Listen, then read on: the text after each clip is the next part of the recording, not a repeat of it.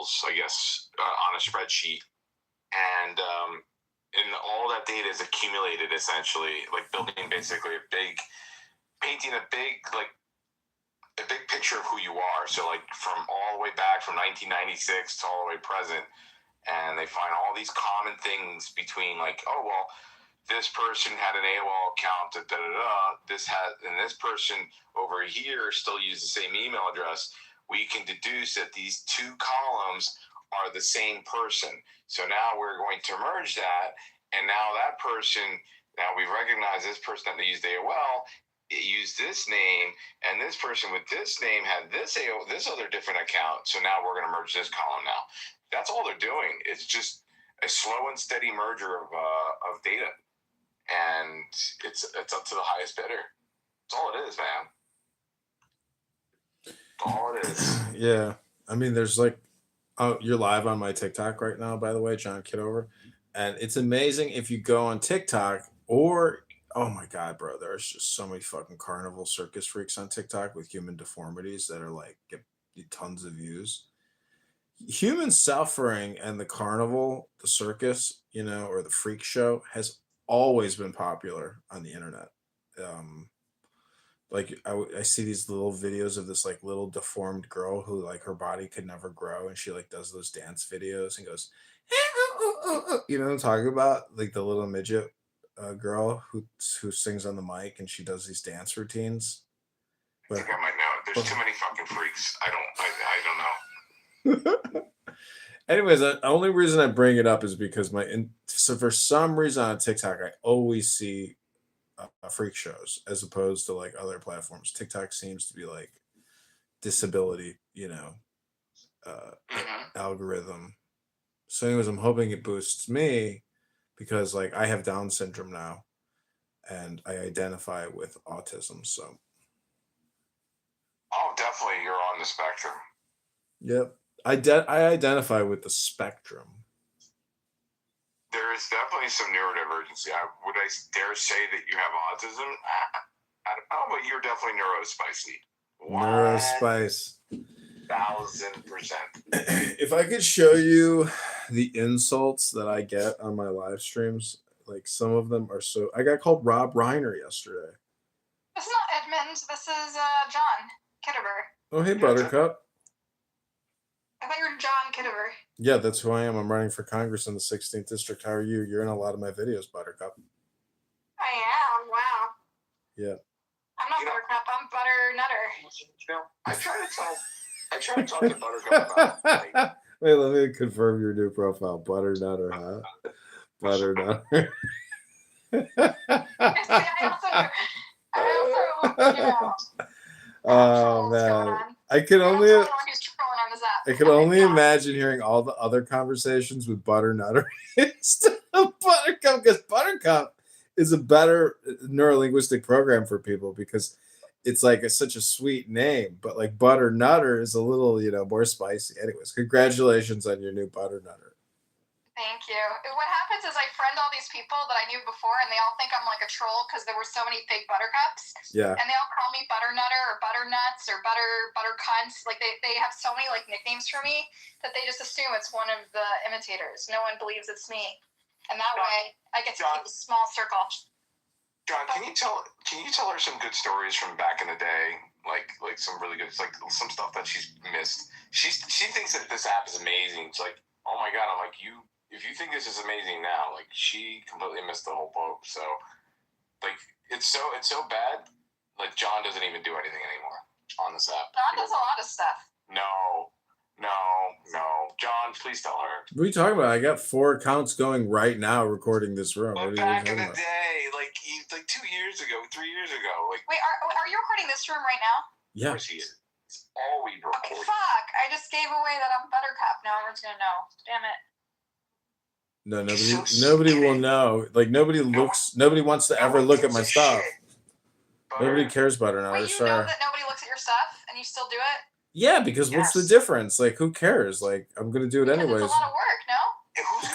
Clicking a fucking button on a phone? You call that hard work? How many phones you have like 6 phones? No, Butter, you have no idea. I want to see the operation. I've seen like videos of your operation. version. I seen it when it was John Kitover over here. It's the biggest it's ever gotten. Like my old setup doesn't even. Now I have so many. I just ordered 9 more tripods. Like I'm gonna record everything, and I've got recording studios. I'm gonna like run room to room all day long, literally in my house, and like record everything. All the good You're room manic stories. though. You have like 16 different Twitters, 16 different YouTubes, 16 different. Don't expose him. I love his neurodivergency. Let him flourish. No, but how do you have time to run for Congress when you have? I'm talking about I got Twitters? 16 phones running for Congress as opposed to the one guy who's got one phone. That's so smart. You're gonna split the vote though. You're gonna like ruin the No, election. they already removed me from the ballot, but I'm running as a write-in candidate. Did they remove all of you from the ballot? Well, the thing is, they can't take away my credibility now as being a candidate. And I've created so much content that backs up my candidacy that the next campaign that I'm running in is in March. So I've just got the branding, totally built up. But the thing is, I spam so many people on X, like Cash Patel, Dan Bongino, Pam Bondi. Like I spam real people with my real name, but it's not spam. It's my real political opinion. Say more. Yes. What are you doing? I'm having conversations here, intellectual conversation. Okay, Why? well, you're gonna have this conversation in my room. Can you guys come there instead? It's up to my other partners in crime here. Yeah, sure. Can you guys come into the other room? Everyone is there. Yeah, seriously. I don't know the other room. I don't see the other room. Bad. Why are you trying to come in here? You didn't even answer the question yet. Do you suck dick or are you gay? Which one is it? I raped your mom. Did you tell me to wash my mouth? I said I raped your mom. You'll rape my mom? Yeah. All right, I'm reporting you. I'm screenshotting this room, and I'm reporting your account right now. I raped your mom twice. Record that. Okay, twice. That makes it 3, right? Here we go. You're good. Okay, Let me show you how it works. Report an incident. They said something wrong. Harassment. Abusive language. Raped my mother. And raped my God. Yeah. A very vulgar, profane, abusive, and sick, violent person. Yeah, and your mom is a bitch. Also, my mother is a bitch. Yeah, and you're asleep. This is high art. Okay, now I'm screenshotting this. My mother is a bitch. Now I'm Are you screenshotting gonna act this. disabled or are you gonna join the room? Oh, share the link. I don't know which one. What does it say? What's the room? What does the room say? Nigga, the room is Oh, hard R. Gotta update it. Gotta update it on that one. What does the room say? He had a tone in his voice. What does the room say? He had the tone in his voice. Oh, yeah, the tone of his voice. Okay. I see it. Okay, join it, bitch. Woo. Okay. No problem. Okay, bad. PTR. Oh, Updated. Nigga, I don't give a fuck. Report me. Like, what the fuck? that's right, nigga. I had to update it for the hard R, bad. What a bitch. Like, imagine talking to this nigga. Damn. Well, all right. We outie. Parker Memorial Homeless Ministry sued the city, arguing the law violated their religious duty to feed the hungry. 2013, a federal judge ruled that the ordinance did violate the Texas Religious Freedom Restoration Act. So the judges permanently enjoined the city from enforcing these specific restrictions against the plaintiffs. The ordinances that were removed were the ones requiring running water in bathrooms. Current rules as of 2025. So it looks like everything stayed in place. So you got to give them 24-hour notice if the event is hosting more than 75 people. Fewer people can be provided within 48 hours. Safety requirements: servers must use hand sanitizer, disposable gloves, food kept at certain temperatures.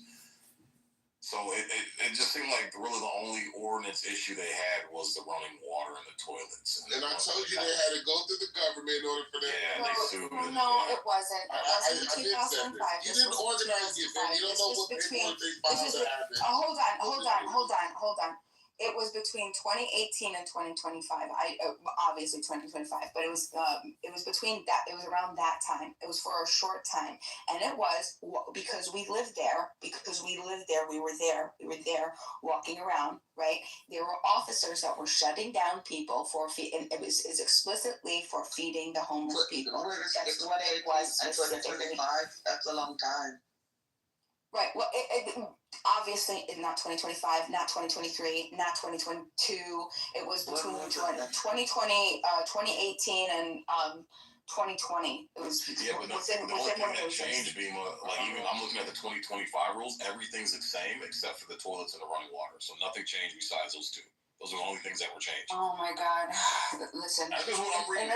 Yeah. Well, Google doesn't answer all of your questions. You know what I'm saying? But believe what you want. Believe what you want. Believe what you want. You haven't answered any question. Google's wrong. You're wrong. So I mean, who do we believe? You? And trust me, bro. That's your facts. Yeah, I could get the guy who organized it, Patrick Smith. Yeah, Patrick Smith is the guy who organized it. He's a very close friend of mine who I can have come on this app, who I did bring to this app before.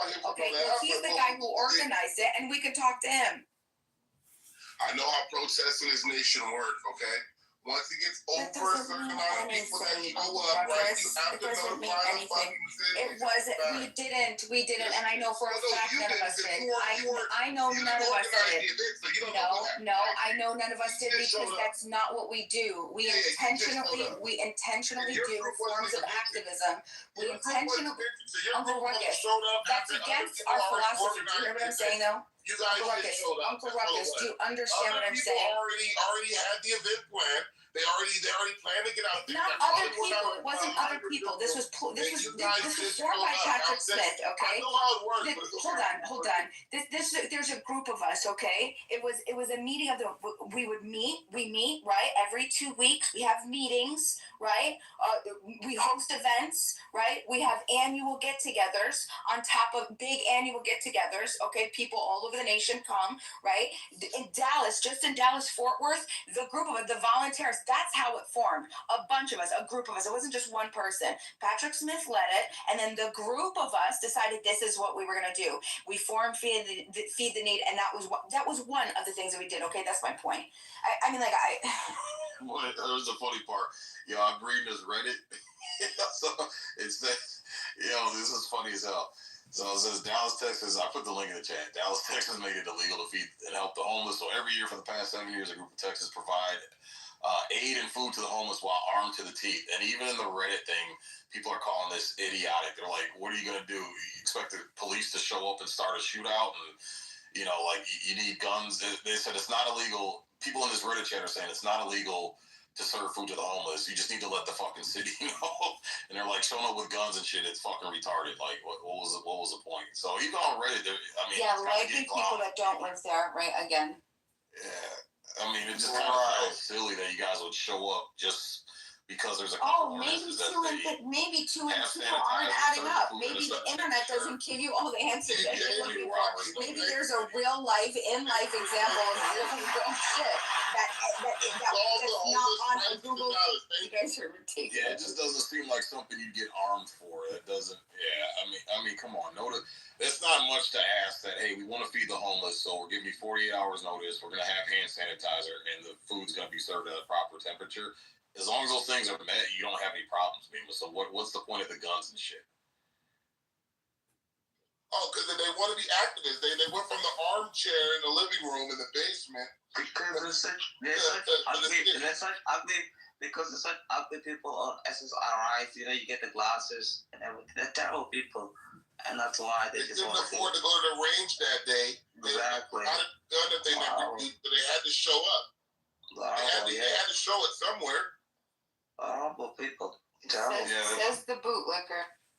No, I'm just saying though, man. I mean, from what unless you got something else, Beamer, but it does seem silly, man. That's a silly argument you brought up. Of course it does. Can I just say that with guns, when clearly the city allows you to feed the homeless, they just got a couple provisions in place that are very hard to follow or attain. Can I just say that, Achek, you might want to check yourself for saying horrible and awful or terrible people. You know, I think I've heard you say that like 1,000 times today, and then 1,000 times yesterday, 1,000 times. What am I supposed to say? Yeah, it's the best thing ever in the whole entire world. Like, I don't try to go get a you know what a thesaurus is, or like Grok. You can like do some large language model. Try to learn some new English words or something. I know English isn't your first. It's terrible. Merry Christmas, bro. But what am I supposed to say? Yeah, this is the best woman in the whole entire world. Yeah, we're having a good time. If something is terrible, it's terrible. Like, what do you want me to say? I don't know. Get some new words. You know, limit yourself to how many times you use terrible. Otherwise, you might end up becoming terrible. Bro. English is my third language, bro. Well, that's just horrible. You should try to learn more English. That's horrible that you don't know more. It's terrible. It's just horrible. It's just terrible, horrible that you don't know more English. It's horrible. Yeah, I want to say something else. Yeah, tell me, Joe, what do you want me to say? Essentially, I don't know. Just like you say horrible, terrible all the time, every day on this app. It just gets so tired. It's awful. It's horrible. It's terrible. It's applicable. Well, it's horrible. It's just so horrible that you have to use the word horrible all the time. It's horrible. Like, what do you want me to say? I don't know. It's kind of like me saying horrible over and over again. It's just horrible that you use the word horrible all the time. It's just terrible. Don't come in here and be like, yeah. Well, it's just horrible you use the word horrible all the time. And it's terrible that you use the word terrible. I've heard you say it's horrible. It's horrible. You said horrible 1,000 times today. It's horrible. What do you want me to say? I don't know. For the past 3 years on this app, Object, it's horrible how many times you've said horrible. And it's terrible how many times you've said terrible. It's horrible. I'm dealing with scumbags. I'm dealing with people that are just... I know, it's horrible. What am I supposed to say to you? I don't know, it's terrible, but it's horrible. I understand it's horrible and it's terrible. Don't come here and be like, these people is just the worst of the worst. What do you want me to say? Oh, they're just the worst. Huh? You want? Do you have? Wait a second. Because we all know that we're not going to change. Do you have a different definition of what I want to say to him? Like, what other word am I going to say? Huh? It's the best of the best. When I'm dealing with scumbags and all. They're horrible. Those people. Yeah, I was in Detroit. I was in downtown Detroit a couple months ago with my wife, and we had this obese lady pulling one of those like wagons. You see like the kids' baseball games. No, she had 3 dogs in the wagon, and then she had 3 kids with her, and her kids were obese and fat. And she came up to me and my wife asking if we could give her some money to get a meal, get some food or whatever, because they didn't have any money to eat. And I'm looking, me and my wife look at each other like, wait a minute, you got fat ass kids, fat ass dogs, and your fat ass is begging for money for a meal, bro. And then I was like, yo, I don't have any cash. She was like, oh, I got Cash App, and pulls out a fucking $1,000 iPhone Pro Max, bro. I was like, you can't make this shit out. I'm from Los Angeles, dog. Being homeless is a hustle. A lot of the people who are homeless, believe it or not, are anarchists like Bima, right? They don't want to live by the rules of society. You don't know what an anarchist is. Only what you've been taught, trained, and indoctrinated to believe. They don't want to do anything from your public education system. They've given up on the system. They're conspiracy theorists. You know, they're big weirdos a lot of times, right? They're drug addicts. They're alcoholics. They're lazy. They don't want to work, right? They just given up on everything, right? I've talked to these. I've said them. I mean, my uncle, he was one of those bleeding hearts, right? Okay, so every single weekend we had to pack lunches and go down there to downtown LA, right, and feed at least 30 to 40 homeless people, right? We'll go down there every weekend for years, right? And I'm not gonna lie to you, he met a lot of good people as far as homeless people goes, because he ended up needing a kidney, right? And Blackie, which is one of the homeless guys down there, a fat homeless guy, white guy in California, right? They volunteered their kidney potentially from uncle. Now, of course, they weren't donor matches at all, right? So he couldn't get it from him, right? But they did offer up their kidney after all these years of my uncle helping them, right? Okay, and I realized one fucking thing. Your uncle just a kidney harvester, man. He running a kidney harvesting scam. They were able-bodied adults, and they were sitting there fat and homeless in their tents with a whole bunch of shit. Right, they were enabled to be fat and homeless by the government. Bruh, I was in LA on a state trip. It was like 300. Uncle Ruckus, are you fucking fat? Who the fuck are you to call these people fat? You fat. John does this right here. They were fat and homeless. They were fat and homeless, right? They were fat and homeless for 4 years. They had California had a tent. He had a fuck ton of shit in his fucking tent. He was fat as hell. He had 3 cell phones. Is this projection? Is this projection? Boxes. He was living lavish in his little tent, right? And everybody was giving him shit on time and everything. And that's how most of the homeless people were living. Like, come on, dog. Like, you went out there to... You make it sound like it's so great because he has shit in his tent. The moral of the story is it's not that bad. It was useless because you're a status bootlicker, and I'll explain, okay? I'll explain how we can draw the comparison. You feel, because you like to be a slave, right? I guess maybe it could be in your blood, I don't know. But apparently you like it, okay? Yeah. Hold on. No, I'm just saying. We already know the psychological trauma. Listen, the truth hurts. The truth hurts. And maybe you can come to the light. Maybe you'll be able to come to the light. Let me finish. Maybe you'll be able to come to the light. I'm trying to deprogram you. You think you want to be. Hold on. No. I'm saying deprogram you. I'm saying that you have been programmed. I'm saying that if you think I'm more freedom loving than you do. You are a statist. No. I'm not a statist. No, I'm not a liberal. I'm not a liberal. I don't believe in slavery. Clearly you do. Because how is it that a man that could have gone with his uncle and fed the homeless, for so many years, actually say that, do you know what? It's you guys didn't do anything. You should have. Yeah, what we were doing is we weren't going to reduce ourselves to asking for allowances to show compassion. But apparently you want to do that. You don't mind jumping through the states because you are a slave. You like to jump through. You have no problem jumping through the state silly hoops to pay for permission to feed homeless people who are largely, they have mental illness and all of the other large drug addiction, okay, right? So maybe you are okay with the slavery of having to jump through the hoops and pay permission to feed the homeless, but no, we, and it's interesting. It's very interesting that people like you who actually lived the life of going to feed homeless people would even say to be like, hold on, wait a second, you see that we're not even on the same side. That's the slavery mentality that you've been taught, trained, and indoctrinated to believe. It's sad. It's the truth. Listen, I was too. I was born into the system of white supremacy. I was fooled by it too. I was fooled by the white supremacist system for a long time too. But once I opened my eyes to it, I'll no longer go back. There's no way. You can't go back, Uncle Ruckus. Once you see the truth and you see the light, and we understand that we're not slaves, that we're free agents to live and to abide by our own consenting doctrine of non-aggression and just peaceful coexistence and voluntary exchange. We don't need the slave master to dictate our interactions anymore. So maybe someday you'll come around and you'll see that the white supremacist system got you.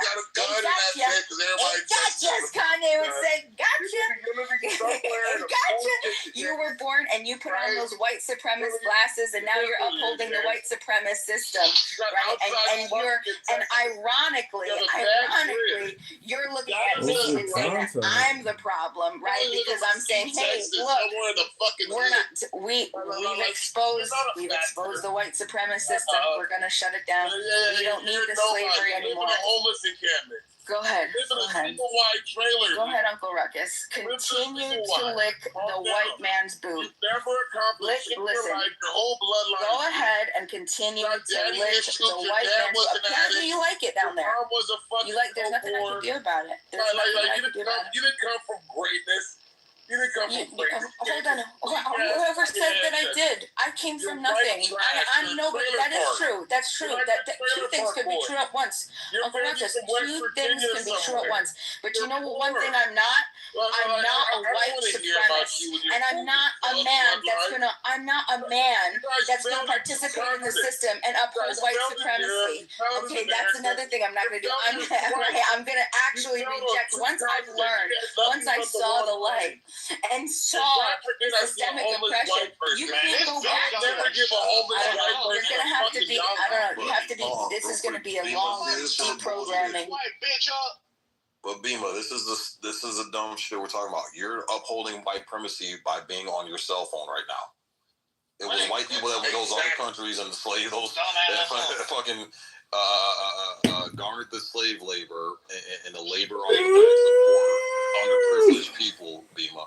So any technology used, any type of rechargeable batteries, you're upholding white supremacy by purchasing those products. Yeah, that's a category error, but it's black people first. Stupid bitch. She only likes the niggas that agree with her.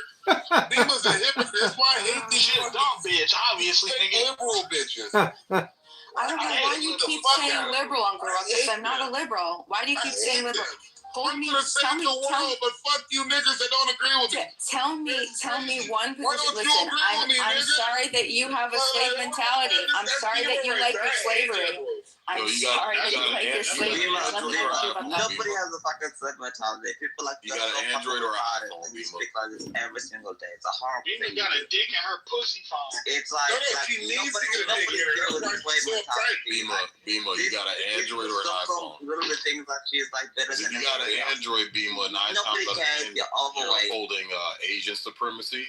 And then if you got an iPhone, you're definitely upholding white supremacy. Bro, she's like fucking overweight and talking about like black supremacy. Are two white guys that went over to China and have horrible working conditions. Pretty much those workers in that factory are enslaved, Bima. They don't have fair working conditions. They're working 14 hours a day, 7 days a week, forced to live on those little shitty apartments that you can barely you barely have room to turn around and breathe in. They're being forced to the tune, Bima, that those factory workers for the iPhone were hurling themselves off of the building to kill themselves because the conditions were I miss the old school white guys. That bitches like Bima in a brothel somewhere. They would have that bitch pregnant in the kitchen somewhere, right? I like the old school white guys that didn't let this bitch vote. You feel me? Those white dudes were the shit, right? These new school white guys are weak as fuck, right? You're confusing the white supremacy system with global, with potentially poor and fucked up labor. You see what I'm saying? Right? It's not, listen, me owning an iPhone doesn't automatically mean that I'm upholding white supremacy, literature, and pride. What it can mean is that I'm participating in a global economy where fucking supply chains, labor conditions, all of this other shit often, hold on. All of this shit that's bad, okay. But what I'm saying is participation isn't the same thing as endorsement, okay? I'm literally saying, oh, look, hold on, this is a problem. We shouldn't be doing this. And you guys are saying, no, it's okay. Everything's perfectly fine. Most people can't realistically opt out of modern tech without losing access to whatever the hell that they're doing. Work, education, healthcare, whatever. Hold on.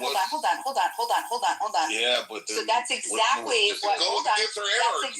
what structural critique points to. The system is designed so that opting out is costly, okay? So if you want a serious argument, don't say to, oh, look, gotcha, moral theater. Oh, look, you're using an iPhone, right? Why don't you ask the real questions? Who owns the platforms that are going to capture these profits? Who are the Use biggest your gun players? to go shoot Who them. are the lowest and into the supply chains, okay? Because Okay, and it's white people. completely different.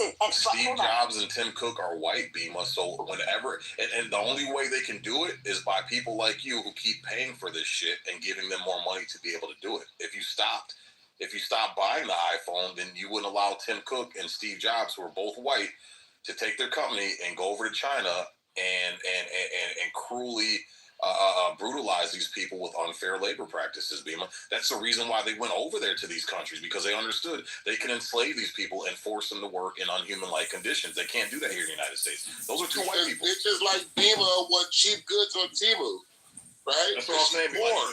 Yeah, Bima, you can't. Look, you got to pick one. Either your cause is so worthy that you truly believe in it, you'll sacrifice, Bima. But it sounds like you're not even willing to sacrifice.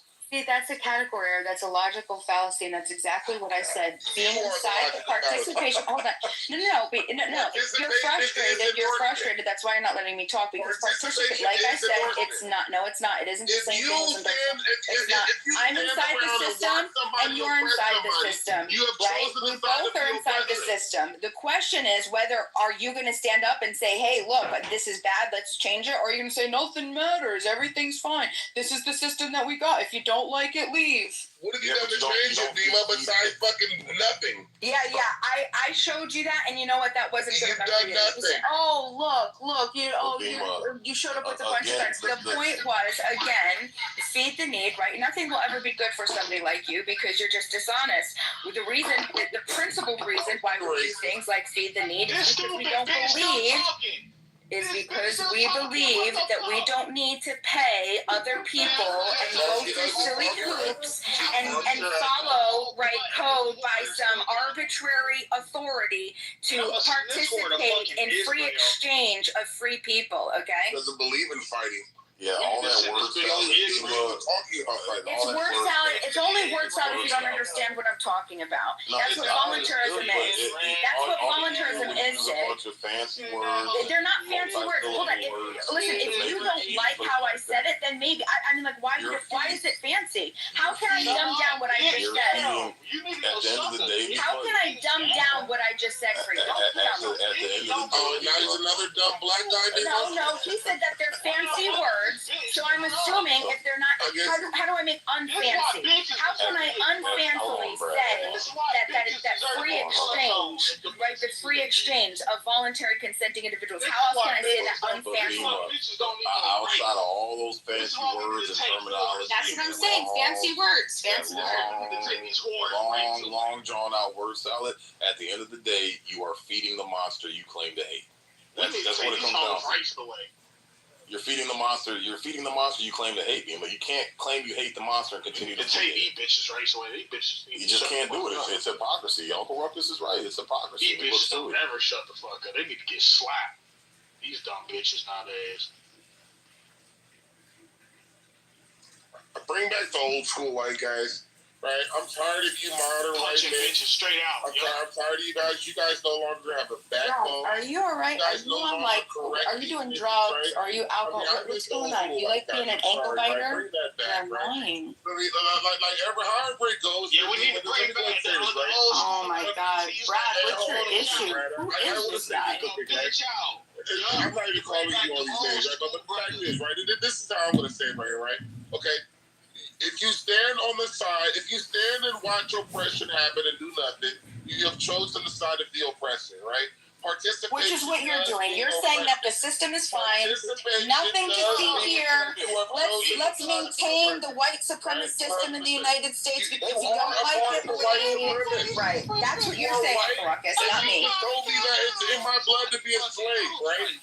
No, I said that that's hold on. I said psychologically that's whatever. I don't know why you think you're separate from white supremacy. You are the white supremacists. Stupid bitch. You dumb liberal bitch. You stupid cracker liberal hoe. What a dumb fucking white crackers. Let me ask you a question, Beamer. What would you think? Fucking annoying. Hold on, Brad. Fucking white liberals that act like they for like black empowerment. I'm not a liberal, Brad. I'm not a liberal. Why does everybody think I'm a liberal? Why does everybody think I'm a liberal?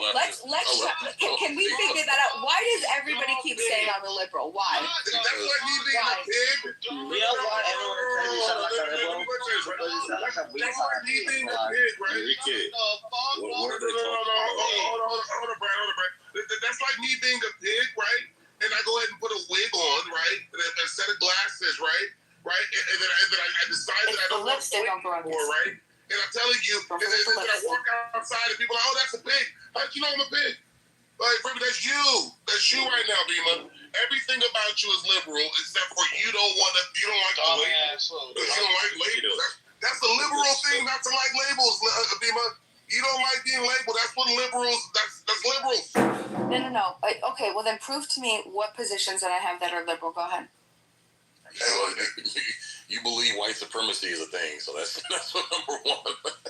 That's number one. Oh God. Oh, okay. All right, sure. You're anti the government, right? Okay, that's okay. All right, go ahead. I'm not talking about like libertarians are anti-government. Minarchists are anti-government. That doesn't make them liberals. You really want to bring down the whole nation. That's exactly what liberals want to do. You guys are Marxists. Yeah. Voluntarists and minarchists and libertarians also true, but that doesn't make them liberals. Very different ideology. One wants more government, right? Liberals, textbook, right? Exactly. They want exactly. No, that's what a liberal is. Textbook, and that you learn this in college. Liberals are someone who wants more government. I didn't have time to explain it, but I kind of get the concept. So show me where I want more government in anything that I'm talking about. You guys are anti-ICE.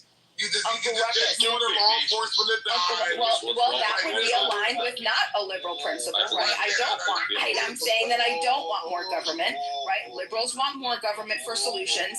So explain to me what position I have that says I want any government. You could give me one position. Give me one position. No. I'm saying, no. You only want the government. You have to prove where I want government in anything. You want the government to feed the homeless and take care of them. No, that's not true. I do not. I absolutely do not. That's an assumption. So go on. That's okay. So I've corrected your course. I've corrected your bad assumption. Uncle Ruckus. I do not want the government.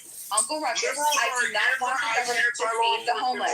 Uncle Ruckus, I do not want the government to feed the homeless. I do not want the government to give everybody universal health care. I do not want the government to do anything, to sell any type of social system. I do not want the government to do any of that. What's your next point?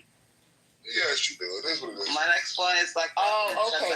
So now you're just going to be intellectually dishonest. All right. What do you want? Okay, Diva. What do you want to happen to the homeless? What should happen? My next one is like, why don't they? No. Let's go ahead and see what her big grand solution is for the homeless. What do you ultimately want the homeless? What do you want to happen to the homeless, Diva?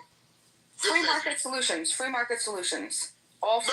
How do you propose that the homeless can help? Well, maybe feed the need. Feed the need can come out. They can feed. They can offer resources. They can assess people who have mental health issues, people who actually want jobs, separate the differences, people who have drug addictions, and then find free market solutions to help them out. Oh, wow. And that's what I mean, Sid. She wants the government. You get what I'm saying? She's not going to say it, though. Guess what? You'll never hear me say, Uncle Rose, I'm sorry to bust your bubble. No, sorry, honey. I'm sorry you're going to be disappointed. Nobody on this app ever, nobody on this app has ever heard me endorse anything for government. And no, I've been on this app for 2 years. You find one person that's ever heard me say, you just mentioned requires government. No, free market does not require. It's the complete opposite. The complete opposite. Feed the need is free market. Feed the need is free market. Okay, nothing to do with government at all. I'm nothing. No redistribution of wealth. She only gave that fucking answer just because she wanted to try to put it on there. Uncle Ruckus, real quick. So no, she's actually right, Uncle Ruckus, because a lot of conservatives believe in community charity and the government not stepping in and not using taxpayer dollars, but putting that responsibility on the local communities to take care of their local problems. So one of the things that's been proposed is the homeless topic, that the government, because look at all the money that's been wasted on all these homeless prevention projects, like especially with Los Angeles. They've just wasted so much money, and the homeless problem has actually gotten worse with the more money they've dumped in to try to solve that problem. So people are saying, fuck using taxpayer money. The people in the local community can handle that problem, and they could fund it themselves by local fundraising and things like that without government intervention. But I had a question for you, Bima. What would you think if I went on a campaign saying I can't stand Walmart, how they open up these big box stores, shut down these mom and pop businesses, and then they close up the stores and move out as soon as the workers try to establish a union to get better wages and better working conditions, and then they leave these small towns desolate because that was the main employer in that small town. So all the mom and pop shops closed up. Walmart deployed a bunch of people, packed up shop, left, and now that town is destitute because of Walmart leaving, setting up and leaving. So I can't stand Walmart because of that, because it ruins communities. But every time I turn around, you see me at Walmart spending money and going shopping. What would you think about that? Well, two things, right? Like I said earlier, that sometimes our time, circumstance, and location make it impossible or make it very difficult. We're coerced. Things are unavoidable or bad options for us, cost benefit wise, right? But it doesn't mean that it's not something that we would want to shut down, because it's not as simple as not going to one Walmart and having it shut down. The issue with Walmart being able to be the conglomerate and the monopoly that it became was through the patent system and through what Walmart was able to do with government protections that allowed, nobody wants to hear this, but that's how Walmart became what it became. So if you have an issue with Walmart, you really don't have an issue with Walmart. You again have the issue with government once again. So my point is that it's the principle, what you're saying, I understand what you're saying, but it's false, right? Because like I said, participation, sometimes, like I said, it's unavoidable, right? So it's a false dilemma. That's the best way I could say it, right? So like taxation and things, okay? I'm in a survival, I'm in what is it called? What is it called when you're, I forgot the name that starts with an S. If I have you at the end of my gun, what are you? What are you? You are what? You are my what? My you're in a survivalist position, but you're what? At the end of your gun. Yeah, like if I'm coercing you with my gun, right? What are you? I don't know the word. I can't think of the word. Fuck. But anyway, the point is that you're in a survivalist position. When the cops come and they do the things that they do to me, I don't say, okay, babe, let's just fucking strike out and get ourselves killed, right? It's because we have to survive, right? We're in a, what's the word? I can't even think of the word. I can't believe I can't think of the word. Hostage. You're in a hostage situation. So you comply, right? And there's going to be a time where, okay, yeah, for life, cost benefit. I mean, like, do we want to die right now for this? And it's not going to mean anything, because guess what? It's going to go on to the media, just like we've seen what happened to everybody else. And look at Leonard Cure. People watch Leonard Cure and they still will think that it somehow Leonard Cure was the problem in that scenario. Oh, because he didn't comply. Okay, a guy got convicted, wrongly convicted, spent 15 years in prison, got pulled over for doing 100 on the highway, something that millions of people do every single day. Okay, and then an officer was going to arrest him. Okay, he even said, I haven't harmed anybody, just give me a ticket. Okay, and the officer still escalated that and murdered that man. But is that murder? No, because people don't want to. That's my point. And you know what? Everybody else looks, because you can't have the explanation, right? Leonard isn't there to defend himself now and to show everybody and to make awareness, right? Look, Leonard is. So my point is that when we're in hostage situations, we have to start with the Socratic dialogue. It all comes back to the Socratic dialogue. But I do understand what you're saying. And a lot of time, because that was a lot of my vegan argument with a lot of people when I had gone ethical vegan years ago, right? The idea is was I more against animal agriculture and the way that we treat animal agriculture, or was I more of policing people on how they ate, which could help them, physiologically with their cells, what foods interact with their body to make them function as a maximum human being. Okay. And the idea is that, yeah, we were poor. You can't feed into the system. You can't continue to pay for more animals to be killed. And then also like stand up against animal agriculture. I mean, like there is a contradiction, and I would be a fucking inconsistent hypocrite, but at the same time, the idea is to bring awareness so we can have the dialogue to change it. Like I said before, Yeah, but I mean, in order to change it, though, like I said, the only way these entities exist is because we keep giving them money, Bima. So if like I said, the first place to start would be to stop feeding the monster, stop giving the monster money to keep it growing. And then you can have that conversation and people say, okay, well, if Bima found a way to stop, I can find a way to stop. And then the biggest monster isn't the companies, though, in my opinion. The biggest, and that's where how do these companies survive, Bima? The only way they survive is because we keep giving them money. Because of taxation, because of government, because of authority. That's my opinion. So I would say stop giving them money, remove your productive ability from anything that's to do with government, right? You're complicit in the system of governance. And I understand your argument. I do understand your argument, true. But it's impossible. It's largely impossible, or at least it would be at a big detriment to me to not have things that could make my life better, unfortunately, right? Or at least not harm people around me, and then also continue to speak out, right? What's the point of that? You can't. I mean, sometimes I do understand what you're saying, though. It is a really good point, though. It is a good point. Well, but that's where I'm trying to, because that's the point Uncle Ruckus is making, and that's what he's saying in Armchair Activist is all you're doing is talking, but your actions aren't conducive to what your speech is. And that's the problem people are going to have. And maybe I sat here and listened long enough to everything, right? Okay, and again, she's dancing around it simply because I called her out on her bullshit, right? But if you believe in free market solutions, a true free market allows for monopolies. He who has gold rules, right? So therefore, without government stepping in, sometimes we would have a lot more fucking monopolies, right? Because if I have the money and I can corner a fucking market, I'm going to do so, right? And I'm going to get, and if I want to keep on expanding that, and I have the money to do so, nobody else has the money to do so, I'm going to keep doing that, right? That's true free market. True free market that's unregulated is something you'd hate more than what we have now, right? Yeah, look, do your research on Rockefeller. He's the reason why antitrust laws came into effect. Do your research on the Rockefeller business model, man. Yeah, no, Uncle Ruckus is right. Yeah, government is useful in some ways because if government didn't step in, I mean, not that they did much the way Rockefeller structured his business, but I mean, they did step in to break up. Rockefeller would have, everything you see today would have had Rockefeller's name on it if the government had stepped in and broke that shit up. I mean, it's like this right here, right? Okay. When you look at the actual free market, like right now, right? Capitalism is private means of production. In simple terms, right? Socialism or communism is state means of control of production, right? That's the only big difference here, right?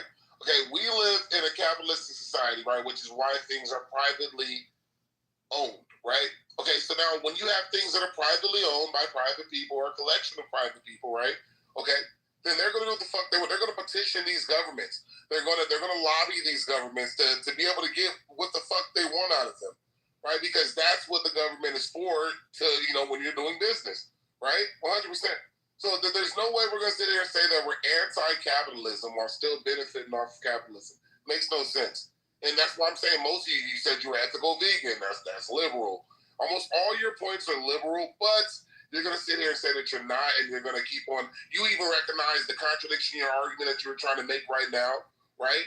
Because you knew that you were dancing around the shit because you knew that I was calling you out on your bullshit already. That's why I called you out on that. That's why everybody else calls you out on that. That's why I said you're a liberal, because you actually are, right? You're not anti-government, you're pro-government, but you're just trying to paint yourself as anti-government. Because if you're a true anarchist, which I know plenty of those guys, they've gotten a plot in the fucking woods somewhere and they live off grid.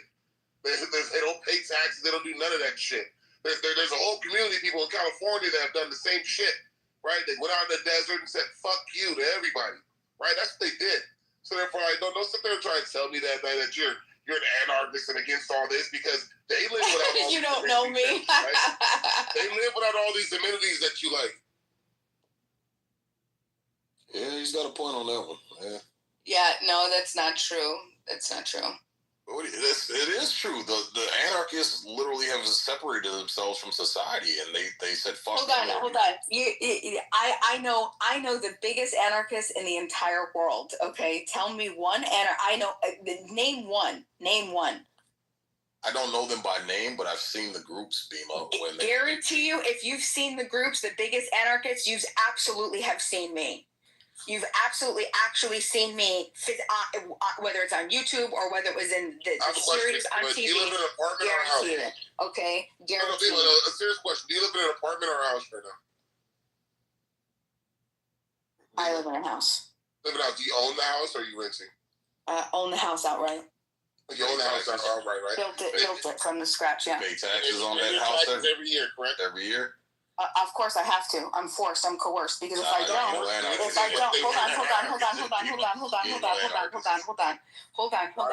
hold on. That's not true. There's 3 very big, large anarchist communities, intentional anarchist communities in this country. 3. All 3 of them pay the land tax. We have to, okay? We have to, because if we don't, what happens? What happens? Does anybody know? What happens if you don't? No. What happens if you're one? If you don't pay taxes, what happens? No. What happens? The government comes and takes your house, but a person. Oh, what does the government do, Sig?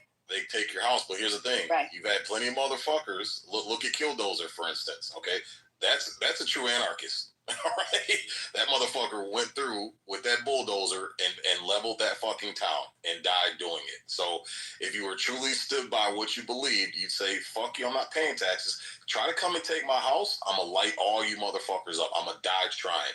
That's a true anarchist, Bima. Yeah, unfortunately, if I was by myself, I wouldn't have any problem doing that. And that's exactly what I eventually will probably get to. Okay, I don't know who you. I've already been and started this entire thing. I lived in an essential community. I created one in Lawrenceburg, Tennessee, in 2016 with a bunch of other anarchists and with a bunch of. Oh, because my mom and dad are dying and my grandmother needs help. That's why. I'm fucking taking care of a family that's literally dead and dying. That's why. That's fucking why, Sig. That's why. Okay, because I have to take care of my mom and my dad and my grandmother. What the fuck? So, Bima, why didn't you move them out there with you into that commune? Because they don't want to go. They grew up here their entire life. This is where they want to be. Do you have a job? Yes, I have a job. Okay, so you work. Do you work for a big corporation? Absolutely not. I mean, well, regardless of who you work for, like I'm pretty sure that they are somehow paying taxes to the government as well, right? This goes back to Sig knows. Tell him how I pay taxes, Sig. And you know what? I wouldn't even get into this details with you guys. Because you know what? You guys are dangerous. You guys are dangerous because you know what? You guys are dangerous because you're such bootlickers. If I actually told you the truth and I actually let you know what happens, people are so sick that they'd go as far as finding my business and then make sure that they can fucking set right. Oh yeah. And I'm just gonna fucking believe you. I'm gonna believe a bootlicker. I don't really care if you believe it or not. Okay, whatever. Okay, well, I'm not gonna prove. I don't have to prove myself. I don't have to prove myself. The people who know me know me. Uncle Ruckus, I don't care. I don't care what you think. You're a bootlicker. You're telling me that I want government intervention. I don't want government intervention in anything. Okay. You don't even believe that the free market can exist without government.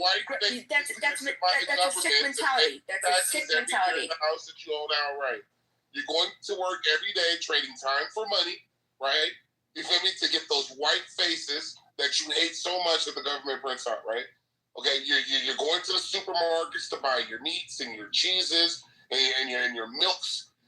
Why do you? It's such a bad idea to presume you know. It's such a bad idea to presume you know. Do you know you're just making up a story about my life? Do you understand how that's not rational? Do you understand how that's not rational? Everybody else in society does, right? Uncle Ruckus, do you understand how that's not rational? Because you don't know anything about how I really live. You don't know anything about what you don't know nothing. You're just filling in the gaps. I could do the same thing about you. It's not a rational position. You need to come back down. You need to come back down to the real world. You need to come back down to the real world. Your presumptions and assumptions are nothing, Uncle Ruckus. They're irrational. They're illogical. It's literally insanity. It's insanity to pretend like you know. Did you make the stance? You just said free market can't exist without the government. Can CAN? The free market can exist without government? Of course. What do you mean? That I would be the new government if I was a free market. I would own everything and enslave people like you. The only way that would happen is if you decided to use a monopoly of force. Okay, if you had force, and you would have to right. So then you would have to use force. Then you'd have to enslave everybody. Okay, and in that case, free market, okay, exactly what I do. Okay. But first, everybody else is going to have to put their dollars, like you said, the voting dollars. They're going to have to continue to participate to help you get. Hold on. Yeah, are you familiar I'm not saying ballot voting. I'm saying voting with your dollars. That's in a free market. You vote with your dollars. So you're saying that everybody is going to know that you're going to come and enslave us, and we're going to continue to buy from you. So you can. That it doesn't make sense. It's crazy economic principle violation. You familiar with Rockefeller's empire and that whole ordeal? That's why I brought that up as an example, because that was an example of free market, and Rockefeller literally owned every single dollar, was in control of every single dollar, like the way he built his empire. So there was no voting with your dollar. Like, it was either Rockefeller's way or nobody's way. That's why the government had to step in. He literally drove He literally started off refining oil, and then he bought the barrel making companies, and he bought the transportation companies, and he bought the fucking refineries. Like, he vertically scaled his company up to where he owned every fucking thing and pushed everybody out. He literally owned everything. He owned every single fucking dollar. And that's why the government had to come in and bust him up, because he would have ended up owning everything. He would have been more powerful than the government, Bima. So they had to come in and fucking and cut that shit out, cut that shit down. That's a true free market without government. Literally everything would say Rockefeller on it right now if it wasn't for the government stepping in and breaking that up, because of how he scaled his business. That's not true. Because that's not true. It's not true. It's not true because everybody knows that in economics that you have a bell curve. There will be a peak. Just there has been in the history of every type of company, right? You cannot, because there might have been a monopoly for a short time, but it would have fallen. There is no case because that's an economic principle. That is the bell curve principle of the bell curve. Either the government or people take up arms and physically take over. You're not listening to me. That's what I'm asking you. How else? Because there's only two methods that we've seen in history. Either the government steps in and regulates, right? Or people get sick. Because once we've seen people get power like that, monopolize everything, and then they end up actually becoming the government entity because they become so powerful, they control literally everything. The people who are subjugated rise up. So now you either got the government stepping in and breaking it up, or there's going to be bloodshed to revolt. Those are the only two options you got, Bima. What other options do you have besides that? People are not going to participate in their own slavery willingly. It just won't happen. Would you do that? We've seen it happen time and time again with socialist countries, Bima. And the only option was the people revolted to break that shit up. But they were treated like shit, subjugated, and treated like slaves because you had one entity take control of everything. We've seen it. This is history, like literally repeating itself with almost every single fucking civilization that's existed. And the people on the bottom end up fucking revolting, and then that's how that monopoly gets brought back down. So there's only two ways: you have the government break it up, or there's going to be bloodshed. Those are the only two ways we've seen. That's because you're still assuming that there's government participation. You immediately gave me an example of socialist societies where there's government intervention. I'm talking about free market, actual free market, where people are going to vote, where the economic principles say that it is impossible. There's been no time in history where any company has been able to be on top for forever. It's just because it just doesn't happen. Whoever builds the company, right? They're going to end up dying, and you learn all about this in economics. Then the vision changes, right? And then there's different entries. There's better entry into the market, into that competition, into that that field of whatever it's going to be. Then so there's going to be new competitive levels, right? There's going to be all of the There's things. not going to be any of that. It's going to be monopolized. Like, that's what I actually bought Rockefeller. That's one of the most contemporary examples we have. He bought the competition out. There was no competition. That's why the government had to step in. He literally yes. all the competition. What I'm saying that hold on. What I'm saying is Abima, it's going to boil down to kings and warlords in a free fucking market. This is exactly how it's going to be. You feel me? Like, because you got to realize, right? Respectfully, it's eat or be eaten in that type of society, right? It's predator and prey. And people like me, respectfully, I'm going to be the predator over the prey, right? I'd rather be the shooter than the one shot, right? So therefore, I'm pretty sure there's somebody that's more brutal than me, right? That's more capable than me, that's going to 100% monopolize the shit out of everything, control the means of production. And once you control the means of production and you have to go through me to get what you need, right? It's either you bend the fucking knee, right? Or we don't do business, or if I'm really brutal, I just get rid of you. But you have to understand that Rockefeller still, he doesn't just, resources just don't come out of his ass and he just doesn't manifest them. Yeah, I will take them.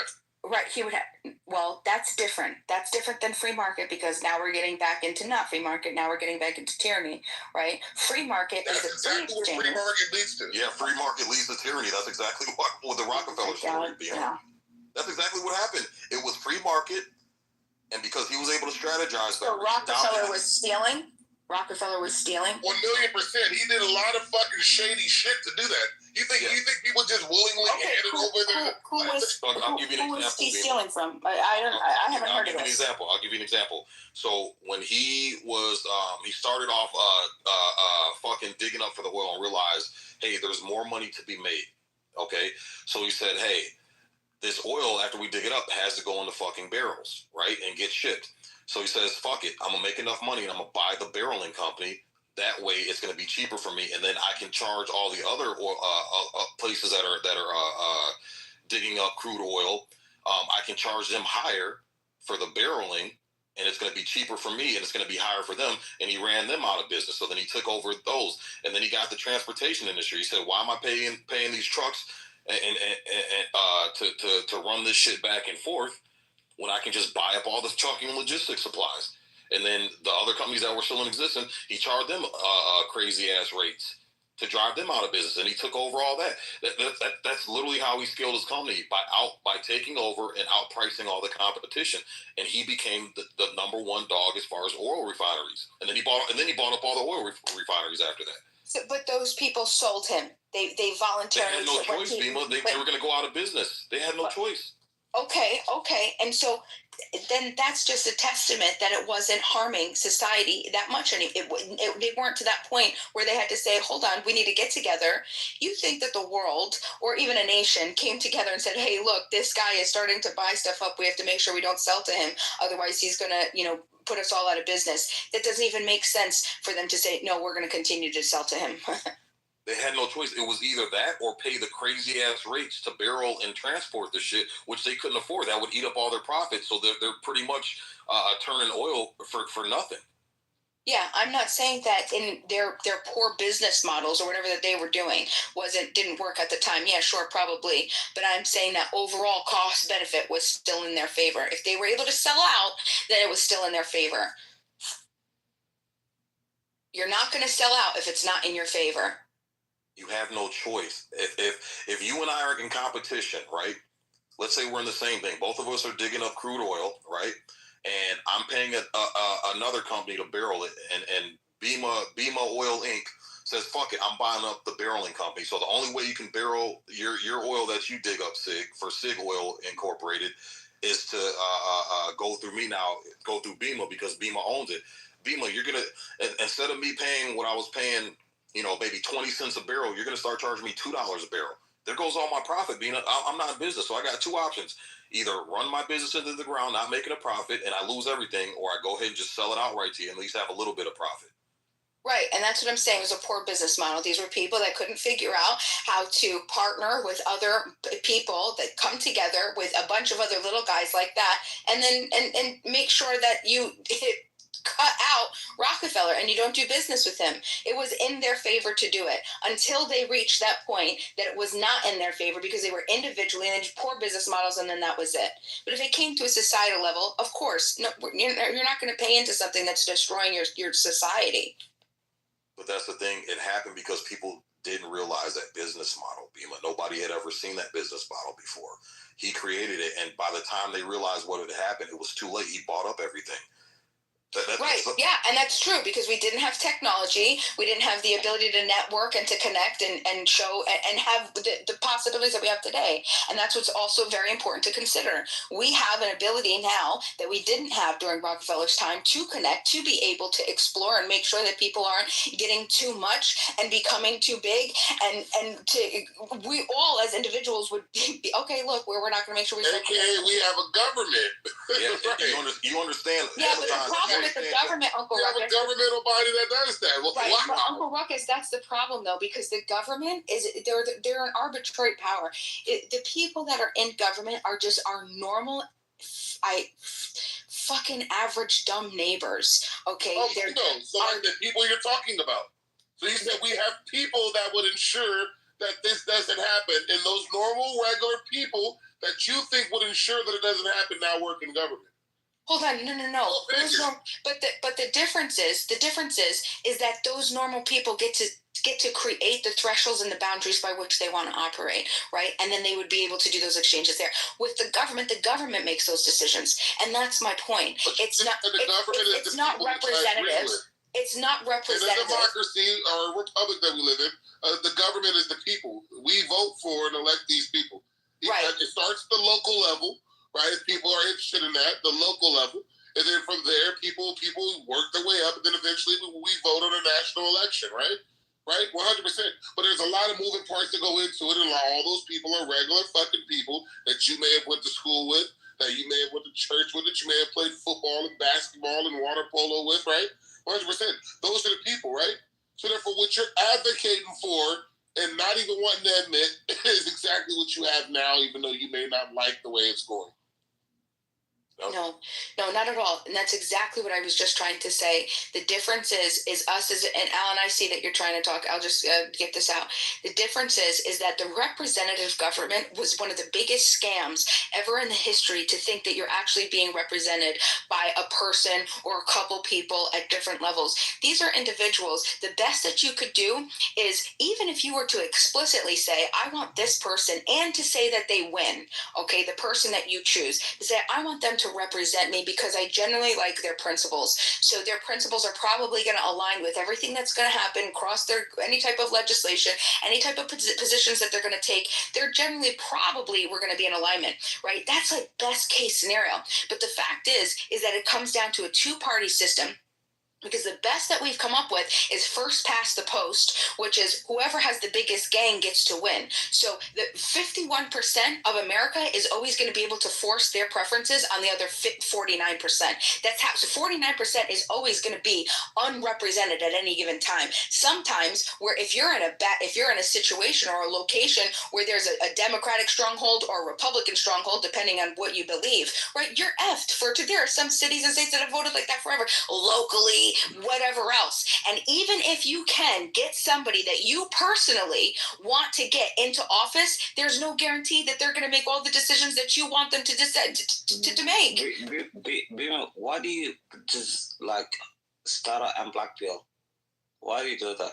I think it's a horrible thing. Hold on. Alan was going to go. A-check, I'm sorry. I feel bad because I went a little. Wait, hold on. Alan was waiting. Please. It's horrible. A-check, I apologize. Go ahead, Alan. Well, you gotta be kidding me. You just did that. He was waiting, A-check, and I felt bad because I went longer. Than I should have, and Alan has been clicking his mic. Please. Go ahead. Yeah, but A-check. Sadly, somebody gave Trust me, I don't want to hear what this status ass has to say. I'm going to try and inhabit my good mod habits. So I'll just say this. I heard the tail end of this. So if I missed a point, forgive me. I don't think there's anybody here who can go to the track and predict who the winner and losers are going to be every time. When it comes to business, businesses can turn on a dime. Suddenly they're up. The next thing you know, they're filing for bankruptcy. The government should not be involved in picking winners and losers. Period. Because the moment you allow the government to do that, guess what? You open up the doors of corruption.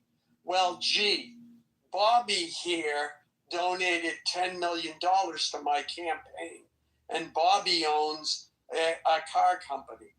So we're going to put in legislation that favors him, and we're going to say that all the other car companies can't compete. That's the problem with it. As far as what you said about the government, I agree politicians are crappy people. The way you know a politician is lying is if his mouth is moving. Having said that, that's why we have the separation of powers.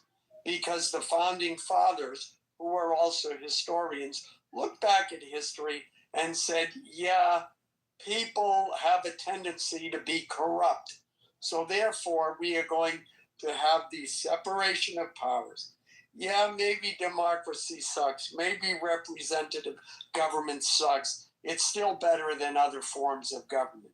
Do you want to go to communism, where you have no rights but what the state tells you can have?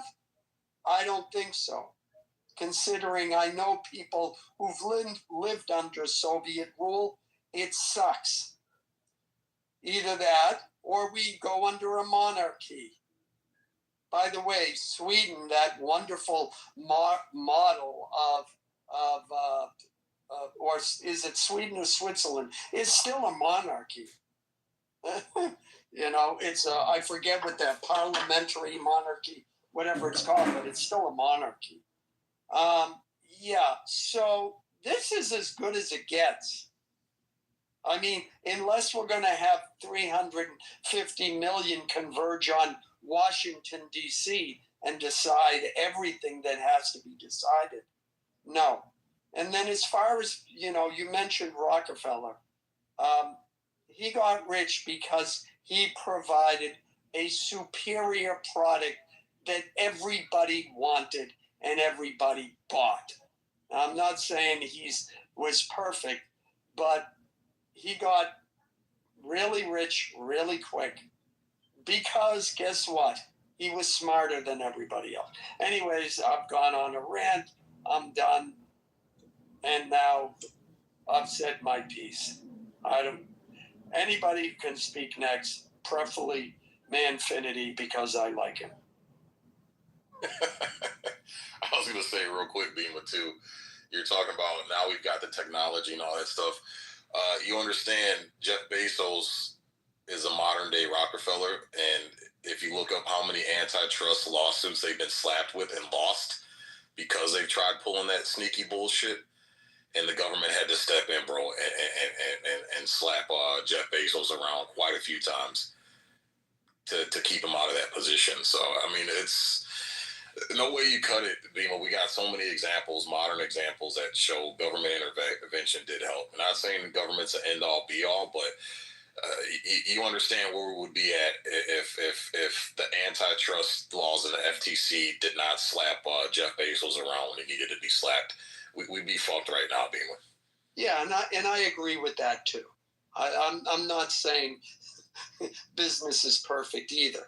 Business will sell out your grandmother if they think they can get an extra buck out of it.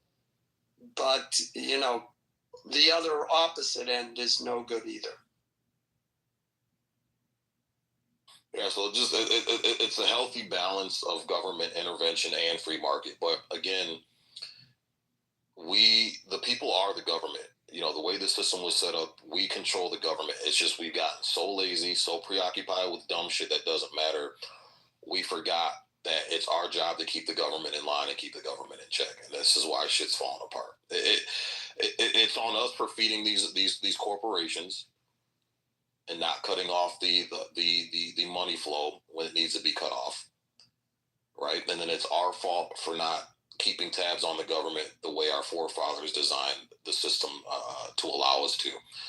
So at the end of the day, it all comes back down to the citizens, Bima. It comes down to our laziness and complacency and prioritizing convenience over moral and principle and sustainment. That's just what it comes down to. But you need a healthy mix of both. Hey, Sig, don't blame me. I blame you personally. You can't blame the black man, Alan. No. It has nothing to do. Can't blame black people, bro. well, no, it has nothing to do with that. I blame you personally. But I'm still blaming. And everyone else should blame you. Now, as far as the black man, I don't want to go there, but yeah. Well, I'm blaming white supremacy. It's everything. There you go. Every problem. I think Bimo agree with me on that one. Yes. I mean, are you white man, Alan? It's your fault. It is your fault, Alan. And the fact that all that secret free white man money that the government gives us that we don't tell you about, that we don't share it nicely. So yeah, I'm sorry. Forgive me. Let me throw myself upon the sword. It's okay, Alan. Don't feel left out. No. Believe that me and my ancestors should go back to slavery. It's part of my bloodline. You're already in slavery, Uncle Ruckus. I'm trying to get you out of it. I could be wrong here, right? Sig, did she not say that me being a slave was in my blood? Right? Did she not say that, though? Right? So she is a white supremacist. Yes, and I said that. she Why? Hold on. Wait, Uncle Ruckus, why did I say that, though? Hold on, but give it context. Do you remember why I said it? She denied being a liberal, but all of her talking points are still liberal. Now she's going to try to walk that one back because she got caught in it. See, Bima, you're excellent at trying to talk yourself out of shit, right? You probably try to talk yourself out of a few tickets. Maybe it wasn't successful for you. Then you started hating the police when they wrote them to for you. I get it. I know your personality type, right?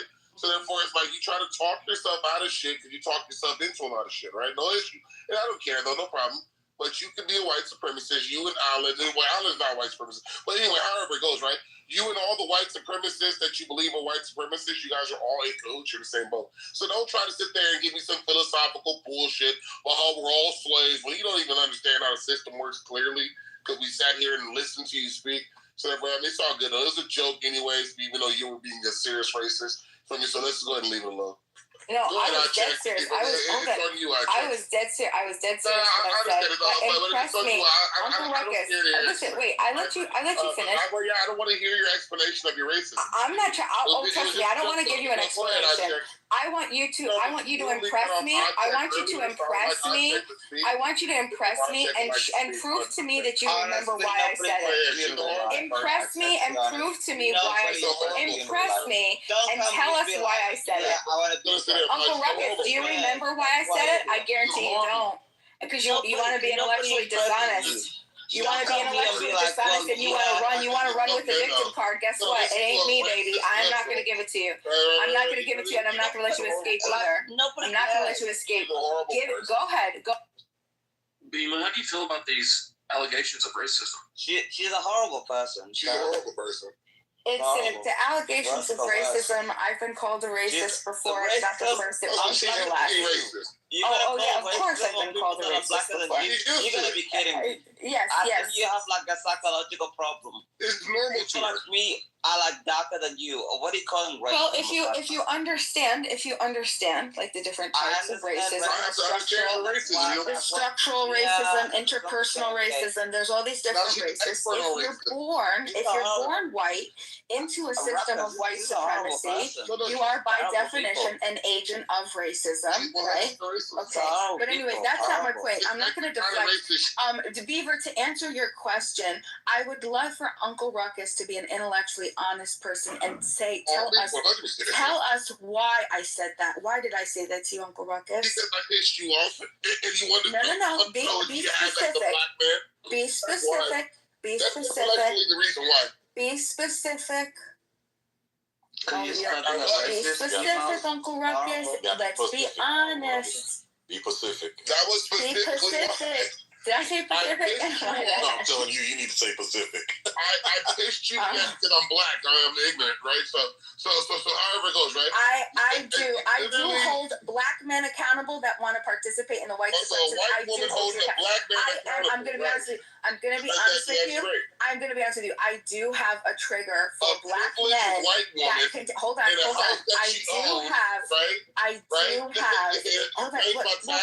I'm being honest. I particularly have a pet peeve with black men that have no problem saying, "Oh, everything's fine." Inside of the white supremacist, yes, I have an issue with So it. white Yes, I woman do. is telling me that white Absolutely do. I absolutely do. People, specifically black men that want to perpetuate the system of white supremacy, I do have an issue with you. You are one of my biggest pet peeves. I'll never understand it. Picking up the tool of the oppressor. Picking up the tool of the oppressor. And oh yeah. Learn something from a white man. Ruckus. I don't listen to you, black bitches. Uncle Ruckus, can I send you a book? Okay, you know I can't read. Uncle Ruckus. Does anyone have Uncle Ruckus? Uncle Ruckus, no, I'm dead serious. Can I send you a book? No, I can't read either. No, I'm dead serious. I'm dead serious. It's a book by Larkin Rose. I can send it to if someone else has your address in here, I can send it to them and they can forward it to you.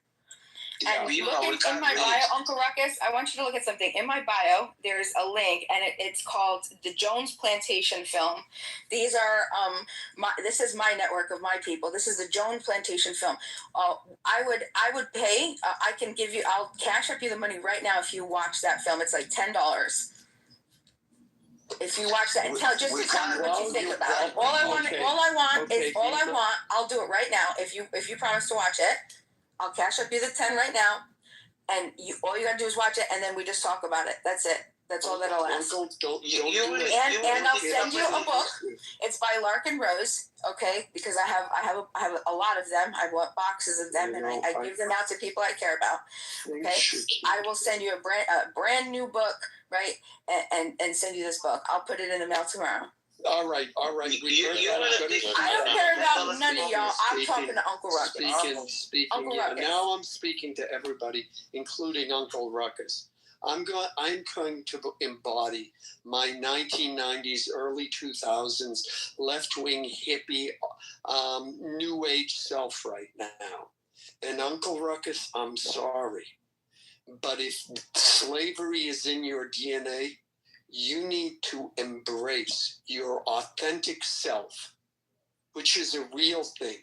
Because as you know, being authentic is the most truthful thing you can be. So if slavery December 18th at 2:30 in the fucking morning, I never thought I'd see the day where white people are trying to lecture me about black racism and slavery. That's right. This is fucking Wake crazy. it up. Yes. Wait, maybe you're not doing a good enough job. This is absolutely nuts. System is fine. Absolutely nuts. I'm going to tell Alan and Bima the same shit. I don't need any lectures from you guys about anything to do with my Yeah, but we're different because I'm not a statist. Thank you. I'm not a statist. You guys can be quiet about the subject. Uncle Ruckus, will you watch the film? Yo, Alan's trying to talk. Let Alan finish it. Yeah, thank you. I can't yell over you guys. I'm not going to sit here and let this fucking white man try to tell me about embracing slavery. No, dog. You can't cool all the way out, dog. You got to for something. Uncle Ruckus, chill, man. Let Alan go, and then incels then wait. Yeah, but can Alan stop speaking to me about anything to tell Alan? You can't control people speaking to you. Just mute up and don't respond. I'm going to go ahead and keep speaking to him.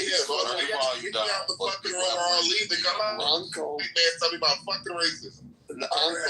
Uncle. I don't give a fuck what you gotta say, Alan. Just please leave it alone. Be mature enough to do that. I don't need to hear it. Everything else, get me out the fucking room and say, I'm not gonna listen to this guy. I will not give him the opportunity to speak to me. So I'm going to be interrupted. Okay, there's your opportunity, Alan. You got it, and then so goes that. Thank you. Uncle, you didn't let me finish to put the cap of sarcasm and irony on what I was saying. Okay? The idea, okay, that Dima's trying to tell you to embrace your slavery DNA, in my opinion, is pretty ridiculous. And I was using that as an example to point out the idiocy of that idea. Now, maybe you agree with her, I don't know. But no, I'm not trying to lecture you. I'm trying to pretend to be someone on the left who has the audacity to lecture you about that. So that's what I was saying. Now, maybe there's still something wrong in what I said. Please come up and let me know what you think. Okay, I'm going to try. All right, well, now, there you go, invite to speak, okay? I hope I didn't offend you. All right, and so you got the mic, man. Merry Christmas. Yeah. What's up, Skull? Merry Christmas, yo. Merry Christmas, everybody in the group. Merry Christmas. Merry Christmas. Beautiful. Merry Christmas. Yeah, I think government intervention is better. And actually, I'm a big proponent of like UBI. I think it's way better than believing in the free market, because we're never going to really have a free market. And if we do, it's going to get dominated by a few players. So it's like, why play this game of like trying to always push for a free market? Just let's get our $3,000 of UBI, and if you want to work more and you earn less than 80K, then yeah, go for it. But once you make above 80K, I don't feel like you deserve government help. Because only 20% of people, in my opinion, are productive in that economy. So let's just automate shit fast and let's collect our welfare checks, and let's actually enjoy life and work on our passion. Yeah, but what if I don't want to pay for other people's income, bro? I don't want my money taken away from me and paying for other people who can't cut it, can't figure out a way to make more money. And so, what do you got to say to that? The reality is, the most productive people in the economy are like 20%. So most people think they actually are, giving out their money to the government. A lot of people actually get their money back. Like the government doesn't use the money of like 50% of Americans. Like the other 50%, yeah, there is some they use, but it's mainly just 20% that's like funding the tax pool. So it's like, let's fund and support our most productive. Let's give them government help as much as possible. Let's let them get their freaking corporate welfare, and let's collect that $3,000 welfare, and let's acknowledge it. It's already happening.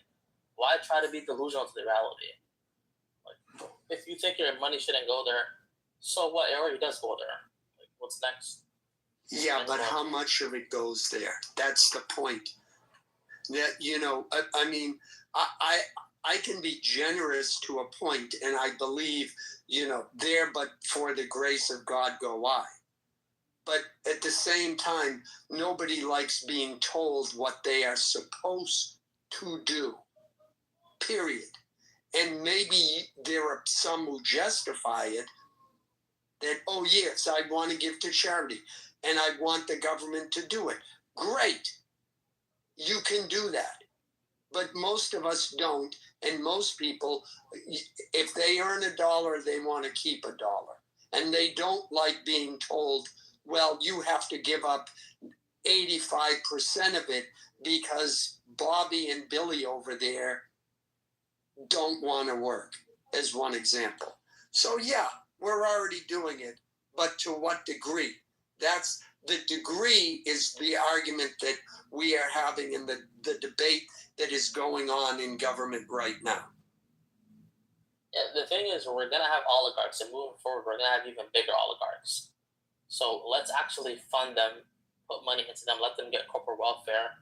And most normies are just useless. They already work like useless mid-tier jobs. When a lot of jobs get automated, you might as well just pay people. Like there's a lot of people in the economy right now that get gigs. It's not just baristas. There's guys in the military that get gigs. A lot of guys in the military don't deserve the paychecks they're getting, but they get gigs, through like a Patriot network. Their dad probably hooked them up. Like a lot of people get gigs in different places of the economy. So let's acknowledge that, dude. Like, why are we LARPing? Like, what do you mean my tax money? You're not that important. Most of the money you put into the government, they give it back to your state. Like, yeah, but I'm important enough for you to take money that I've worked hard for to earn, so I must be important enough. And so where you want to use my money, you know what I'm saying? Like, you can't take my money and then call me not important. Now we're getting cucked. We're like, we're basically like we're not getting the good end of the straw. Like if we're already gonna have corporate welfare, we are gonna bail out major corporations. There's nothing we can do about it. It's a reality. But incel people have a problem with that though. That's one of the main. What's your solution that you think is better? That other let's just have an honest system where the weak sink and the strong survive. And if you want to come up, you have to work your ass off and figure a way to do it. That's how it used to be in this country before government got involved and all this debt, the system built on debt and all this bullshit, man. It used to be straight dollar for dollar. What year is this? Shit, before the 1930s. Do you know what type of America, like, dude, like, you're talking about a time where people were getting exploited. Like, we're talking about freaking robber barons and even like the biggest free market proponents are putting regulations on these dudes. Like it doesn't work. You have to acknowledge the reality. We're gonna have these big techno oligarchs, and they have to exist for us to live a first world quality of life. We're not gonna have a dog eat dog world. We don't need that. How is it fair to have a dog eat dog world? We don't have the same IQ. That's not my problem. You having a low IQ, you not being able to figure out how to put food on your table is not my problem. It's just not. The reality it is, bro. Okay, then cash at me $100 right now. Cash at me $100 right now so I can get groceries for me and my wife. Actually, $150. I got the baby now. Dude, I'm making like $2,000. I don't have a lot of money, but no. I don't care. No. Based on what you said, cash at me $150 right now. And if it's not that, that's not what you're taking. That's not what I said. Okay, then what are you trying to advocate? I'm saying all I hear you advocating is robbing one person, taking money out of their paycheck that they worked hard for, and helping somebody else out. Yeah, but I think you misunderstood what I said. No, well, restate it then so I can understand, because I want to try to understand your point.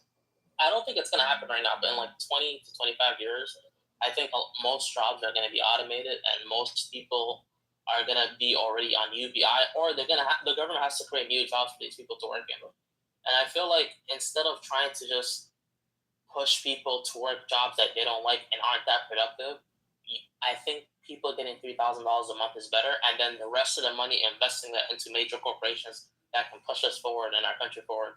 Let's give corporate welfare to our major corporations. They need it. That's the only way you can compete in the global economy. China does it for their companies. We already do it for our companies. Let's just give them a little bit more and let us get our welfare. And for the dudes that want to work, go work. Go look at China. You understand China's economy is a house of cards, bro. You understand their economy is failing right now. They got the big boost. They got the big boost from they got the big boost from overseas trading and commerce, and now they're running themselves into a rut.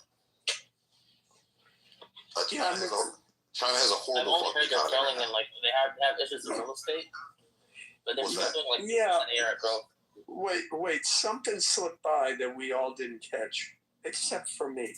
Why does the government have to do that? Can't businesses? It seems to me that this may be a simplistic example, but when the automobile came along, there were a crap load of people working in stables who lost jobs, but then other jobs were created. Now we're sitting on the beginning of this AI revolution. We don't know what jobs are going to be created, but let's not, just have this knee-jerk reaction. The government has to save us. The government has to save us.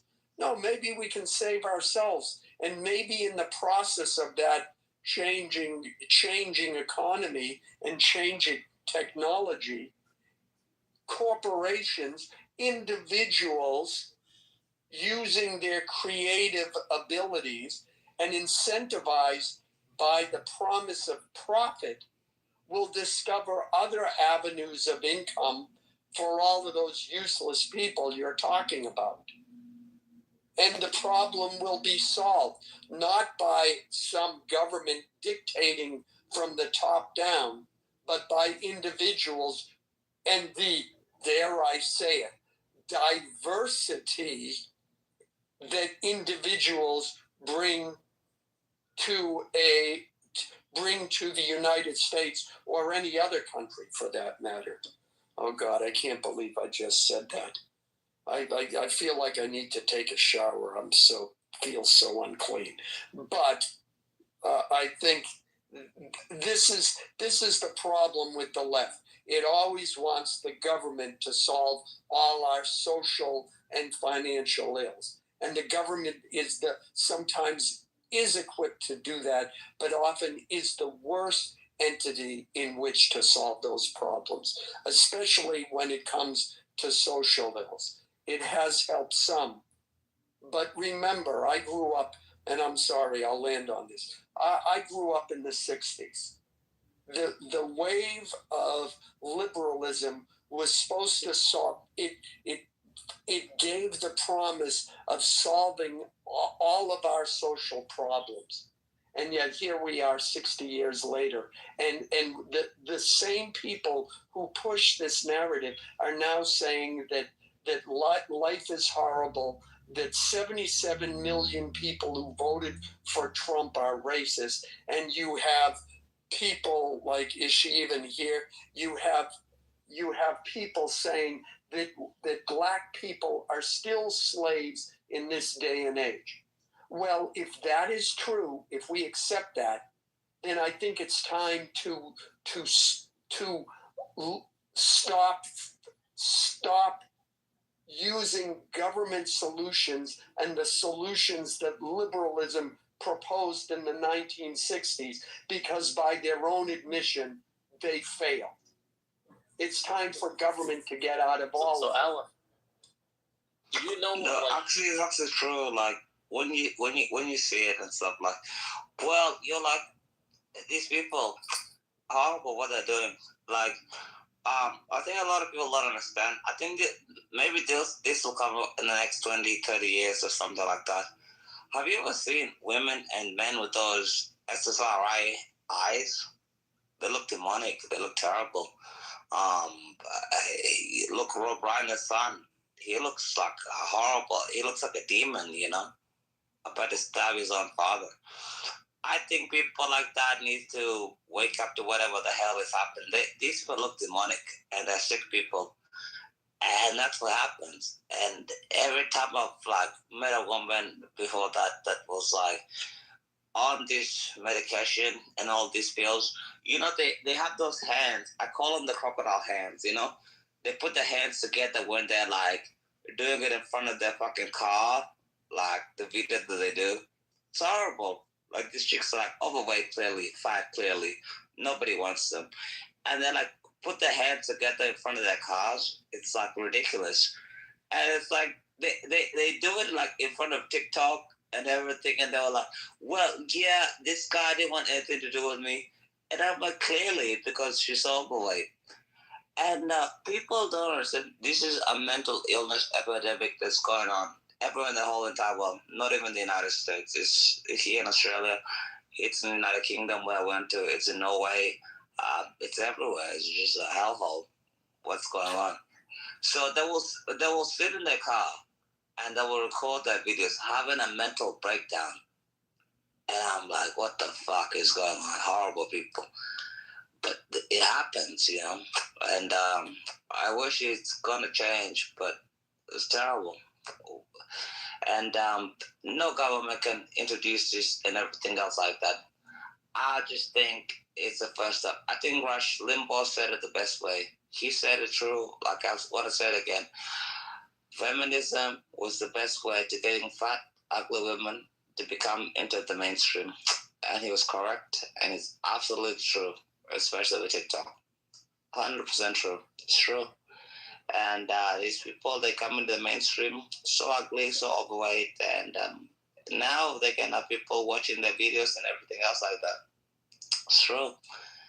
Because before that, nobody gave it attention. It's horrible. Because you cannot be like 400 pounds as a woman. It's horrible. Terrible people. It's true. And it's true, yeah. 100%. It's a correlation with like fat women that we're talking about. And now they just go on TikTok and they're like, well, yeah, I'm in my car and everything else. I'm like, yeah, that's not how it works. So these are horrible people. 200 pounds, 300 pounds. You guys hate fat girls more than like pedophilia. Like, I don't get. Bro, fat chicks are such horrible people. I mean, how are you supposed? How are you fat? You know, like why? How tall are you, by the way? 6'4". 6'4". You're probably ugly too. I don't believe you're handsome. 100%. I'm 100% ugly and 6'4". Look, you can get body shamed yourself. Like, why are you gonna body shame fat people? We're talking about. Like, bro, fat people are disgusting. Fat people body shame themselves. Stop eating, bro. Like, it's not a big deal. Like, I hate. No, this. But they. You know what I hate the most? Like, incel. You know what I hate the most? Because these people are like, well, yeah. If you're fat, stop eating. It's a simple solution. Stop eating. But what have they done? Fat chicks are pretty nice. They're not even the root chicks. Stop eating, bro.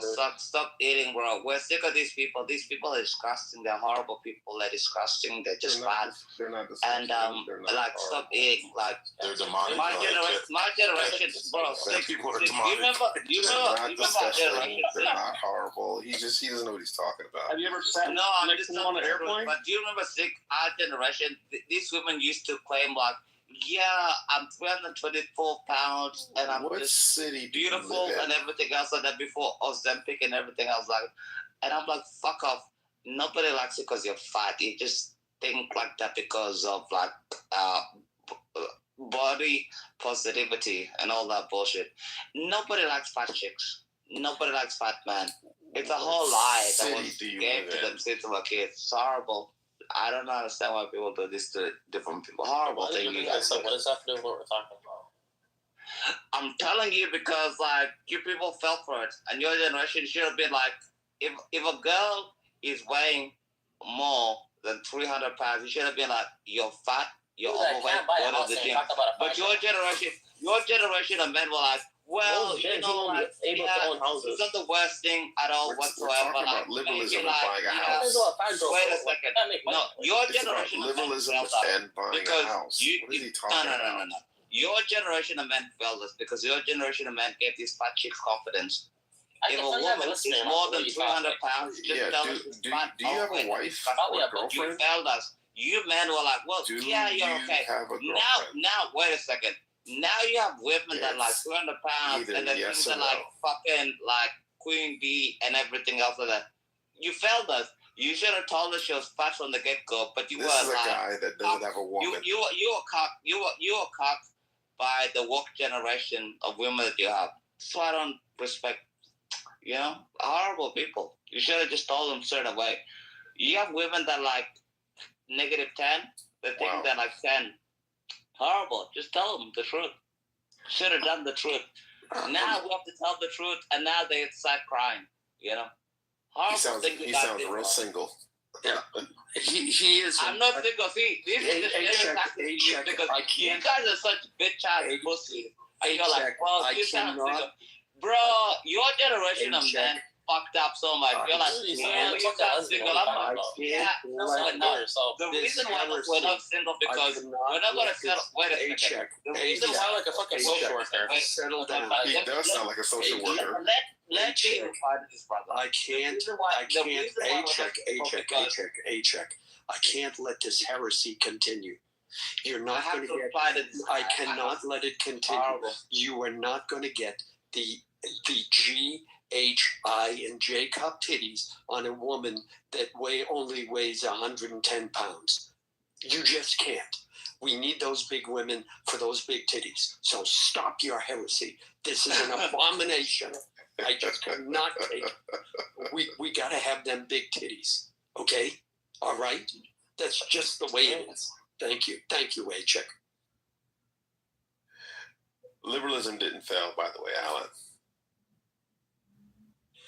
You have a Democratic Party saying that if you voted for Trump, you're a racist. Did it solve? In this day and age, that's the message. How many times did Hillary Clinton say that conservative voters, not the politicians, the voters themselves, were terrible, deplorable? How many times did Joe Biden attack MAGA? You're switching from the person at 1600 Pennsylvania to the voters? No, they did. They're the ones. Wait, Alan, let's not act like MAGA. They're the ones who called MAGA people, the MAGA voters, terrible people. But dude, let's not act like they're not racist though. Like you have Elon talking about the replacement. Like, Catalyst. It isn't some conspiracy. Catalyst. No. I was on the left in 2016. I remember distinctly the call was anybody who voted for Trump had to be a racist. That was the message going out throughout the Democratic Party. Well, Alan, if you look at what's taken place since January, we have the assault on the 1964 Civil Rights Act, the assault on the 1965 Voting Rights Act, Don't come in like with the 1968 Fair Housing Act. You have right now Roberts toying with kicking off the last stand of Section 2 of the Voting Rights Act. Bro, that's such fake news, bro. Don't you stop lying for a good girl. I don't lie. Such a liar. People like you can't I got it, H. I got it. Have right now on the court. Right now, you're a bullshit. You have Louisiana. You have Alabama, Louisiana case going on Nobody right now. cares. Yeah, I know. I care because my parents fought for this in the '60s, so I care. Yeah, no, they Yeah, didn't you know fight. what, They didn't fight for you to be a retard. As an American, and make some money. They probably didn't fight just for you got to be a here. retard. As an American, Yeah, H. Stop talking. Yeah, so A-Check, bro, you gotta let Catalyst finish, man. I know you disagree. He's such a fucking liar. All Yeah, people as an American, hold on. horrible people. A-Check, don't do that to me, bro. Like seriously, man, you gotta chill, bro. You gotta let people get their shit out, and then you can rebut it, man. But you gotta give people a chance to speak what they gotta speak. Go ahead, Catalyst. Yeah, as an American second, Catalyst. and United States veteran. Jeez, am I not heard? And Catalyst, 1 second. And A-Check. I really don't like when Catalyst is speaking, he's making a point. I really don't like when people just respond with an insult or ad hominem attack. I would like to respond to him as well. But if you're going to respond, say something, don't just attack him personally. Anyways, go ahead, Catalyst.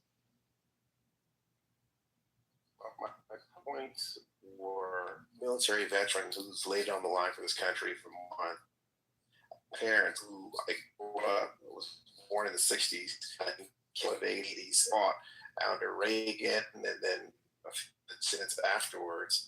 When I hear right, left, center, the lines of what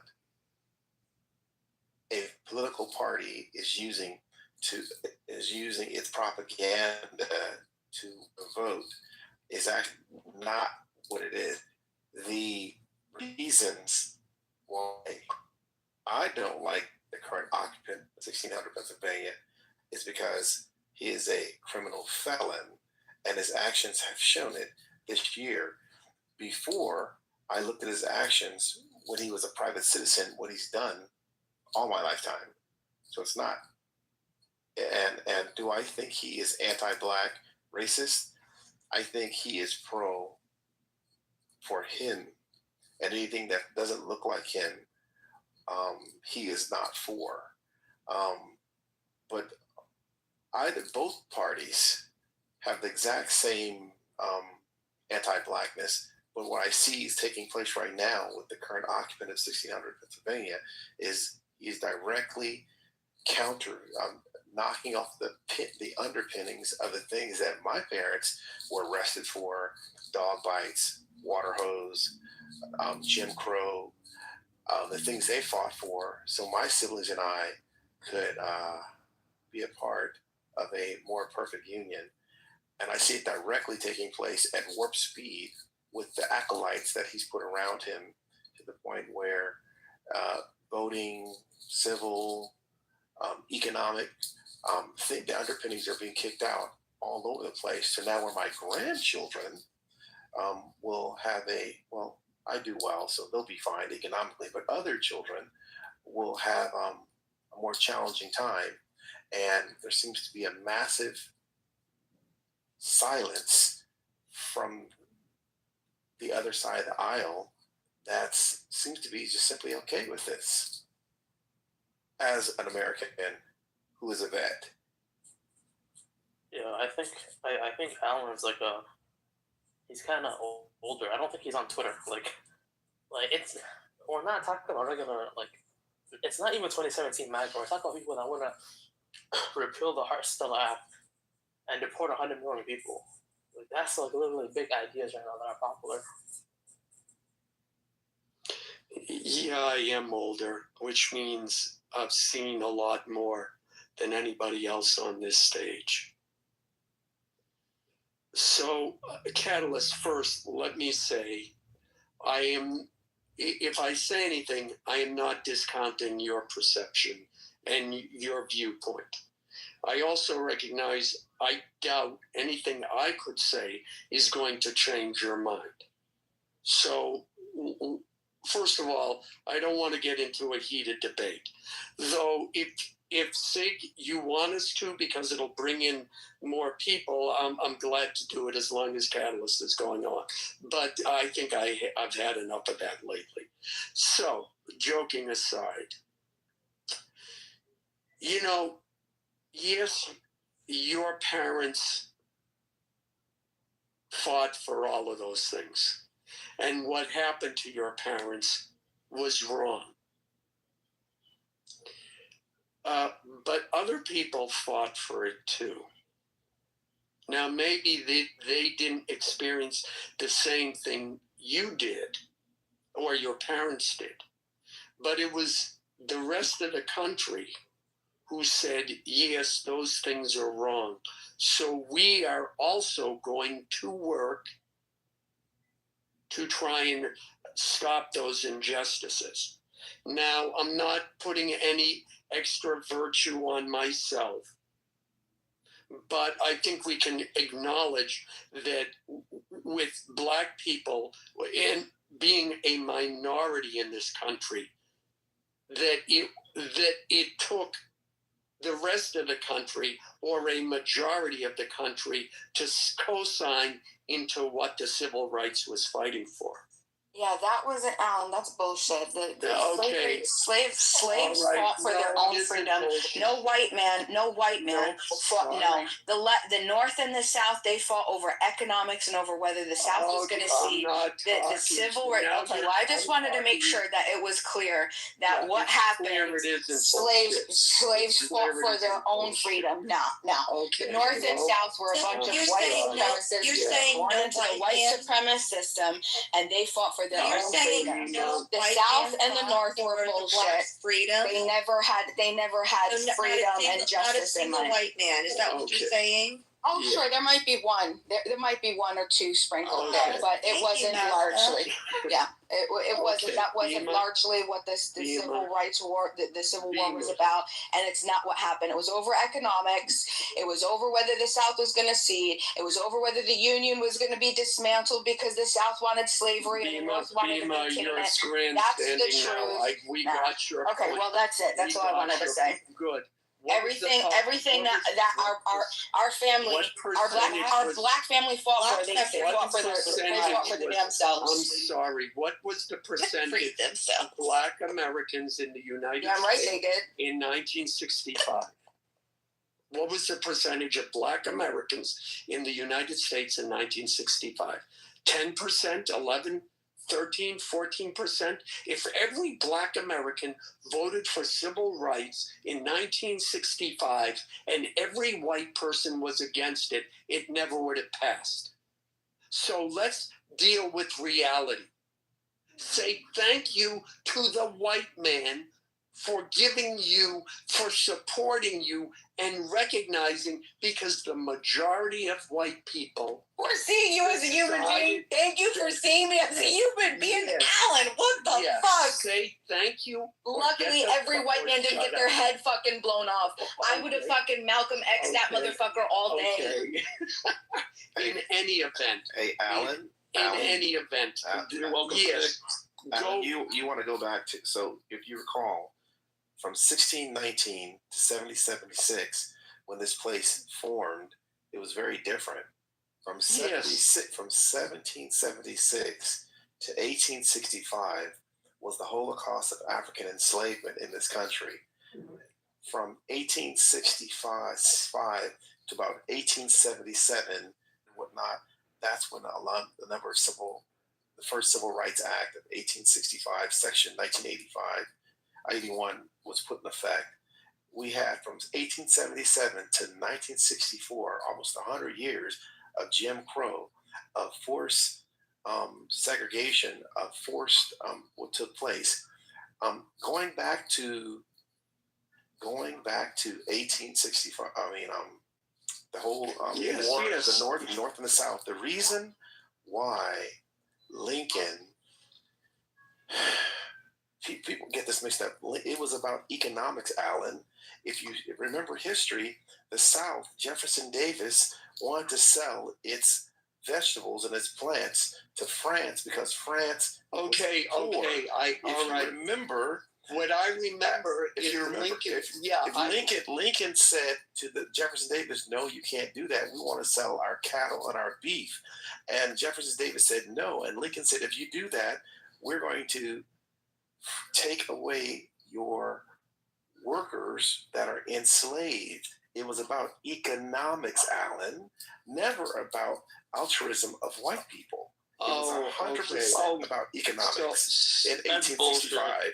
Yeah, we're like, have you guys gone to college? He's right. He's right. Slavery was about economics. It was about economics. Do some research on why. Do some research on why Great Britain ended slavery, and the United States was following that same model. And if you get to 1964, that's a totally different time. But remember, it was 100 years of Jim Crow from 1877 to 1964. That's right. It is a different time. And so we enacted. Thank you. I know all of those things. All of those things. And you talked about how many black people were in percentage in 1965. Yeah, I think my mic is low. But yes, we had all of those things. So civil rights and other laws were created to right the wrongs and injustices that happened to black people. That's it. Do you know what happened after the civil rights? Do you know what happened after the civil rights? Again, all white economic. It was all propaganda. Do you know how many thousands of Black Americans lost their jobs? I am still talking. Okay. Now, where was I? Yes. Okay. Now, how long does that need to go on for? Because I remember affirmative action. I remember college professors of mine who said, yes, I am a product of affirmative action. And you know what? That was a good thing. I think that was a good thing. What I also think is a good thing is that it not go on forever. That's what I think. And what metric are we going to use to decide whether or not those things continue? I don't know. But I don't think we should use racism is prejudice plus power and redefine it, because it seems like every 5 years or so, the left is redefining what racism is, what prejudice is, what all of these things are. And I think maybe we can have a discussion if we're not being overly emotional about when these things should end. Because we're also looking at a country. Forgive me, but I remember seeing the graphic. It's like the total length of slavery in the world, and it's like a line, say 10 inches long. And then the amount of slavery in the United States, and it's a line less than an inch long. It's about retracing. You got the Indian land grab. Yeah. You got President Andrew Jackson's Indian Removal Act.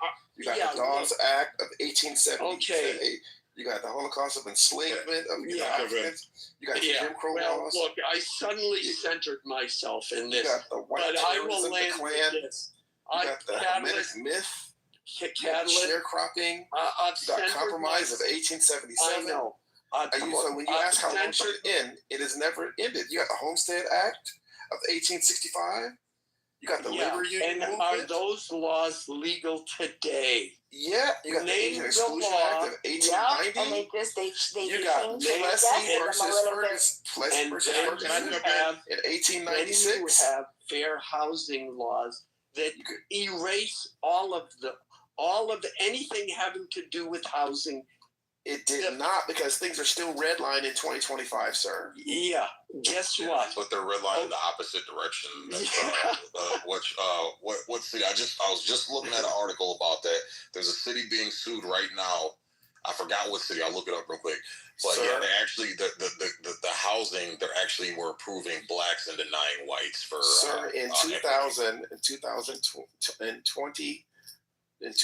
2001, I worked as a software developer for a company that actually dictates what the rules of lending are going to be based on ethnicity.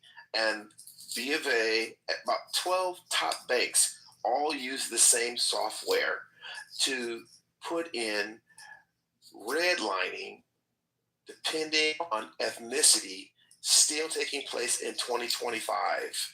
Can I what are we talking about? The code accounted for slavery, like in the code, it was actually written on the line that. Can you all hear me? Oh yeah, but I was talking. Hold on a second. You're saying the code in the software was? Yes, I hear you. Are you saying the code in the software was literally doing an if condition of the ethnicity to then approve the loan? Is that what you're saying? That's exactly what I'm saying. And it never was broadcast in all the major media markets? Never broadcasted. Still not broadcasted. Wow. Only black person in the entire company. Company called Capital Strength. Man, you could have blown that whole thing wide open if you had just gotten to the media. That creates software for loan and leasing for large banks for the decisioning as to who they're going to loan money to for housing and for commercial properties. It still takes place today in 2025. And is underwriting done by automatic means? No. So you still have a person there who makes the decision. There are human beings that are making decisions to economically bankrupt a whole class of individuals. And you mentioned something, Alan. Black Americans are not minorities in the United States. There are, 13-14%? I think in America, there are only 3% Jews, so not minorities. I'm talking about, but as far as economic, there's an entire playbook to make sure Black Americans stay economically depressed in perpetuity. That's the redress I'm talking about. That needs to be addressed. But I wanna. Oh no! This guy. Check. Let Christian go. Let Christian go. He's new to the stage. Okay.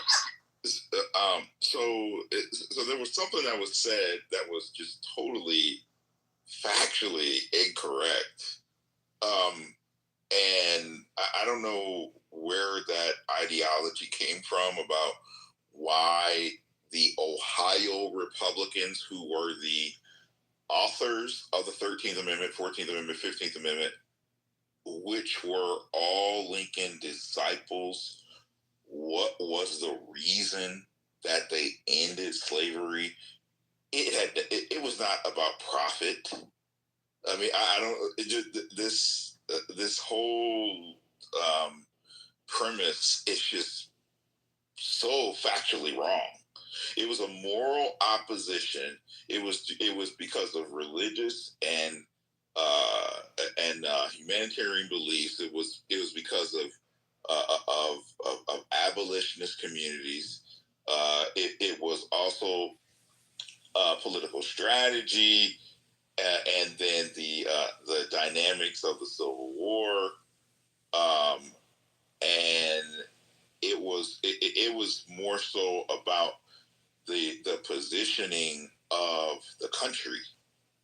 And if you do any history about the authors, the actual authors of the 13th Amendment, 14th Amendment, 15th Amendment, you will find that these men were vehemently against slavery, and so much as being vehemently against slavery, but they actually added enforcement against the states from continuing slavery even after the end of slavery, which is the Ku Klux Klan Act of 1871, which today is Section 1983, which is what all these ridiculous groups, from the LGBTQs to the unions and all the aliens who claim that their civil rights are being violated, it was intended for black people.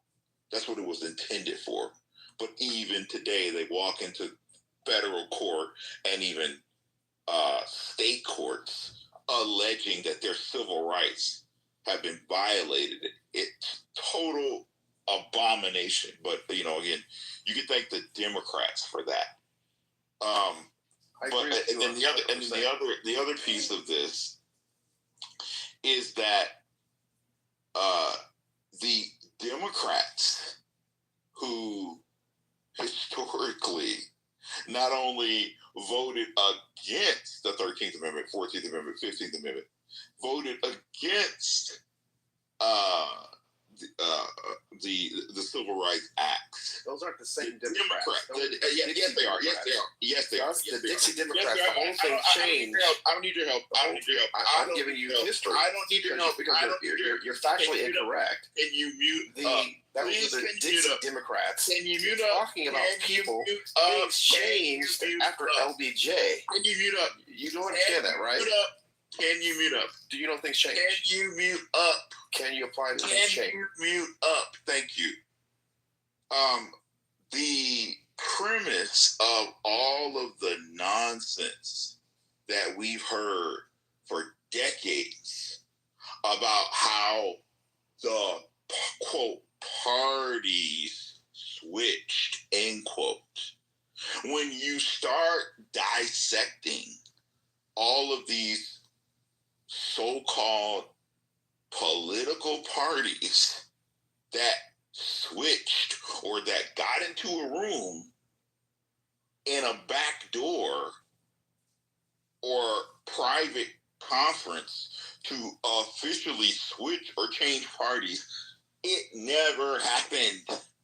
There was no switching of parties. You had not even more than a handful of politicians, such as people like Strom Thurmond, who were racist, that were playing, dirty games with trying to appear that they were switching parties or switching sides. So there was no switching of parties. And when you start digging deeper into folks' political leanings, you begin to find out what the real reason was for one or two or three or four people switching parties.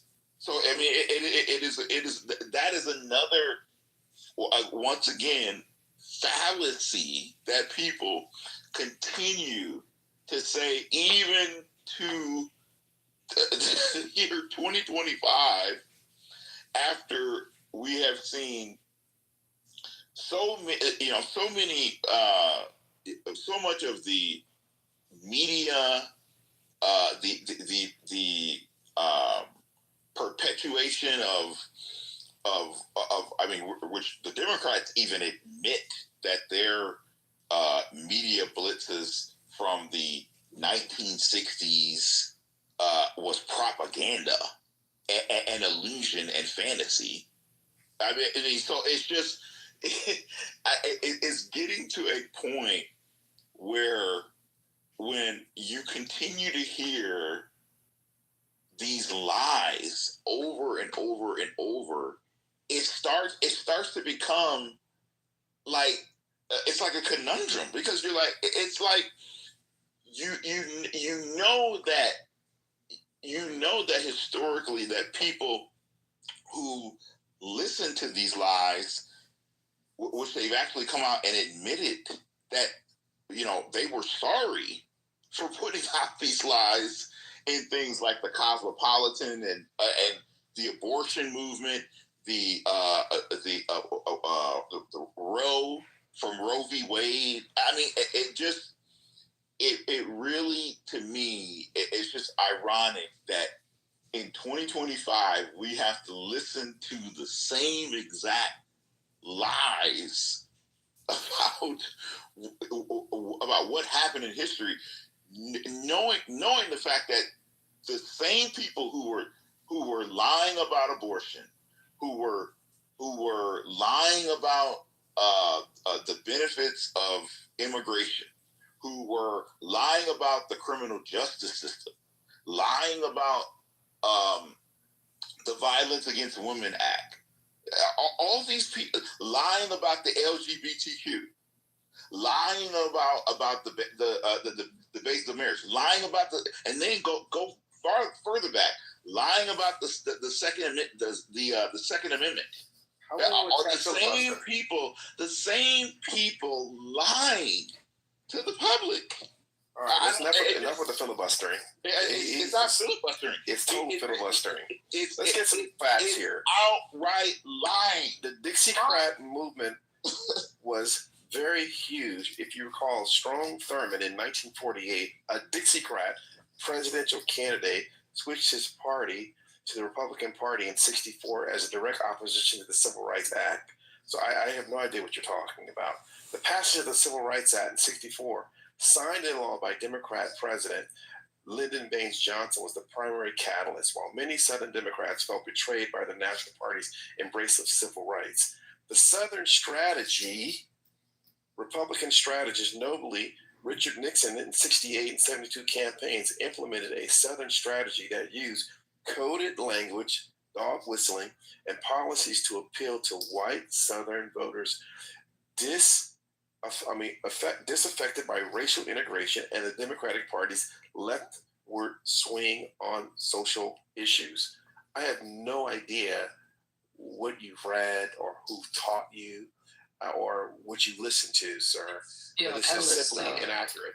Not only that, but also if morality was sufficient, we wouldn't have required a war to happen between the North and the South. We wouldn't have required to have Jim Crow laws last for nearly a century. We wouldn't have required Civil Rights Act movements. If morality was sufficient, things would have happened and changed a long time ago. There was arguments that were being made in regards to the abolishment of slavery and the humanity of the Black community and stuff like that significantly much prior to any actual change manifesting in the laws of the country. So to sit here and argue that economics was not the major factor that played a role in that, just look at how the country just developed from an economy that depended on human labor to industrializing and just having machines carry the whole thing. It just became the human cost of just having slave in and of itself became just costly to carry out. Not only that, but also you had a significant period of time from the moment of the industrialization of that or the abolishment of slavery per se, all the way down to the early 80s and 90s and up until the 2000s until today, where we have remnants of many, many laws and things that were passed around that carried out till this day. We have settlements that happened as recent as 2011, 2012 in regards to certain banks like Bank of America that had to settle out with $300+ million where they were clear and explicitly discriminating against Black people who have applied for mortgages and loans and things like that. With Wells Fargo last year. Yeah. So and why did they have to settle? Why did they have to settle? Go read it, brother. Go Google. I'll tell you why. Because there is a law by which it is illegal to do what they did. So therefore, like any other thing that is illegal, from murder to theft to larceny, to extortion, to rape, to sexual assault, people are going to do it. I agree. Congratulations. No, Ellen, I agree with you. Congratulations. I agree with you, but you're missing the point. No, no, you're missing the point. I'll tell you what. You expect people to somehow, the government and laws are going to make people perfect. No, that's what I'm saying. That's what I'm saying. They never Here's will. why I brought that up. Name the law that says I can go in, that a Black man can go in, and it is legal for me to discriminate against that. Okay, and the people's proclivity, no problem about people's and we're not talking about the shadowy, amorphous. No problem. I'll tell you. Just give me a second. People's proclivity towards racism and discrimination against different groups is not contingent on laws that support these proclivities. That's right. That's right. Not need, so the reason in 2008, one second. 2008, let me clarify. 95% of the country did not think race was an issue in the election. No problem. But hear me out. Are you shooting for 3%? No. The issue here isn't nada. The main reason why I even brought these settlements up, Carlos, just 1 second, bro. The reason why I even brought these settlements up in the first place is because of the question that was being asked earlier. People were saying, what is name a law that is racist against black? You do not need a law to have a manifestation of racism on an institutional level. I don't need a law. You could just have people in power who will use their power to discriminate against people, and you do need regulations and things in place to check for those things. But when you have an administration like the current one, which literally is going out of their way to take out certain incentives and things put in place because of the Civil Rights Act to numerically put things into number in regards to disparities and things like that, and they say, well, these things are not really that important, and they passed these laws already. They patched good laws that have existed to look out for disparities in regards to how things manifest. You cannot say there's I need a racist law for racism to exist. The two are not mutually exclusive. You can have racism and have racist laws. You can have individual companies who break the law. Yes, I'm old. I come from a time where we didn't bother trying to change how people thought. We worried about how they acted and their behaviors and their actions. If a company is breaking the law and discriminating against a person because of their ethnic or racial background, then they will be prosecuted against the law. Yeah, we agree. We talk about incentives. I got 2 points. I'll talk about incentives and then Lincoln. Oh. Because when you talk about incentives, again, how long are those incentives going to be in place? And at what point I know nobody likes to stand on pull you up by the bootstraps. But how long are we going to leave the training wheels on the bike? That's the question I ask. The second thing is, I'm sorry, but for the man who took a fucking bullet in his head, who gave numerous speeches about abolition and the horrors of slavery, yet one time he says, well, if I could end this country, are you all housewives who no matter what your husband does, all you remember is that one time he didn't buy you flowers for your birthday? Please, I'm sorry. It is sickening to hear those kind of arguments from the president who, guess what? He's the president of the entire country.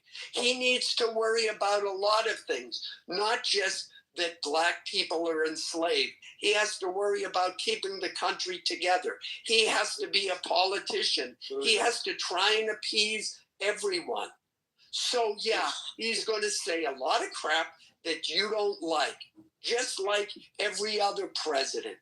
Yet, being the tactician he did, he waited until the opportune moment to bring slavery as an issue into the Civil War in order to ensure that when the North wanted, that slavery would be abolished. So I'm sorry if it hurts your feelings that he was concerned about economic factors as president of the United States. Okay. But that's it. And number one, Catalyst, call him President Trump or I will move you to the audience. He is not the current occupant of the White House. He is not 45 and 47. He is President Trump. All right. Move me. As a vet, he is not. He's an occupant. White House. Well, as a vet, you serve the citizens of this country, and we elected President Trump. America.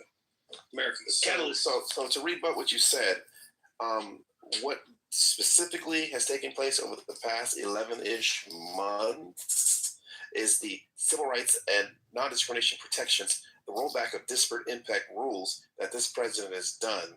It's weakened the enforcement. It's revocation of fair housing rules as far as affirmative action, banning those programs and training that LBJ put in effect to actually form a union.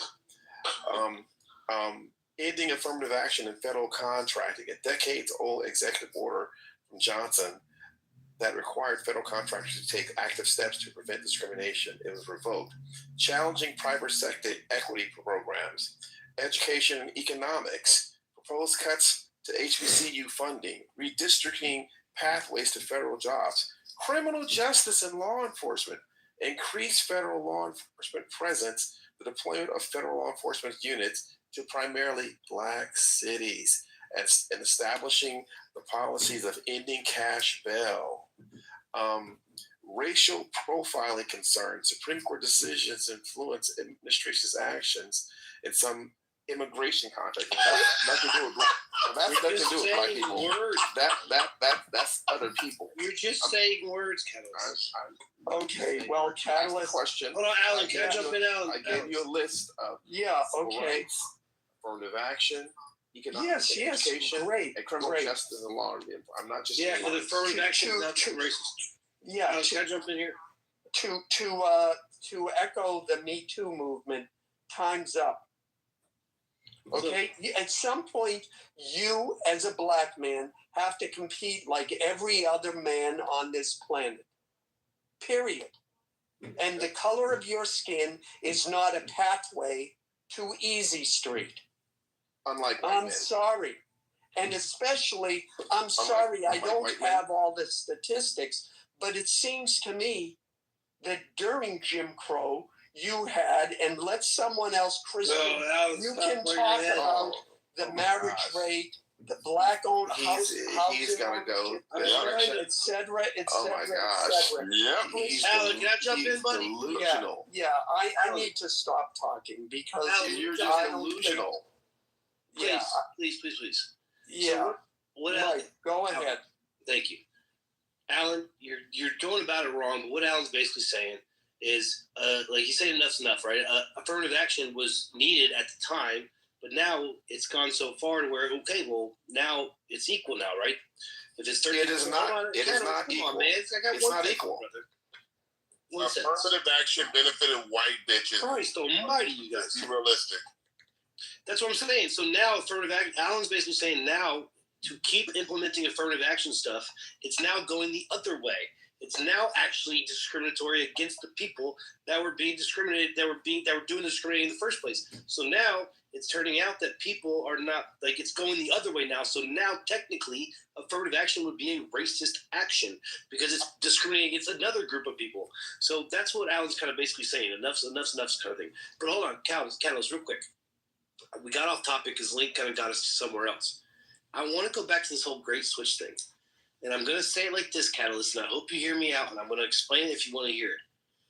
The whole great switch is not about politicians switching sides. That's not what it's about. The great switch is about when the South went red. That's all it's about. Because the South was all blue. The South was blue. Every single state that you see in the South that's all red, the whole South, they were all blue. All of them, up until like the 60s. All of them, every single one of them. And when the South went red was when the South stopped being racist. And you have to understand that. You mentioned the Civil Rights Act. Goldwater for that, Mike Allen. Thank Barry Goldwater for that. You mentioned the Civil Rights Act. Go look at the Civil Rights Act. Yeah, Lyndon Johnson was Democratic president. Yes, the Democrats had the Senate when that happened. But you know how many senators were in the Democratic Party in that time? There was like 70 something of them. And only like 30 of them voted for it. The only way the Civil Rights Act got passed is because every single Republican senator voted for it. The Democrats, I think it was I forget what it was like 40 of them only voted for it, and like 26 of them voted against it. But the Republicans, every single senator voted for it. Once that happened, the South started to go red.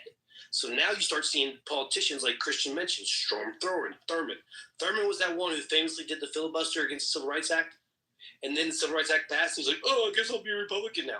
And that's when he went off into obscurity. The switch is about when the South went non-racist, when they became red. Sir, you're inaccurate. My father's from Birmingham, Alabama. My uncle was killed by white cops. My grandfather was killed by white cops in Birmingham, Alabama in '64 and in '65 because he was a black man. So when I hear this nonsense about people not being racist in the South, completely have no idea. It's not Catalyst. We're not listening. Yeah, you're not listening. I know. I've heard countless stories of uncles and aunts and people racism in the South, in Alabama, in Kentucky, in Mississippi. God damn Mississippi. I'm from Arkansas, Catalyst. Can you hear me for a second? So I've seen and been taught this by parents and yeah, grandparents. you've been taught it. I've seen it. Now, here's how I experienced racism. When I was little, there's a baseball tournament for All-Stars baseball for the Little League World Series, right? You got to go to you do your sectionals, you do the regionals, then you go to the Little League World Series. The regionals were held in a place called Harrison, Arkansas. Now, if anybody knows about Harrison, Arkansas, even to today, there's the KKK thing there at Harrison, Arkansas. Harrison, Arkansas. It's considered one of the most racist places in the country, right? I was a kid, and the tournament was there. Teams from Mississippi, all over the southeast region. That's where they had the tournament. Now, the deal with the Bambino, the Bambino League or whatever they called it back then, the people from the community would house 3 players from each team. That's how it worked, right? That's how all of them worked. There's an all-black team from New Orleans. Nobody in the community wanted to have the kids in their house. Not a single person. Nobody. They didn't want them in their house. They were going to be the only team that had to get a hotel, right? So my father, who was one of the assistant coaches, who was Coach Butler, was the head coach. So they went to the main people or whatever. And they were asking what the whole thing's all about. What's going on here? This isn't right or whatever. Our team ended up staying in the Holiday Inn with that team. Actually, it was one of the best times of our lives because we had a pool. We were playing baseball in the parking lot and shit, bro. It was fucking fun as fuck, right? But looking back, so I experienced this. And now looking back on it, you know what pisses me off the most, Catalyst? Is the fact that when Coach Butler and my father went to them, they were just like, you can go stay in the hotel too then. I'm talking about it's in 2025, the modern Jim Crow. There's racist people doesn't change the fact that the Democrats are the most destructive party to the Black Americans in the history of any political party on the planet. It's not even close. Project 2025 completely Black Americans. Let's not think one side of the hero, one side is a fucking. It's about both parties suck for it. Even Jim Clyburn said it's completely reversing decades of civil rights progress.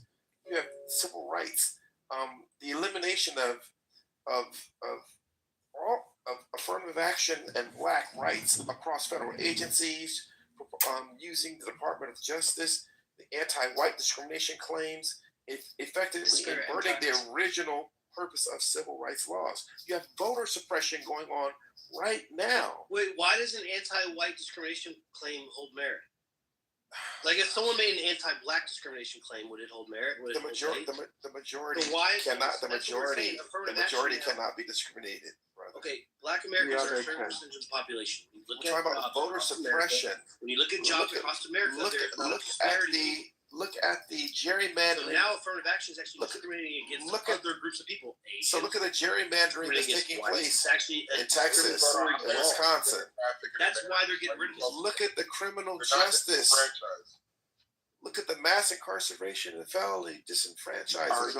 Gerrymandering has worked both ways, Catalyst. Democrats use gerrymandering when it's to their benefit as well. It's worse. Gerrymandering is worse than the Democratic Party. It is not. Voting Rights Act, Section 5, Section 4, that was dismantled under the Republicans when Obama was in office. Roberts has specifically been going after this when he was a Reagan lawyer in the 80s. And now he's up to Section 2. Just a quick update. Free It clearance? might be changed now, but I think when you look at the entire if you look at the entire Congress and you look at the number of black people, it's I think it's like 12% or 12.5% of the Congress is made up of black people, and there's about 13% of the country. So maybe if we elect one or two black people, we will have representation. So you're claiming that all of these things are happening and that it's negatively affecting the representation, what ultimately is the representation of black people in the government, so that they are adequately represented. The result is that they are within 1%. They're being adequately represented. So whatever you're worried about, it would appear that it's not affecting what you're saying. Directly is Project 2025 and the civil rights and DI rollbacks directly eliminate. Catalyst, let somebody else speak. Project 2025 is not a law. So they're using it as a roadmap. The other part of this is that the majority of elected black members of United States Congress are Democrats. So the Democrats are choosing their own path when they get elected by their constituents in their states and their respective districts. And then this, I keep hearing all this crap about black people getting homes and FHA and redlining. Redlining was started by a racist Democrat from Mississippi. Jim Crow was a Democrat. And then when you look at the current status of FHA loans, which give loans to people who otherwise cannot afford them, the program itself is really failing because the cost of housing is sky high because you have all these homes that end up in default, and the homes can't go back to the market. So the program is having the reverse effect. Same thing with HUD sections. You have all of these homes that are supposedly government housing that can't go to the market. They have to be subsidized by the government, and that also causes the cost of housing to rise because the government is subsidizing it. So again, these are examples of how Democrat policies have a demonstrative effect on the country as a whole. We could even talk about the supplemental nutritional assistance, which has been an absolute failure. 42 million people on SNAP. Well, Christian, before you do that, wait, one second. No, but the schools. So the supplemental nutritional assistance program is an absolute failure. Yeah. But people once again want to flog it. You have states that don't even want to turn over the identification of the recipients of the program. And then you want to talk about people are sitting up talking about voting rights. You have states that refuse to cooperate to ensure that people who are not supposed to vote in elections, they refuse to turn over that information. When there's an investigation to be had, there was, and then I'll close here. In Arizona, they found over because at first it was 100,000 voters who were not supposed to be on the rolls that were registered to vote. That's Maricopa, right? Yeah, Maricopa County. Yep. But then they went to court and they said, well, we had about 50% that showed proof of citizenship, so or proof of their ability to cast a ballot. But you basically had over 50,000 people in the 2024 election who casted a ballot to vote that were not supposed to be casting ballots. I don't ever want to hear anybody.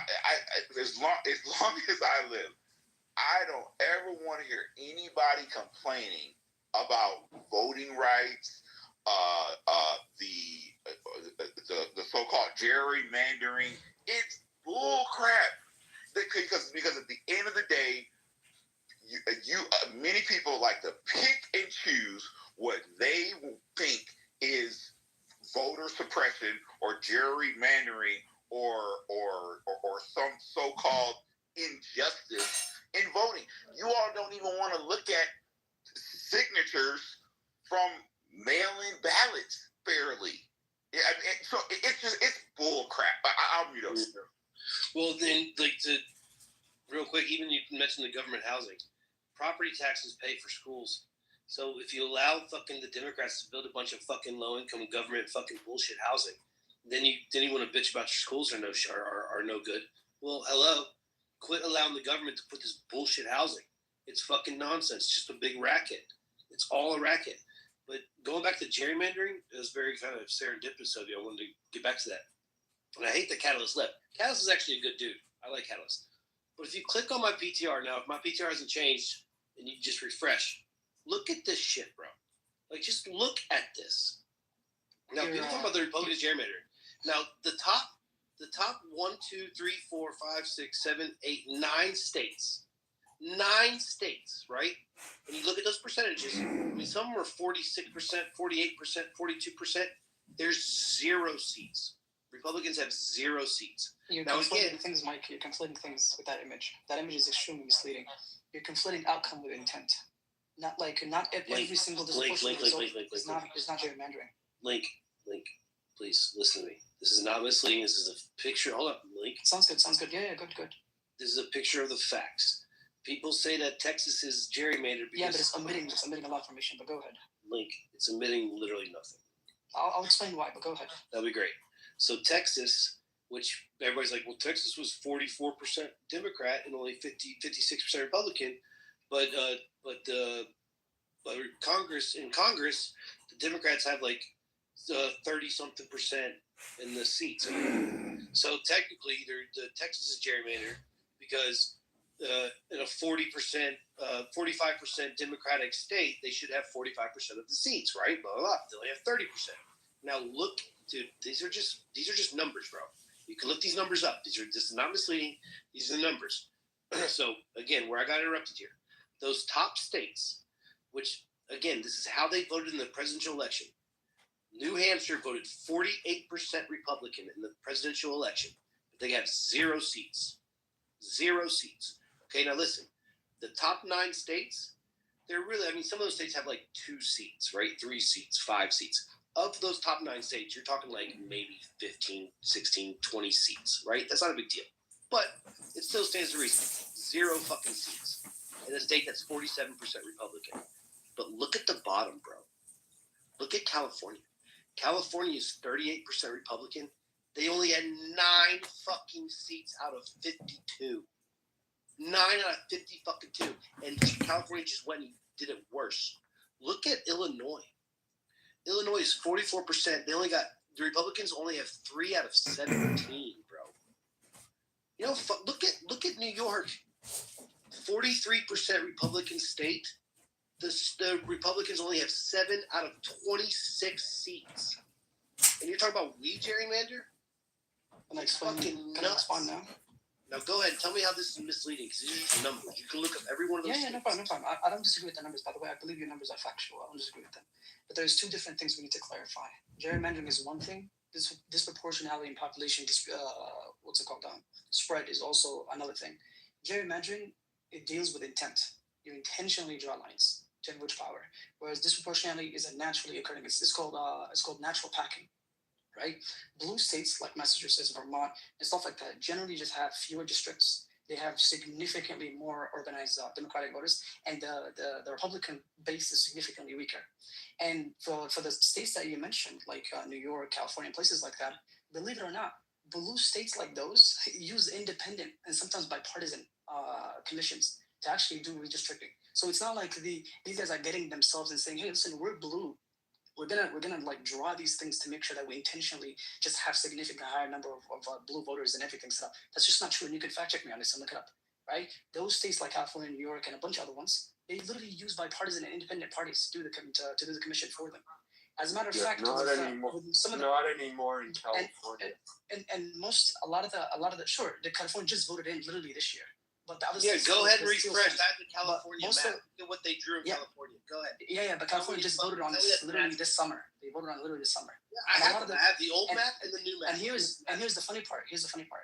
A lot of the red states literally use partisan legislature, like Texas and Florida and these guys. They literally use partisan. That's no. You could literally look this up, bro. You can literally look this up.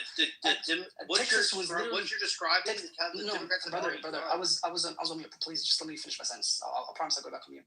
Texas was literally criticized by the entire country for literally intentionally, explicitly engineering to dilute urban minority voting bases. They were criticized for this, and this is documented. So I don't disagree with the numbers. The numbers are factual, but the numbers you have in your picture are omitting a lot of the backstory behind it. Literally look up natural packing. There's literally it's many states like Massachusetts and Vermont. There's a natural lower number of Republican base. That's just a fact. Fewer districts is just a fact. Link, you sound like a racist. Yeah, Mike.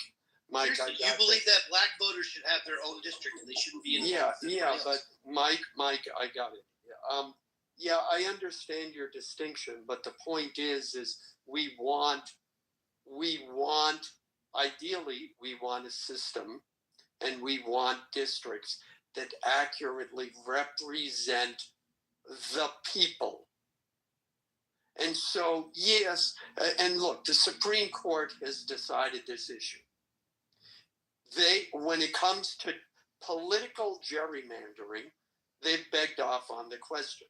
They said it's a political question, not a legal question. We are not going to rule on it. And in fact, both parties have done it for so long. For one party to claim the other party is doing something unfairly at this point is ridiculous. Yeah, it's the they did. So that's the first thing.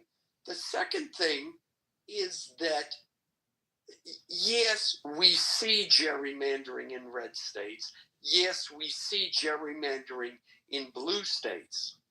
The thing is, racial gerrymandering, which was once protected, no longer is. And that's the case that's coming up, that's currently being considered by the Supreme Court.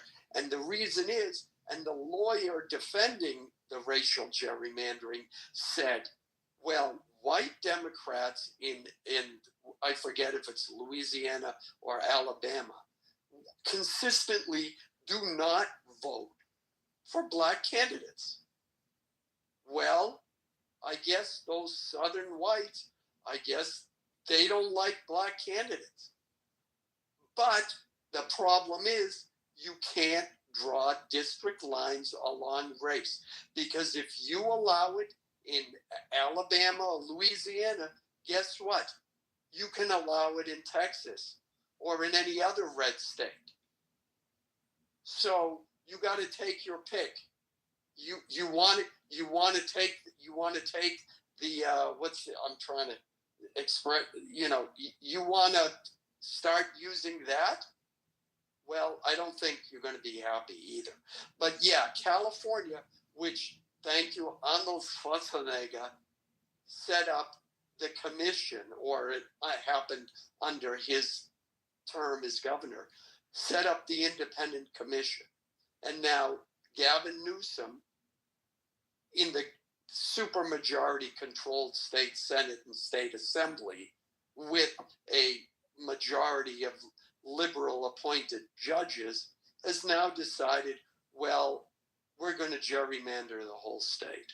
So, yeah, good for them. Alan,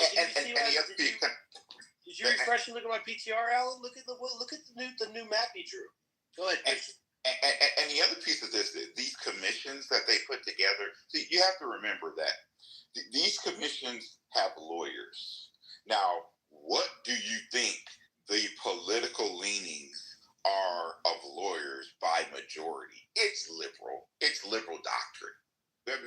Because when they do these bipartisan commissions, in quote, where they so-called have 2 Republicans, 2 Democrats, and an independent. The independent is always leaning towards left. Every fucking time. Yeah, and then every single time they go into secret session where they're discussing some issue that's legal, who do you think they're consulting? A liberal, doctrine-oriented, left-wing lawyer in a back room. So it's bull crap. And to me, those commissions, in my opinion, it almost circumvents the process because you don't even, because again, they get to go in secret executive session and discuss things without the public knowing what it is that they're discussing.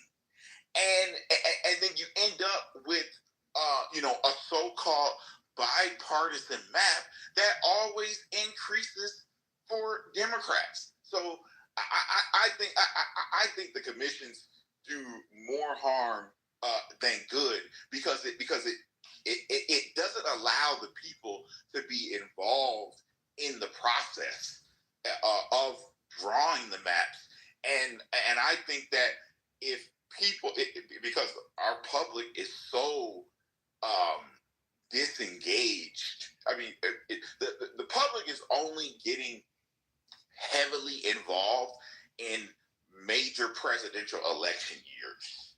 So to have these commissions that essentially draw these maps and literally certify the maps in a secret room where things are being discussed with lawyers, I think it's unfair for the public overall, in my opinion.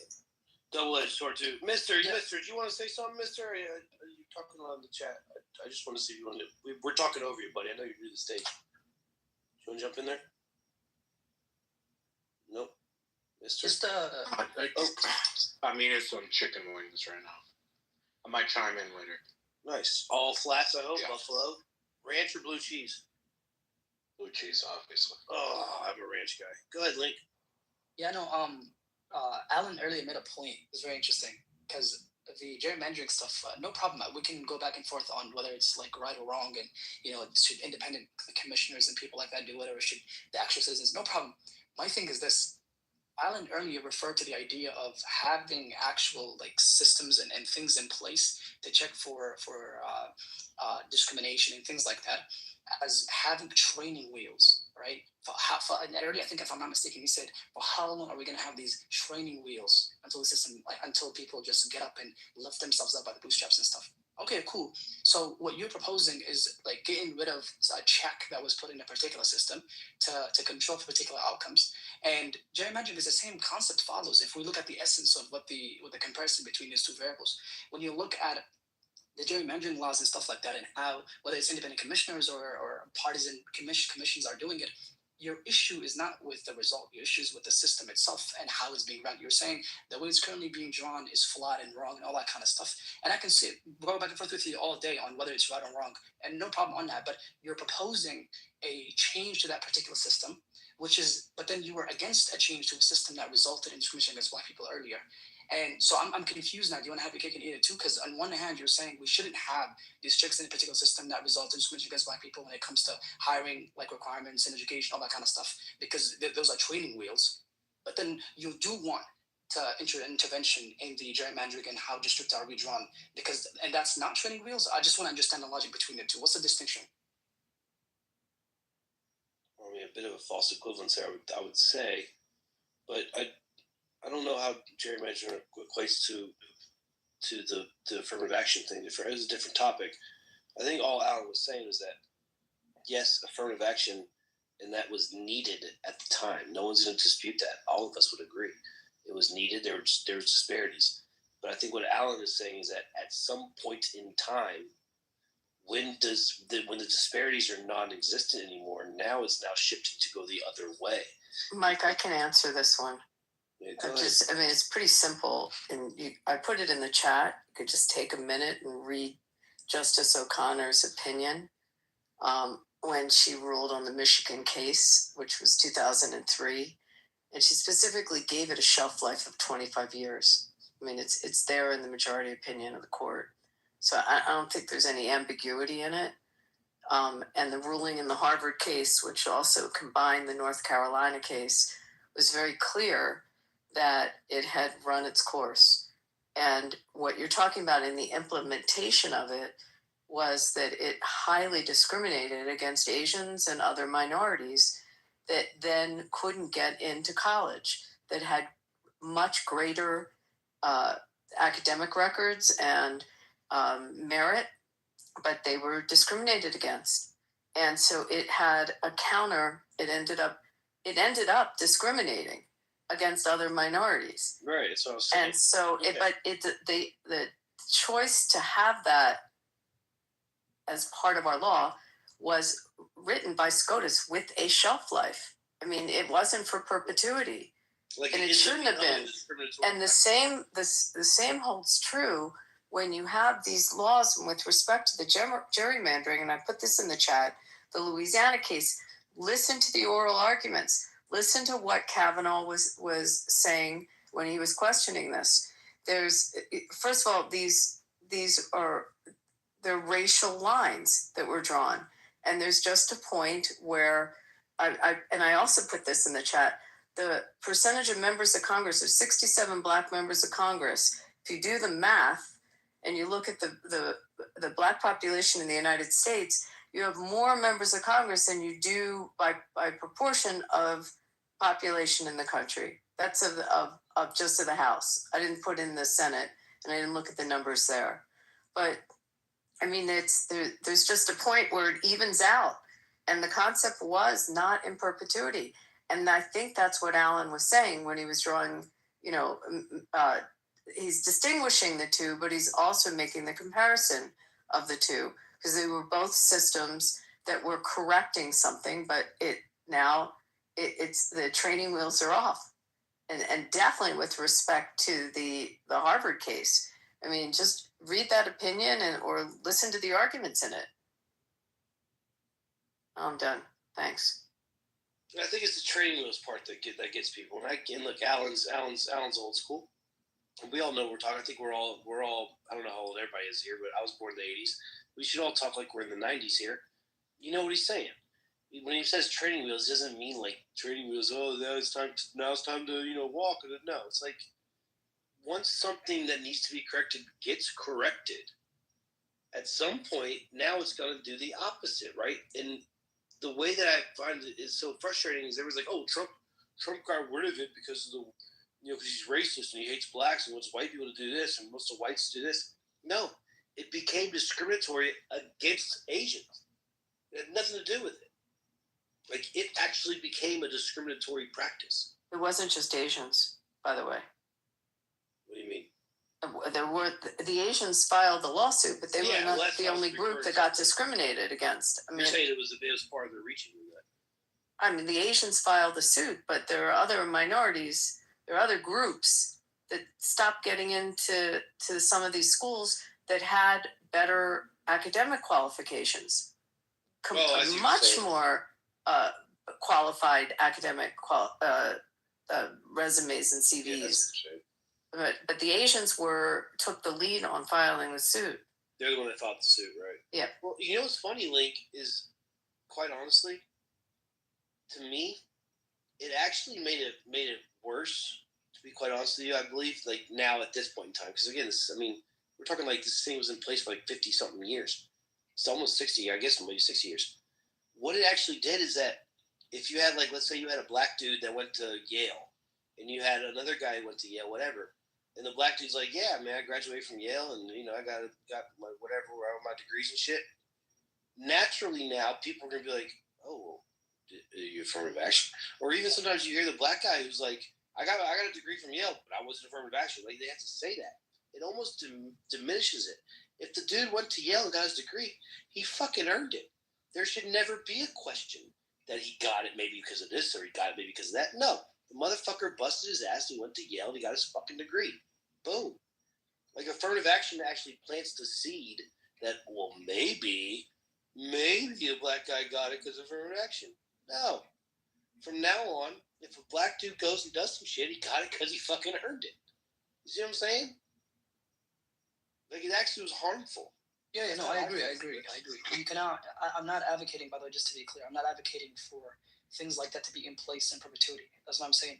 My whole point to even bring the juxtaposition between the two things was just on how he conceptualized the implementation of particular systems or adjustments to certain systems that resulted in unfavorable consequences or results. Because the idea here, because the subject wasn't really about affirmative action earlier. I think we spoke about that prior, but it was on gerrymandering and stuff like that. But even with that, like I said before, there's a lot of natural packing that is difficult to control for. What kind of system are we going to have in place that's going to result in always making sure that everything is represented evenly without controlling the population? Yeah, some of these prepositions just don't hold up in reality. So something like the voter ID issue that everyone argues is a discriminatory practice. Who doesn't have identification today in 2025 going into 2026? I agree. Who walks around and they've gone into places that what you could argue if they walk through Harlem and they asked every person, do they have some kind of ID? They have an ID. People have identification. Do you know what the DMV is? Like, yeah, it's over there on 56th Street. Yeah, I mean, so some of these, just the presumption that no ID, or requiring ID is discriminatory. Explain who are you discriminating against? Everyone has IDs. Well, no, like you said, the only people that don't are illegal immigrants. Okay, thank you. But Link, this is what we also try to point out with the Democratic Party, and this is what I just want to open your eyes to it. Think about how racist these motherfuckers are. Like, think about what Abby just said, the voter ID stuff. Do you remember what the Democratic Party were saying? They were saying that black people didn't even know how to use computers. They were like, well, black people don't have IDs. Black people don't know where to go to the DMV. They don't know this. They don't know that. But that's not what the Democratic Party was saying. They were trying to use racism. In reality, they just wanted illegal immigrants to vote. But they're trying to make it to seem like if the Republicans went against voter ID, all of a sudden they were racist because black people can't get IDs. Hey, Link, name a black American who doesn't have a fucking ID. Like, what are we talking about, bro? Yeah, but the Democrats are so racist. They think black people don't even have IDs. I believe both parties are ridiculously racist. That's why I've never really gone on here. I didn't get on it. No problem. You can say all you want. I didn't come on here to defend the Democrats. My issue, and when we came in here earlier, we were talking about particular systems being in place and people amending those systems or introducing particular laws or amendment to laws and stuff like that. My issue is with systems. If we can have particular systems that doesn't result in intentional, unintentional discrimination against any group, I'm content. I don't really care about. I'm not gonna sit here and pretend like I'm an advocate for the Democrat Party and I'm wholeheartedly an avid supporter of it and everything that they do is divine law. That's not my position. I'll be honest. I want to provide one correction though, because there is a difference between a registered Republican voter versus a Republican politician or elected politician, because there is a clear distinction.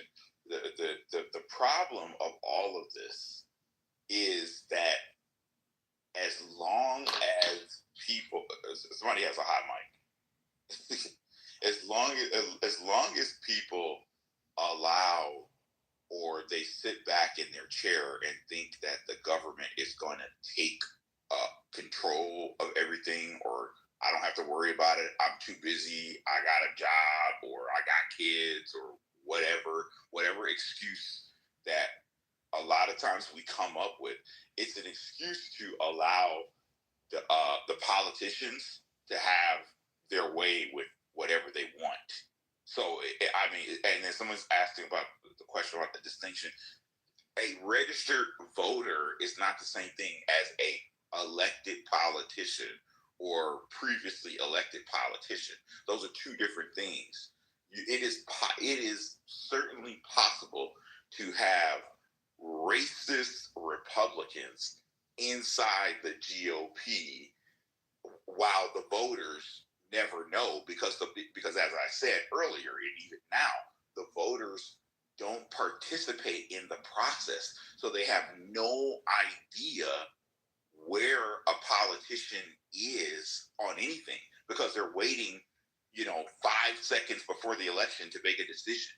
When you're supposed to be watching the government and politicians on a regular basis, on a consistent basis. But that's the reason why you have all this dysfunction, and bad judges that end up on a bench ruling in a case, or making incorrect rulings, and only for it to be constantly reversed or overruled by a higher court, because of the fact that voters just they just think that, well, I don't have to worry about it, and then 5 seconds before the election, oh, here's my ballot. Democrat. I'm done. Here you go. Same thing on the other side. Oh, here's my ballot. Republican. Oh, here you go. Here's my ballot. That's the issue.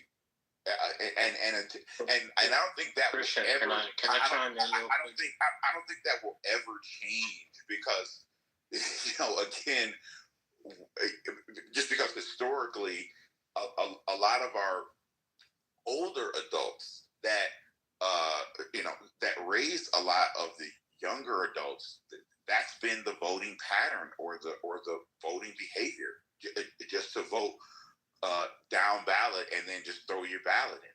That's basically where we're at. Okay, Tim Scott, let's calm down a little bit. What I was going to say is that, did you not see what happened when when the government shutdown started to happen and food stamps started to get threatened?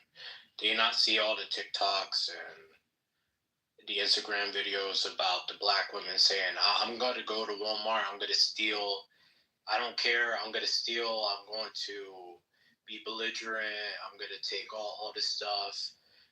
I'm getting $500 off food stamps. Oh, you're talking about those women in Baltimore, right after Obama got elected? Those ladies? No, not those ladies. I'm talking about right when the government shutdown happened. Oh, because what you're talking about was actually what you heard right after Obama got elected. Those ladies in Baltimore. I don't know if you ever heard them. What I'm talking about is a famous. It's probably the same stuff. There's a famous video of these women bragging about all the stuff they're going to get free and take from the government once he got elected. No, he's talking about Baltimore. I'll find it. I'll find the video. They were saying, we are going to not get anything from the government, so we're going to go to Walmart and we're going to fill up our baskets and we're just going to walk out. Everybody heard about that. Yeah, that's true. Yeah. So, okay, so we understand that, right? So, I do agree with your point, right? Black people only vote based off the fact they're going to get $1, right? They're going to get more food stamps, they're going to get more child care credits, whatever. And that's the issue, right? They're only voting based off of what they're going to get. In the meanwhile, the entire community is getting gentrified, the entire community is getting absolutely raped by drugs. It's okay. As long as the black women are getting their food stamps, their baby daddy is in jail, okay, whatever. But as long as they're getting their money, 5 kids, no job, but you're getting $500 off of each kid every tax season, right? So how do you get black people to get off of that? That's like telling a calf to get off the mom's milk. It's impossible. And it's not only nearly impossible, but it creates a permanent dependency as LBJ and FDR intended. They intended for a permanent dependency on their vote, and and the other thing that I am now saying to other groups that are not in necessarily political spaces is I say, look, okay, with the advancement of automation, artificial intelligence, and machine learning, many of the folks who are in some of these clerical, administrative, healthcare support jobs, retail, a lot of those jobs are going to be eliminated. And so what you're going to have, because it's mostly women that are in those positions, you are going to have a lot of homeless women, and most of them are single, unmarried, a lot of homeless women with no place to go, and they're going to end up asking politicians to come to society or go to the media or the airwaves and ask people to pay more taxes because Social Security is running out of money. The requirements on SNAP have tightened. The requirements on HUD sections have tightened.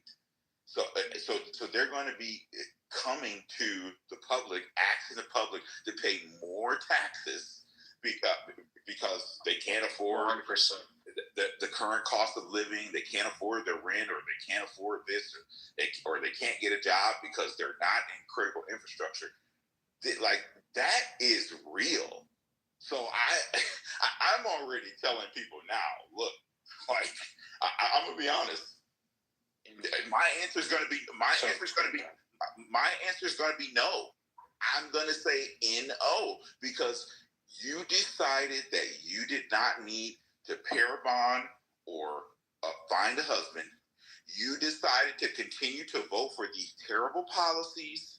You didn't want to roll back any of these programs. You wanted to continue them on. More SNAP, more WIC, more HUD sections, more FHA loans. You didn't want to make any changes.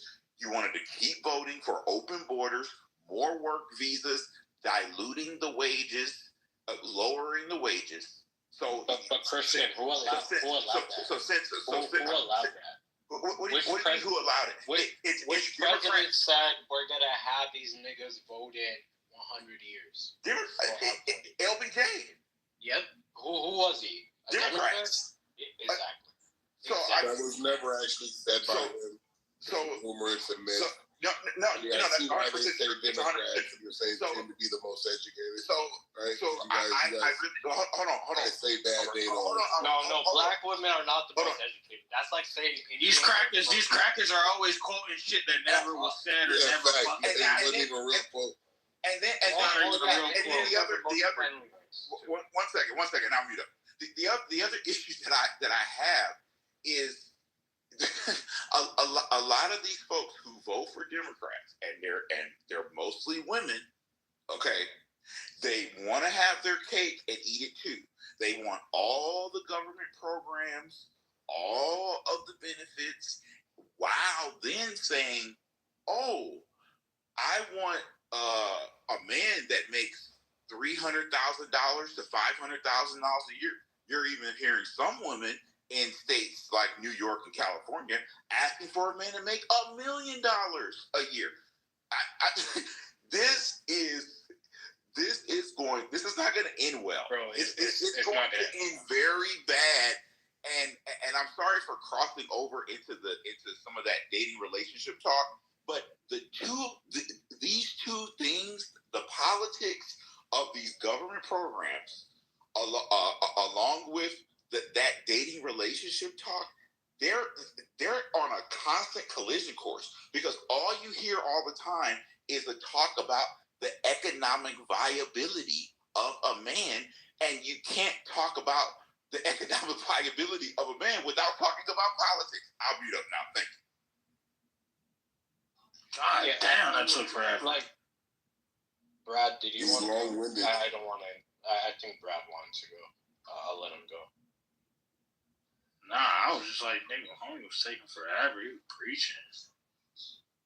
Well, he is black, after all. But like, what I want to say is like, black women being the most educated is like, yes, we had this initiative that essentially, it's all going on today. You see it with Candace Owens. Everyone wants to worship Candace Owens, Lizzo.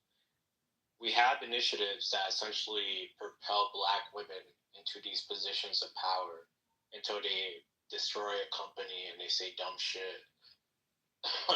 I'm not going to use that as a metric because obviously it's overinflated. It's like saying white people in the 1920s, they were good basketball players. Yeah, well, black people weren't allowed in the National Basketball Association. So we're not going to use that metric. But what I want to say is that it's absolutely clear that black women, minorities, they've been used as a pawn. Ew, black people. Ew, black people. Not good. I'm not saying that because I'm black too. I'm half black. But this is the issue that I think Christian is pointing out as well. We have these unqualified black people that are essentially being used to promote bullshit agendas like Candace Owens. Now she's chilling for Israel. At the end of the day, we know what's going on. We can't trust any politician at this point.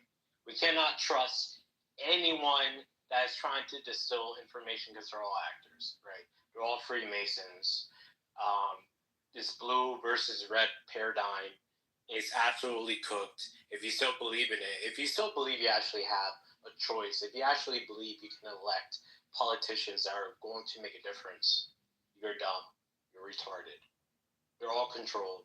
Wait, you don't think Trump is doing stuff that Democrats don't like? Thank you, sir. Trump? Oh, Mark Levin? Oh, you mean Trump, the one who Mark Levin a couple of days ago went on stage and said this is the first Jewish president. Oh, this is the first Jewish president that served consecutive terms. That's what are you talking about? I'm asking you. So no. You said that you said they're the feathers of the same bird, but I'm asking you: is Trump? Do the Democrats love everything Trump's doing? Absolutely not. But so then clearly, a Republican president can fuck some shit up. Fuck shit up for who? For the good of the people. He can throw a wrench in the whole system. Yeah, for the people, but who is he actually affecting? He's affecting us, right? He's not affecting what actually matters at the end of the day. He's making you argue with the dumbass libtard, right? That's what you're doing. Meanwhile, he's just chilling for Israel. Meanwhile, Candace Owens is just chilling for Israel. Erica Kirk, Charlie Kirk, it doesn't matter. Nick Fuentes, they're all chilling for Israel, right? So it doesn't matter at the end of the day because you're picking a side, right? You're picking a side and you're saying, Candace Owens, she's distilling the truth, isn't she? Erica Kirk, she's snake eyes, all that bullshit. Fuck yeah. At the end of the day, yeah, fuck her, fuck Candace Owens, fuck Trump, fuck all of them. Right? Yeah, maybe. Can we say fuck all of them? Well, maybe they're shilling for Israel, but the difference between the Democrats and the Republicans is that I don't have to worry about some school teacher trying to cut off boys' dicks or girls' tits because they've convinced them that they're actually a girl even though they were born a boy. So I think between those two, I think I'm okay with that. So, but having said that, there's still enough mods on the stage. You know, the thing is that people have talked about the systems that are currently in use in this country, and that there are certain systems that are systematically discriminating against Black people. This country wasn't built on systems, and the laws are designed to protect individuals. So you look at Supreme Court cases, it always starts with if it gets to the Supreme Court, it always starts with an individual. And so trying to perfect systems, I think, is a fool's errand. The second, though there are things that can be done, like clearly, if a company is discriminating against individuals and there is a pattern there, then we can address that pattern. But when it comes to systems, the problem is this discussion now all falls under the specter of critical theory and critical race theory. And specifically when it comes to critical race theory seeks to explain the racial disparities between various racial or ethnic groups. The problem is, number one, that lived experience, not statistical data, is the metric by which they use to judge whether racism occurs. And second of all, they always assume that racism has occurred and then seek to prove and find the mechanisms by which it has occurred. So the problem with that in California and the overturning of the affirmative action at Harvard are good examples why. In California, and I think it was in California, California specifically, Asian students are killing it when it comes to their test scores and how they perform in school. So how does California respond?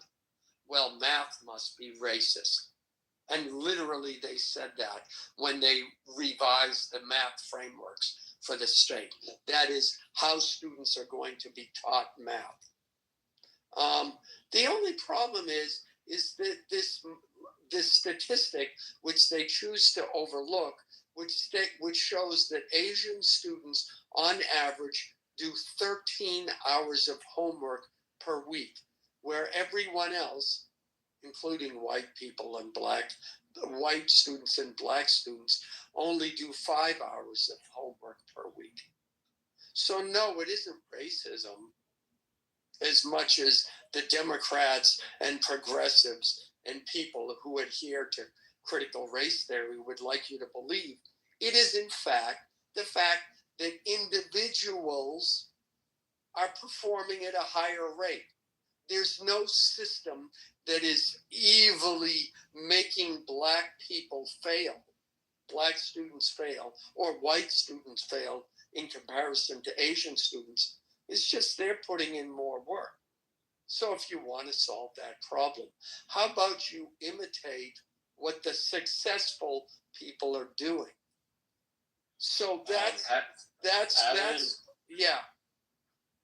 I wouldn't say that's necessarily the solution. I mean, these communities also have a high suicide rate due to the pressure of overachievement that they have in Asian communities as well. So I think there's a more balanced approach that needs to be had here. What, 12 hours a week? 12 hours a week of studying. If you don't become a doctor, I'm going to disown you type of. Well, you know what?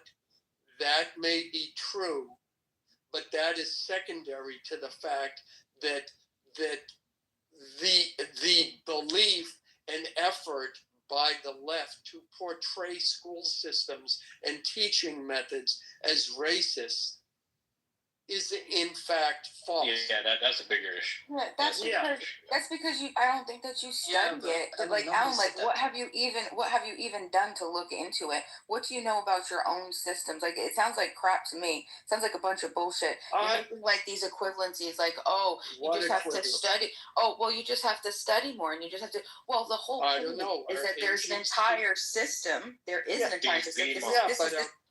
Bima, you're exactly right. Some groups are just born with a higher capacity, brain power. You're exactly correct. Yeah, that's one of the.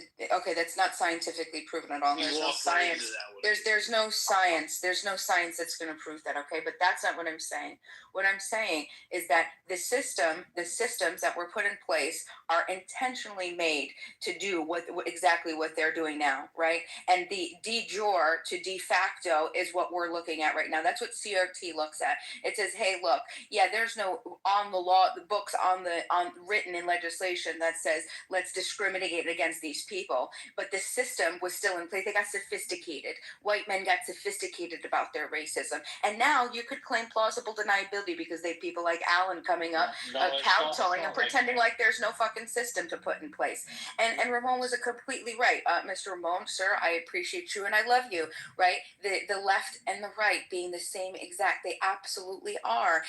You think that because exactly what you said. It's all just a shit show, Alan. It's the clown show. You think these systems oppose each other. They're exactly the same two parts of the machine designed to control you. The left wants to control one aspect. The right wants to control the other. The left wants to control, who makes money, redistribute, wealth,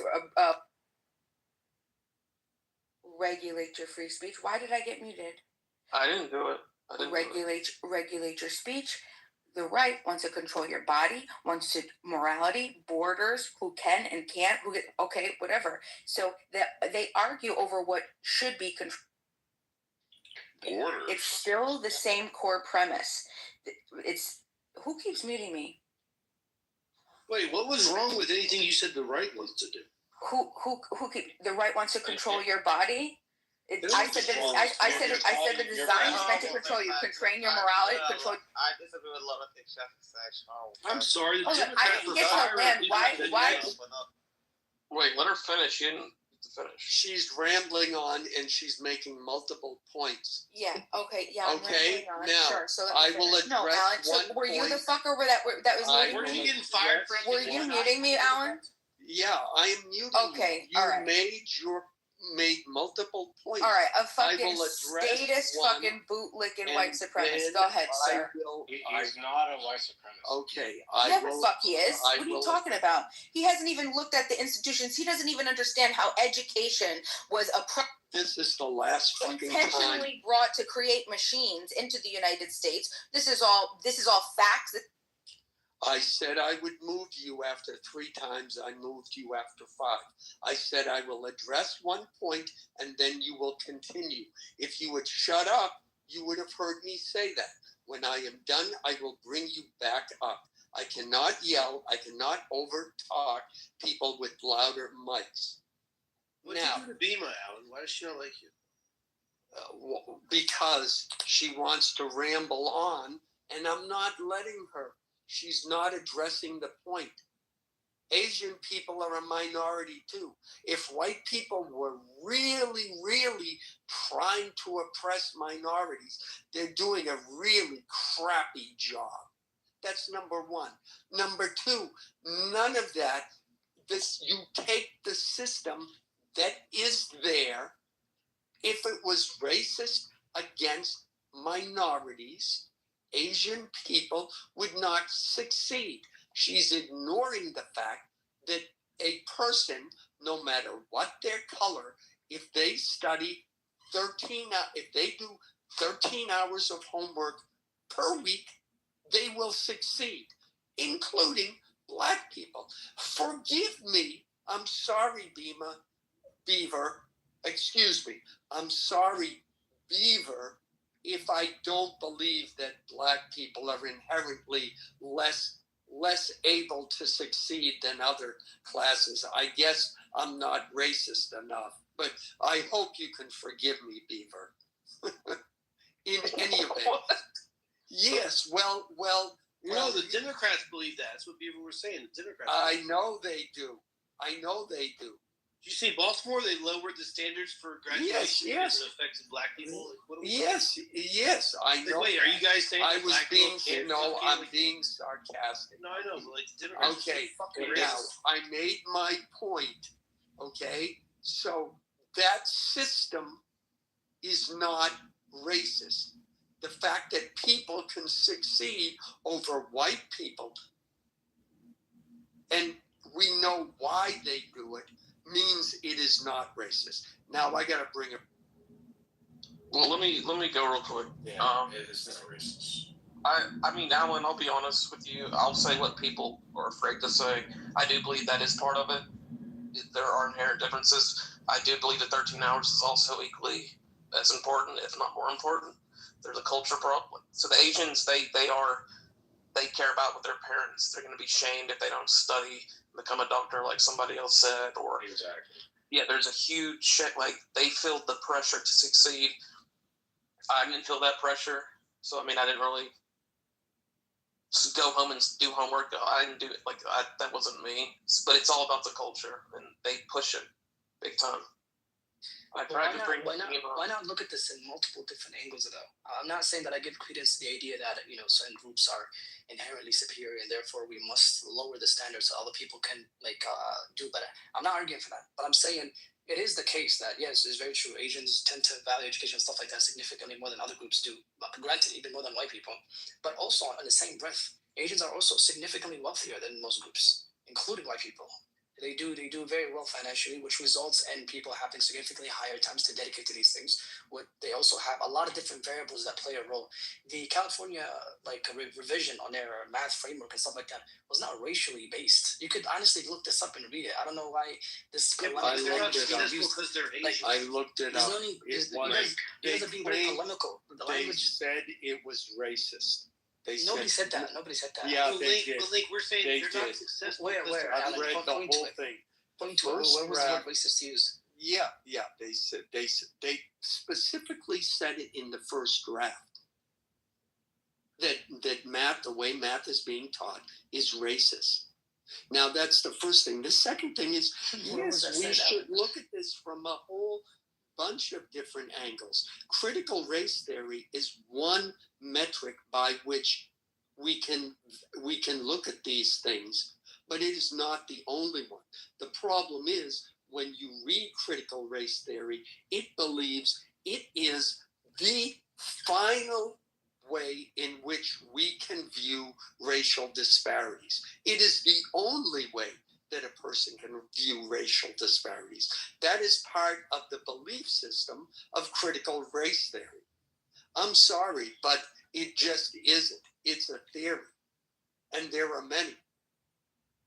But it seems to me, it's funny how if you say, well, if you're a basketball player and you practice 40 hours a week, we can expect that player to play better than someone who practices only 5 hours a week. I mean, there's no debate there. There is the issue of talent, Yeah, but they're not going to make the NBA. Like one group has a much better chance. That's right. That's right. No, it's not all of it. But the fact is that 50-hour-a-week player is still going to do better than the 5 hours, generally speaking. Yeah, Link, it's not the same. Well, Link said that I thought was interesting. Link, you're like, oh, well, Asians are also more successful. They make more money. That's not because they're Asian, though. That's what I think Beaver and I are trying to point out. It's not because they're Asian, yeah. Yeah, right. So having any type of system in place, what Alan is saying is there are 0 systems in place that allow Alan to go do something as a white man, and then don't allow a black guy. I don't know, Link. You're a black guy? I don't know if you're whatever Christian. So there's no system in place that allows Alan to go do something, and that doesn't allow Christian to go do something. Nothing, and that's what Alan's talking about when he mentions the systems. Right? There's nothing, 0. That's it. That's what Alan's saying. We're talking about America, right, or the West in general. Yeah, there's zero systems in place that'll that absolutely. Right. That's what Alan was saying. Like, he hates the systemic racism thing because Alan doesn't believe there's. I mean, and he's right. There are no systems in place that allow me to do something and doesn't allow Christian. Christian can do whatever the fuck he wants as long as he puts his mind to it, makes good decisions, and does it. Now, if I want to go fuck around and do some dumb shit, I'm going to go fuck around and I'm not going to do anything. Christian wants to go fuck around, he's not going to do anything. The only systemic racism that has ever been created in the United States has been by Democrat politicians. So the redlining by Mississippi Democrat, the government benefits in exchange for votes, both led by LBJ and FDR. All of what you see in terms of the immigration, where Democrats allow an open border for people to come into the country and get on government benefits, and eventually hoping for votes, allowing work visas to dilute and pollute the U.S. jobs economy sector. I mean, every alphabet work visa that it destroys income inside the United States. That's systemic. I mean, but again, I just think that every single time that we get into these discussions, there's always some liberal in the room that makes a claim about education or how they're educated. They aren't educated about anything. They're educated about lies, fantasy, and illusion, and that all of that propaganda that they're fed when they go into these schools is the only reason that they come out that way, believing the propaganda that they've been told versus reading and looking at history objectively. Mike, it goes on and on and on and on. Go ahead, Mr. Blake. Sorry. Yeah, all good, bro. I can give some credence to your point, like in a general, like big picture kind of point. But at the same time, it goes back to the earlier point we made earlier when we said that for you to have, from an outcome standpoint, a discrimination occur in some system does not necessitate that you must have a law that discriminates against a particular group. The two are not mutually exclusive at all. You can have no racism and laws, but produce a lot of racist outcomes. And the criminal justice system is an easiest one to point to, where black people are significantly are disproportionately present when it comes to risk cases, but at the same time, and a lot of like right wingers and far right people use this to say, oh, black people just are criminally more inclined than other people, and they're just like a violent gene in black people and stuff like that, which is unequivocally false. And at the same time, they make up 50-60% of the exoneration numbers. Clearly we can point, there's no law that says, hey guys, arrest black people more. No law says that, but we do have systems and things in place that result in some level of racism. Monitoring that and paying attention to that does not say that, does not really take anything away from the points you guys made earlier. I just don't think the two are mutually exclusive. And even this criminal justice issue that you're pointing out, which to your credit, there are people on the right who are total politicians who have no clue what is going on in the criminal justice system. And I even think that some of them, which are lawyers, pun intended, I think they do know what's going on, but they sit on their hands doing nothing. The most major minor crime bill since the 1970s, from the 86 crack laws into the 1994 infamous Clinton crime bills, those bills were written by Joe Biden. He took credit for every major minor crime bill since the 1970s, the RICO Act included. So, I mean, again,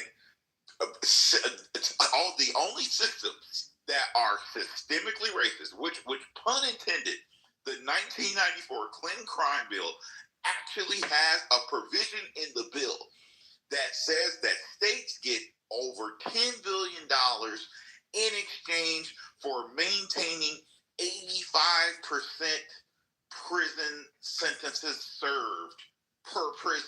So I mean, it's nonsense. What I constantly hear about what's systemic and it's just ridiculous. And then when the conversation goes over to reparations, okay, they make all these arguments about how they deserve money or they should get money. They're not even realizing that is your family from the Caribbean? Hold on, excuse me. Are you Black American? I'm not done. They're not even realizing that by the time you pan out cash, which is proportionate to inflation, and by the time you are handing out resources while the border is wide open, and by the time you get to a point of even attempting to allow people in, allowing people the ability to get good paying jobs, it's only going to be diluted by the bad trade policy that you have and the bad policy on work visas and all of the other terrible policies that cause the cost of living to go up: property taxes, state income taxes, federal income taxes, and then the ridiculous school bond elections where people vote to raise their own freaking taxes. I'm done. Christian, I got a question for you real quick. I'll be brief. Right? Is your family historically from America?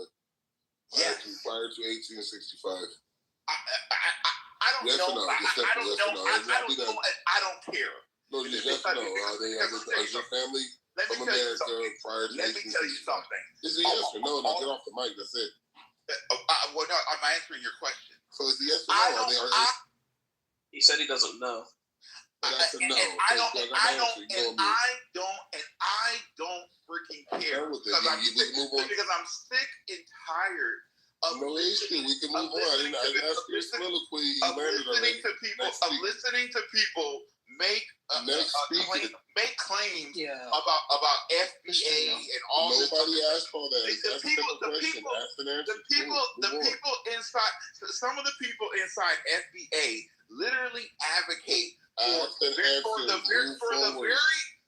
very policies that destroy the Black community. So I don't want to hear it about no FBA. Asked and answered. We got it. Shut up. So he doesn't know, but why would it matter? Is my question to you. What does it matter if he was or wasn't? Oh, I mean, I just wanted to make sure, and he confirmed it. So there it is. Sorry, go ahead. What does it matter? Like, what's his favorite color? It had to be in reference to the reparations thing because he jumped off. He wanted to jump in and ask that right when Christian mentioned reparations. I was just gonna ask Christian a very quick question. If you could answer, why do you feel the need to make everything partisan? Like even when I made that point about discrimination, stuff like that occurring in a particular system, you immediately said, yeah, I can give some credence to that, as Republicans do not pay attention to that, but Democrats why do you feel the need to make everything partisan? We can point at particular systems and things being faulty and say, hey, this needs fixing, and it could be done from either one of the two parties. I don't really care. But why do you feel the need to the second we point something bad out to say, oh, Democrats did it? Why? Why does your brain think in blue and red? Because number one, we live in political branches of government, and the reality is, Article 1 is elected due to, is literally elected by the maps of the congressional districts. Article 2 is elected by the Electoral College, and then Article 3 is appointed by Article 2 and then confirmed by Article 1. So our system that we live is by design a Republican form of government, which is by the people and for the people. So everything is political. Even the Fortune 500 or lower level companies are political. They have board of directors and boards of governors. So I mean, everything, education, school boards, that's political. anything you could think of. When you walk into a court, a federal court or a state court, it is based on the public interest or the reliance interest, which is political. You cannot even breathe in the freaking country without something being political. It is political by design. So you're not going to get away from that. And when people say that well, I'm independent, bull crap. You have a philosophy, lens, values, or the way that you view the world, and it goes in one direction.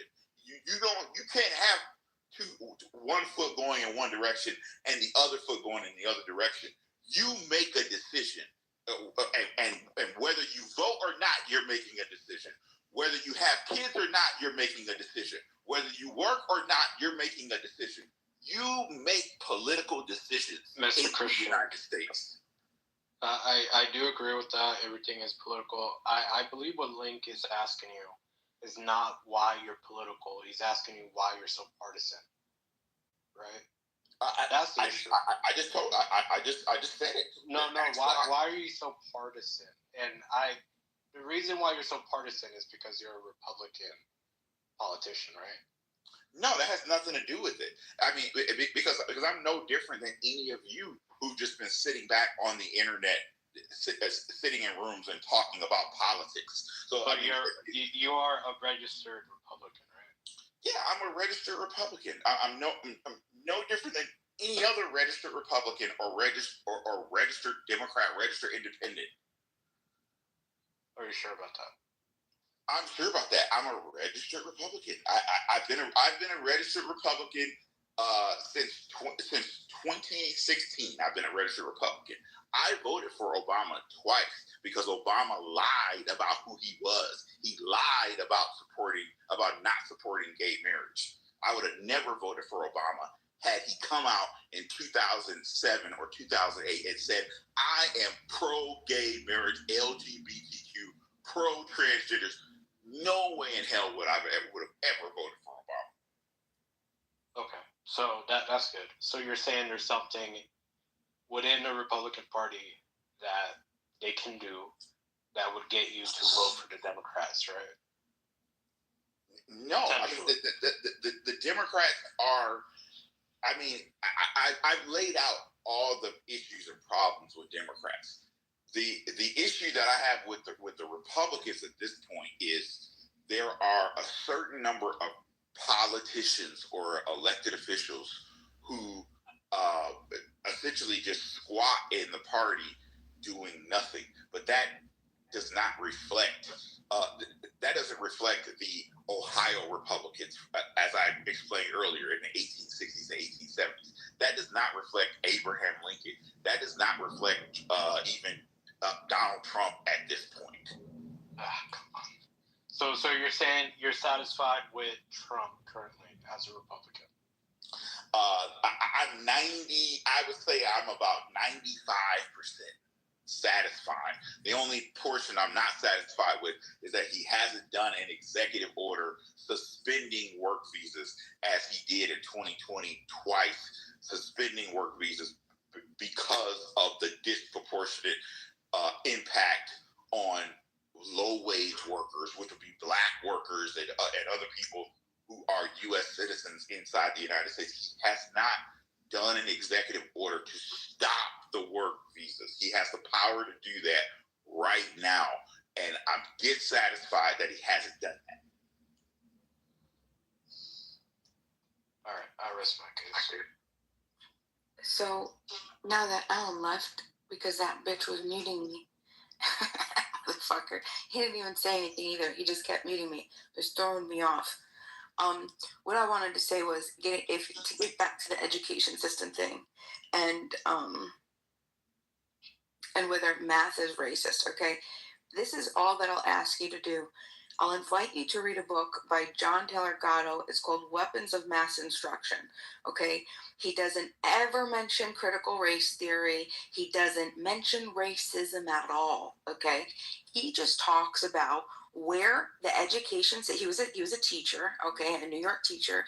He was awarded the best teacher of the year award multiple times, and then he was producing like these crazy outcomes. The people that were the kids that were performing the absolute lowest, that were in remedial classes, all this stuff, they ended up going to and then they're just having like this, doing great things, performing nationwide. And so they asked, like, what are you doing?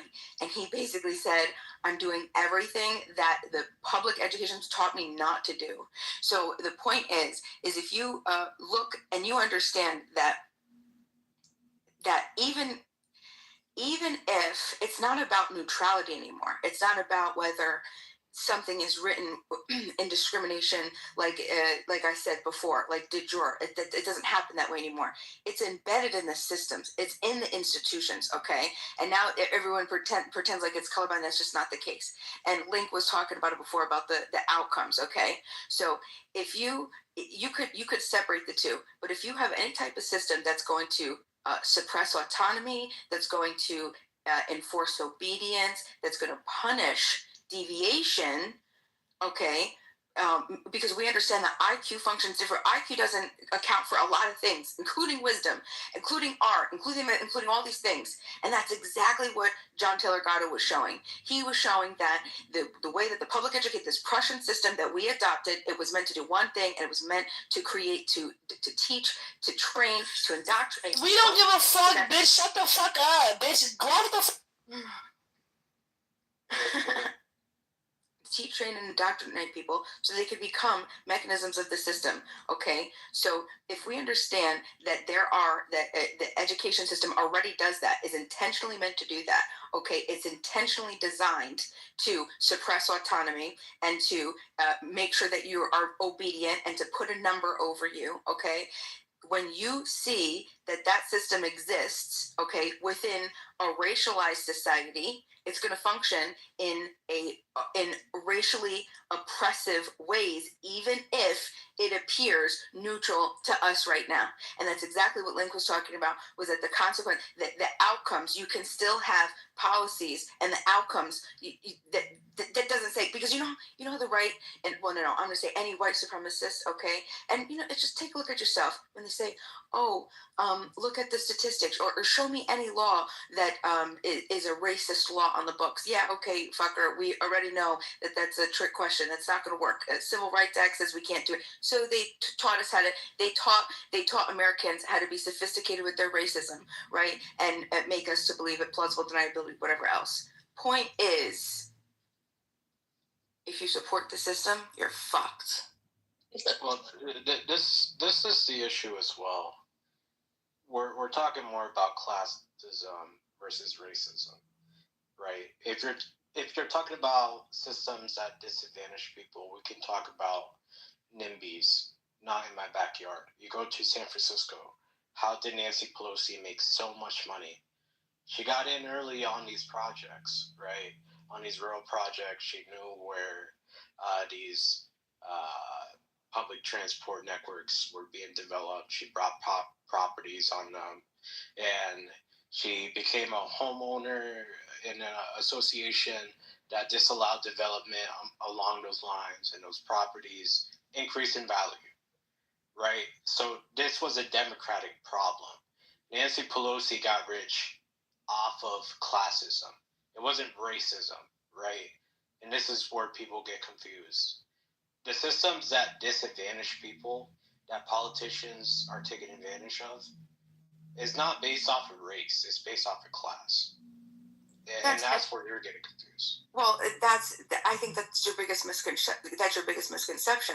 Our system, the system. When I say our system, I'm saying the United States. I don't claim it. Okay, I'm saying the United States put into place. This was a white supremacist system.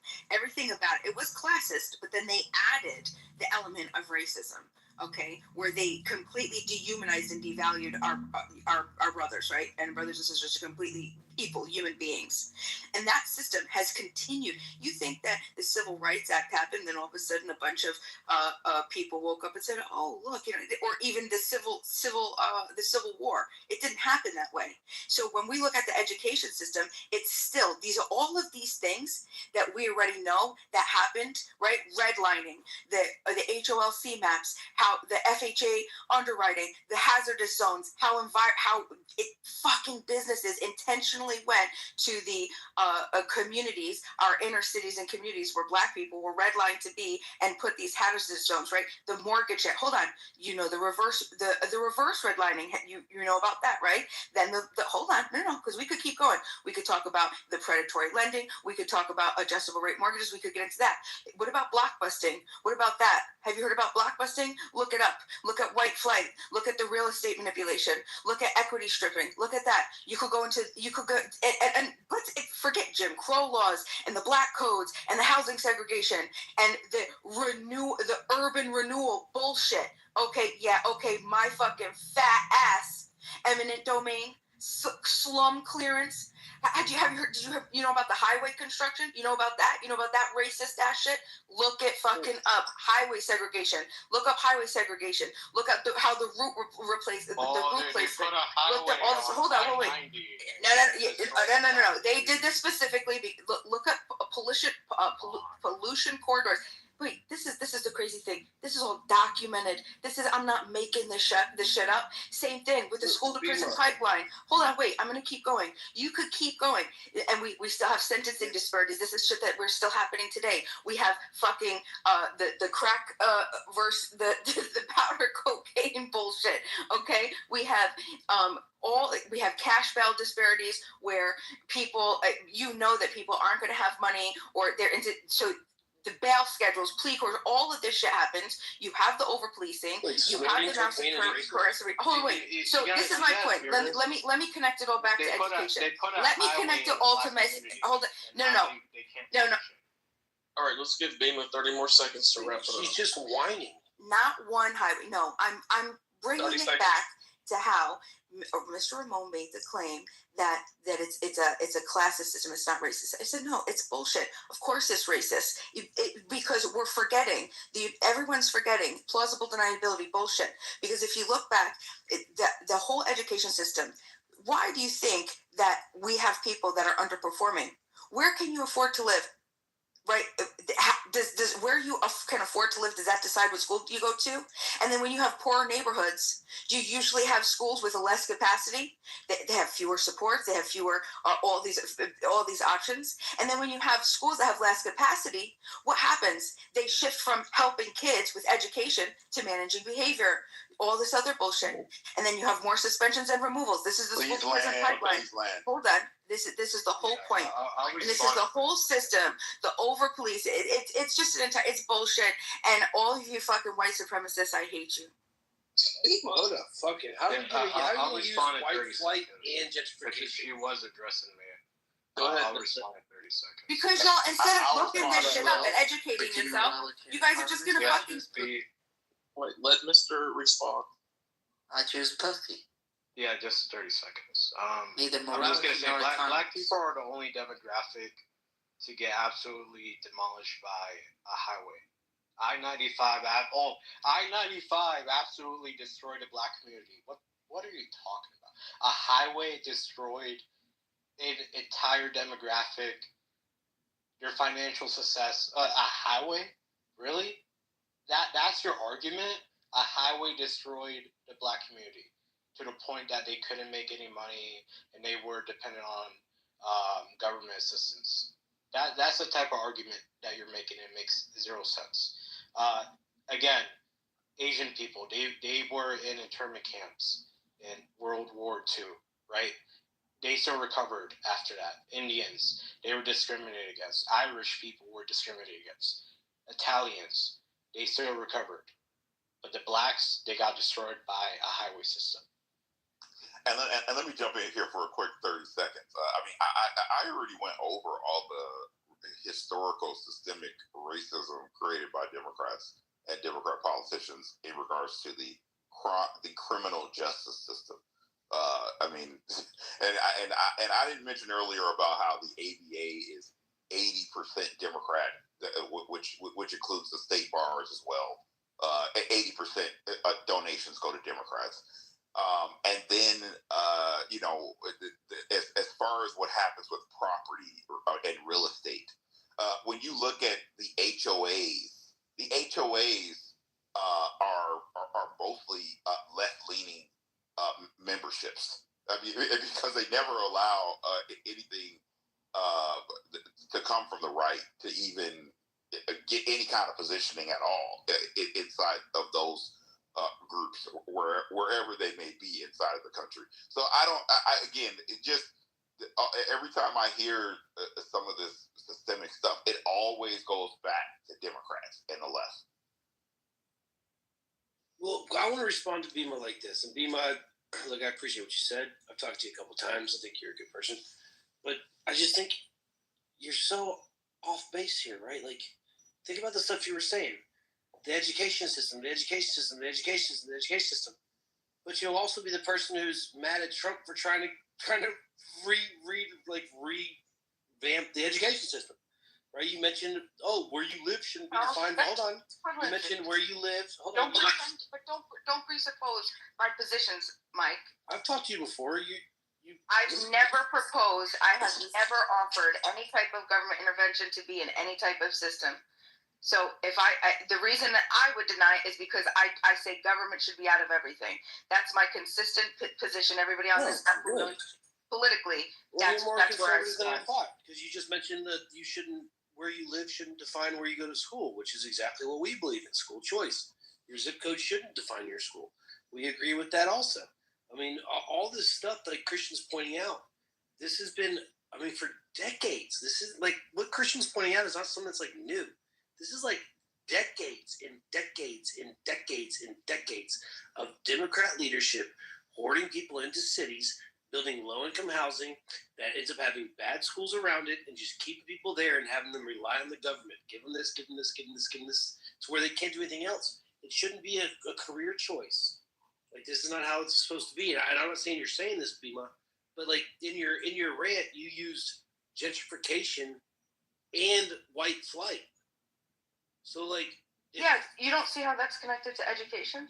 No. You were saying that you're saying stuff that's being used against black people. Isn't gentrification like when white people move into a black neighborhood? Yes, but you understand. And isn't white flight when white people leave a black neighborhood? So how are you going to use gentrification and white flight to make your argument?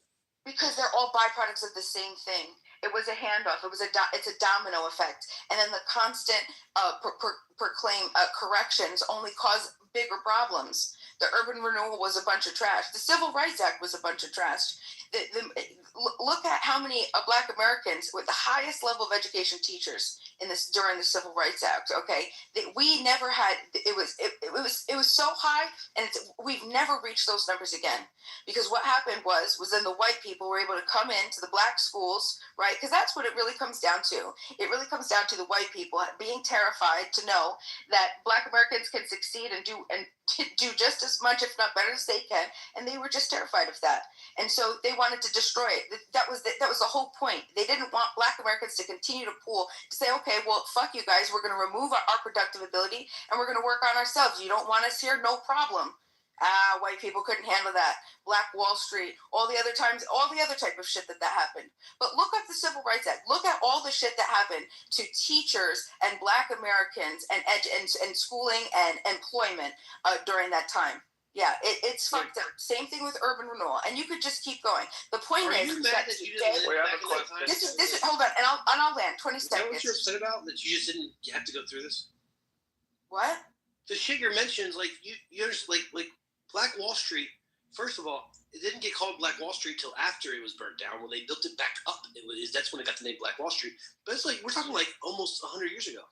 The stuff you're talking about with the civil rights stuff, I mean, it's like 50, 60 years ago. And that's right, and that's my point.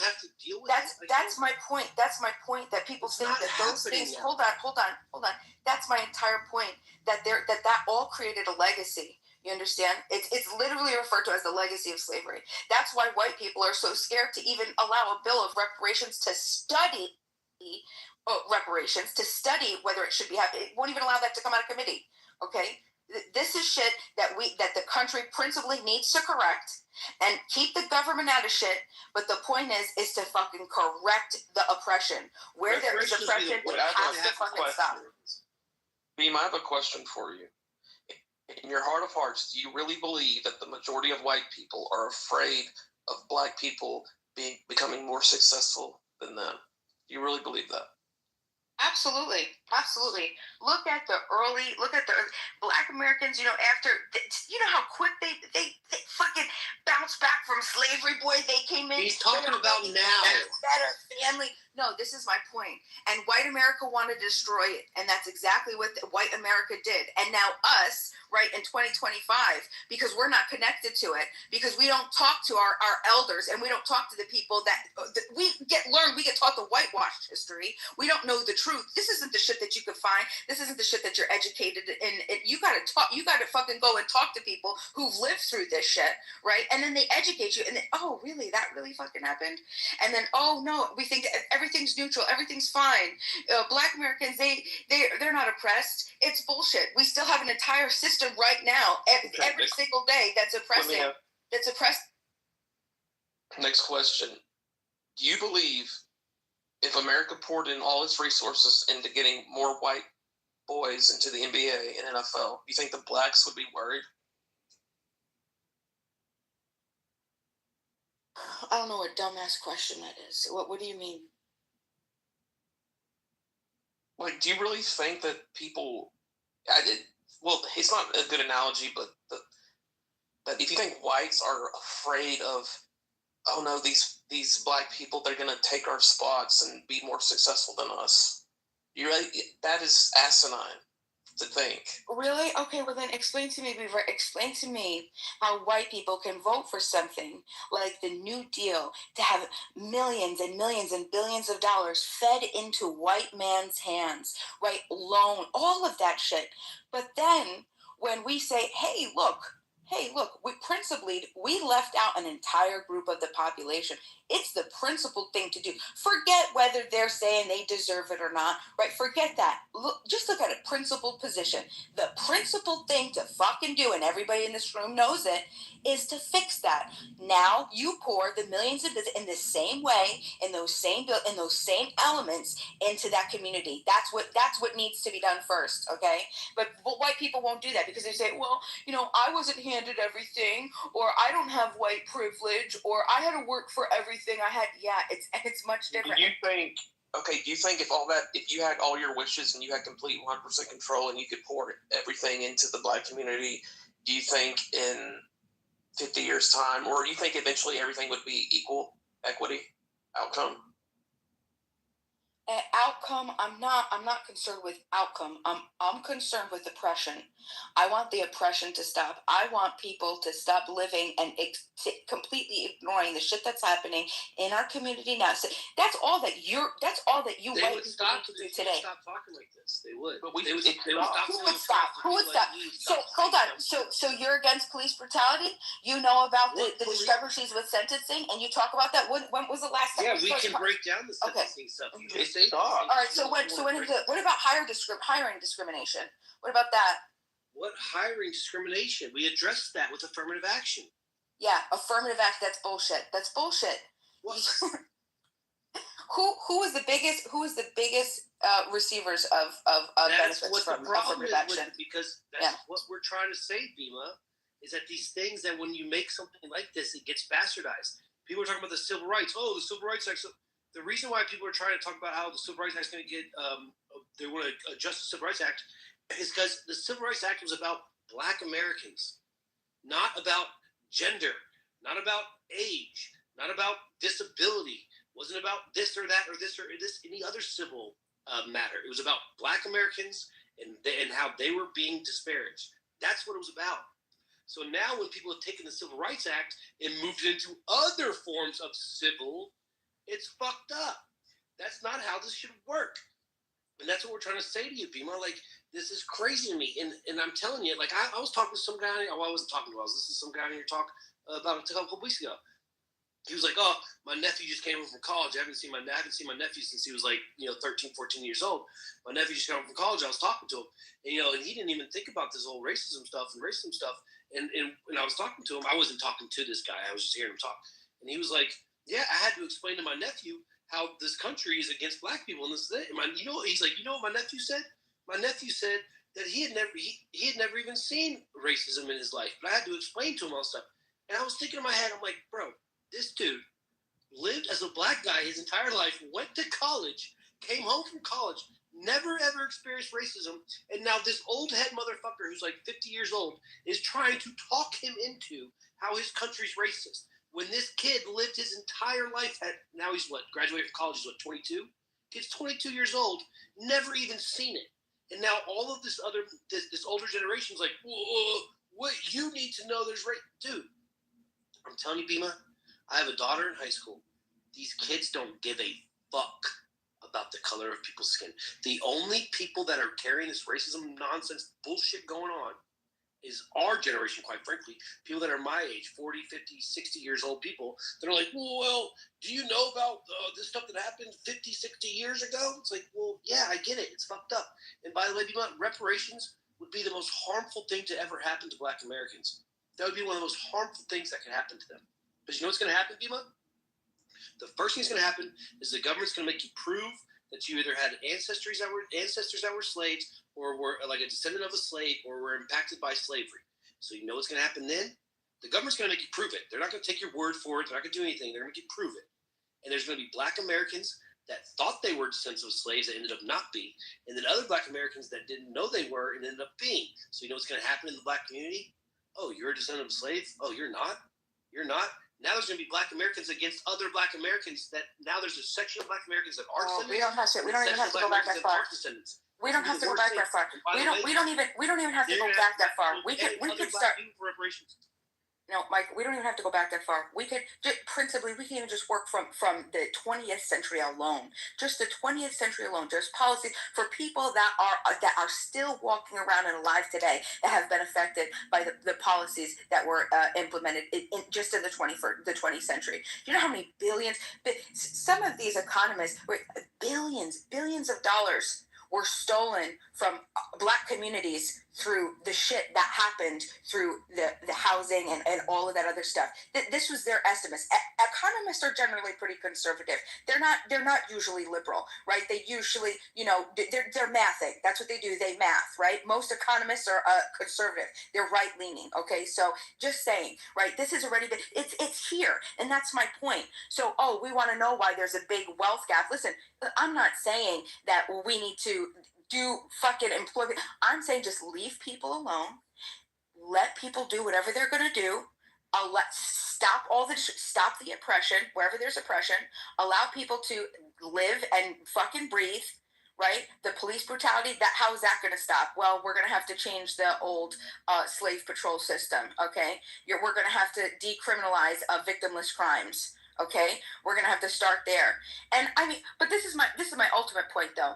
If you just sit there and you just look at even between 1950s, we could even do 1960s to 2000, and you look at the interconnectedness of all the bullshit that happened, you can see that this legacy, this ingrained legacy, this isn't going to be cleared up for. It doesn't matter a person coming to, because this is what they talk about, Mike Allen, is the different types of racism. This is the difference between the interpersonal racism and the structural racism. The structural racism is still in place. You see what I'm saying? Even if your kids say, I never experienced racism, the older wise man is saying, you don't understand. You've put on the white supremacist glasses. You're looking through the lens of the bullshit, so you're not going to be able to see it. But good on you for not judging a person by the character of their by the color of their skin, right? Because obviously we've at least gotten that far in our moral cognitive development. Sorry, Alfonso. Go ahead, buddy. My bad. I wanted to ask the question because you seem to be maybe laying the failures of a certain demographic on quote unquote systematic racism or quote unquote historical injustice, right? So I wanted to ask, have you read any of W. Du Bois? A long time ago I did. Okay, well, W. Du Bois, he's the father of that type of rhetoric that you're espousing, right? And even W. Du Bois, he even said back in the 1920s, the time that you're referencing, that even if every white person was to give up their prejudice, the black community would still be in the same condition, right? And I think that sometimes, since a lot of those people that were on the scene 100 years ago, since, for the most part, what we know is what King and the civil rights leaders brought about, that we don't actually know the actual people on the ground that were in the black community and what they were saying. And that these people never laid every failure of black people on white society. That is, it's not a historical fact. If you look at the people, Weldon, James Weldon, who else was at that time? A. Philip Randolph, a lot of them gentlemen at that time, leaders at that time, they never laid every failure on the black community, on white people. So I think that maybe you should go back and study and maybe read a little bit more, because what you're saying is not a historical truth, and that even the things that you talk about, the black community was still on a upward incline. So through the discrimination, through the Jim Crow, through the burning of towns, what the black community did control, the black community was on a upward incline in literacy, and family formation, and community cohesion, and entrepreneurship, and thrift, and all these things. The black community, through those things, were still going upward. So what you're saying about what you might have now as the state you have, it's not. It has nothing to do with anything. So that's what I wanted to say. I just wanted you, since you don't know W. Du Bois, I won't ask you the question I wanted to ask you, but that I think that you should maybe do a little bit more reading of the people that you're espousing that brought that forth. You should read their whole thoughts, the whole body of their work first. And that's all I want to say. Alfonso, I appreciate that, but this is the thing. Let's just say that it's just white America. Let's just look at white America, okay? Not any other type of demographic. Why is it that white Americans, there are plenty of white Americans that have exposed our current system as oppressive? On them, they believe that this system is oppressive. White people say this system is oppressive on me.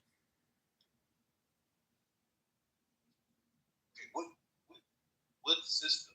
Currently in 2025, there's places where I see black people doing what they want to do.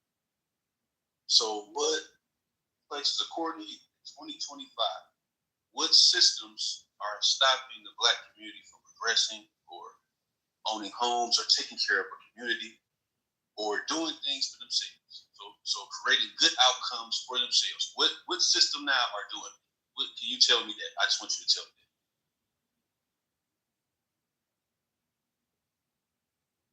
It's not one. It's all interconnected. Were you here when I was explaining the dynamic, the domino effect, right? Because you want, when you say like a system, you're asking me to point to a system. I'm saying the entire system is bullshit. Everything is. This system that we have, what we have right now, is bullshit. Well, no. Remember, okay. It's not one system. It is the system that we are in currently. How does it specifically affect black people? I think is what he's asking. Because I'll agree with you, the system's fucked up, but I mean, they got all of us into the same system. I mean, I don't know. I don't know how to answer that question. I feel like, how would I point to a system if we were to talk about, mass incarceration with victimless crimes? Like, what system? Should I say the judicial system? The judicial system. That's one. Our entire judicial system is fucked. If we talk about how our food system, I don't know if you want to call it our food apartheid, that's fucked. Our medical system, medical apartheid, it's fucked. Are these good enough? I mean, I don't know. Okay, let me ask you a question. Now, you said the medical system, right? So, okay, if you now, I don't know where you stay at or where you live, right? But if you have a problem with health, so you have a community or population that are having issues with maybe heart disease or high blood pressure or a number of ailments, right? I would think that the solution would be either building hospitals or clinics or what's the other one? The urgent cares. Maybe recruiting different type of doctors. So how is the system stopping certain communities from building hospitals or coming up with their own solutions to their own communal issues? Because you pointed to back in 100 years ago when Black people were building certain communities, and then this other group of community would come and burn it down. So show now where when you bring up the medical apartheid, or if you bring up where certain people don't have are lacking in certain health aspects, show now the system or the group of people that are preventing that community from providing a solution or building up their health system for their community. Can you show that to me?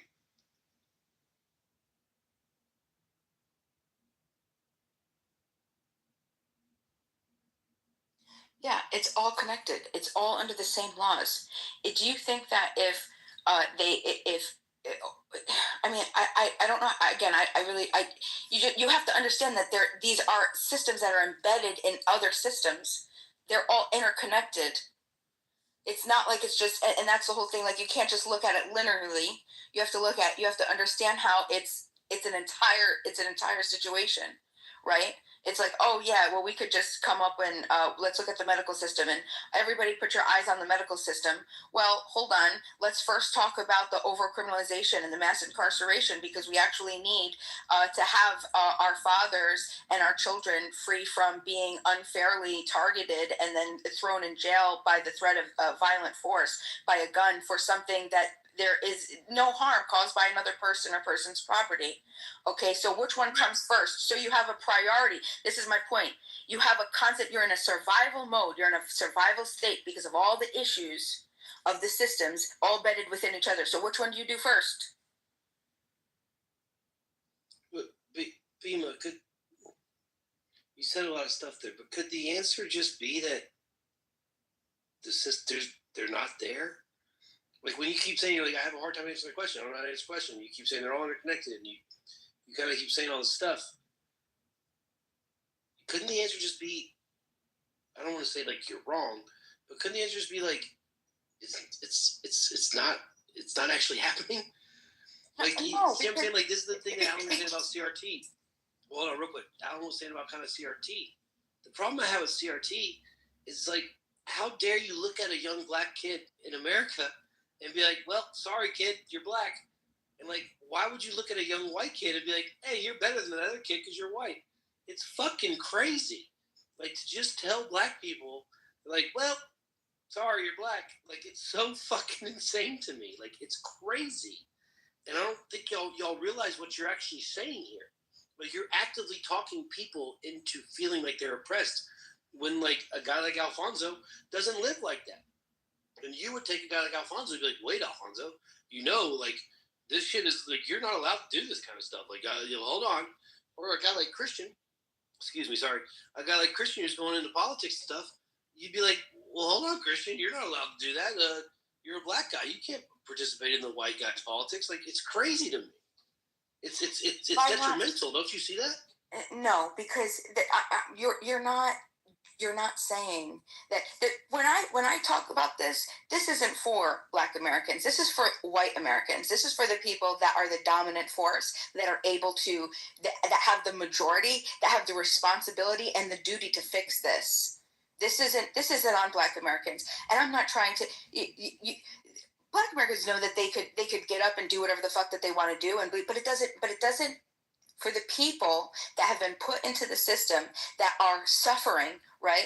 It's rational ignorance. If you're set in a survival mode, right? And for example, you said I'm talking about the institutions bed into each other. You think you could just get up and say, oh, well, let's just band together and fix medical apartheid? Well, hold on. There's so many other systems that are interconnected with this. First of all, the medical. Hold on. Okay. Medical apartheid. Okay. So the white man created the system of how they're gonna. First of all, how medical care is practiced, right? And who, and they studied white people specifically. So Black Americans, their care, their physical care, their ailments, the things that were specific to them, they have been left out of it for a long time, right? And then on top of that, they're with pain thresholds, with diagnosis, all of these types of things, okay? But so we're talking about the medical school curricula, first of all, that needs to change, okay? I don't remember the name of the law, but it was passed by, I don't even remember right now. I would have to go look it up. But it's a heuristic remedy. I don't have it right now.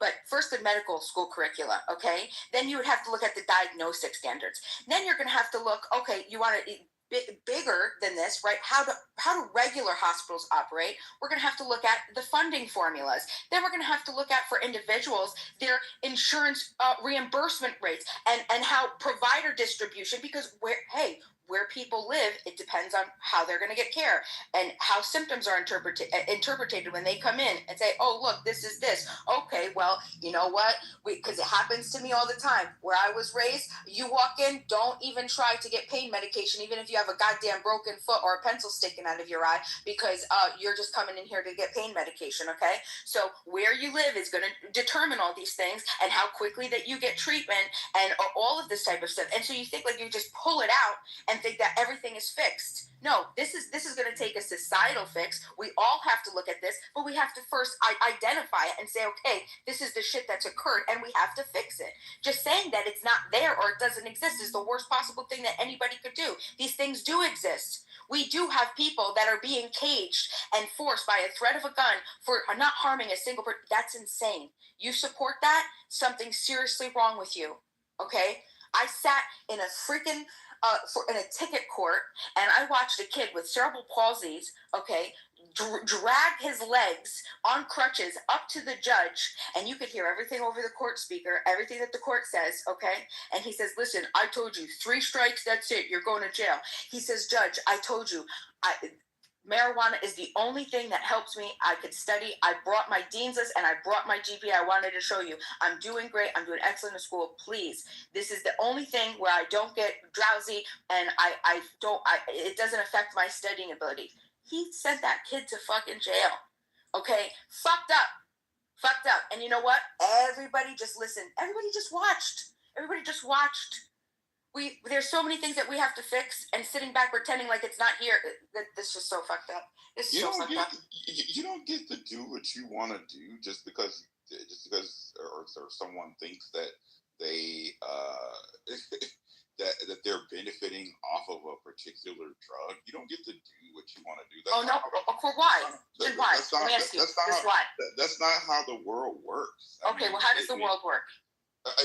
There are rules and regulations and laws that you have to abide by. Okay, here comes the white supremacy. It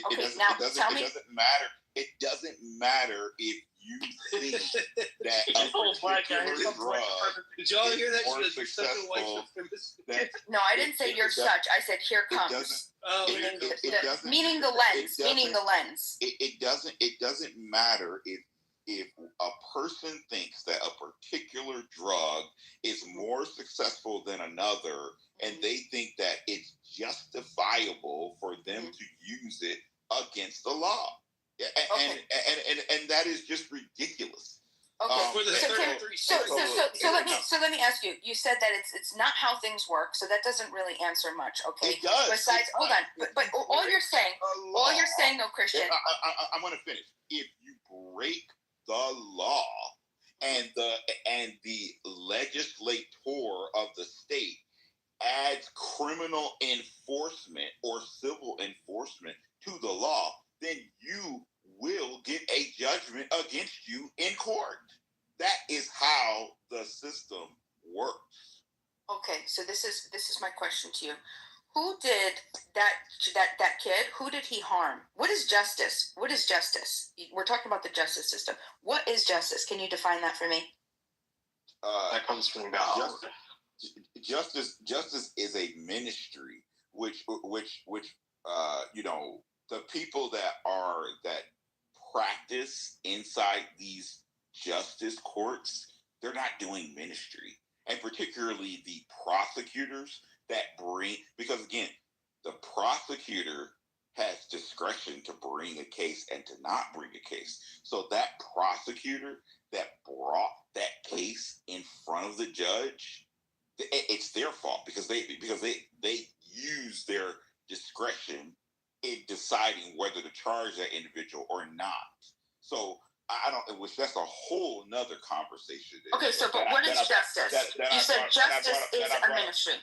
That I brought up earlier about the 80% Democrat memberships in the state bars and the ABA, because it's all liberal doctrine, and 80% of them donate to Democrats. So I mean, the whole thing, the whole premise about what happens inside the criminal justice system from the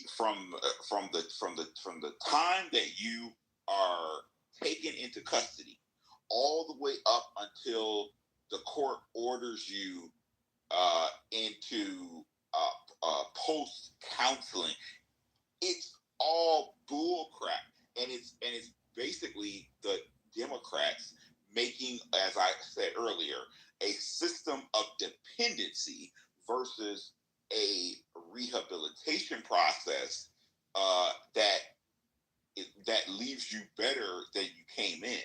It's leaving you worse before you even got in.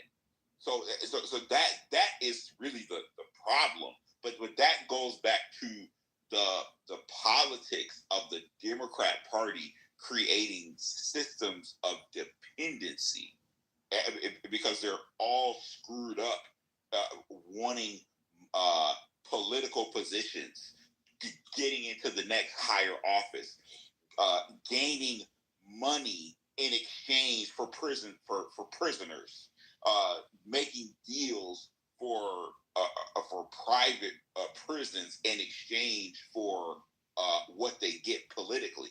That is 100% Democrats, and there shall be no equitability or comparison to charging aliens for violating the law entering the country. They do not have any justification for being here. They have no entitlement. They are not entitled to anything.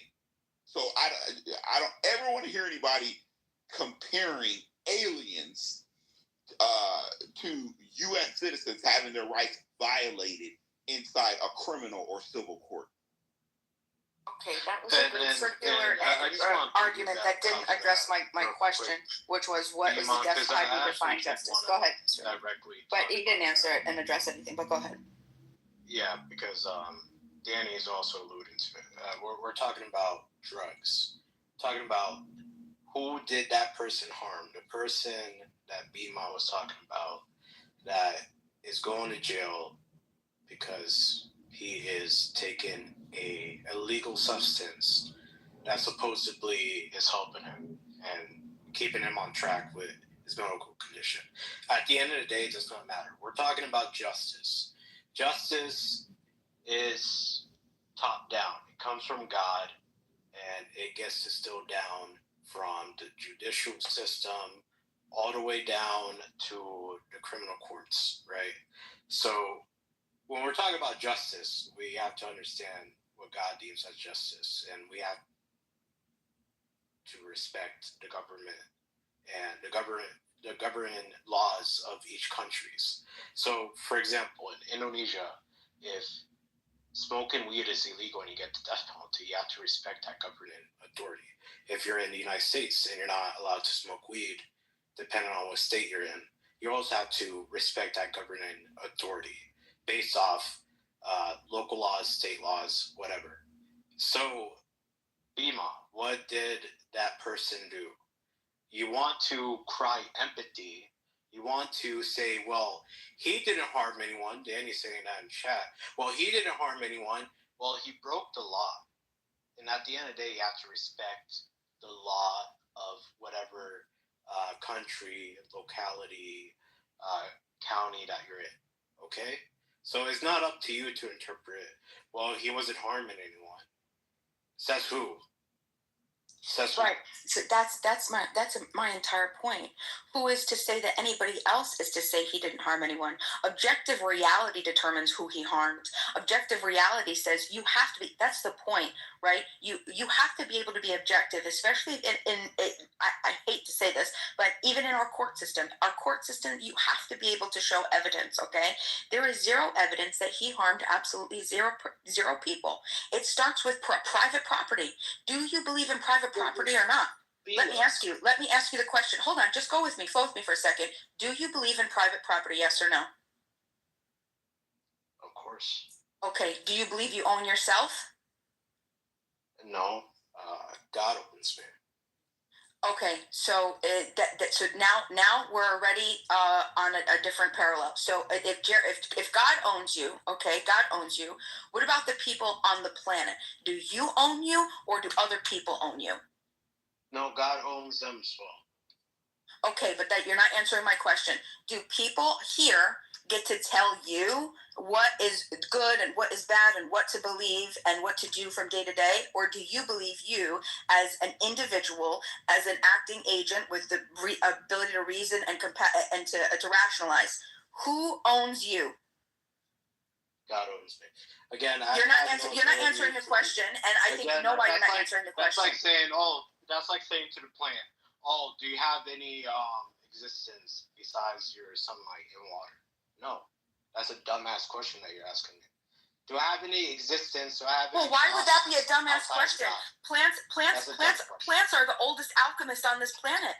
They are the most scientific. Plants have literally developed. Hold on. Plants have the ability. Let me just, Mr. Mo, let me just explain to you, to say just that they're so basic to point out light and water. Do you know that plants have the ability to adapt and produce more lectins when they can identify a threat? Do you know that they have the ability to with sensor awareness to be able to identify threats? Do you know that they can adapt? They can change. They can change their entire chemistry to kill off other living beings. That's my point. Well, they can't see a fucking spray around it. Okay, but that's not my point. So let's get back. We're talking about justice, and I wanted to say we're landing in private property. This is where we're going to begin. Do you own yourself, or do other people? I know you're saying God owns you, but once you've been put on the planet, do other people have the authority to tell you what to do, what to believe, or do you have that authority? Yeah, both. Mr. Ramon? Do you not want to answer that? I think this is a really important thing to answer. They have no authority besides myself. Okay. All right. That's a great starting point. So then who is to determine who is harming you? Do you think other people can determine who harms you, or do you think you have the best ability to decide who harms you or not? Who do you think should be the arbiter of harm that's caused to you? It depends. No. I'm saying talking about schizophrenic. No, we're talking about someone in the rational capacity. No, we're talking about someone in the rational capacity, right? Rational capacity.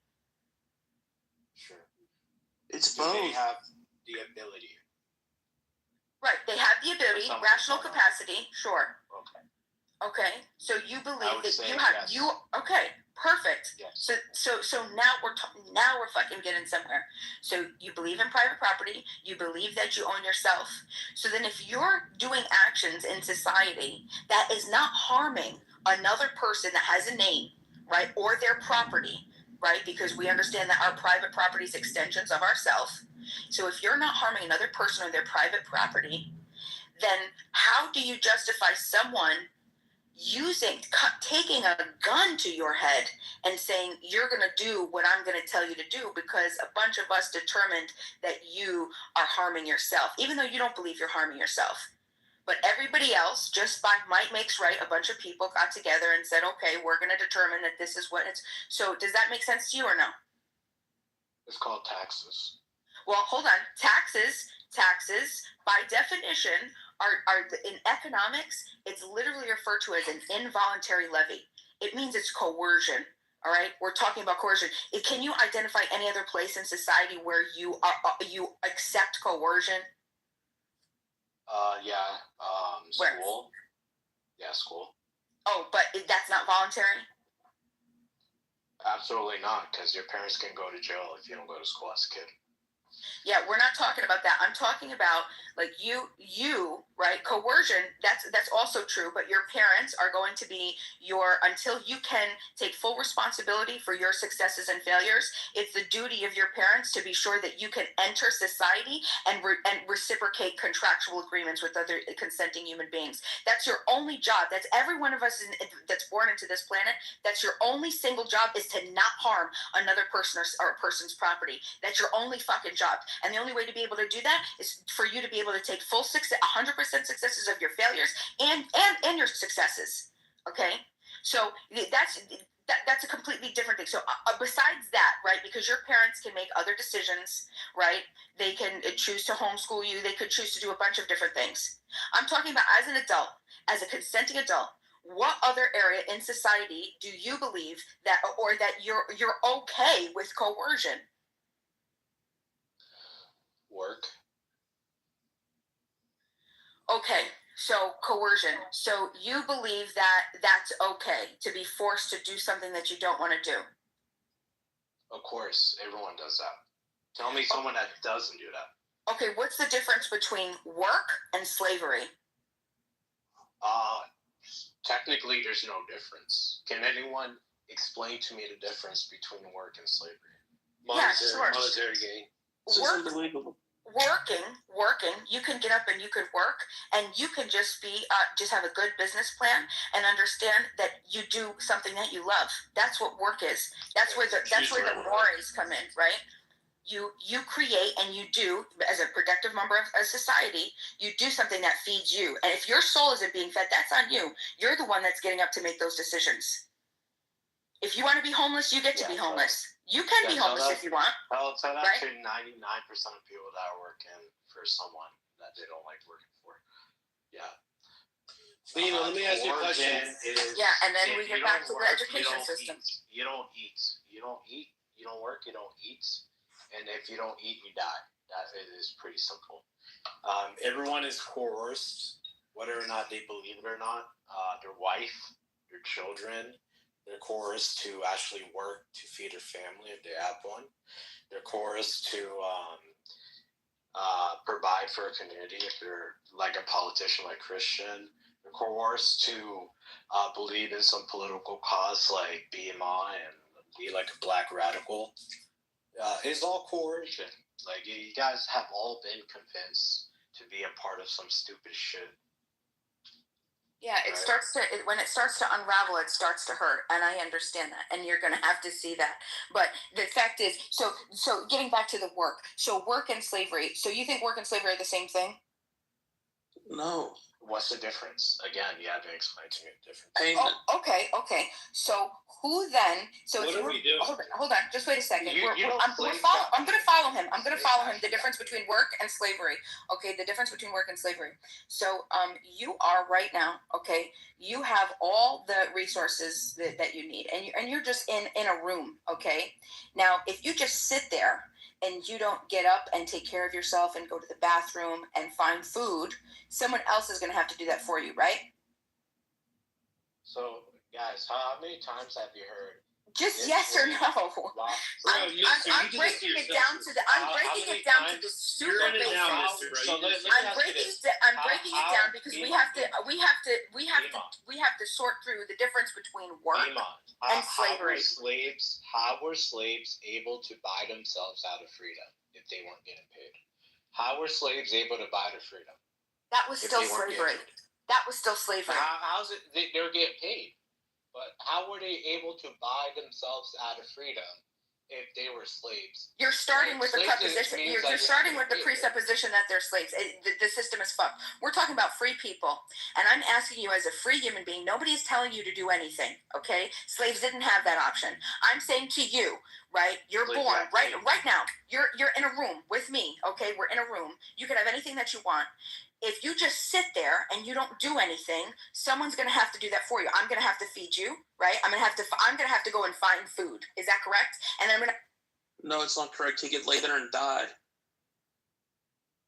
Mister, just say everything. Exactly. So slavery, so that's the difference between work and slavery. Work is you maintaining yourself 100% of your successes and 100% of your failures. That's all that is. Slavery is when you're forced to do it for somebody else, and someone else forces you to do that for their benefit. I can't believe that we're having this. The else, Right, but what is your point, though? What is your point? The else is you. Like that's the entire point that I'm trying to make is that you are a slave. Like there's no ifs, ands, or buts about it. You are a slave to someone at the end of the day. What? Slaves from antiquity, from the plantation era, they brought their freedoms, right? They were still getting paid. So obviously, making money does not differentiate whether or not you're a slave or not, right? So you can still make money and be a slave, and that's what modern day slavery is. You are a slave. If you work a 9 to 5, you are a slave. No, you're not. Right, but if the system didn't exist, Mr. Ramon, if the system didn't exist, and we just wake up, me and you wake up just on just land somewhere on the planet, okay? Do we have to get up and we got to do things, right? We're going to have to build a home for ourselves. We're going to have to find food. We're going to have to forage. We're going to have to create systems that we can rely on me and you to rely on each other for whatever it is that we're going to, right? So is that working or is that slavery? Okay, the difference is I don't have some boss lady bitch over me that's going to fire me just because my khakis aren't ironed correctly. That's the difference. Okay. That's the difference that we have to deal with now. We have to deal with boss lady dumb bitches that ruin entire companies. That's the issue that we're dealing with now. Oh my God. But you can identify that scenario of me and you on land and us doing things, building and trading and bartering and going here and there that's work, but it's not slavery. Yes? You and I were on an island, it would be like Lord of the Flies. I would eat you day one. Well, that doesn't. But see, you could eat me. That's fine. But you plan on just dying by yourself? You're gonna go crazy, right? Why instead? We already know at this far in our humanity that the best thing to do is for me and you to work together. For me to do things and you to do things, and then us exchange for us to have the best life. You build whatever you're going to build and grow whatever you're going to grow. I'm going to build and grow what I'm going to grow. And then we can, because it's going to be impossible for you to do everything yourself. You're going to rely on me. You're not going to eat me. You're a fool if you think that you're going to eat me. You're dumb. Yeah, never mind. I'm going to be like Christian. I'm going to be a black politician. I'm going to start siding with the white people. I'm going to be like, hey, look, I'm the Tim Scott of this island. Come on, white people. Like, I'm with you guys. What is your overall point, though? My point was can you could differentiate, though, the difference between work and slavery now? Yes? Yeah. Yes. Okay, perfect. That's good. So now, getting back to the scenario, a kid, right, he decides to smoke pot because that works best with his ailment that he wasn't asked to have. And he's doing well. He's a productive member of society. He's in college. He made the dean's list. So who did he harm? Okay, so all right, let me take a crack at it. Group cooperation, like you said, benefits our species to survive. So group cooperation then came up with laws about not smoking marijuana. Now, we all agree that, or most of us agree, some of the laws are stupid and they're outdated. The kid, in theory, harmed, when he smoked the marijuana and broke the law, he harmed society by proliferation of marijuana in society. So future victims of marijuana, but really, he probably harmed nobody. But that was that was the basis of the laws that were put in place, was to keep marijuana out of society, because it is a detrimental thing. That was the theory. It was detrimental to society. Right. So you could. Bima, what I would say is this to you.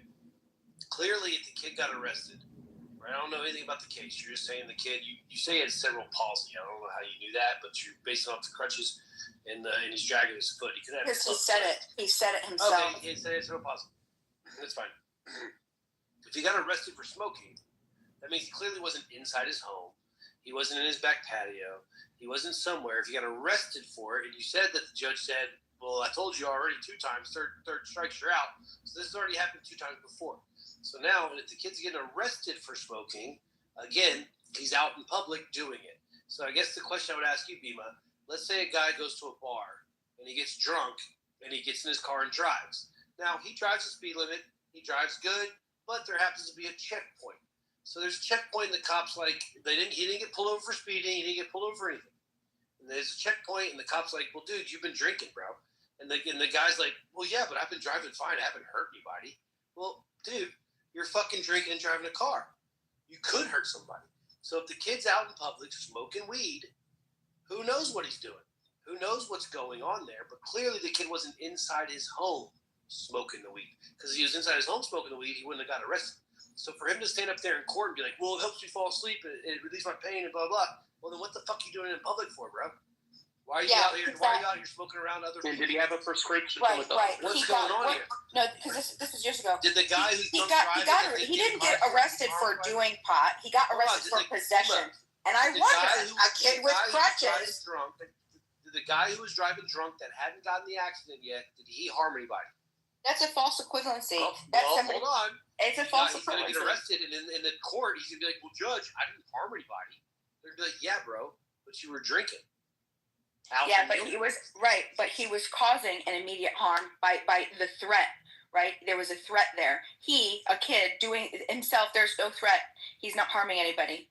It's false. What if he was? Yeah, but you understand the purpose of the law, though. You understand the purpose of the law. He was not arrested for doing it.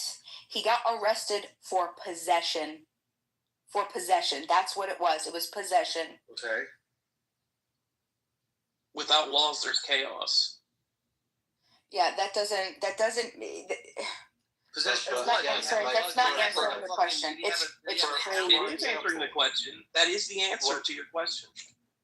Like this is my issue, right? Let's say you have a community that has dealt with kids with peanut allergies, right? And you're on an island. Would you be that person that takes the jar of peanut butter, knowing that there's a group of people that dealt with peanut allergies? Kids that you have that could potentially be put at risk. That's the way I see drugs. That's the way I see weed, right? You introduce these toxic substances into communities, like MDMA, fentanyl, weed, into these communities. Sure, that kid might, oh yes, I take it and it just makes me feel like normal. But that other kid, he might have an adverse reaction to it, right? So do you want to be that person that's introducing this chemical into this community that might actually destroy it? Do you want to be like the Europeans that introduce alcohol to the Native Americans? Is that the type of person you want to be? See, but this is the beauty of understanding the difference between entitlement and then also what truly we have as individual agents to just make our choices, right? We would have to, do you understand the things that have to be answered in order to determine something like what harm is?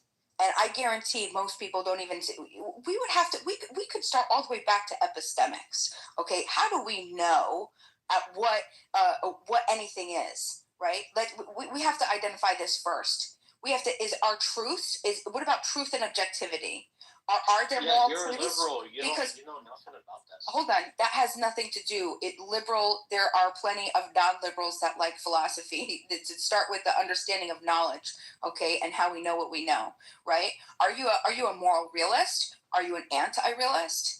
We're going to have to determine that. We're going to have to get into meta-ethics. We're going to have to get into value theory. We're going to have to get into normative ethics for you to tell me that I'm causing harm.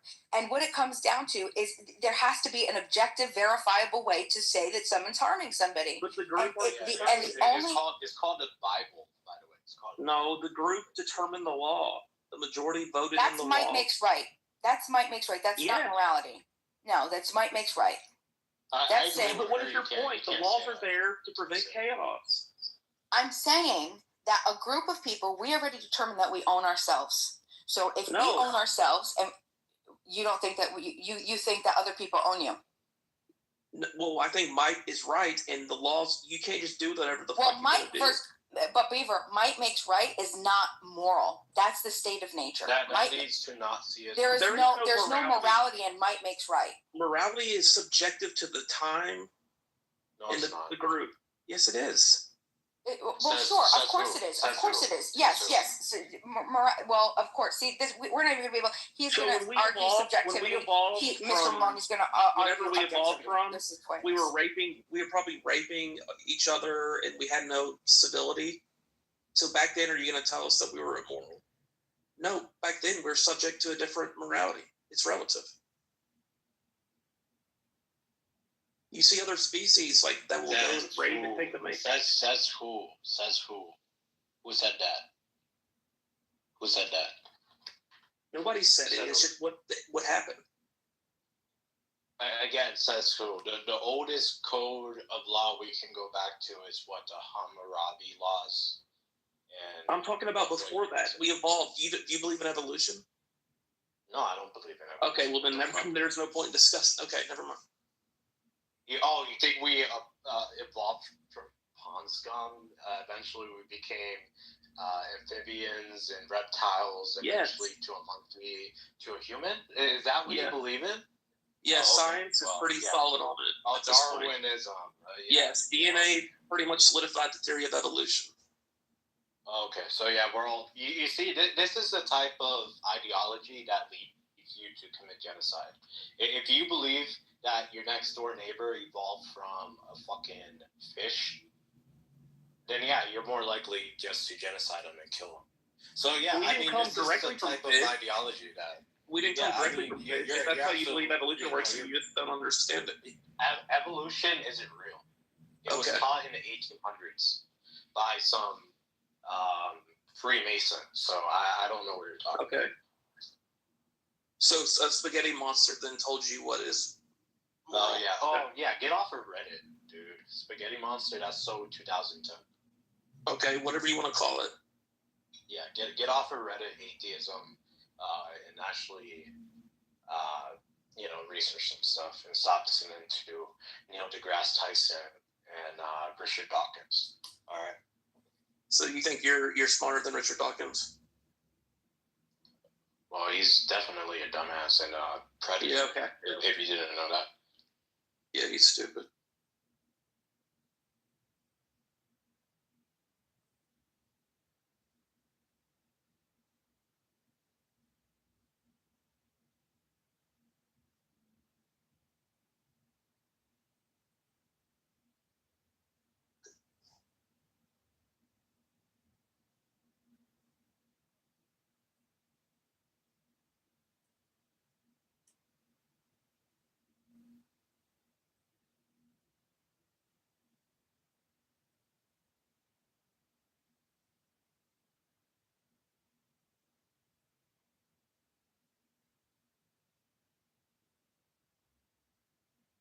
Mr. Long, are there any laws that you believe are immoral that go against your own moral code?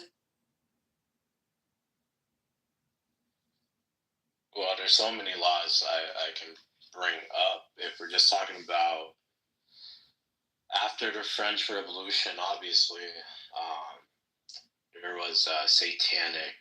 No, like laws today. Well, we have to talk about the French Revolution because that's when I believe Satan got released from the pits of hell. The monarchy that was essentially defending Christendom at that time got destroyed. We had the monarchy guillotined by the French Revolutionists.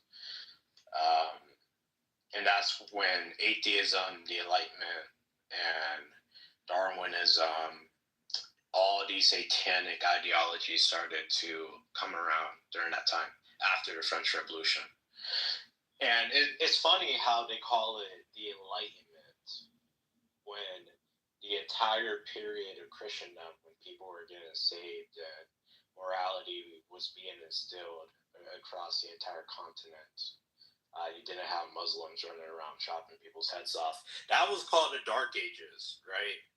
Oh, but the Enlightenment, when women got liberated and atheists were chopping off Christians' heads off. That's the Enlightenment, apparently. Darwinism, we evolved from freaking pond scum. So everything got flipped upside down. So adultery, homosexuality, all of that should be banned, obviously, but I don't have a say in it. I have no fight.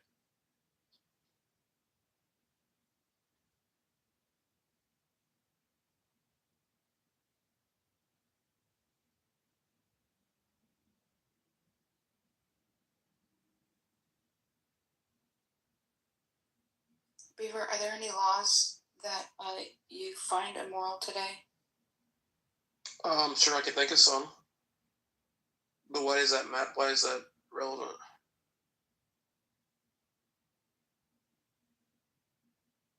What laws do you find immoral? How do you determine when you should and shouldn't follow a law that you find immoral personally, Beaver? What's that threshold? I would probably weigh the pros and cons of the law and what would happen if I didn't follow it. If I had anything to lose, it'd be a bunch of factors. Why don't you give me an example of one that you have a problem with and how you would follow it or not follow it? All victimless crimes. I have a problem with all victimless crimes.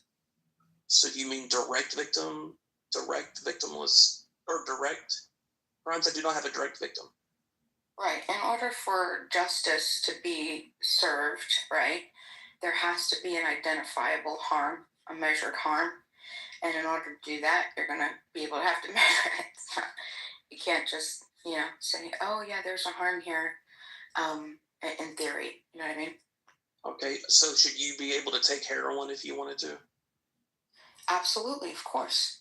Of course. Okay, but do you see how, if that was allowed, then that could slowly destroy a community?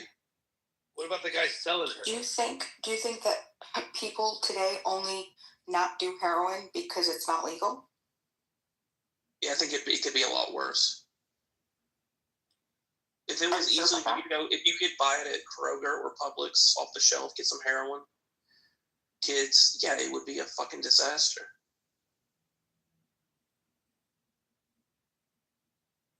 It would destroy the community. Do you disagree with that? Yeah. Mike, what do you think? Yeah, I think that I don't, like, do you get the guy selling the heroin's the one who's harming the community, right? I mean, doing the heroin, I get what you're saying, it's a victimless crime, but wait, if I'm selling you heroin, how am I harming you? Wait, what? It's the introduction of heroin into a community. I cook it. I'm cooking heroin, cooking it up, and I'm going to sell it to you. What do you think selling? How is that harming you? What? How is I'm your dealer? It's a weird Mike. question. I don't know. Like, you're selling me drugs, you're harming me. Okay, so do you not believe that you're an agent of your own being? Well, yeah. Okay. Am I forcing you to buy it from me? No. Am I forcing you to do it? No. Okay, then who should be the arbiter of what you should decide to do as a human being? Group cooperation. This is why it's important. Hold on. No. This is where we're going with this. Who makes that decision? The group, the laws that were voted. You yourself mentioned earlier. You mentioned the crack versus the cocaine epidemic and how drugs being introduced into the black community was harmful to the black community. So if drugs being introduced into the black community was harmful to the black community, then it stands to reason that the guy selling heroin is harming someone. Come on, Viva, stop it. Yeah, but that was again it's not a linear thing, right? It's the entire system. It's easy. It's putting breadcrumbs inside of a cage, right? That was my point. It's already the ghettos had already been created. The crime, this all of this was an intentional, it's psychological warfare. That's my point. Was that it was created. It was created by a certain group of people. I won't say who. I won't say Did who. anyone force the black community to use the crack? No. Don't the black community own themselves? Don't they own their own? Aren't they? Yes, and that's true, and that's absolutely true. You get what I'm saying, right? That's absolutely true. That's absolutely true. They own their body. It wasn't just black people doing drugs, right? It was black people doing drugs and being set up so they could be imprisoned, so the entire structure could be destabilized. That whole thing. I mean, look at what COINTELPRO. Would you use the word harmed? Were they being harmed? They were being targeted. They were being harmed. Yeah, of course they were. Of course. And so the guy selling heroin is harming people. No. The harm wasn't from person to person. That wasn't the harm, because if that's not the harm, and it never will be a harm. One person selling a drug to another person is not harming anybody, as long as they're not committing crimes. Hold on, as long as the person, if I go and I create and I cook up some, what did you say, Mike? Meth or heroin? I cook up some heroin. I don't know how to do that, but maybe I do. Okay, today. So I cook up some heroin in my home on my private property, and I know that some people like to do it for whatever reason. I go and I sell it to you, and you take it from me, and I go home. Who did we harm? Did we both showed up? We're not harming other people, right? Usually what happens is that the drug stuff gets what is it called, conflated with other crimes, right? And that, what is it called, gang, not gang, mafia, not mafia, cartel, all this other stuff, because of how it's looked at from the government, and then it's a whole business system. It's just a business mechanism. But the idea of me selling to you, who are we harming? You're harming him. I'm not harming him.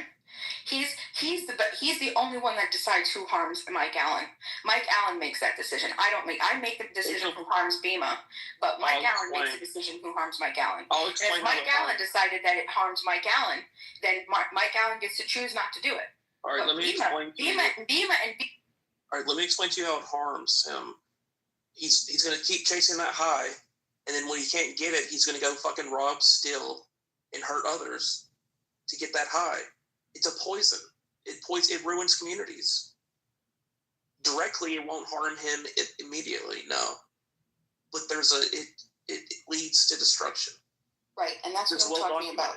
The conflated, like I said, people will normally conflate an interaction, a voluntary action between two people with crime, right? But that specific instance of me selling to Mike Allen and Mike Allen going home to his private property to do whatever he's going to do with it. I don't know. Maybe he's going to build a cure with it. Who knows? He's going to cure some crazy shit. Who knows? But the group decided the best way to mitigate that destruction happening is to ban it from being sold to each other. Okay. So then everybody in this room on this panel, Beaver, Sig, Beth, Man, AI, Mike, Alfonso, Bima, we are on an island. Okay. And I figure out how to make heroin. I decide to make I learn how to make it. Okay. Now, Beaver and everybody else besides Mike Allen decides that, no, Bima, you're not gonna make that because it's harmful. We saw Manfinity do it, and Manfinity end up robbing AI. And then AI was pissed, and he went and he harmed Manfinity by stabbing him. Okay. The point is that, and that's your justification. Okay. So now Bima, right now, I didn't do anything to Manfinity.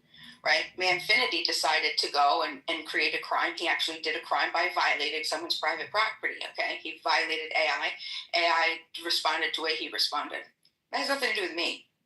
Now, Everybody in the room decides, hey, Bima, you can't do it anymore. But me and Mike Allen, I'm deciding I'm doing it, and Mike Allen's just like, you know what?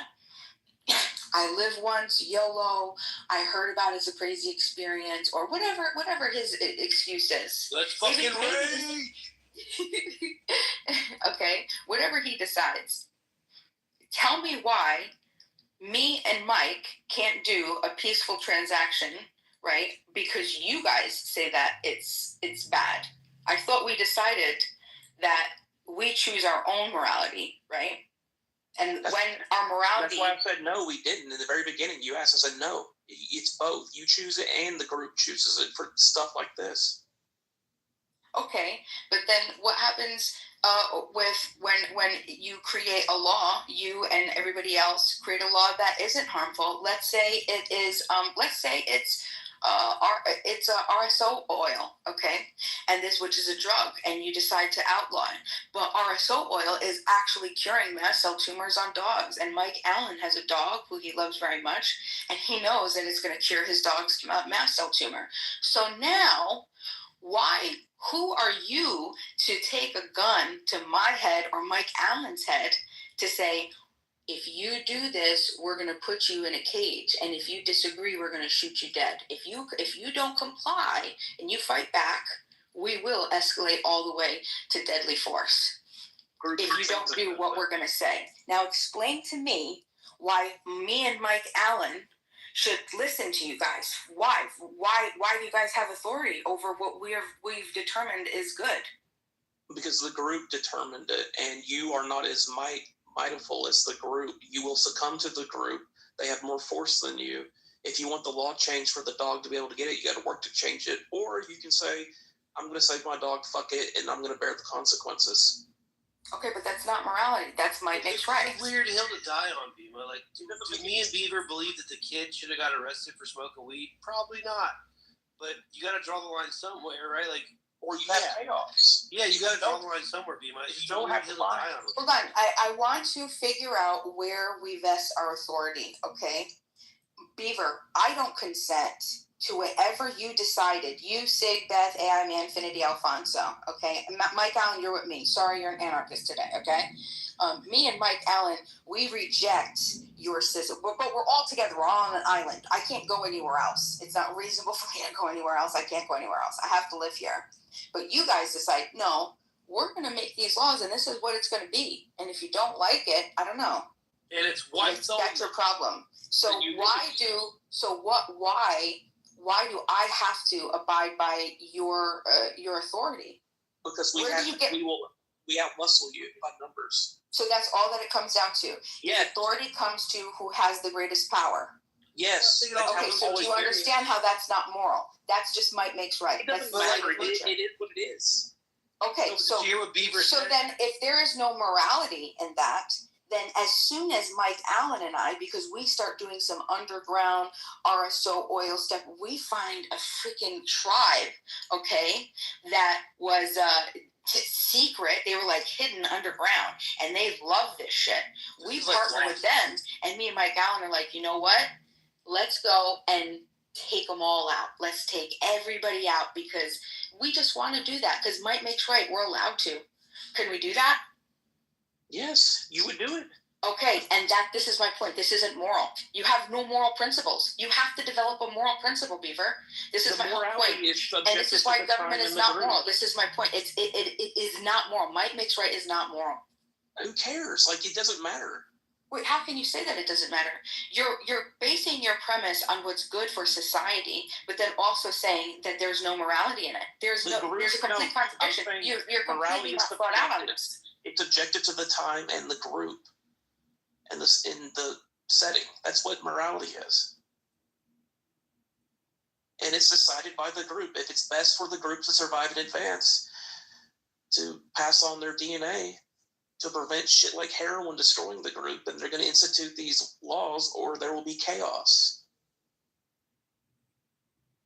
This is the way it's been since, I don't know, do you think when you see a lion... Let me ask you this. When you see a lion eat another creature and tear its head off, do you think, damn, that's not moral? Poor animal? No, that's Mike makes right. That's the state of nature. That's exactly. The state of nature. Okay, but they're not beings that have rational capacity to reason. Okay, they don't have reason in the same capacity that we do. They cannot enter and respect contracts. That's what all this is about. So this is my question, because it's 6 o'clock, but this is what I have my question to you, because I'm curious, honestly. What do you think? I'm only going to go as far as normative ethics, I promise. What do you feel, or no, how do I say this? What makes an action right in your mind? And I'm asking you, are you like a consequentialist where, the best, you could maximize the good of all outcomes? Do you think, because maybe that's what you are. I would think that's what you are. Hold on, hold on. Bima, let's say you wait. Because look, hold on, and I'll finish. Because it sounds like normative ethics. It sounds like Beaver. That's what Beaver is, right? Then there's deontology, right, where we have the respect for duties and rights. We have contractualism, right, where we have principles, right? Okay, that are principle, which would be something that is irrespective of time, circumstance, location. It's going to be the same for everybody. Okay, so if we can't agree on normative ethics, and you're just saying like, oh, force makes right. I'm saying like you're completely unprincipled, Beaver. There's no foundation in the things that you're saying. You're saying that we need to do this for the good of society, but also I can't define what's right, and only might makes right is going to be what's right. It's completely just trash. This is what happens when we just vest our all authority in government. It's literally called rational ignorance. I'm not saying that it's. Hold on. No. Rational ignorance is a real thing, and I'm not saying that I'm trying to criticize you, because that's not what I'm trying to do. I'm saying this is the mass. This is the masses. This is what the large majority of everybody on this planet does, okay? And that is rational ignorance. We're going to push off whatever type of work that we don't have to do, and whoever's going to do it, because it's not reasonable or rational for us to be able to look and explore absolutely everything.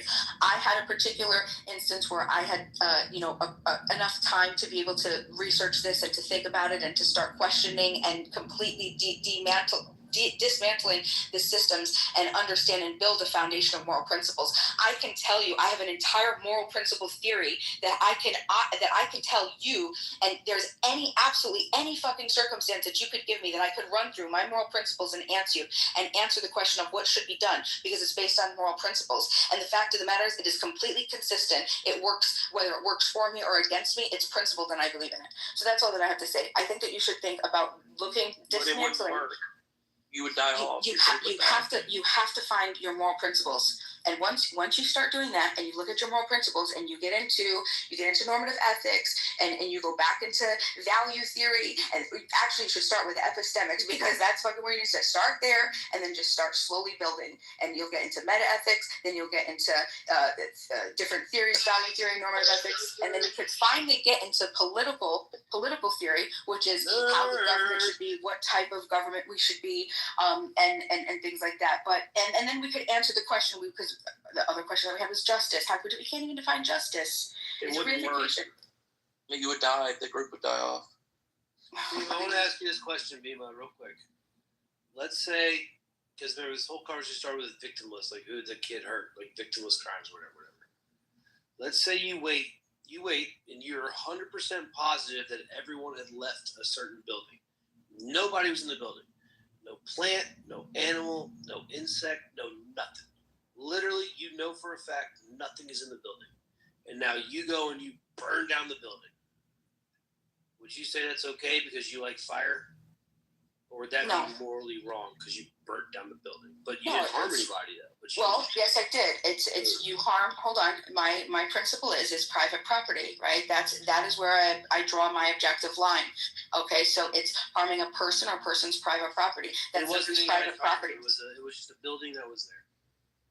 If nobody owned it and it was a building that was there and nobody claimed it and I burnt it down, then nobody would care. Who cares? There is no moral. There's nothing to be processed with that. Like it was a historical site that was owned by the city. It's still owned. Okay, well, we're going to then have to get back to social contract theory. But let's say that it's a group of people instead of complicating things and saying it's government. No, Bima, it's wrong because society deemed that burning shit down is wrong. It's just wrong. Because that's just completely subjective. You're not actually saying why it's wrong. You're just saying we think it's wrong, therefore it's wrong. Like there's just when the majority of people deem something wrong, it's going to be considered wrong. Now the weed issue is weird, right? The majority of people used to consider weed as a problem. Now people are changing their mind to it. But even in states that have recreational weed as legal, you still can't smoke a fucking blunt and drive a car because you're intoxicated while driving, right? So there's still going to be guidelines. Yeah, but you're not attaching you're not attaching the claim to a standard. You're just arbitrarily saying it's wrong because there's a group of people who deem it wrong. Like when you say something is good or bad, it has to be in relation to something. So like when you're saying it's wrong to what? To whom and for what? Well, to bring you up to speed. Yeah, but Simon, to bring you up to now speed. You're just saying the standard is the group, but Simon, to bring you up to speed. Wrong according to why? I've been here for like 20 minutes. Well, did you hear about the kid who got arrested or whatever? Yeah. Okay, so the argument was that who did he harm? Like he was just smoking weed. Like who the judge shouldn't have sent him to jail. And Beaver and I are saying we get it. The weed aspect, yeah, it's a problem, but society has deemed it as a problem. So when the kid gets arrested, the kid got arrested because it's a problem. The society deems it as a problem. Yeah, but now Beaver and I are also. It's also relative. It's relative to the times, but why is it a problem? Is the question? Well, yes, exactly. That the crux of the real question is like what makes it objectively wrong. Because society, that's what Beaver and I are saying. The majority of people are determining it's wrong. So the society it's the same as people who in the state of Texas say that we can't buy alcohol on Sundays and we have to stop at 9. Dry counties, bro. Fuck. Not dry counties. I'm talking about in the state of Texas on Sundays, liquor stores are closed. So we do have dry counties that are like, you can't buy alcohol in general, but I'm talking about in Houston, Dallas, Austin, any big city, alcohol can't be sold on the Sunday. Yeah, you gotta buy all your shit on Saturday. So my logic in this is like, based off what y'all saying, if we basing things off being harmful as to why they're illegal, then half the shit that we eat, alcohol should still be under prohibition. It's not about whether it's harming people or not, because there's very little studies that show that weed is actually like truly like harmful in the sense of like some of the harsher drugs. As a weed smoker, I'll never sit here and say that smoking weed is a good thing for you. Because if you set fire to something, any good that weed has, once you set fire to it, you changing the makeup of it. Agreed. No, we agree that what's considered harmful or illegal is subjective. But what Beaver and I are arguing is that the majority of the people that are living in that society is what determines what's harmful. And I don't think it's the majority of society. I don't think it's the majority. I mean, I don't know if anybody could dispute that. Like, I think like what Bima is saying is like gets to like the crux of the issue. Like, objectively speaking, like what's the prescription of the claim, rather than just like saying like, the description is society, like whatever society deems is bad, like, because then you just fall into like relativism where it's just like that's not interesting whatsoever. Like we can all say like like private property is immoral if you're like in the Soviet Union, and therefore like society deemed private property is bad. It's like okay, like anybody can like by that standard, it's like slavery is good because like people thought that it was good at the time. Yeah, everyone's gonna it's just it's not an interesting discussion. Like I agree. Like that's what I'm saying. That's what we're saying. We don't understand what we're talking about. Like the kid got arrested because the kid fucking smoked weed and it was against the law where he was. Like period. That's it. Yeah, I mean, but again, like like saying it's just against the law isn't like a substantive discussion. You could like again, like you could be like, I mean, in the Soviet Union, I got arrested because I had like a horse to myself. Yeah, dude, you're talking to Bima right now, bro. That's you're talking to Bima. We were saying like that makes it's irrelevant, Bima, because it's just what it is. Like it's irrelevant. It's no point talking about it. That's what we're saying. Yeah, I think she's trying to change your minds in terms of like how to think about these things, though. Like the moment that you want to talk about morality, like you can't talk about like well, the group thinks this, therefore it's right. It's like it doesn't actually make it right. It just this is law because this is what people like want. Oh yeah, right. I Same would as say the making word right. like a moral Yeah, statement. we were talking about lawful. I would say the word right. Or like, But right is relative. well, that's what I'm saying. Like, So it does make it right. But It's right relative to like the actual thing is either right or wrong. But like, you know, it's that's what we've been saying the whole time. It's relative. It's all relative.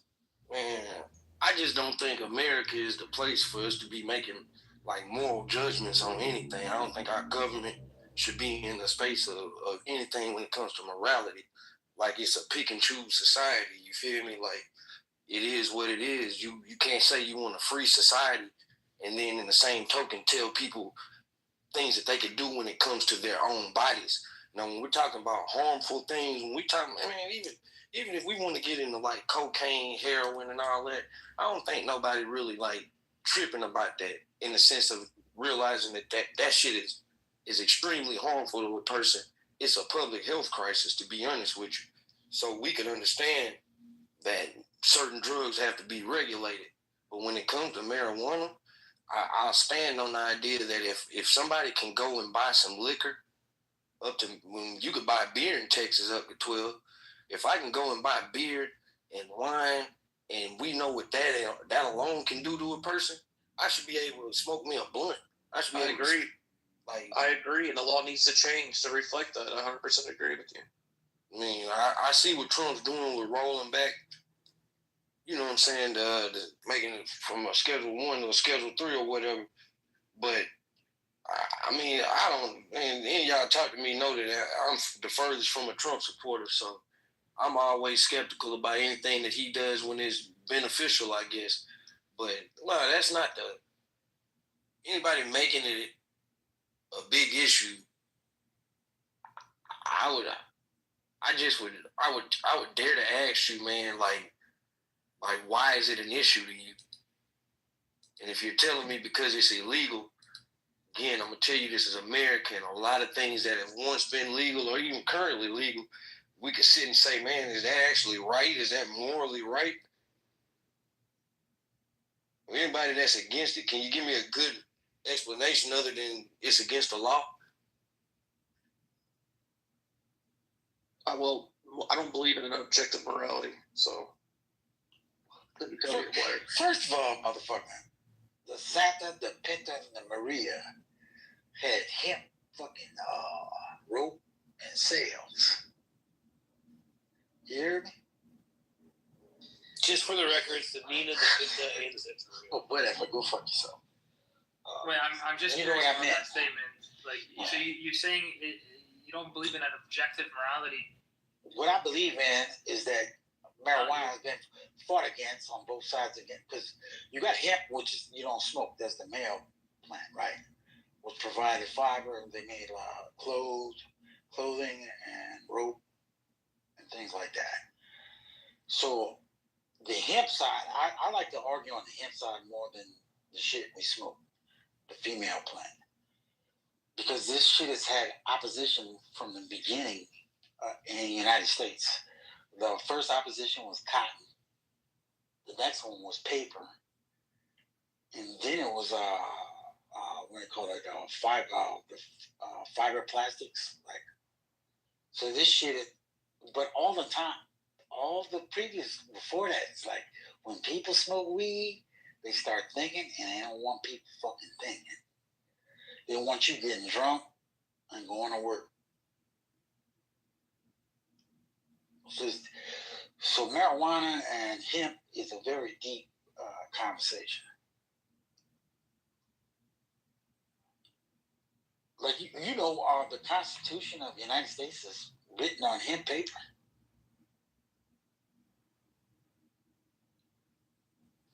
No, why the fuck would I know that? I thought y'all were educated. I know that there's a secret treasure map.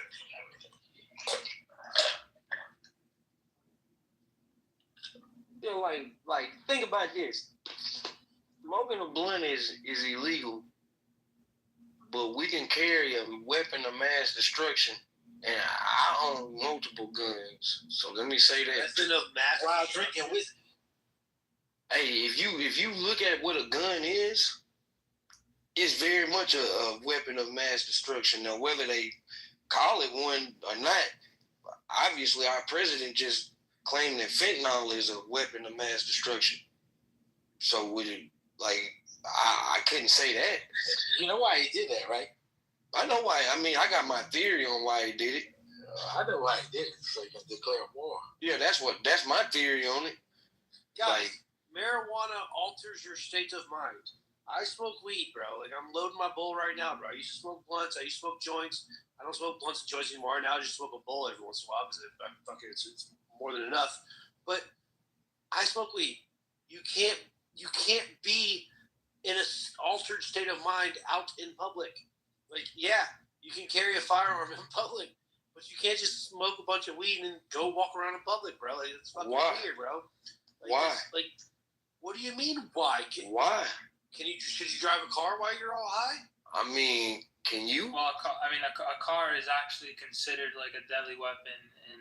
Rob, of course I could be able to drive it, but does it not slow down your reaction time? Does it not? I'm not yes, saying that's that. why it would be considered a weapon. So if Right, you, dude. You actually shouldn't be damage someone, like you shouldn't be high out in public. no, but walking around is not the same as like being able to like get into a vehicle and like potentially kill someone. Oh, really? Maybe what if you're walking around all high and you don't stop at the crosswalk, and then now a car has to swerve and it's another car? Well, then you're liable for that. Well, what if you do some dumb shit and walk up into some place you shouldn't walk? Mike, Bro, let me hear you. You sound like you don't sound like somebody. You don't sound like somebody who just started smoking. You don't sound like someone who just started smoking, I've Mike. been smoking for a very long time, my friend. Let me ask you this, man. Around all of the smokers that you've been around, how many of them do things like walk into the middle of the street? Rob. Incoherent. I'm just asking, just off your anecdotal experience. Rob. I'm not saying you or I would do something like that. No, I'm asking. I didn't ask you. I said, how many smokers do you know have done things like walk off into the middle of the street and put their lives in danger? So what I'm saying, Rob, you would agree with me. People do dumb shit when they're high. I do. So what I will agree with you is that marijuana alters your state. West Palm Beach. We have a thing called Clematis Street in West Palm Beach. If there was a bunch of people out there now again, they're walking around all drunk, so they stop the cars from walking around there, right? And when people are drunk, like you would agree, they do some dumb shit. If people are walking around stoned as fuck, like, and I'm not talking about you or I. I'm about people that are stoned as fuck, walking around being all weird, all out in public. You're telling me they wouldn't just do some shit where they wouldn't see that it says have you ever walk? I mean, I'm not saying that it couldn't happen. But if you're using this as your argument for why it should remain illegal, I don't think this is like the argument. I don't think it should remain illegal. But Rob, even in Colorado, it's recreational legal. I've been to Colorado, and you go into the dispensary and buy whatever the fuck you want. Yeah, that's what we're talking about. But you can't. But Rob, you can't leave that dispensary, go into your car, roll up a joint, and start driving while smoking a joint. I mean, I guess no one. Would you agree that would be a bad thing? I mean, look, I actually, look, whether I think that's a bad thing or not, I think it's on the person. Like, seriously, I know some people that smoke that know I probably don't think they should drive. But I know people who smoke more than me, who smoke all day, every day, you know what I'm saying? And they Uber drive, they this is what I'm saying. It's subjective. Do I think that marijuana impairs you like alcohol does? I know for a fact it doesn't. Like, I know this to be a fact. It doesn't impair people like that. Not at all. But would I say that anybody should just be driving around and smoking?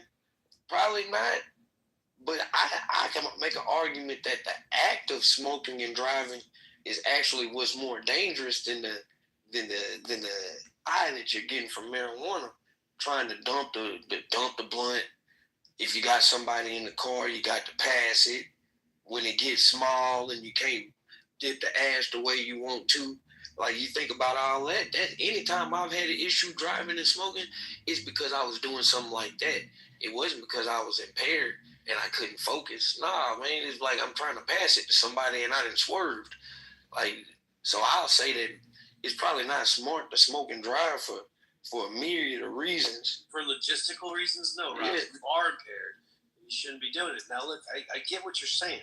I have no problem with people that smoke weed inside their house. I have no problem with people doing whatever the fuck they want to do. I get it. But you can't be impaired while driving, because now you're putting other people in harm. Like, this shouldn't even be an argument, right? And the other reason why weed is criminalized a lot of times is because you don't know what you're getting. When you go to a dispensary, now you know what you're getting, right? You know what type of weed you're getting. They have all kinds of weird shit, right? Blah, blah, blah, blah. But you're just buying weed. Hey, all of that weird stuff is all that weird stuff is a little more harmful if you want to be real.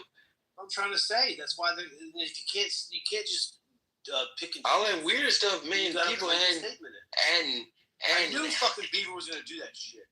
What he did, he left. Fucking yeah. I feel like I fucking A. Hey, is this the room? No, this the man. This Sig room. They was in the room the other night going crazy. Viking Brad and them. I say the whites going crazy, man. I don't never want to hear the whites say they don't be tripping on each other. Cause this was not a black on white room. It was all white on white, and it was mostly Trump supporters. No, us whites are gangsters. And I know some gangster whites. You feel me? But like, look, Trump's one of them. I think Trump is what you would call a paper gangster. Now, I will say this. That paper gangsters still hurt people. Bro, but Trump is a gangster, dude. Someone else who would look at China and be like, yeah, fuck you, China. Now I'm going to raise it this. Trump fucking walked up in there to Forbidden City. First American to ever walk up into China's Forbidden City. I mean, Trump walked up into he did that under the guise as the United States president. Bro, Trump walked up into North Korea, big dick swinging, didn't give a fuck, bro. Hey, he did that under the guise of being the president. You can't put Trump and Big Dick in the same sentence. I gotta cut it.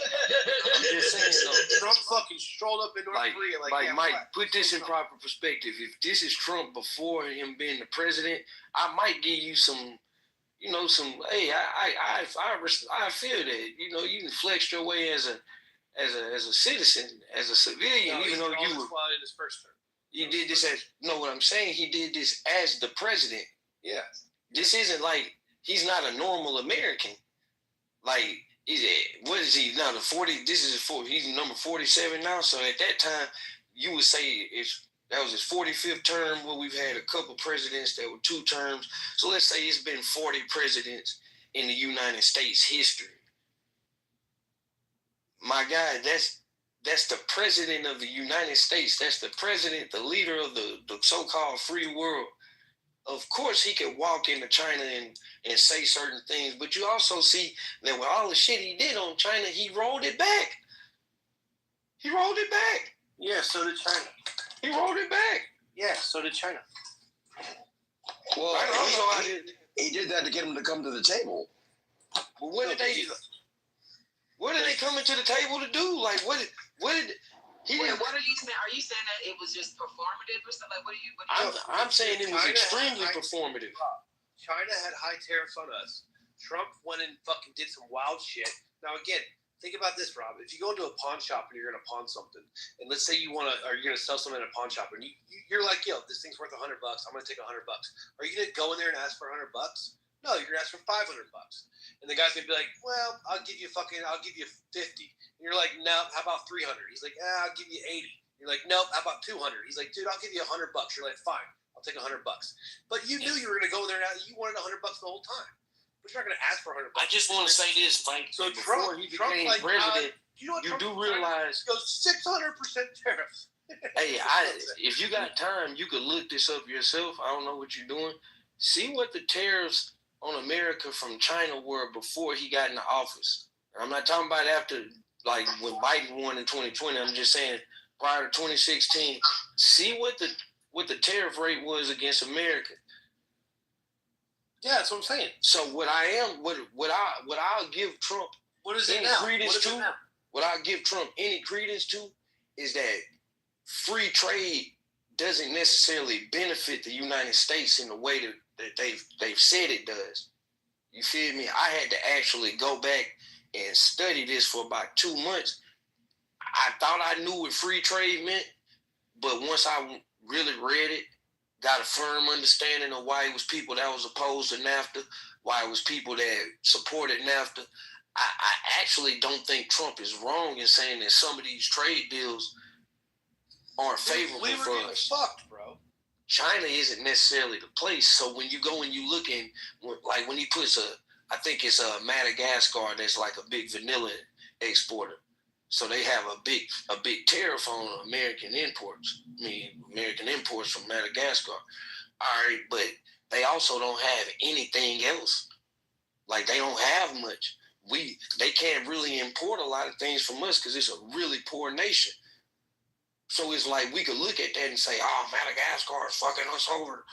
Or you can read into it and do what I did and accept or admit that you didn't know what was going on and take some time and not like a day or two, like literally sit down, read. There's plenty of information out there. Man, pretty much every economist, even those who support Trump, were against the tariff plan. And now he's telling people, like I just heard this out of his own mouth 2-3 days ago. He's telling people that we've brought in $18 trillion in tariffs this year. Like this is out of his mouth. When the numbers that I saw is closer to like 50 billion. But at the same time, if you think that tariffs are going to replace tax revenue, let's say like that period of October, September, I think they brought in record number of tariffs, like $30 billion, right? At the same time, American taxpayers brought them in, they probably about $150 billion in that same period.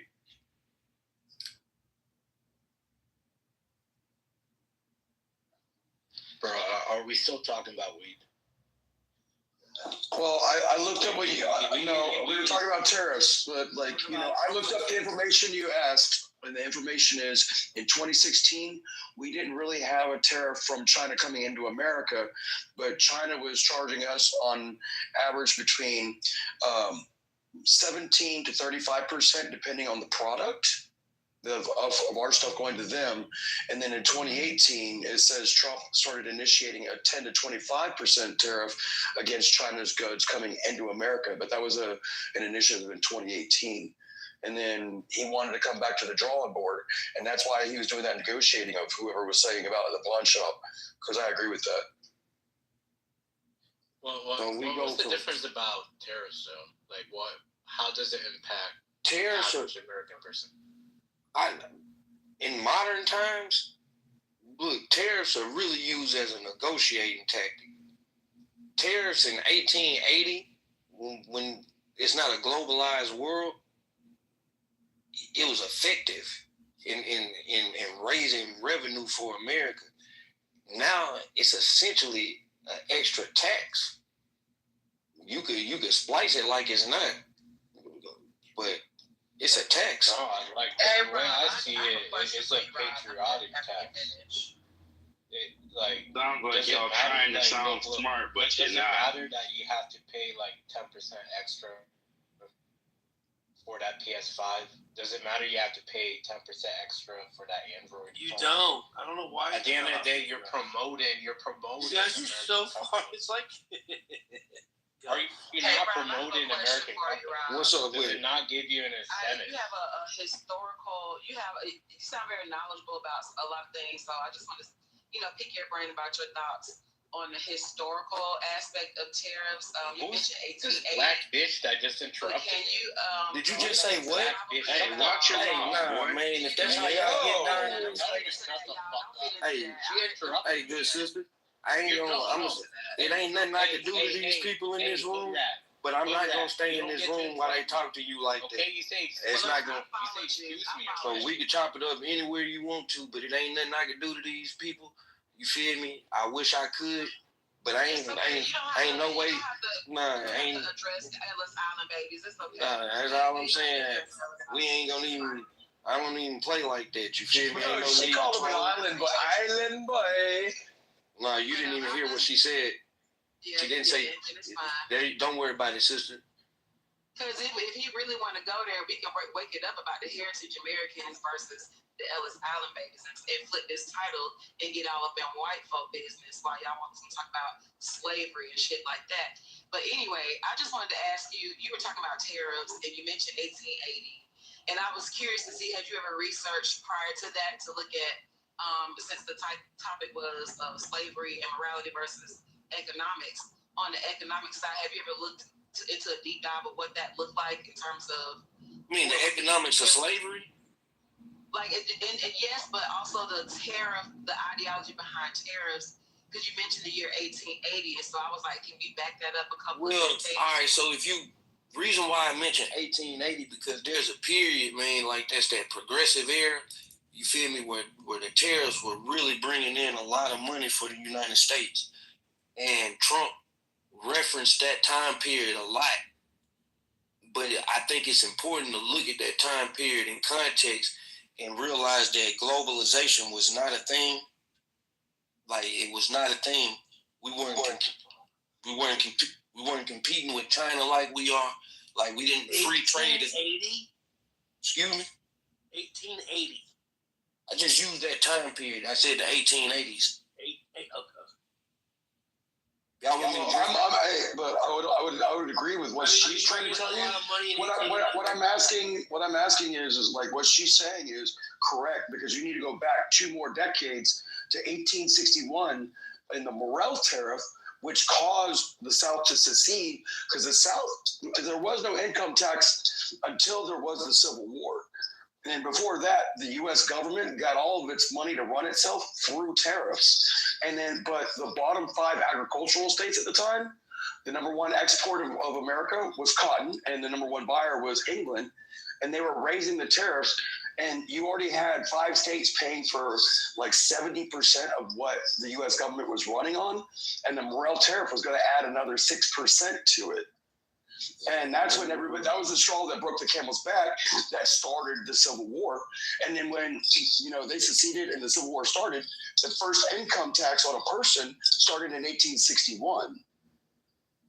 Thank you, Stereo, because that was, you kind of summed it up in a way more intelligible way for it to be said. And that was kind of where I was going with that, because outside of the emotional aspect of talking about slavery, when you get to the business side of it, I love the fact that people can talk about that and take a deep dive into that, because it wakes up a little bit more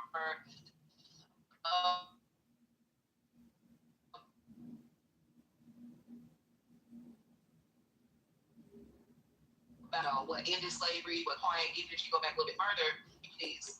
Tuesday, hold on, we lost you. Tuesday, we lost you for like 2. We lost you. You're back. You were switching cell towers. Yeah. Yeah. Go back like 2 seconds. They was intelligible and shit. No, hold on, Tuesday. We lost you for like 10 seconds. That's okay. I'm in these backwoods of Tennessee talking about the Civil War. I'm all up through here, but yeah. Yo. Go back like 2 sentences. If anybody can kind of make those connections between like the economic portion, today's version of tariffs, and the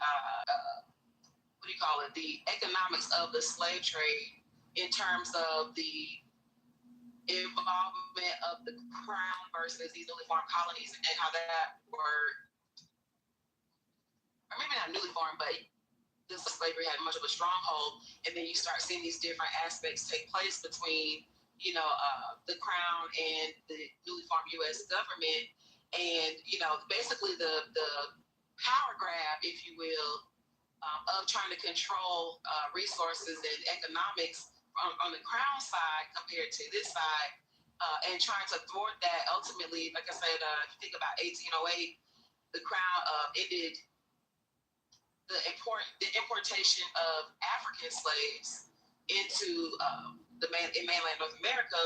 But when you start looking, you see that it's not really about the fact that they feel like it's a morality issue. It was really about, like the things that you're talking about right now, economics, tariffs, money, pretty much. And so I was trying to see if you had ever went back that far and made any parallels, like in terms of what we know to be tariffs today.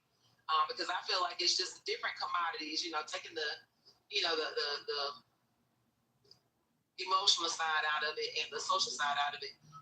The economic side, it looks like it was just more so of a power grab, and I was curious to see what the tariffs or the idea of tariffs as we know them today may fit in that history.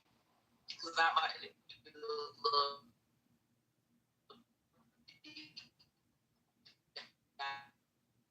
So I'm picking your brain or anybody's brain. Yeah, no, that's what I've been saying the whole time. Trump's a fucking gangster. Look, honey, we know you're using thesaurus, you're looking up synonyms and stuff like that. It's okay. Your vocabulary isn't that expansive. It's okay. We understand. But you don't have to try so hard, okay? Why are you? We understand. You're I'm just trying to. What is wrong with you? Didn't have globalization. Who said that? I want to know who said that because he's 100% wrong. Who said what? Why would you say what you just said? The wannabe Raisin Ramon guy. What did he say? Look, I'm a misogynist in the 1880s. Why would you say it wasn't a thing? I want to know when was when did your family immigrate to America, Ramon? 1920s, 30s? Are you a Johnny Come Lately? Don't answer that, Ramon. Don't answer that, Ramon. Ramon told us he was a black guy. And again, I'll ask, when did your family immigrate to the United States? Now I gotta ask you, is it the 1960s, 70s? Because what's funny is it seems like it's always they weren't slaves like yours. That's all I gotta say. They weren't slaves. That just got here that wants to perpetuate the bullshit. Mind you, it's people that have been for a long time. The families have been in this country for a long time, figuring this shit out. Look, your family is not special. Rob Hill, Virgin of United States. Every single society has slaves. The Russians were enslaved. Shaka Zulu enslaved different tribes in Africa. Guess what? This is gonna be super unpopular. Come and perpetuating bullshit. Y'all not gonna keep getting away with that because not only is it black people, but white people who've been in this country from the very beginning, they're not with y'all bullshit. Y'all keep trying to perpetuate some bullshit like that and keep on. Because now you don't see both people coming and knock you upside your motherfucking head trying to perpetuate bullshit. Shut your ass up and drink some fucking water. Into this stereotype. Mr. Remote, what's it, Mr. Whatever? What do you not like women? You're asking him the wrong question. Every woman that's come on stage. I've noticed it, Mr. Remote. When you're acting masculine, like Mr. Remote, he's done it 4 times. He's done it 4 times tonight. Every time a woman, you did it with Bima, now you did it with Susei. And you gone after all of them. Just ask a question. He's scared to ask one of y'all on a date. That's what it is. The only people that are fucking married, flattered. You see, this is what happens. This is what happens when you allow women to talk over you. Yeah, you just. Mr. Ramon, what did you say earlier about when women get to? You never been slapped. You never had a man to tell you to shut the fuck up. Mr. Shut the fuck up. Mr. Ramon. Just go ahead and come out the closet and let Mr. the Ramon, what did you say earlier? Look, I don't need ratchet like pussy. Okay, and you're afraid to admit that you like men. Mr. Ramon, what did you say? Strangers on the internet. Susei, earlier, Mr. Ramon. When you first got on here, one of your first things you said, this is like hours and hours and hours ago. You were like, what did you say about women getting they tear up the businesses because they say some dumb shit or something? What was that? It's due to affirmative action. You have dumb bitches that essentially get hired for no other qualification other than skin color. And they blow up this. It happened to me. It probably happened to welcome, you you Johnny Come Lately immigrant. It's so crazy to me that people like you would come here and only been here for 10 minutes and think that you can latch on to your version of some sort of idealized. I'm gonna be back in like 20. I'll have fun. Be for real. Take your ass to whatever shithole country I'm not that you came from. Hey, take your ass to whatever shithole country you came from. Moderated. I gotta all your peasant ass immigrant ancestors. Nobody gets because you could not get that shit figured out in your own motherfucking country, and you want to come here and think you're gonna fuck up and fuck with real Americans. Be for real. Take your ass back home. Well, what country are you from? Y'all don't even fucking do I that shit. guarantee you, my country has a higher GDP. Yeah, my country has a higher GDP. Yeah, go back and fix that shit up, okay? Fix that No, shit up. it's doing quite well. It's doing quite You well. want to turn Please get in there, Joe. the whole country. Hold on, Susan, let's hear from the other Bring woman. stupid asses over here. Go ahead. Susan. And bring that bullshit, shithole bullshit to our country. Nailed it. Keep that shit back home. America. Go ahead, Joe. I was just going to say to Mr. Dumbass, please return to your country, wherever it is. You're not helping America at all. You're illegal, mister? I think he is. No, I was born He talks like one. I was born in the United States. All right, for real, I have to step away for like 20 Were minutes. your parents illegal immigrants when you were born? I will be back. Yeah, my parents are illegal immigrants. Yeah. What do you think about the? There will be no moderation for the next 20 minutes. I can't help it. I gotta go. I gotta step away for a second. What do you think? I can help moderate. I'm. Yeah, me too. I'll help. Well, I don't know. It's attitude. I don't know you guys. masculinity mansion. Oh, Sig mods me in here. Oh, well, Joe B is a staple of Clubhouse for them, sir. Okay. Yes, 100%. Say I would. I just added you, Mister. I know you've been here for hours, Mister, but you know. No, Joe B is definitely trusted by Sig. By word. There you go. Well, okay. Now, hey, and I'm Doc, so everybody knows who the hell I am. I still want to know who said globalization wasn't a thing in the 1880s. Probably a racist. Because whoever said that is totally wrong. The conquest of Africa, the crown jewel to the British economy was India. Like, ooh, like motherfuckers don't know history. Thanks, Joe. That shit is crazy. No, you were 100% correct. I agree with you. I don't think that anybody was saying that it wasn't a thing globally, but I think most of what we were talking about was domestically and how, was it the morality or the economics that caused us to be having our history that we have?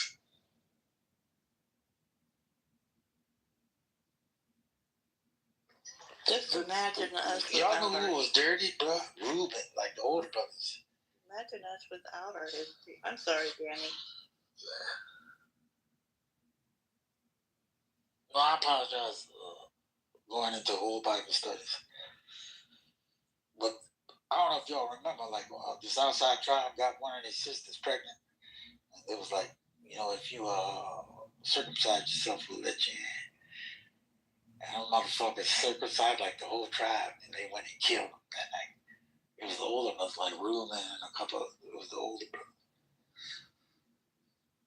Like cutthroat gangster shit. Y'all know that's what these assholes trying to do in Palestine, but they're not real Israel.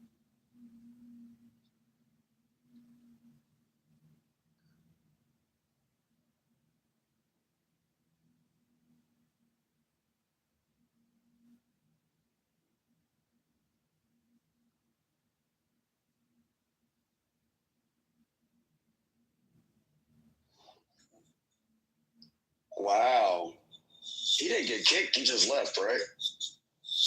Or is he in the bottom? I thought he was making coffee. Oh yeah. But like, do you really think it was the morality that caused the Civil War, or do you think it was economics, Joby? Because Suse had a lot to say on that, and I think she made a very good point. It's economics, bro. And I'm in agreement. It is like looking back through history, definitely economics. If you really look at it in black and white, for sure, economics. I mean, the British abolished it because it was beneficial for global trading. You know what I'm saying? So, yeah, about like 1811 or something like that. 1808. Also, homie, the white dude that was, you know, pushing back a lot, and he's, you know, talking shit about why everybody else got, man, you stupid motherfucker. You have no idea that, you know, black folks in the United States got all their identity, all their history ripped from them, and have constantly had a whoop on their back. And you talking that shit. Oh, why you can't get your shit together? Man, go fuck yourself. Yeah. Tell me what ethnicity throughout history wasn't enslaved. Several. Why is it about every ethnicity in history when it's always when people are talking about a specific place? Why do people bring up that anecdote? Yeah, it's that what about it? It's that what about it? Okay, it's like, oh, we were the most recent oppressed people. Someone please pay attention to us and give us reparations. It's like, yeah, every ethnicity got enslaved as well. Also, brother, you guys understand other what African slavery tribes. Why don't you talk about that? Brother, the Middle East slave trade was actually worse than the that's the cocksuckers that started it all. What are you talking about? But you the guys Arabs don't would talk have made about this. motherfuckers. Well, then that's where the morality part comes. The Arabs were the original slave traders. Then why the fuck, if that was the case, where we can talk about the morality aspect, then why the fuck knowing how detrimental it was to different people groups across the world, why would people come as peasants, as the debtor society from wherever they're from, and come and perpetuate the same shit then? Make that math. So, sister, you just brought up what I was trying to say. That's the Slavery case, back then then why was not take the debtor opportunity now? Why not take the opportunity? Yeah, it was, absolutely. I won't argue with you on that one. But why not take that opportunity now instead of trying to, segue into all kinds of world history and talk about a thing that's a thing, right? And I mean, to me, like, even with the title, it's not an either or. It's all encompassing to me because it's both. If you look, depending on how you look at it, but you can't negate the economic aspect of it because at the end of the day, those are the strings that were being pulled based off of. You always got to follow the money. At the end of the day, whatever you're talking about, follow the money. Go ahead. I'm sorry. What ethnicity was not a slave historically? Which one? Oh, wait. Well, for me personally, I focus on my own history because that's what impacts me directly. So all of those people would have to take the opportunity, like people in the United States are doing, and speak on their history the way a lot of Americans are speaking on their history now. You see what I'm saying? Does that make sense? Well, yeah, individually, but I was asking as a body, which ethnicity did not get enslaved? Everybody did. Okay, well, let's re-ask who all did get enslaved then. Name everybody that got enslaved, historically speaking. I'm not giving a history lesson. I'm asking you. Well, why would you ask me and I can't ask you? I'm putting it back on you. Yeah, right. You're not answering. If I tell you that, so you don't have an answer that directly affects my history and my particular bloodline here on these lands where I still reside. Why would you want me to give you a global history lesson about slavery of all peoples around the world, but then you have nothing to say? I have everything you have no to answers. say. Yeah, I do. Well, I'm asking you to say it. Go ahead. Well, shut up. Damn. I am damned listening to this shit. I have a blended family. We all have a blended family. Name one that doesn't. All right, yeah. I guarantee you have cross blood. I promise you do. Okay, well, tell me my bloodline then, since you know me so well. What am I fixing? I don't give a fuck. Yeah, I'm not gonna lie. You're showing it. You're showing it. You're showing it. What aboutism? I think it's a fair question to ask. Like,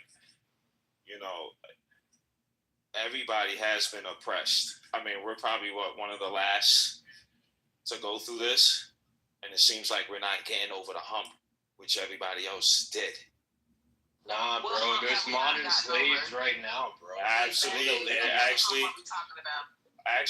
Miss, listen, I mean, you doing those over talking, I'm not gonna do it, because I'm gonna just shut up. All right, but what I'm saying is, everybody, okay, cool. Everybody, listen, it's just a fair question. If somebody asks you this, it's kind of fair to just answer the question instead of just like trying to fight with people. You know what I'm saying? That's all I'm saying. Because I'm just trying to listen. If I said that I got hit by a car, am I supposed to give you all the statistics? All right, you know what? Just all got right. hit by a car? Be for real. All right, Miss. You know what? Just forget it.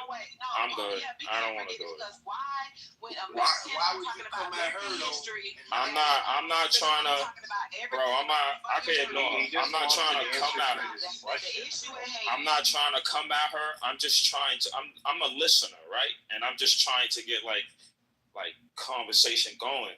But if it's just like, if somebody asks you a question, just answer the shit and then just be okay. I know, but she asked Karen that question and Karen ain't answered. All right, so I think both of them should be answering the questions. But it's like, yo, when this is, Sir, who if are you it's calling, Q, Karen? Who are you if calling, this is Karen? if this is a Q and Q or Q and A, If you throw a shoe in the crowd and the dog bark. Yeah, you're a Bro, bark. you people need to listen. Have a conversation. It's that simple. All right, go ahead. Speak your mind then. What you got to say? I want to hear her answer his question.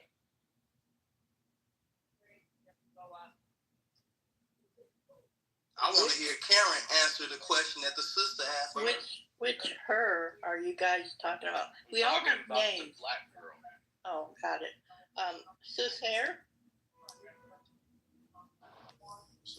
Yes, I'm here. I think they're approaching you with a question, but I didn't hear the question. Can y'all repeat the question? Yeah, fan, that goes to you. You're supposed to ask her the question.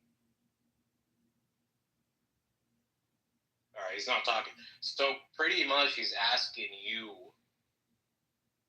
which ethnicity throughout history has not been enslaved.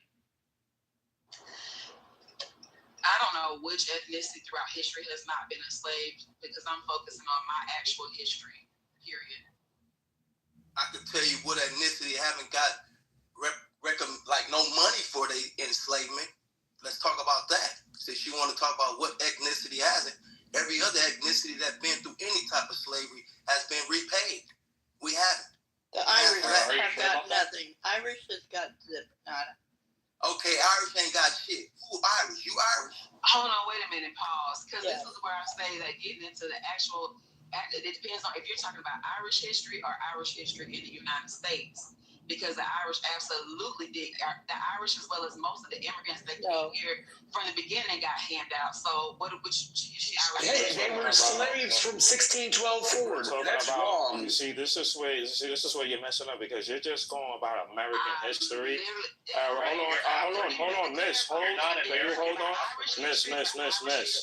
All right, I understand it, but Miss, you have to allow me to talk. Come on, don't do this, right?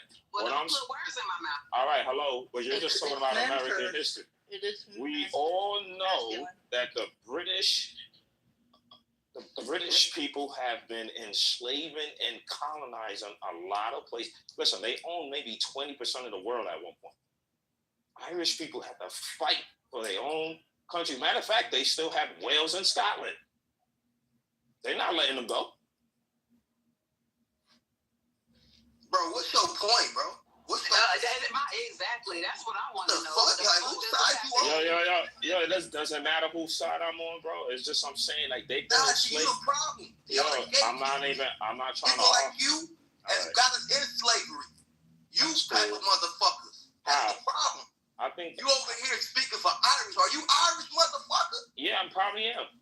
You probably you know that there's black Irish people, right? Yes, you are. No, I'm probably am. Now we was a goofy fucking sellout. I never said. And what we do is we take care of our backyard. I never said we. I said I probably am. We take care of our backyard first. Okay. Oh yeah. You take care of your backyard with all the murders. Oh yeah. Oh wow. Now we want to talk about murder. This dude is bugging out. Crackers been murdering everybody. Loco. That boy is drunk at 5, 6 o'clock. Exactly. An Irish drunk. That's what they is. A fucking drunk. They show they fucking true colors. Loco, watch your mouth. I'm an Irish woman. Oh, now you're an Irish woman. I always have been, dummy. Okay. A lot of Americans are mixed with a lot of things. Loco, calm down, little man. Everybody in America is typically mixed with something else because it takes somebody that makes us American. We don't give a fuck what you mix with.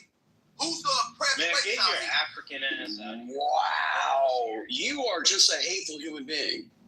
You just hate it. I'm giving y'all what y'all gave us. Take it like y'all told us. Well, if you could give it like you got it, then I could give it back like you fucking antique farm equipment in my fucking barn, bitch. We can do whatever you want to do, stereo. Dude, we can go all the way live. Man, I just I'll put it in stereo so you hear it in both ears. Yo, are you really trying to claim you're arguing virtually on an iPhone to somebody that you're oppressed? Bro, come on, man. Get the fuck out of here.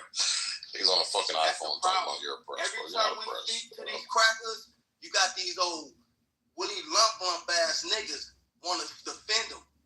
Yeah, nigga, you sound stupid. No one wants to act like you sound fucking retarded. You're trying to claim you're oppressed and you're on a fucking iPhone arguing to a fucking digital screen, bro. I hear you, sister.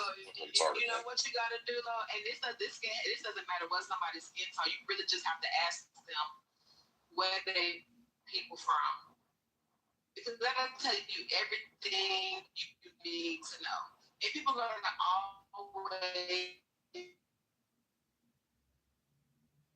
I just feel it's a coward move she to try to defend another race.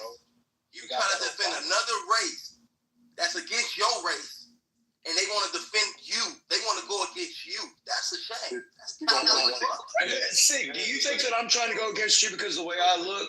If you walk into a room shouting and screaming like a crazy man like you are now, I can see why people don't like you. They're against you, not the race. You, bro. You're a weirdo. That's what it is. I wouldn't give a fuck what they against. I'll take their ass out just like I take the crackers out. You do, because you're the one crying about being oppressed. So you do care. What the fuck, man? Pick one. So what do you care about? Pick one. What do you care about? What I care about is getting some sleep and some crazy dude screaming about how he's oppressed and he's yelling at somebody on the iPhone. Go to sleep. Get off the fucking mic, crazy, man. Fucking crazy, bro. A fucking coward. All right, I'll be crazy. Dude, you're the one crying about being oppressed in 2025. Coward to the crackers. You a coward to the crackers. You have $1,000 computer in your fucking hand. You a coward to the crackers. It makes zero sense. It makes you zero a coward to the crackers. Just know that. Dude, I'm not the one crying about being oppressed on a fucking iPhone, screaming at virtual people. You okay with being oppressed? You're a fucking coward. Screaming at virtual people that can't do shit about your prayer. What are you gonna? You don't know what the fuck can happen. What are you gonna get accomplished? Where your energy lies at, young man? You sound like a fucking retard, bro. This is why people don't now like. You're using the R word.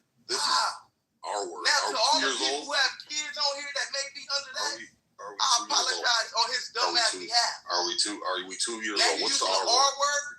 What's ridiculous? So that's what we doing? Just like I said, he's a fucking coward.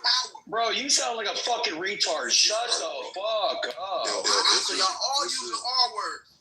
Y'all realize that we have kids who's suffering from that. Bro, well, you're the one that made the crack baby.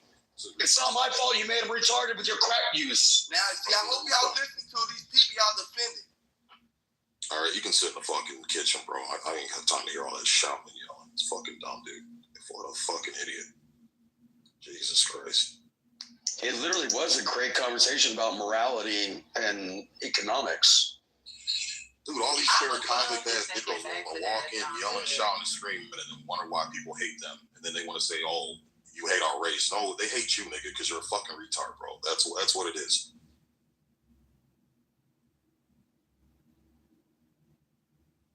Sorry, again. No, fucking retard. He woke you up out of a dead cold sleep. What do you think Joe Sarden was yelling at you? No, man, it's just fucking dumb, bro. This nigga's just angry, screaming at a damn phone, getting what accomplished. Fucking idiot, man. He probably just ran out of crayons. He's hungry. He's hangry. But to the topic, Sig, I think we should be focusing on economics big time, or it's going to come crashing down around us. We're not going to have any fucking morality. Oh, speaking of economics, Sig, what do you think about Trump's announcement last night that 1,450,000 soldiers are going to get a check for $1,776 It's being sent out now. It'll be there before Christmas for all. It'll be a Christmas bonus for all service members active duty. Yeah. Manfinity was telling me about that last night, bro. I think that's a good thing, man. I think that's a good thing, man. I think it's dope. I mean, that makes me wish I was still in. Yeah, I think it's dope, but I wish he would highlight I wish he would put more emphasis behind the Veterans Administration, because I work in healthcare, and the way that these veterans have to wait, the ringer they have to go through to get the access to the care that they need is ridiculous. So I get it, shout out to the $1,776, but I want him to slide on over to something that's a little bit more impactful across the board too. Well, when it comes to the veterans, like, he's done quite a good deal. Like when he bought that university over in California, and he's converting the whole thing into a rehabilitation center for homeless veterans. It'll be able to, like, they're expecting to be able to handle 100,000 soldiers or veterans per year through their courses. Okay, but he's not doing that shit in LA right now. Like, it's the thousands of billions. He already, yeah. Well, it takes time, my guy. No, it doesn't take time. Get their asses out there and fucking get them off the street. Well, that's easier said than done, because a lot of veterans don't want to come out of the streets. I mean, I still go out in the woods, because I know 4 veterans that stay like probably 45 minutes out in the woods, and I have to carry a big old rucksack with supplies out to them. And dude, like, they live in tents, and then like I'll find their old spot, and then I have to go find them. Because they don't, because people like agoraphobia is a real fucking thing. I had a fear of crowds when I got back, so I understand it. But you need to get the fuck off the street, and so I can walk around and shit, dude. Like, it's just not fucking right. Bro, you can't say it like that. Come on now. It's not that cut and dry. It's not that cut and dry, but you know what? You kicking tents left and right like that. Damn. That's just like, in your downtown area. That's everywhere. Lower Canyon to fucking Valley, everywhere, dude. Like, I mean, they just need to get off the streets, give them a home, something. That's because your governor screwed up the money that they were given, and they've laundered it to who knows fucking where. Where you live, Stereo? I live in Georgia. Well, you live in Georgia. Y'all even got the worst motherfucking shit. Matter of fact, y'all got the worst. What, Atlanta? Atlanta's not Georgia. That's New York or the South. No, Atlanta fucking is the worst ever, too, dude. Y'all got homeless people left and right over there. Yeah, there's plenty of work to go around here right now. But y'all need to get that shit straight, too, dude. Like, I need a motherfucking tighten up, man. Me? Why do I need to tighten up? I'm retired. Because you probably one of them that's on the street, ain't you? My house is paid for. Well, then I don't even have a mortgage. Well, at least you have to them. Fuck. Y'all motherfuckers shit. Y'all funny, real Awful people, I swear to God, dude. Worst thing ever. Well, you got 3.5 million people in Atlanta metro area, and then the rest of the state has 3.5 million people, because we have a population of just over 7 million. We got 1 billion people in LA. And you got a shitty governor that doesn't know how to be fiscally responsible. Yeah, governor too. So what? Kip ain't that bad. I have a question about LA. Bruce, you're out that way, right? Oh my God, yeah. About, I bless your heart. That's all I can say, because I don't think it's not Atlanta too, but Atlanta sucks. Atlanta really sucks. what did you guys take away? Oh shit, hold on. Say that again? What did you guys, can you hear me now? I'm sorry, I'm in the backwoods. In Atlanta, yeah, of course. Nigga, I'm driving. I'm driving in Tennessee right now, but I'm based out of Oh, yeah, that's even worse. Go ahead. I was gonna ask, do you remember, this was probably like 2 years ago, I think. Remember when President Xi Jinping, or however you say his name, from China came? Yeah. Xi Jinping. And Gavin. No, let her come to me. I'm sorry, I said it wrong. I promise I wasn't being petty. I said it wrong, my bad. but him, when he came and Gavin Newsom basically like rolled out the red carpet, he swept up all the homeless people off the street and moved them out the way. Nice for a minute. For like 2 seconds. Yeah. While the Chinese president was there. How did y'all respond in the city? How did y'all respond to that? And what has been the outcome? Nothing. If there's a noticeable one. No, nothing, dude. Like that. I mean, yes. Thank you. I wish it was something big about that. No, it's nothing. Dude, these people ain't doing shit. And the only reason why I asked in the conversation was about tariffs and stuff like that. It was like about and in my mind, I was like, oh, he probably set up some kind of deal or some shit out there in LA with the president. Okay, No, it's been bullshit. You know what? I'm gonna start showing and posting stuff. That's what I'm gonna start doing.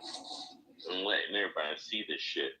Because people don't believe you like, oh, Bruce, I'm like, all right. Like, seriously, man. I mean, I can't support fucking homeless by myself. Just can't do that shit, dude. And I feel bad for them, but at the same time, like I said, I know how that shit is, but nigga, like, god damn, man. There's a lot of these motherfuckers out here, man. It's crazy. And y'all imported homeless because, like in California, if you were homeless, you could register with the state and you get a check for $600 being homeless in a state where it doesn't really get that cold. And if you're homeless and you're on the street, $600 a month is pretty much your food and your drug addiction. Drug addiction, period. That's all it is. Let's be honest. It's drug addiction. So let's be honest, all the way, 100%, they're on drugs. And the whole thing is like get them off the street to a point, or put them in a park or something like that where they can do their drugs or whatever. They're not gonna get off that shit, dude. And this the whole point is like America's like, shut the fuck up. They're not gonna get off that shit. People that got money or rich don't get off that shit. So I mean, like, people just not gonna get off that shit, dude. Fuck. And you don't think this has anything to do with? Oh, my bad. Go ahead. No. I'm Bruce, what kind of bulldog you got? What do you mean? I can hear something snoring hell loud in your background. Oh yeah. I thought I was tripping. It's a big dog going. I'm like, damn, this bird's sucking in the world. Man, I got 3 pit bulls. I breed pit bulls. I knew it was a bulldog. No, it's a pit bull. 3 pit bulls. Actually. I got 2. They going like he paying bills back there. Yeah, well, I breed. So. Me too. Red or blue? Driving in a car or something.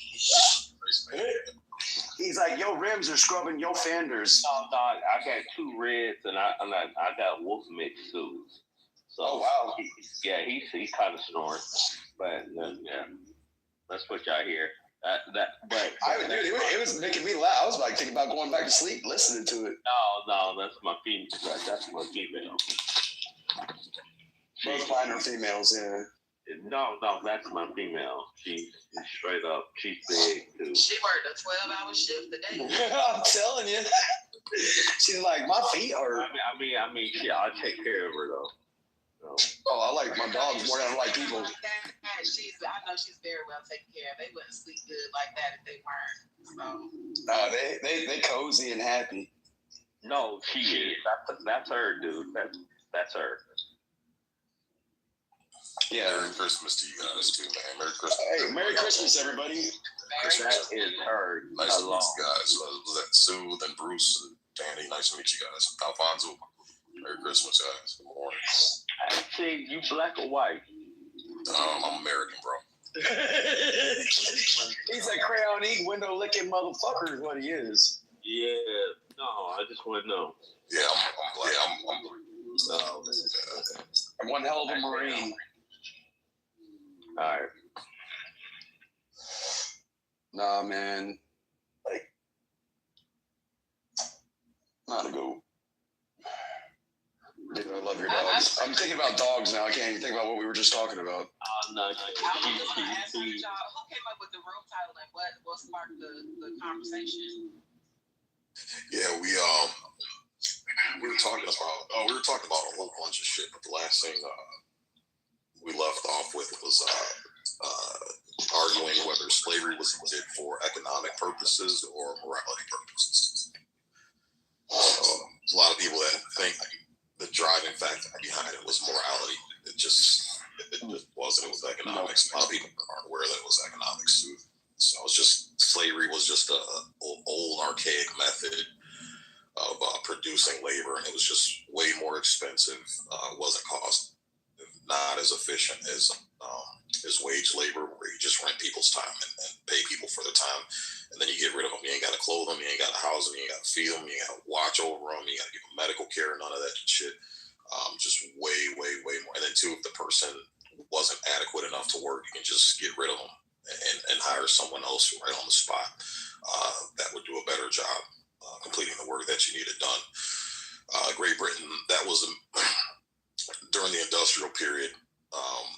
Great Britain was like one of the first countries to realize that enslaving people just wasn't efficient to keep up with the industrial period that was coming in and the type of work that needed to be done. So that's the reason why they outlawed it first, and then America followed shortly after. Well, I wouldn't say like shortly, but America followed after. So we're just kind of discussing that, but there's a lot of people who think it was for morality issues, and it wasn't. Okay, thank you for that clarity. Because I know I host my own rooms on Clubhouse, and my sister's the brain y'all talk about. But we take these deep dives into history, and for obvious reasons, it can be very polarizing, very emotional, especially if you have a historical tie, like you or your family has a historical tie to some of the, at the end of the day, they are atrocities that happen.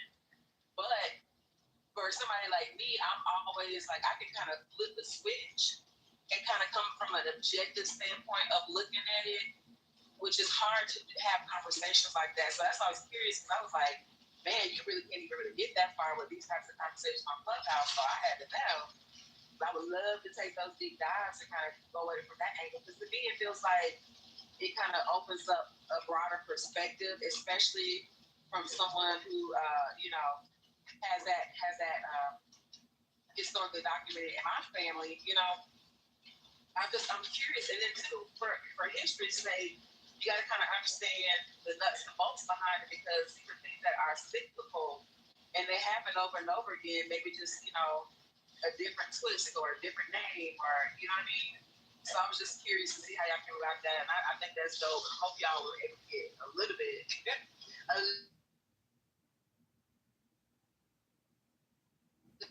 Listen to this.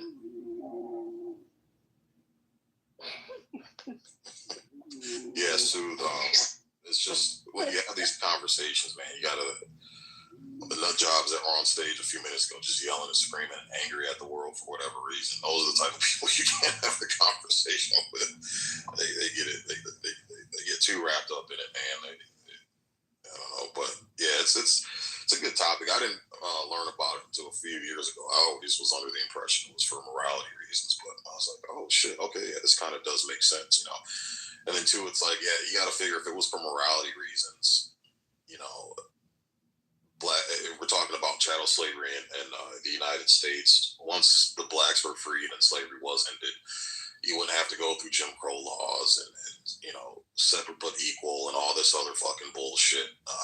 All the racist laws that were still in effect that were morally wrong and directed, towards black people. So if it was about morality, it would have been like, yo, slavery's ended and we're going to, give blacks equal rights, equal access to everything. We're going to outlaw the mistreatment of blacks simply because of skin color. That shit didn't come till 100 years later. So yeah, this is a good conversation. Can I say something? Yeah. What's going on, Alfonso? Good morning to you. Merry Christmas. How you doing? Okay, when people say that separate but equal was I guess you'd say, immoral or some type of unfair doctrine. And again, it started off rough. You know, it was an arduous process or journey in Separate but Equal. But I think the Separate but Equal, that really kind of was the best thing for the development of the people that did want a separate identity, so to speak. So I think that people, they kind of go back in history and they look and see who the leaders were and what was the dominant mindset. It's that the people, because I'll just say that as far as the people who wanted a separate culture, that was the best thing on the table, so to speak, at that time. What about nowadays? You think that's best for today? A good prescription for today, Alfonso?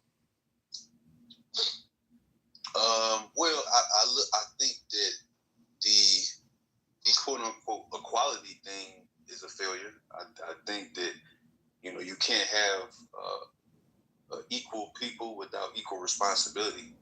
So I do think that the people that who are into the leftist ideology or into some type of colorless society have seen that, you know, those things don't work, and they only, you know, make people irresponsible and entitled to things that, you know, that their culture maybe doesn't produce on its own. I do think that, though, you know. All right, copy. Yeah, I was just looking at your PTR, the son of Booker and Elijah Muhammad and stuff. All right. Yeah, and I agree with you, man. I think, I'm in agreement with that mindset as well. Yeah, I think this forced integration stuff just kind of backfired because we're all pretty much separate now. You know, like we still kind of, once we got the freedom to be where we want and how we want to be, we're, you know, if you still look at the grand scheme of things, we still pretty much congregate with people that look like us for the most part. You know, whites still live with whites, blacks still live with blacks, Asians are in their section of town, you know, the Arabs are in their section of town. And yeah, I tend to agree, man. I think Separate but Equal was a better route to take to keep some form of independence and self-pride. I disagree with separating from the general umbrella of being an American. I think there's a lot of value to that, but I think if we kind of established a foundation of, you know, separate but equal, but still holding a line of respect and still linking the chain together, you know, underneath the American flag, man, I think that should have been what was pushed. I think we made a huge mistake doing this forced integration and just trying to force a square peg into a round hole. But yeah, I agree with what you said, man. You all white, man. You're a white guy. But, no, I'm black, Bruce. No, it can't be. But the whole thing. He's a green shoe family member. Leave it alone. If you look at my PTR, that's me in a PTR. I'm a black American, Bruce. Don't believe. You got the PTR of falling down with Douglas. So I'm saying if you click on my PTRs and scroll over, there's a picture, clear picture of me. I'm black American. The thing was, Sig, that like I was born in 75. I'm 50 years old. Slavery ended in 65, 110 years before I was born. But when you were talking about like the forced like separation and integration, I had my papa's buddy, Mr. Tom. He owned a funeral home, and he was a good old man, and he was a very prominent businessman, black man. And he would talk to me about like what it was like before, like, you know, when communities were separate but equal. Like you would have the black community with lawyers, doctors, dentists, you know, very, you know, prolific business people within the black community. Now, when they made it where they were allowed to go anywhere that they wanted, anybody that had money that was affluent he would tell me that, you know, they just left because they were tired of being around people that act all crazy and stuff. They wanted to move to the suburbs and get away from the craziness of that, you know, inner city lifestyle that they had going on within their communities. And I think that left, you know, what ended up making the hood or the ghetto or whatever you want to call it, because all the people that had money and the ability to do it left. So like then you have the decrease of like property values, and like that area tends up like running down because nobody's pumping money into the area. And I think that had a big impact with a lot of the Black community, because if you were Black and affluent, you know, you were part of society. If you were poor as fuck, yeah, you ended up staying in the hood. You know, to that point, and this is some of the things that we speak about in our rooms. Once you start going back through history, I don't know if you heard me earlier asking that one dumbass, you know, where's your family from while you talking all this shit? Well, that's a concept that goes across the board, because even this idea of quote unquote Blackness is not a monolithic notion in and of itself. And so and I'm not going to try to do that in this room, because I don't know if you're trying to do that, Steve, or not, but, you know, there's a deeper nuance to that a lot of the rest of y'all don't know, because, you know, for a lot of people, it's just a skin color thing. You look at somebody with similar shade tones and kind of categorize them based off of the system we have set up here in the United States.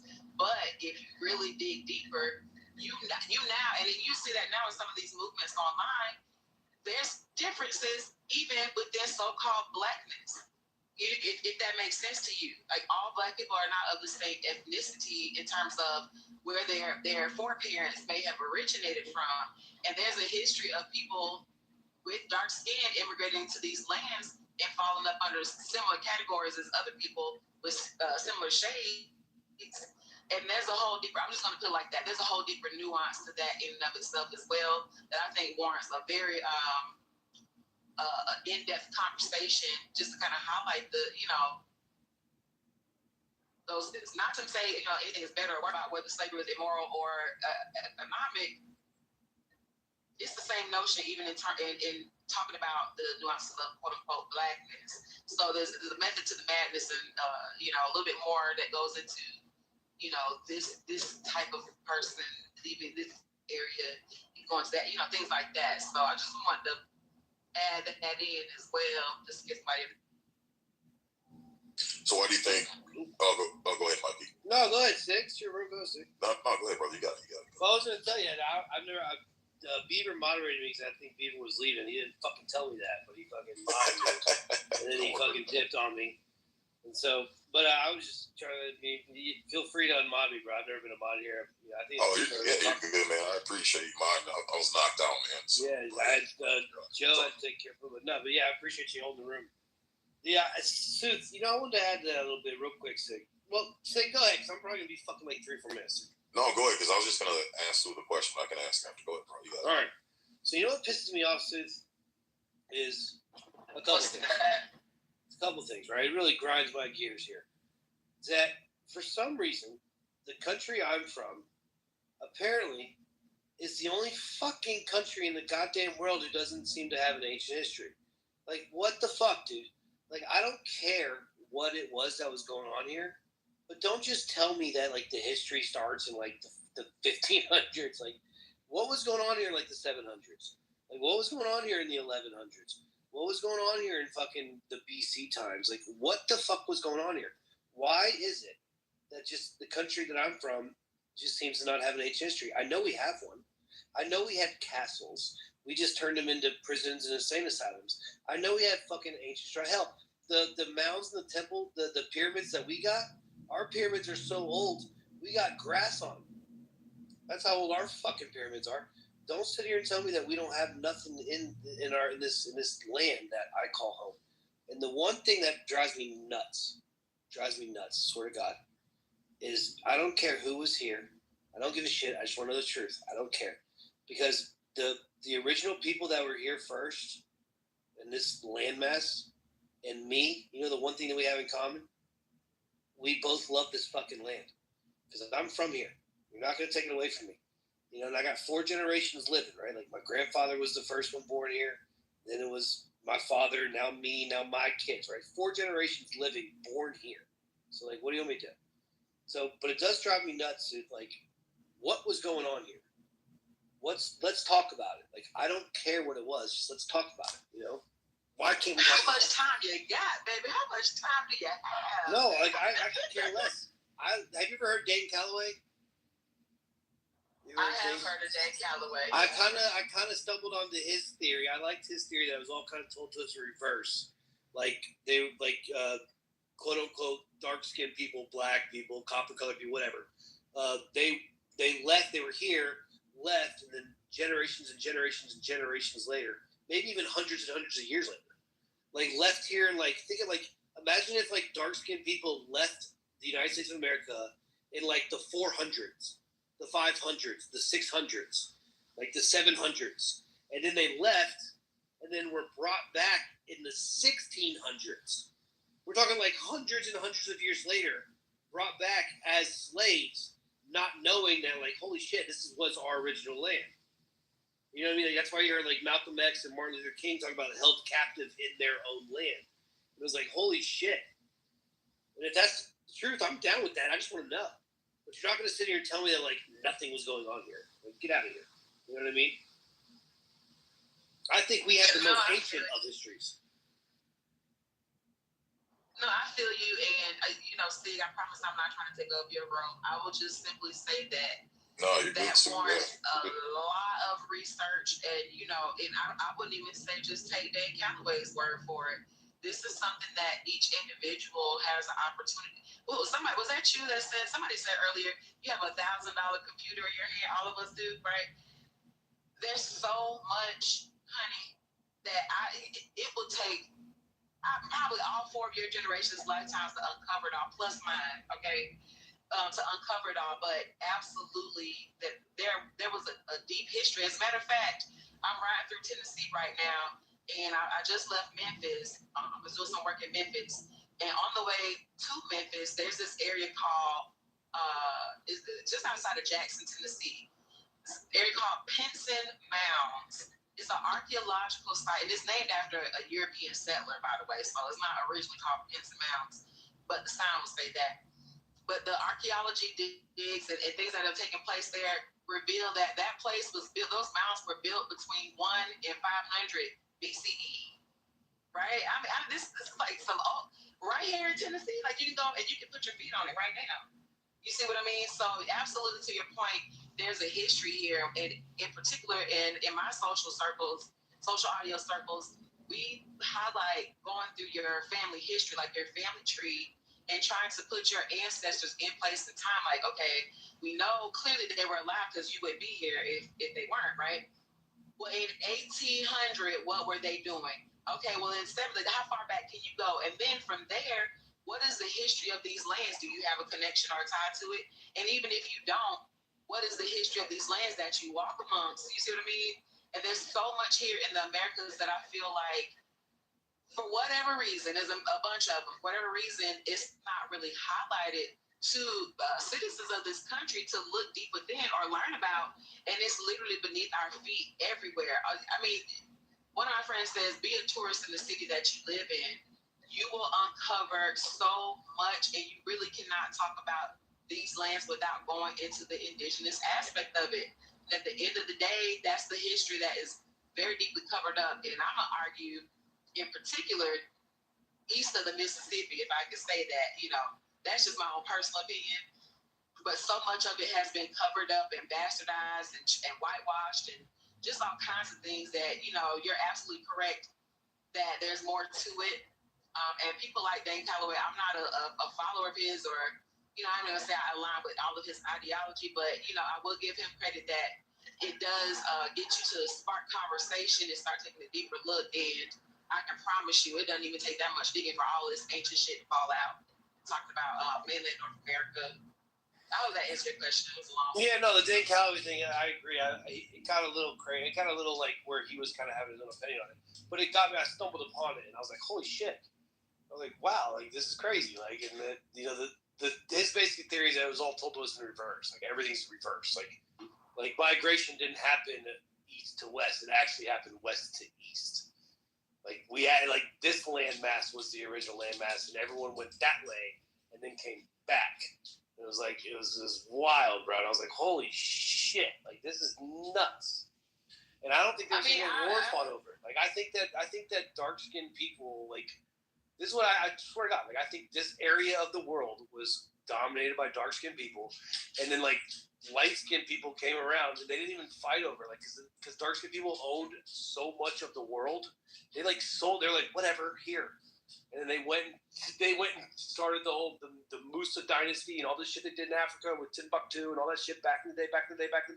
It's like centuries and centuries and centuries ago. And they owned so much of it. They were like, whatever. And then it all kind of came back. Like it all kind of was. That's not what happened. Yeah, I was gonna say I would steer away from grand and gross ideologies because at the end of the day, for me, and just me speaking for me, I need receipts. So much of American history is theoretical and it makes no sense. And maybes and it's scientists say, you know what I mean? There's no it makes no sense. Concrete. But however, we have a thing called the National Archives. And also there's also records housed in other countries, like in Britain, in England and in Spanish archives, things like that, because of the history that's interconnected from exploration and colonization and things. But you literally, at this point, we say, you know what, we're knocking everything off the table. We're knocking all of our understanding off the table, and we're going to look at what's archived. We're going to go back and we're going to look at these letters that were written and sent from here back to England or to Spain. We're going to look at the legislation that was written. We're going to look at we're going to look at the receipts. Because until you do that, everything is going to be a hypothetical, theoretical, somebody else's opinion. And for a lot of black people, and I'm using air quotes with black because that has a history. For a lot of black people, a lot of it is just that, is theoretical. So now people are starting to look and see what's documented about their families, what ties they have to whatever area they've been in, and what can be proven. And so in those documents, there's a lot of stuff that's coming out that does not fit the historical narrative that's been told. So I can tell you that much at least. Well, yeah, like you said, like everything's on the table now. We know that we were lied to about Christopher Columbus. Like we know that. Like they were told us Christopher Columbus founded the place. We know he didn't even step foot here. We know that. So now that we know they lied to us about that, they can lie to us about anything. So everything's on the table here. And let me just say this. This is the first thing, and this happened, like, I thought about this shit when I was a kid. It didn't make any sense. Think about this. We founded this place. This is what we're told. We fought for our independence in 1776. We fought for our independence to have our own free place. And then the Louisiana Purchase, which if you guys look at the Louisiana Purchase, for those of you who don't know, I'm sure everybody in here knows about it. It's like the whole fucking middle of the country. It's like the biggest land purchase of all time. It's like literally enormous. It's the whole fucking middle of the country. The Louisiana Purchase was made in 1804, I think it is, or 1805. We bought it from France after fighting the British for the right to the fucking country. So here's the question that I could never get answered. Who the fuck did the French get it from? Like the French just had it?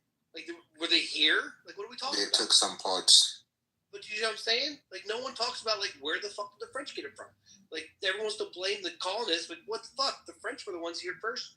And then the colonists buy the land, and it's like, well, fuck, take it up with the French. We just bought the land. I don't know what the fuck you want us to do. That's a worthy rabbit hole for you. Oh, man. I encourage you. Like, we bought it from Napoleon, like the Napoleon. Isn't that crazy? Sorry, go ahead.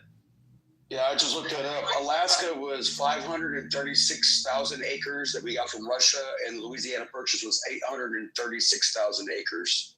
So much bigger, almost 50% bigger. I think Alfonso, did you want to chime in? I know Philly's on stage. King, welcome, guys. Merry Christmas. What's up? Did you guys want to chime in? Alfonso, I think you came off the mic. You wanted to chime in. Well, no, I wanted to ask, okay, the people that question certain historical data in regards to, who dwelt in certain places. Okay, do people, do you think that maybe like DNA or archaeology, or I forget what the study of bones is called, like when they find ancient skeletons, and you know, or Anthropology. Yeah, anthropology, or you know, differing ancient, maybe it be pottery, utensils that the people used them, ancient foods of the Americas. Do you think that those things are false, or that they don't bear witness to the truth of who inhabited these lands before the Europeans came? No, I just think there's a lot of it that they won't let us know about. I think I think the Grand Canyon is like, it was a civilization, it was like a whole city. I think those they don't know. Honestly, Alfonso, I think they just made this shit up. I swear to God, I think they just made this shit up. They had no fucking clue. They're like, what the fuck are these things? Like, what the fuck? What is this? What are these buildings? I don't think they built the fucking DC. I don't think they had anything to do with building the fucking the Congress building, the whatever. Have you seen that fucking thing? The fucking Congress building? It's fucking enormous, bro. You can't build those shit like that.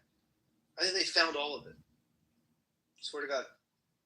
They just made this shit up. Wait, what are you talking about? You know that all got burned down in the War of 1812 and it got rebuilt.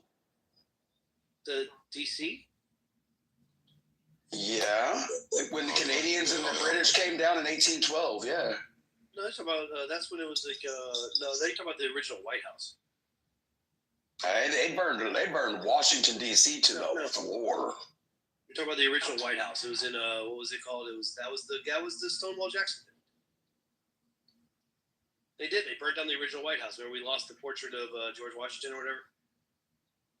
It was the White House that Lincoln lived in, I think. No, I'm sorry. It was the White House that There's a 50-year difference in that one. Yeah, no, my bad. They burned down the Stonewall Jackson's.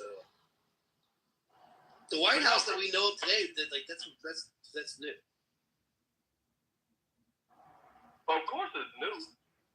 I mean, a lot of added amenities. Are y'all really in here fucking up goddamn American history? We're trying. God damn. We're trying our best, dude. I don't think we built any of the shit in DC, bro. Any of it. Look, that's it. Right? Look, the White House that exists today is built off the old framework of the old White House. All right, cool. But what you largely see now is new construction and new amenities, giving, security reasons and shit like that. What you see now, all of that shit is fairly new, contemporary. All of that shit. I mean, from the basement, all of that shit. The ballroom, all of that shit is fucking new. It's just built off. It's just an extension of the old framework of the old White House. Yeah. All right. So I looked it up. After the War of 1812, we had to rebuild the White House and the U.S. Capitol. We were rebuilt with newer structures emerging later. The Supreme Court building was done in 1935. The House and the Senate office buildings was done in the 20th century. So 19th and 20th century was where a lot of it was built. So the idea that you think we didn't do it, that's weird. I call bullshit. You can't look it up and prove me wrong? I can look up a bunch of shit, though. Can you prove me wrong, though, other than you just anecdotally saying that I'm wrong? That's not fair. That's not fair. You're operating from afar. Look up. I mean, are you saying that? Look, man, it's just my opinion. I'm not saying it's a popular opinion. But all you're saying is I'm wrong by your opinion with no facts. Well, yeah, but your facts are just what you're told. Which are written down in history books and... Again, what we're told here. Here's what I'm saying. Have you ever gone and researched stuff in old track books? If you go to any historic downtown, right? So, and look, I'm from Little Rock, Arkansas. Even though our historic downtown is a relatively small historic downtown, but if you go to any of these historic cities in America, including I guess you would call DC, you see these buildings that are built and the way they're built, the details that they're built with. Go to some of these old the capitals of some of these states, and you see their Capitol building. it just looks different. And you go to the U.S. Capitol. Like, I get it. We've seen pictures of it. I don't know if any of you guys have been to it. I've never been to it, but like looking at pictures of it. Oh, I saw the. They're fucking enormous. In the Capitol, you go into the main auditorium hall. That's where they're at under green glass. Like the pillars, the steps. Like the steps don't even make sense. The stone that they use, bro. It's like it's a special type of stone. Like these buildings in these old American cities are these types of stone buildings. The old prisons, the old like all these things that we turn them into insane asylums. Also, they're these old ancient buildings, bro. I think they're older than anything, bro. I think they're like Roman. I swear to God, bro. I'm not joking here. I think the Capitol when you say Roman. when you say don't make sense, what do you mean by that statement? Don't make sense. Have you like just look at how the Capitol built, all the different like the way it's built. There's nothing about architecture. Yeah, but there's nothing else like you're saying that it was the only building built at that time period. There's nothing else like it. I know what Mike is talking about. Wow. Like there's no other building in the 1930s that was built like that. Zero. Manhattan, New York. Y'all said the Capitol building was built in the 1930s, right? No, it was built right after 1812. Did you say this Capitol building? What'd you say? No, the Supreme Court was 1935. The Supreme Court, sorry. And then Congress, building was like just shortly thereafter. None of those ones that have that type of stone, they just look different, right? They don't look like the White House. They don't look like the Washington Monument. Hold on. When you're talking about the architecture and all of that shit, right? And you're looking at the way that they were constructed, you also have to take into consideration the building materials at the time.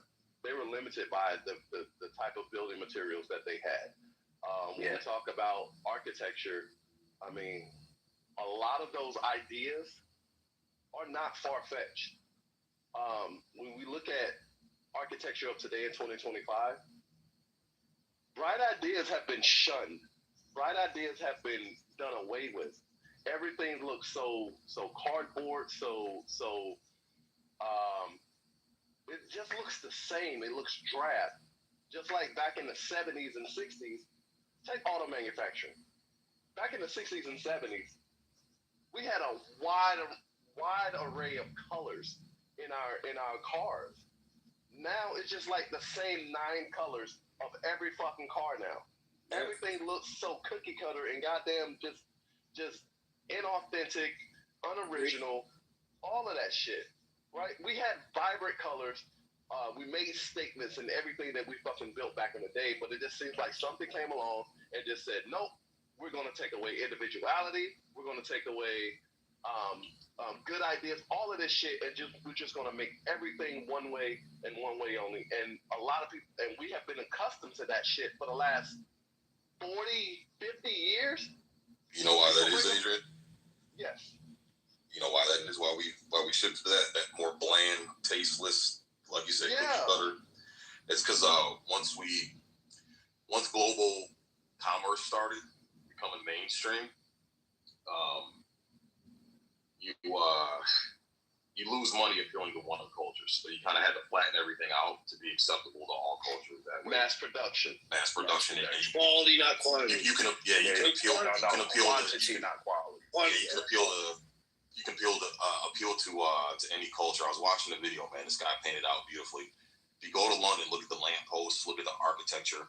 You went to their sewage processing building from the 1800s, bro. It looked like a fucking cathedral. It looked like some fancy Roman Catholic church, man. People took pride and individualized everything to that specific culture.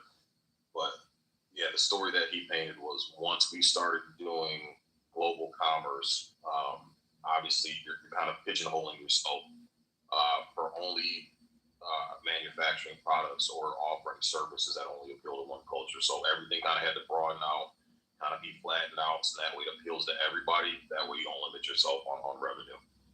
And like I know what you're talking about with it's called the Tartarian conspiracy, where basically America, half of Russia, and a slight amount of Eastern Europe used to be like the Tartarian Empire. The issue is even if it were true, we would have to start cutting into those old buildings, which we can't do, not legally.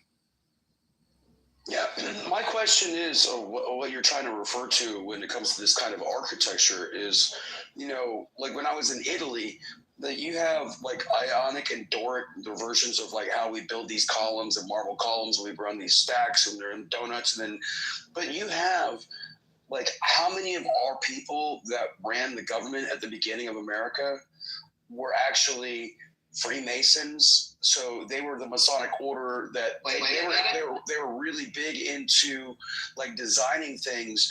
And you're talking about a technology of architecture that was over 2,000 years old. Yeah, so you mean it was stolen? years ago?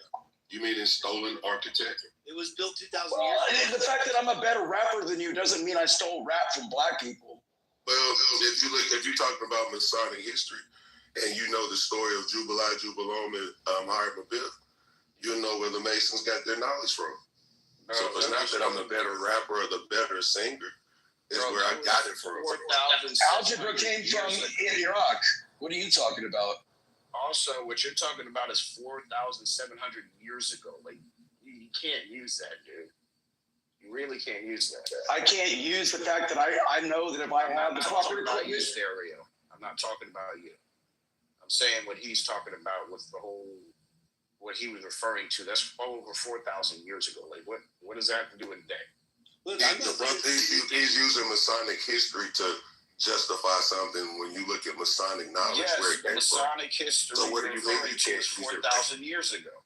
And it's not used today. They're not using the same science. Are you sure about that? It doesn't matter. It's 4,000 years ago. So you're saying the Masonic order does not survive today? Are you telling me? I'm asking you a question. Do you just like to talk, or do you want to answer questions and have a conversation? All right, hold on. Well, you're not answering any of mine. I did. What he's saying is this. Now, we all know the Masonic order, right, that you're talking about, Stereo. Yes, this shit kind of exists today. But I think what Moscow is talking about is, if you know about ancient geometry and sacred geometry, the Masons, they were the ones that understood how to build these things, right? And it was a secret thing. They didn't want to teach everybody because they were the only ones that were getting the commissions, right? They were the only ones that were able to build the arches. They were the only ones that were able to build all the stuff because they understood sacred geometry. So it was a secret. They didn't want anyone else to know it. But then people kind of got loose. And guys, what I'm saying, I don't think it's unique to America. Like the Europeans, these cathedrals, and all these old Gothic cathedrals, I don't think they built them. I think they found them and they turned them into churches. I don't think that those aren't churches. They didn't build those fucking things. I don't think this is just neat. I think this stuff is from thousands and thousands and thousands of years ago, and people found it. They're like, what the fuck is this, bro? Like, when I was in Italy, bro, I was in Italy at Tuesday. Remember the Parthenon? Is it the Parthenon or the Pantheon? What's the one with the hole in the top? The Pantheon is the one in the hole in the top. With the hole in the top, bro. Well, we know the Moorish influence over Italy, right? Bro, guys, go look up the Pantheon in Italy, bro, in Rome. It's the one with the hole in the top, bro. They turned it into a church. They put a cross on it because then it became a place where they couldn't mess with it, right? So they turned it into a church. But the doors, like, guys, the fucking doors on the front of the place, the handle for the door is like 15 feet in the air. Like, you can't operate the door. There'd be no reason to build this thing. It makes no sense. You can't even operate the door. The handle, like, it's a handle for a door. It's fucking crazy. This stuff was not built by us. We found the shit. We didn't do any of this. I don't believe it. Well, Mike, that's a good point, because that would come from an ancient civilization. And we know Europe is less than 10,000 years old, so that wouldn't make them ancient. Well, I mean, it's ancient by our standards, but you're talking like Marcus Agrippa built the Pantheon in 27 BC. Like, we know the history of who made it. We know when it was breaking ground, and when you came out of the Pantheon, you saw the obelisk that came from Egypt right out front, right? Yeah. That obelisk is probably like 10 times. Well, I wouldn't say 10 times. It's probably twice as old as the Pantheon itself. Where did the Greeks go to school at? Greece. If you think that. Well, I mean, Ethiopia, depending on what year, Ethiopia had the most universities at one point. When the Library of Alexandria was still going, yeah, there was a lot of knowledge there. Well, if you look in Greek history, they'll tell you where they sent their scholars and their philosophers to learn. Stereo, do you know of surrounding the Pantheon? I swear to God, if anybody's listening to me right now, just Google the Pantheon. Are you sure it's the Pantheon, brother? The Pantheon's one of the Parthenon is a Greek structure. The Parthenon's Greek. Okay, so Google the Pantheon in Rome. It's in Rome, right? Yes, it's in Rome. It's in Rome. So Google the Pantheon and look at like a picture from the outside. I can go look at my pictures. I've been there. I know it very well. I was into it. Y'all don't even have to go that far. Hold on. I just want to say this. Adrian, wait. I know. 10 seconds. Y'all don't even have to go that far. I just want to give you a little factoid. Y'all don't have to go that far to look at the Parthenon. You can literally just go to the University of Vanderbilt in Tennessee. Yeah, Tennessee's got one. Exactly. It's the exact replica of that shit. I've been. Yeah, that's the Parthenon. That's one in Greece. I'm talking about the Pantheon in Italy. Right. So the Pantheon in Italy, bro. If you guys Google the Pantheon in Italy from the outside looking in, Stereo, this is what I'll say to you. Did you see all like the shit that we built around the Pantheon? Like all those fucking like little fucking apartments and shit that like we built. Just Google the picture of the Pantheon. There's a Pantheon, this ancient structure, and then all surrounding it is a bunch of fucking human-built fucking shit fucking houses. The Nashville Parthenon was built in 1897 with permanent concrete structure rebuilt in 1920 to 1931. Was famous for the Vanderbilts who built it for their family. Yeah, I mean, like the idea that you think that we don't have the ability to do it, it's just not cost effective anymore. When you can, like you said, cookie cutter, slapstick a whole like subdivision community together, you know, or take that same money and build you one, you know, Pantheon or Parthenon or whatever. You know, it doesn't matter. It's just not cost effective to build shit out of marble when you can do it with 2x4s and concrete blocks. Right. So. Exactly, and that's the point I was making, that, you know, building material back then, they didn't have an abundance of building material like we have now in 2025. We can just build some shit and throw tie back on that shit, throw some belts on that shit, throw some shingles on that shit, and boom, you got your fucking structure, right? They don't know what IBS is. Right. So when we talk about the level of construction and what they use to build these things, I mean, shit. They were limited by the technology of their time. So they did what they could do and did do, you know, with their ideas, with their beliefs or whatever the fuck. Because, I mean, let's be honest. If I was going to build a great cathedral, shit, I would want everything else around it to look, I don't want it to compete with what I just built. I want that shit to stand the fuck out. Are you going to build it out of toothpicks, or are you going to build it out of marble? You see all those houses and structures that surround these great cathedrals just look so minuscule and just, you know, unimportant. It's like, duh, it's on purpose, because I want this massive structure, this you know, this intellectual goddamn shit that I fucking built. I want that shit to stand the fuck out. You goddamn right. That's why. Y'all are forgetting humans are very egotistical in everything that we touch. Every fucking thing that we touch, we're very egotistical. We want that shit to be seen from the furthest of far and the highest of highs. Because we want to fuck out. Look, did you ever make it? I don't know who was saying that they went to Rome. Did you ever make it to Florence and go see the church there? It's the largest single dome that's ever been constructed by man with bricks as a freestanding, free-floating by the Medici family. Like, do you think that they found it, or did they build it? Because we know that we have the history of them building it, but you're telling me that, oh, they didn't do it. They just found it and slapped a cross on it because the doors are 25 feet tall with a handle 10 feet up in the air. No, the doors in that church, the doors in Florence aren't that big. When the Cathedral of Notre Dame was burned to the ground. Oh, fuck, that was sad. Does anybody know how they rebuilt it? Using old techniques? No. How? a video game developer. Oh yeah. Because he had a blueprint. He had it in a game, and they scanned it, and they used that but they used the modern blueprint from the scans to be able to have a blueprint to redo it. Mm-hmm. Yeah, I remember seeing that. I read that article. Yeah, they just rebuilt what the truck they had scanned already. Well, I mean, they didn't have the originals, so you gotta use what you got. Right. And look at the intricacies of Notre Dame Cathedral on the inside. Holy fuck, that shit looks next to impossible. What the fuck?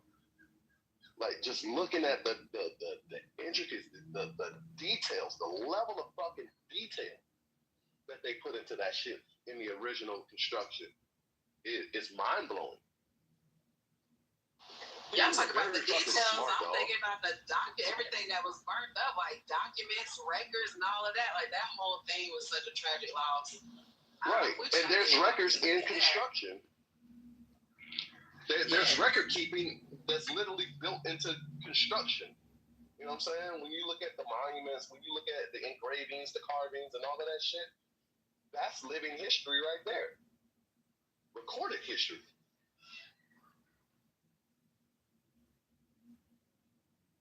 And honestly, that's kind of one of the reasons why I'm not one of those ones that get excited about, stuff like that happening. Even if I'm not saying specifically about Notre Dame, but like in general, just because of the history that's housed there, regardless of how you feel about it, it's actual history.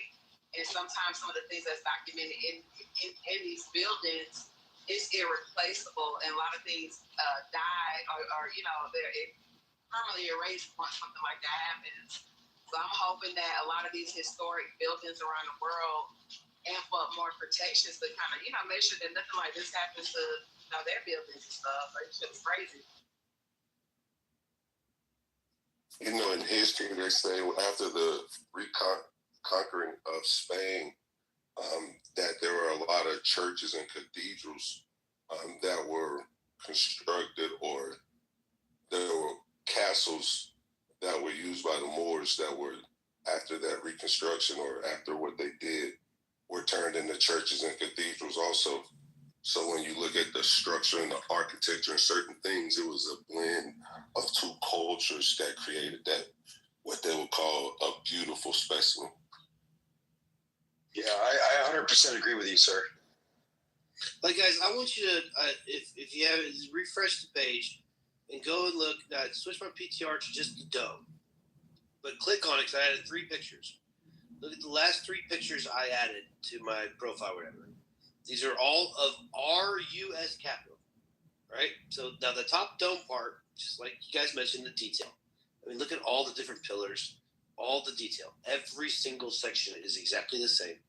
Now look at how big the fucking thing is. And then the third picture is kind of another one, how big it is. Now, are you ready for this? This is the official story. That Stereo, you keep wanting to, go back to the official story and shit, right? This is the official story. You ready for this? The Capitol. You ready?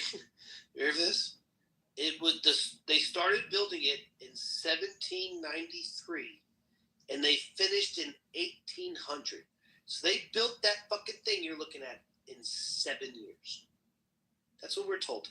That thing you're looking at right now was from start to finish 7 years. Are you like, seriously?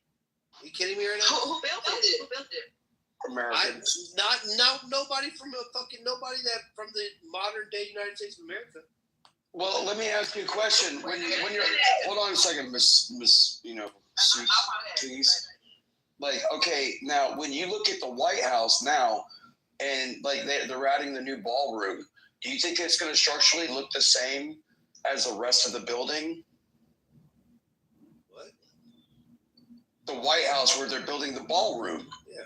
Do you think that where they knocked it down on that wing and they're building up the ballroom, do you think it's going to be aesthetically the same as the rest of the building? I don't know what that's doing with anything. I bet it's going to take more. Because you're saying that we can't do it. We don't do it. We found it. We put something on it. Like saying that thing didn't take 7 years to build. Dude, it hasn't even been a year, and the ballroom's like kicking. It'll be done soon. Well, 7 means completion, and we know the architects and the architecture of Washington, as well as the Capitol building, was done by European Freemasons. So if you know that history, you'll understand why. Yes, sir. That was what I was saying about 20 minutes ago. I was talking about how our founding fathers were the Masons, and they're using 2,000-year-old, architectural and building techniques that we already knew forever. Yeah, it was proven. Fresh off Civil War in 1776, we decided to build that giant ass building in 1793, and we get it done in 7 years. Well, we had to collect some tariffs in order to be able to build it, because there was no income tax back then. Yeah, but you got to realize the rest of Washington, D.C. wasn't all those opulent buildings. They were like, 2-story, what you would consider like a Victorian style with maybe a small front porch. Or if you had good money, you had a wraparound porch. Like, the rest of the city didn't look like all the other buildings. We made it opulent because it was a definition or a symbol of who we were as America. We are fortified and we were strong just as much as the Romans with their Senate and all their, or the Italians, or how do you not get this, that we know how to do this stuff?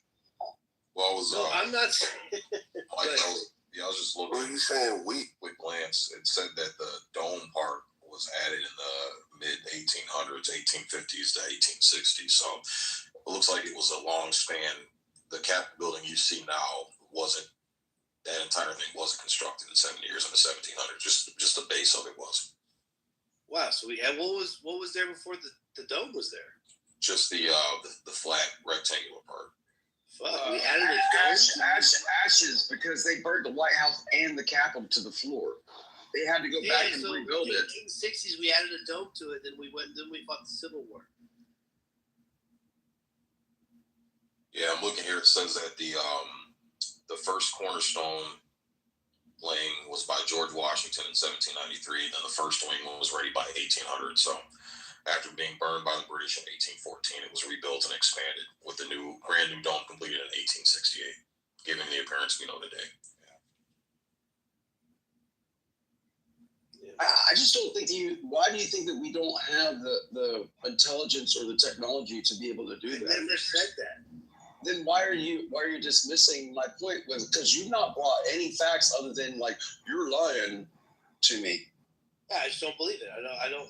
Dude, look, man. Call me skeptical. Call me whatever you want. I don't think the Egyptians built the pyramids. I don't think they had anything to do with the pyramids. I don't think they had any. They had no fucking clue what that was. If you, like I said, go to Google again. If you Google the Great Pyramids of Egypt, you'll see these 3 little tiny pyramids in front of the 3 big ones. There's 3 big. I know Giza. I don't need you to tell me. Hold on, the pyramids. There's these 3 little tiny pyramids. I think those 3 little tiny pyramids. That was the Egyptians. They were like, what the fuck? How the fuck they built this? When Napoleon found the Sphinx was buried in sand up to his nose. They had to dig out the Sphinx, which means that when Napoleon found the Sphinx, half the pyramid was fucking buried in sand. I think the pyramids used to be underwater. There's no pharaohs buried in the pyramids. There's no kings buried in the pyramids. They're all buried in the Valley of the Kings. The Library of Alexandria wasn't anywhere near the fucking the Pyramid of Giza. Giza's right next to a fucking highway now. And I think the Library of Alexandria was never burnt down. It was moved to the Vatican. Do you know the Vatican archive is 52 miles long? Think about that. Before I showed up, I got permission to go into the catacombs. No shit. Why do you think they shot the nose? It takes 2 years to How the fuck? 2 years? Damn. It takes 2 weeks. Why do you think they damaged all the statues when Napoleon got there? Shot their noses and their lips and their ears off of them. Why not? Right? Because it showed them to look like they were Olmecs, with the wide nose and the flat bridge. Why is that? Because, white supremacy or white privilege. Why not? I mean, think about it. I'm not being a dick there. I'm saying, seriously, think about it. Why the fuck? Yeah, that's crazy. No, can you tell us about your experience going into the Vatican? You said you went to the Vatican? Yes, and I didn't know that I couldn't wear shorts, so I had to go run across from the street, and I had to buy a pair of pants on the side of the road from somebody. Was this just a tourism kind of thing, or like I know you say you have a?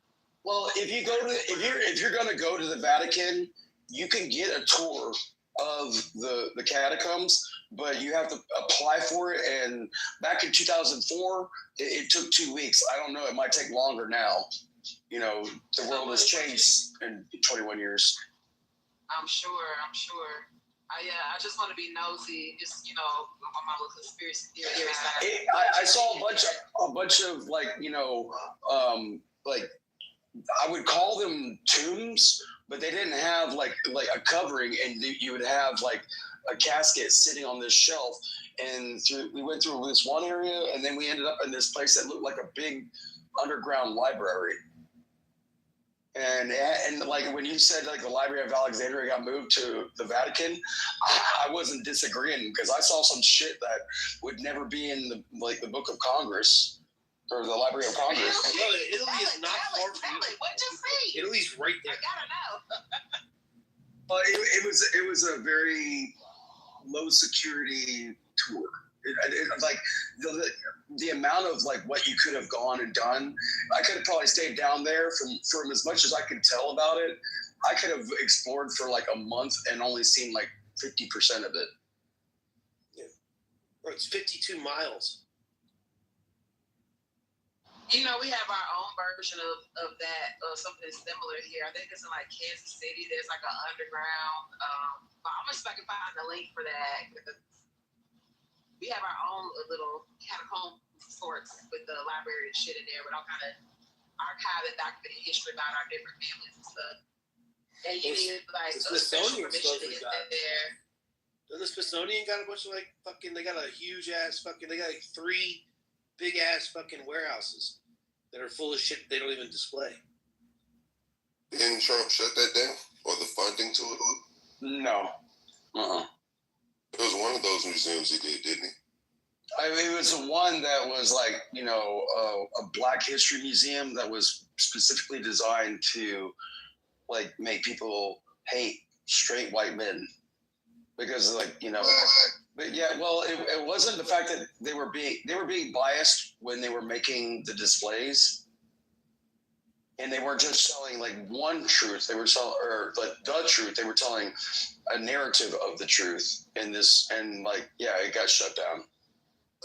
History. Well, I mean, if you think history is subjective, then you and I would never be able to understand an irrational conversation and how to talk to one another. Well, I didn't say it was subjective, but there's a truth that was told all the way through high school and middle school and elementary school. And if they're telling the other half of the truth, then that brings it all together, right? No, not when you're speaking in absolutes on a narrative. It shows a specific bias. It's not history. It's an anecdotal version of it. Can you give an example if you don't mind? From my understanding, I think that what Trump was doing, from my understanding, I could be wrong here, but he's not like getting rid of the teaching of it. He was like taking away what are they called? Displays, like taking away certain displays and big ass pictures and shit. That was like a black dude with his back whipped, or images of like really bad violence. Like he was kind of like, he wasn't getting rid of the history. It's kind of the same thing they said. They're like, oh, he's trying to erase the black people from the military, and he's getting rid of their pages on the internet. He's like, if you search up the black airmen of the military, you don't find their page anymore. But what really did? Wait. Do not start talking about the Tuskegee Airmen like you know them. I've met 2 of them. It wasn't the Tuskegee people. But what he was doing. World War I or World War II? Good Christ, Stereo. Can you just fucking hear me out for a second? What Trump was doing is that, yes, there used to be websites. When you look at the military, you can look up like black people that served in the military, or this black regiment, or this all black this, all black that. Trump got rid of those websites, and people were like, "Oh, he's erasing black people from the military." But what Trump really did, Trump said, they're the military. If you go look up people in the military, the black people should be in the same section as the white people. They shouldn't have their own them section. all together, bro. Right.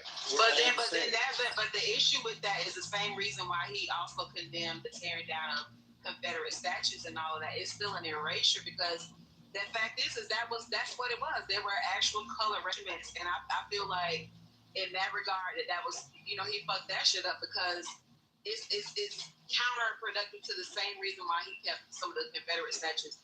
American history is American history, and the fact remains that these troops were definitely separated, segregated, if you will, and also a lot of the history that surrounded them gets washed under because some of these I'm saying it wrong. Please forgive me, y'all. Y'all are military or ex-military. In my ignorance, but these different companies or platoons or they have a specific and distinct history of warfare and combat that is specific to them as well. So it's just that's what I would call like a whitewashing if you just said, oh, they were soldiers, because back then that wasn't the case. They were the colored troops. I know this is gonna sound kind of crazy, but you got to hear the whole thing out here. At certain points in history, it would be better to have the black soldiers be all together at once, because you don't want to have a situation where there's a racist white piece of shit who doesn't want to fight for the guy next to him because he happens to be black. So at some point in time, they're gonna, you know what I'm trying to say here? You don't want. I mean, I kind of you don't want to integrate them at a certain point. Like, but it's history. It's not like that now, so that would make sense now. But historically speaking, that literally was the case. And not only that, you got, again, how my friend says, you got to look up all these waters and look at all these wars, waterways and wars. And if you look at it, honestly, these battles would not have been won without these people. Yeah, I hear what you're saying. They need to be recognized. I get it, but at the end of the day, I'm on the side of, like, if you go to look up a military member, and I go to look up the guy, and I'm looking up a black guy, and I'm trying to look him up in the military on the website or whatever, and I can't find him, like, oh shit, I gotta go to the black website. Like, no, like, if I'm going to look up a military member, he should be with all the other military members. Well, that wasn't the case, because if we had to do that, then he wasn't being recognized with the other military people. That's what I'm saying. There used to be like separate. Like there's a Jackie Robinson thing, and it was like. But then you just say that it should be. You just said that the army should be segregated to where the black should be able to hear the white. I would say should be able to have versus this. But do you not think in history it was done the same way? At the time, I'm saying looking them up. I'm saying like in the Civil War. Like in the Civil War, like if black guys were recently freed, you wouldn't want to go let the one black guy fight with a bunch of white guys. The white guys are like, what the fuck? So all the black guys are fighting together. Now they're fighting hard and they're fighting for each other. You wouldn't want a situation where you put a black soldier next to a bunch of racist white guys and the white guy doesn't want to save his life. So at certain points in history, I'm not talking about recent wars. I'm talking about back in the day. But now, when we go to look up people that served in the military, they should all be together. They all served for the same purpose. They all should be together. That's Abraham how Lincoln gets erased, honestly. Abraham Lincoln had that same concern at the end of slavery, that free black men would look at European white males and see that, or remember what happened in the past and not feel a certain way, and vice versa. And Abraham Lincoln had that concern, and that I think in Congress they had put money aside to offer freedmen to go back to Africa or set land aside for them to live on, because of that same exact reason that you're speaking about today. Yeah, they offered to go back to Africa. They're like, fuck that. Oh, bro, hold on, because that's what. Now, if you don't mind, I'm not trying to push back or anything, but if I could add a little bit of historical context, you're speaking about eventually what becomes the Liberia. Liberia. That was, so the time frame was a little bit off, but so you're talking, this is before Emancipation Proclamation. So he was specifically talking about, the American Colonization Society was speaking about the free colored people that were already inhabiting the lands, but slavery was still in existence. And that was around 1816, 1817 or so. And when you get into like the morality versus economics conversation, this is a very good example, because really what they were trying to do was replace the free colored class and the hypothesizing of the enslaved class by replacing them with a free white working class of laborers back then. So it wasn't even about, are they going to be better? This was their rationalization to try to rid these lands of what I would argue is people who originated in the lands in the first place and were enslaved in our lands. But Yes. They were trying to be replaced by a free white working class, so they wanted to set them up in Liberia. And if you start to look through some of the archives, you'll see that by and large, even these free black societies at the time were not with that shit. They convinced some people to do it, but everybody was not by and large with that. If that makes sense, and you can see the letters in the archive, but then push it back. No. What I was speaking about, not to send them back to Africa, but they had lands put aside. It was during the like the Freedmen's Bureau, the Freedmen and abandoned lands when they was trying to put people into the swamps and different things like that. So it was abandoned land that they said that they were trying to put or allow for free blacks to go. And again, that's when they came around with the reparations for the white slave owners for the land as well. But I do understand what you're saying, beloved. What time frame? Just what time frame are we talking? Because I'm a little confused. You talking about emancipation, 1860s, or we? Just so I'm following. What you talking about? It was during that time. Oh, okay, that's probably then. Why? Yeah, I'm about 50 years prior. I mean, like the 1800s. So my bad. So no, beloved. You're in there because it's you're talking about like 1865, 40 acres of mule under General Sherman, but then the president knocked that was a field measure because that wasn't put in it was the war measure because he gave. Yes, sir. That's why people are still looking for that 40 acres and a mule today, but it wasn't put in the law. So it was just something given during wartime measures. So it wasn't like a real thing for black people. Yeah, I don't mind looking at our American history through the lens of the fact that we were really messed up throughout history.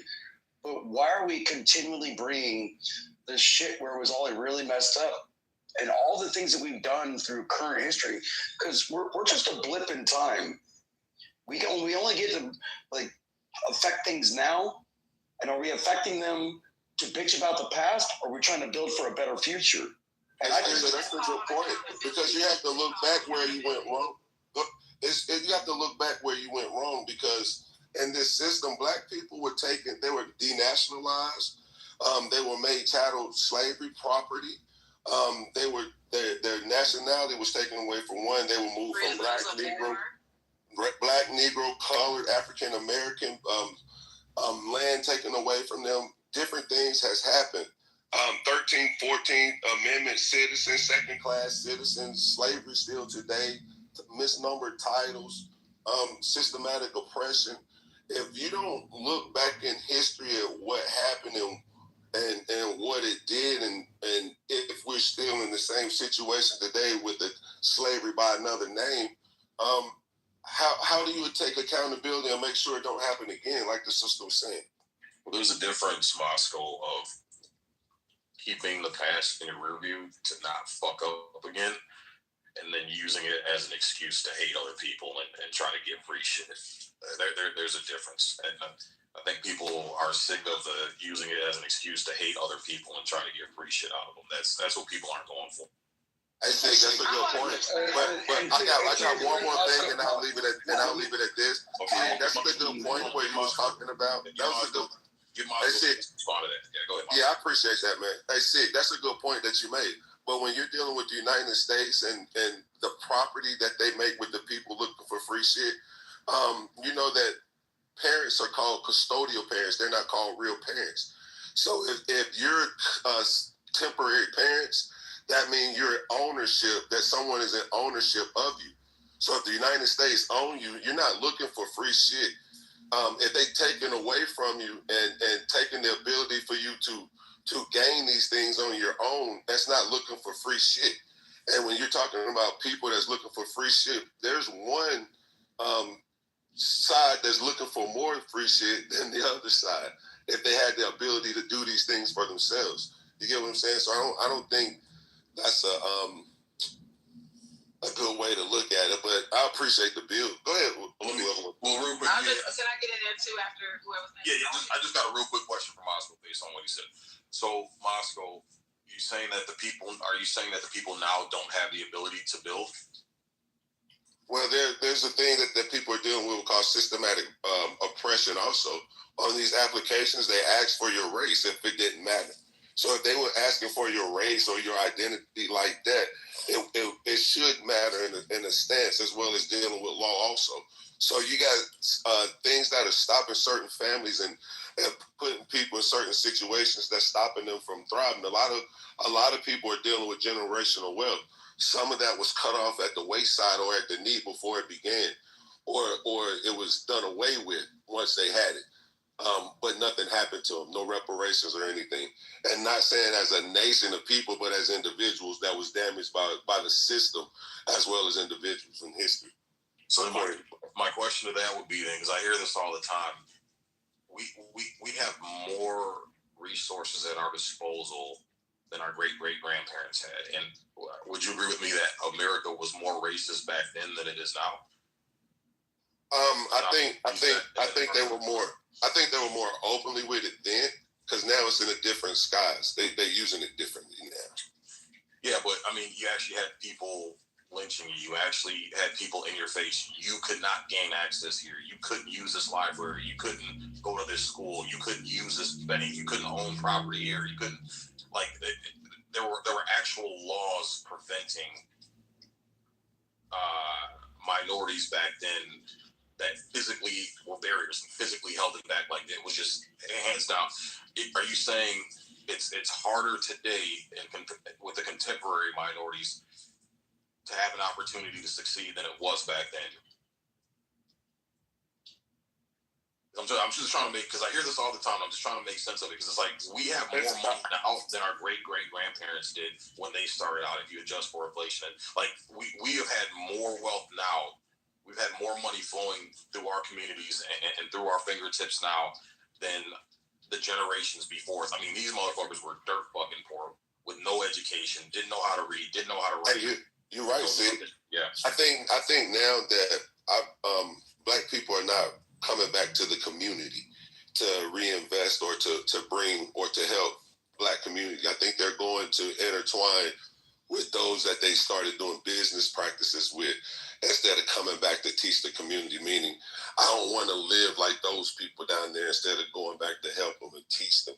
I think it's an individual thing versus a community that you're speaking about. But I still do think there are discrepancies and different things that stop certain people from coming up. Looking down, the president removing immigrants, and he called it a Christian nation, but the Bible says to be kind and good to the immigrants and the sojourners. So, well, it's not. Yeah, I mean, that's not true. He's not removing immigrants. He's removing illegal immigrants, and what he's doing on a macro scale is how everybody lives on a micro scale. So, like, you wouldn't allow me to just walk into your house, Moscow, and lay on your couch and kick my feet up and eat your food and soak up your air conditioning, use your Wi-Fi, and not contribute to your household at all. Like, you wouldn't take me in as a stranger and just put the bill for my existence. Like, you wouldn't allow that. You would kick me the fuck out. Well, the Bible says to be kind to the sojourners. This is a Christian nation. That's what it says to do. But at the same time, I can't be an illegal immigrant trying to get rid of other illegal immigrants. Well, no, that's not true, because we have a program of status and citizenship here that's been established for a long time. So, sorry that, certain lands got dominated, certain people got, kicked out of their land. Like, it's happened to every single race, every single culture. It's happened to everybody, man. Like, even Africans and Blacks aren't exempt. We've done the same fucking thing. We actually do it to each other now in our own land. It's called gang turf wars. We dominate other areas and we kick other motherfuckers out and we kill them, or we brutally hurt them to gain dominance over that territory. So nobody's exempt from that. But at some point, I get it, be kind, but the Bible doesn't say be an idiot too and let a bunch of outsiders overrun your resources and destroy what you built. Like, there's got to be some common sense. So, we can allow people in here, but there's got to be a common sense way to do it to where they're not being a burden. And again, on a micro scale, we don't let people freeload and just take people in and we foot the bill for complete strangers. But see, it was done in the history in the beginning of America. Remember the people where they came from and came to this land, they took on water to get to America. And then they started saying, me, my. They went everywhere and done it. So you can't say... Who was they? You talking about white people? Or Europeans. Dude, the British. They went everywhere. See, if you're talking about Africans, they did it with each other on their own land. That's like family fighting. They didn't go outside their family to fight other people. So wait. So you're saying? Yeah, go ahead, sis. I apologize. Just give me a second, Sue. I just want to cook with my. No problem. Oh yeah, no, you're good. I got you. So you're telling me that there's a brutally slaughtering and dominating other cultures to take over their land and resources. There's a difference if you travel abroad versus if you just stay in your own turf and do it. You're telling me there's a difference. There's a moral. That's not what I'm saying. I'm saying they were family. They were of the same nation of people. Like you're gonna have those problems in house, but when somebody comes from another house and try to take over your house, that's a different story. Okay, so let me ask you this real quick, and then I'll let you go, Sue. Why is there so much emphasis put on white Europeans when the Portuguese and the Arabs had way more of an impact on Black Africans, adverse impact on Black Africans than the whites did? Why aren't we putting more emphasis on the Portuguese and the Arabs? Well, we're not, and we know that the Arabs are a mixed nation of people. So there are some blacks inside the Arab nation. It's a mixture of nomads. We're not letting the Portuguese off the hook either with their history either, because they admit theirs too. It's not any personal thing that I'm saying, but you got to bring to light what people are trying to throw a veil over. And if it's being whitewashed or veiled, you won't even know who you are. You're told to know your history and what happened. If it's been whitewashed, a certain part of us is erased. At school, we're taught that Black history starts in America, and it don't. So that's all I was bringing up, brother. There wasn't any contention, but we do have to make sense. Go ahead. I apologize. I'd like to interject. Yeah, let's sister's time. Sue was. No problem. I'm trying to keep it quick so we can hear. No, you're good. Yeah. I just wanted to go. It's a couple of things. I think it was Stereo was saying something about how Trump is doing things because there's this. I guess he's insinuating that there's a white hate amongst Black people or something of that notion. And I really wanted to push back on that because that's a bald-headed lie. Otherwise, we would be seeing these gross injustices against white people from Black people, and that's just really not a thing. I'm not discounting any isolated incidents or two individuals. I really wanted to push back on that because there is this propaganda movement trying to start some sort of wave behind white oppression as if there's a thing, as if it's a thing. So I wanted to push back on that. And then two, to push back on something that you said, Sig, actually. You were speaking about Black people as ancestors and them not being able to read and write. They have a pot piss in and a winner to throw it out of. And I just really want to push back on that because that's also not factual. And that's not all. That's why I say Black is not a monolith. And that's why people, need to look into their own family history because you'll find a lot of Black people that say they don't even have a history of enslavement in their ancestry as well. There's some other points I can't remember because we kind of went to a side thing, but I just wanted to push back on that and, really just highlight that there's not a grand notion of Blackness and poverty in American history. As a matter of fact, these are the people that came here were in that scenario. Most of them starving time, right? Digging up their ancestors to be able to eat and survive. So I wanted to just kind of point that out and show that from the very inception of the United States of America, I think you spoke to that, Brother Moscow. I think he spoke to that and said that, the people coming here, and absolutely these handouts and things that people always associate with Blackness, because even to this day, that's not even a accurate description of what's happening in the so-called Black community. That was literally the history that was taking place with people immigrating to these lands. You can look at legislation from early on of how these people would come here and be promised X amount of acres, so much so that there were, advertisements, let's say in England, promoting people to come to the quote unquote New World. You'll be given this, you'll be given that. and we have the legislation on the books to show exactly how these people were given hundreds and hundreds of acres of land by immigrating over here and bringing their family members over here as well. So I just wanted, there was a part that y'all spoke about with that I wanted to like say, hold up, scroll up. Well, the majority of people were impoverished. I didn't say every single black person was impoverished, but the overwhelming the way you majority. said it, kind of, you know, alluded to that, and I just wanted to say that's not historically accurate. Yeah, it didn't, Sue. Not one. See, and this is where we kind of gotta grow up and be a little bit more intellectually honest. Is that when someone says something, they're speaking in general. Unless they say all, then that's when they mean all. We got to stop assuming because someone makes a general statement that they're saying all. It's just not true. Well, so the general statements are what's perpetuating certain things. Like overwhelming black population in the United States back then too was impoverished. Hold on real quick, because you're which I do agree with you on. When people come in, you're challenging them on this victim mindset, you know, so I'll rap with you on that. But then at the same token, you can't make those types of general statements which perpetuates and, you know, validates this notion of victimhood in the so-called black We're the only ones still crying and whining about shit that happened 150 years ago. Well, if something happened to you and there was no redress, of course it's going to be keeping. Nothing's happened to me. There's no slaves. There's no slave owners or slaves. Yeah, there's no slave owners alive.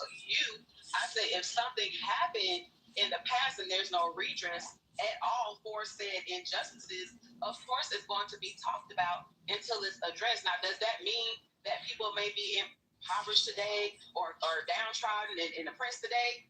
Not necessarily, but that still doesn't mean that thing isn't a thing. It doesn't. Yeah, but it's not something that happened 150 years ago is not a thing today. When hold on, Sue. That's a lie. You're saying it hasn't been redressed. Sue, is there one law in the books right now preventing black people from any other opportunities that any other races have in this country? That you're arguing semantics. I never said that there was a law book on the law in the book. You said it hasn't been.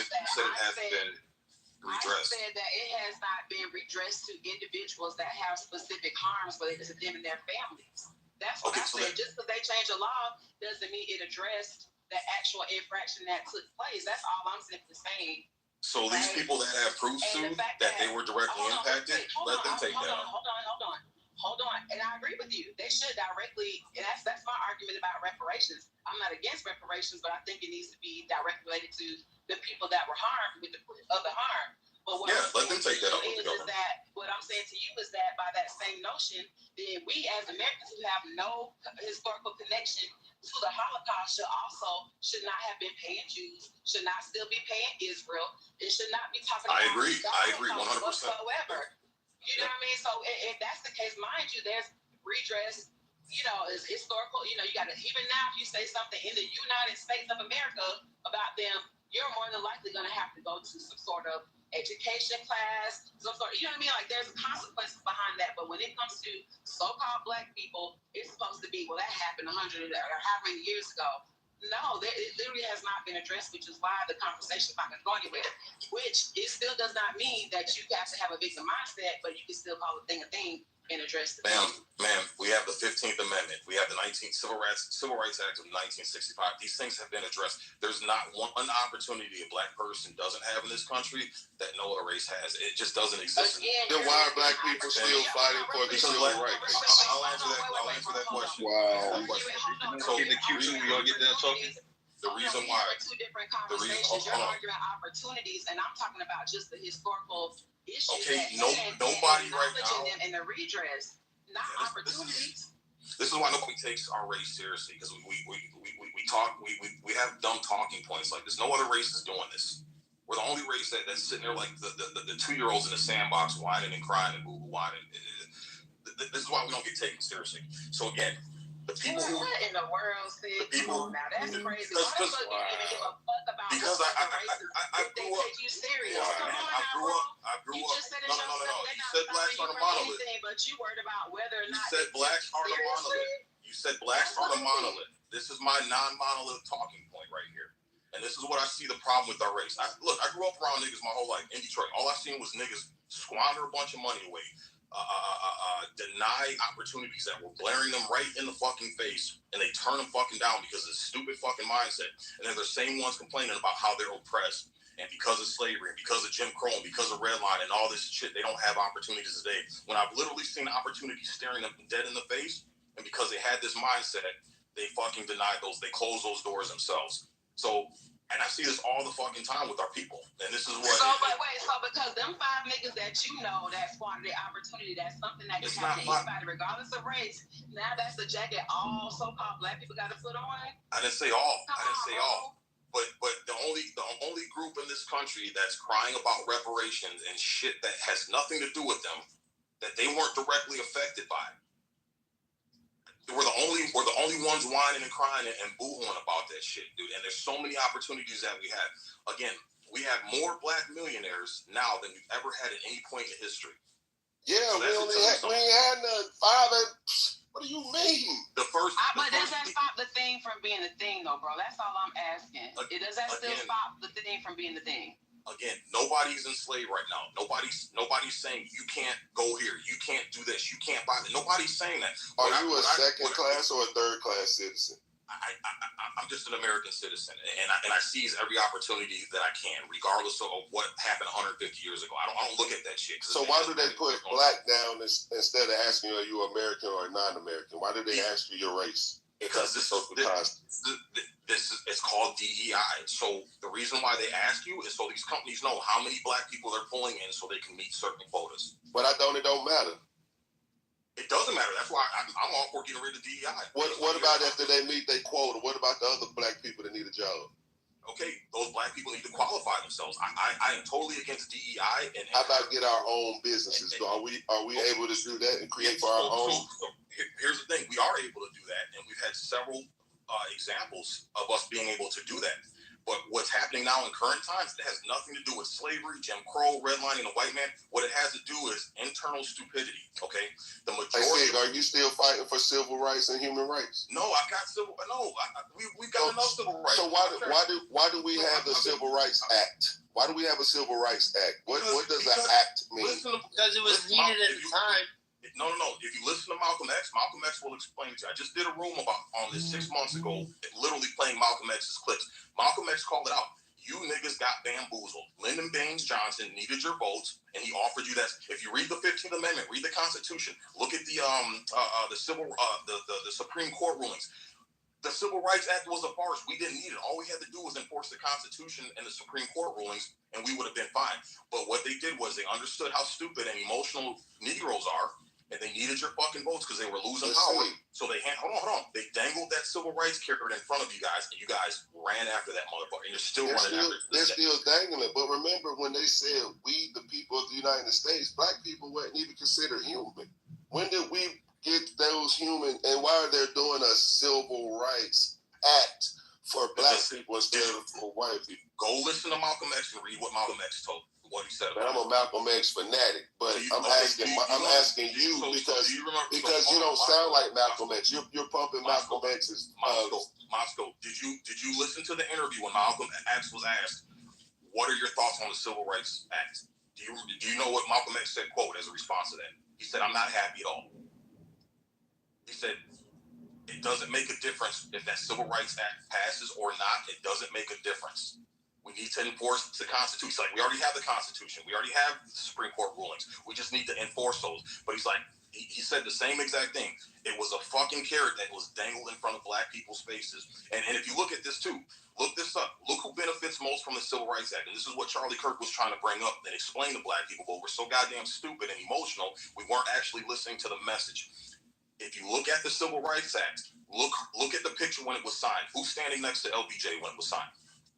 A bunch of black people. Martin Luther King and a bunch of black people. Who benefits most? Who's benefited most from that Civil Rights Act? It's white women, it's handicapped people, it's gay people, it's everybody else. And if you look at the list who benefits the most, it's black people all the way at the fucking bottom, bro. Come on, man. Absolutely. So when you speak about the 3/5 clause, do you think that still sticks today? Dude, are you going back to Dred Scott for real? We're dealing with history and law, all of it. Why not? If that's what we're dealing with. We're speaking about what deals with people today. Yeah, if I said if in history we the people of the United States didn't pertain to black people, when did we become a part of the Constitution and how? Sir, black people aren't counted as 3/5 anymore. What changed, brother? The laws and society and how we view things and how we view people. No, what I'm asking is, it's not how you view it. When we said about the 3/5 law, that means 5/5, 5 make you a whole. There was 2 taken away from black people. When will they get it back? That makes us whole like when you go to vote and when you're counted in the census, you're counted as a full human. Your vote counts as a full vote. Or is it still like it was back in like a percentage? Because there's but the only thing I want to know is, hold on, brother, hold on 1 second. What was given back to black people that made us that what was taken away that gave us the 3/5 and what gave it and what was given back that makes us the whole again? The fact that when you're counted as an American citizen, you're counted as one whole human. When you go to vote, your vote counts as one entire vote. That tells you right there.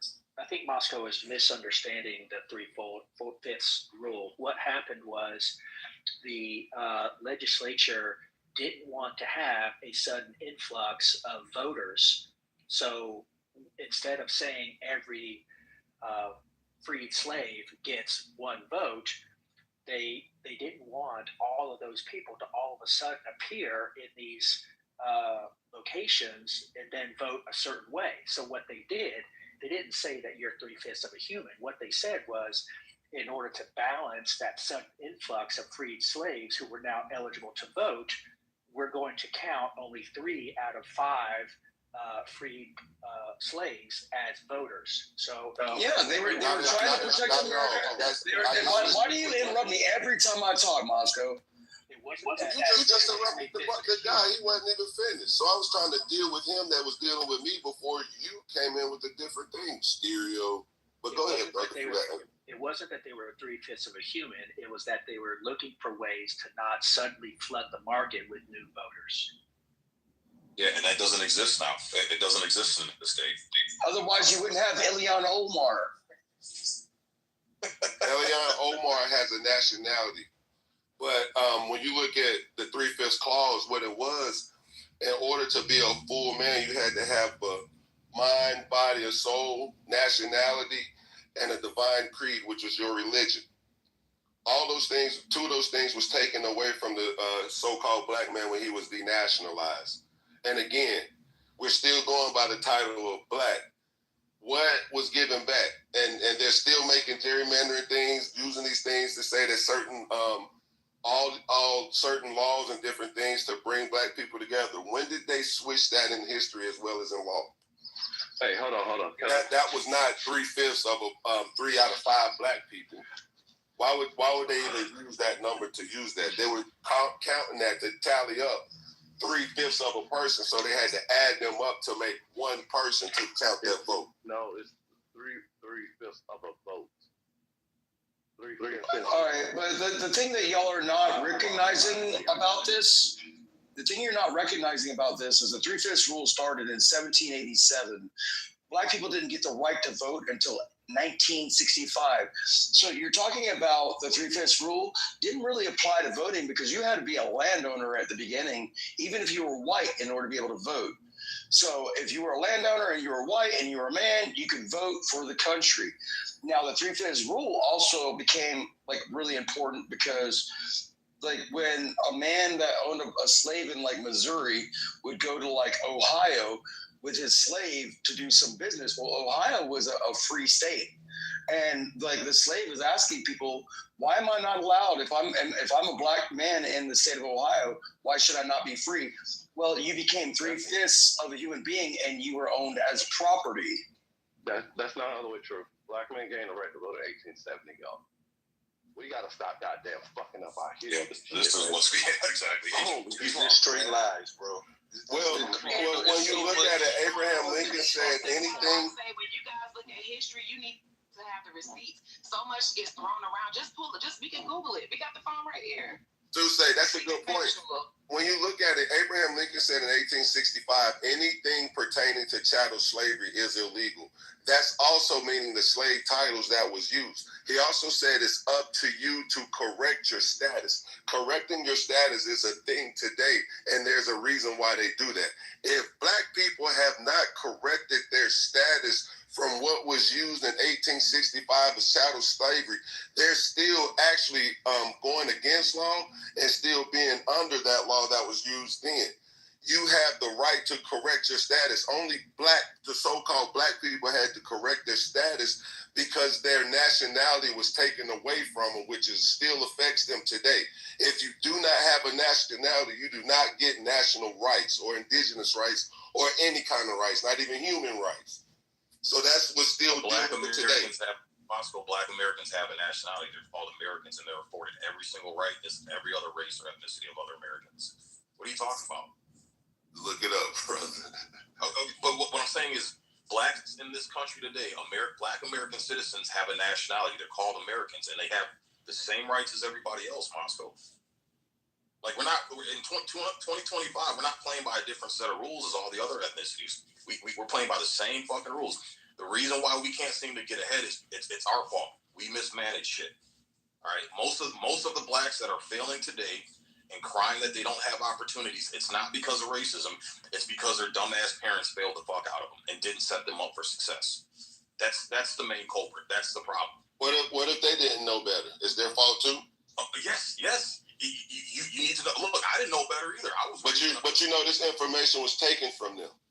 Okay, but it's your job as a grown ass adult. Do you expect to sit there and someone just spoon feed you shit on a silver platter? So you know, basic education don't give us this information that we was promised in 1865 when they did Reconstruction. We was only given basic education. It wasn't that private education and different things like that the Europeans get today, and their private school and their charter school. Okay, so everything that you're spouting off today and everything that you learned all that in your first through 12th grade education, or did you learn that afterwards and you had to seek it on your own? We had to seek it on our own when I was a child. But if you're teaching, but that's the thing. If you're born an eagle and all your life you're taught that you're a chicken, what are you gonna do when you hit of age? You're gonna still act like a chicken until that eagle comes along and teach you. I had to learn in my own private capacity of those who knew this knowledge of me to remind me of this knowledge of me. I wasn't getting it from people that was put in position to oppress me and make me a worker versus an entrepreneur. So I had to go to my own to get this information, and they gave me the olive branch to go dig and told me where to dig. Somebody did the same thing with you as well. Right, but here's the thing though. A lot of those people are locked up now and called militants, or they killed them. But here's the thing, you still prove my point, Moscow, is the fact that, again, everybody's in the same boat.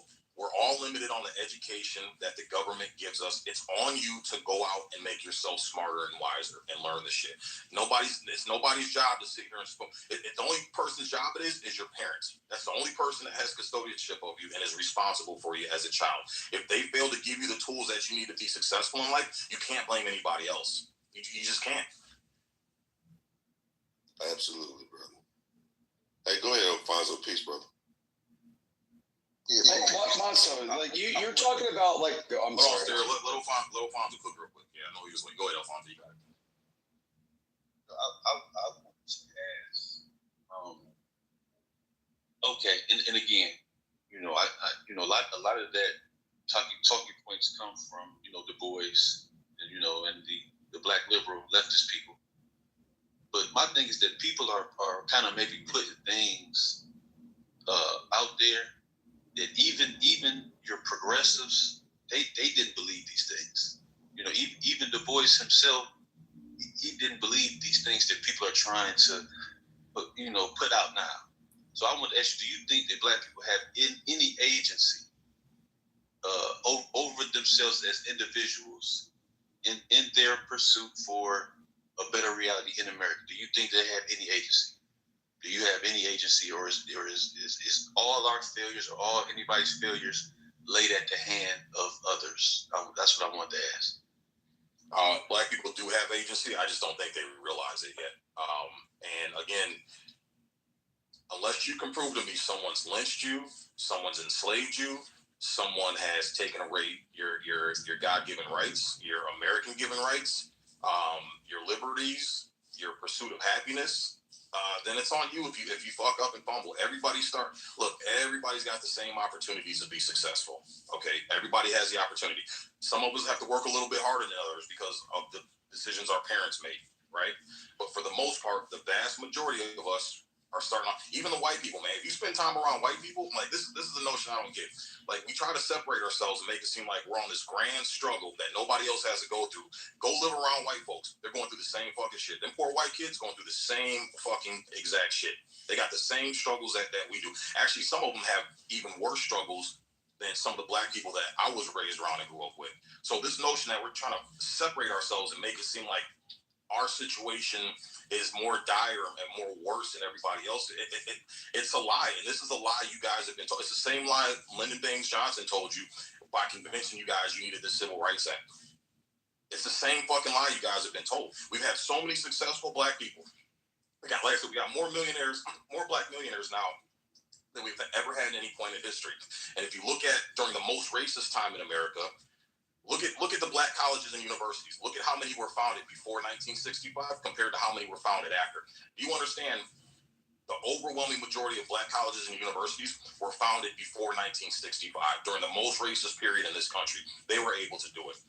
If you look at the first woman millionaire, Madam C.J. Walker, she was able to do it. And she started her own fucking bank, right, to be able to take care of her own funds and manage her own money, her own funds. All right. So again, you look at Black Wall Street. We had 3 decades of black excellence. You look at the politicians. We had black senators. We had black lawyers, black doctors. Right. We had all this shit going on in the most racist period. So these people were facing the most racist periods in the history of this country, but yet they were still able to persevere. What excuse do we have now? We look pitiful sitting here whining and crying. Like I said, we got $1,000 supercomputer in the palm of our hands. Those folks back then couldn't afford $1,000 supercomputer if it existed. But we have that opportunity now. What excuse do we have when they didn't make excuses and they rose up above the conditions? I have a question, Steve. Where do you see the breakdown happening between then and now, and what do you feel like is the cover? I understand that you said there's just excuses, but is there anything that you feel like you can pinpoint, or any couple of things or something like that you can pinpoint that seems to be the transition from the, pull yourself up by the bootstraps to now where you think that everybody's whining, crying, and begging? Yeah, the breakdown was when the black community fell for all the movements. The fucking white woman feminist movement. The fucking the Jews used us. We've been used by every single group, and they've attached themselves to the trauma that blacks have experienced in this country, and we've attached ourselves to their movements that had nothing to do with us. They used us, tried to use our trauma to correlate it with their bullshit that they were going through. And once they got what they want, they kicked us to the fucking curb. So one of the defining moments was the white woman's feminist movement, which our black women fucking got convinced. This is your movement too, black woman. That wasn't our fucking issue, man. That was their fucking issue. But our community fell for it, and that caused the breakup of our home, which allowed this drug overboard. And look, I'm not saying the government isn't complicit in some of the things, the detriments of the black community. I'm not trying to absolve the government of that. But what I'm saying is, I know blacks are smarter than this. I'm not buying this line that blacks are just some wonky donkey dumbass group of people that just no, dude, fuck that. We're smarter than this, bro. We got the history to fucking prove it in the most worst conditions. So I think we got bamboozled. Everybody's saying, oh, we want to help blacks. Really, they were using us to help their own fucking causes and kicked us to the curb. And that's what broke up our communities. And now you started, because look, and I encourage you to do this. Look through your grandmother's photo album and your great-grandmother's photo album. Nothing but black excellence in those photo albums. These people were educated. They prioritized going to school. Look at them. The women had on skirts and pantyhose. They were well manicured, well kempt. Those black people, that's the Negro generation. I'm very proud of that Negro class of blacks. That Negro generation is nothing like this generation of blacks today. They didn't whine and cry and make excuses and complain and ask for free handouts. They said, fuck it. We want to be independent. We can build this shit on our own. We don't need nobody else. I think we basically what Sig is just saying. Well, just what Sig is saying I get his gist. Can y'all hear me? Yeah, I get because I was asking him a question, and I get his gist, and I think that brings a little bit of clarity behind your rhetoric. No problem. I just wanted to let him know that it makes a little bit more sense behind some of your rhetoric. And I'm with you when you're right. See, some of the stuff, of course, I'm gonna push back. Like, let me push some of that. Yeah, I'm with you when you're right. I appreciate being able to do that. Iron sharpens iron. But I agree with you in the sense of that, looking at what they went through and looking at the state of stuff today. I just one day we're gonna have a come to Jesus moment about the fact that these atrocities that you acknowledge are a thing still need redress and addressing and accountability on that part. So that's all. But you understand that backwards trend of thinking. You're begging your oppressor, who you claim is your oppressor, who fucked up your community. You're begging them for band-aids to the wounds that they caused. You don't realize how fuck you. You oppressed me. You caused these wounds. I don't need shit from you. I don't need a fucking thing. Like, do you realize how backwards that is? That's literally Stockholm syndrome. That's the abusive woman depending on her the abused woman going back and depending on her abusive husband to take care of her. It doesn't make. That's literally what we're doing. And that makes sense because I always often argue that and I call it so-called for a reason, but so-called Black America is in a narcissistic relationship, honestly, with the world, in my opinion. But in that scenario with the abused woman, she still should be able to adjudicate the harms that were done to her on behalf of her abuser if she can, if she can prove it. Right, but she doesn't go to her abuser. She doesn't go to her abuser to get that because he's never going to give it to her. You see what I'm saying? Right. No, yeah, I feel you. That's why I say I'm with you when you're right. Hey, Sig, what if the abuser say, okay, I admit to what I done wrong, and we separate. This here is for you, and so you can settle in and do this right there, and I'll stay over here.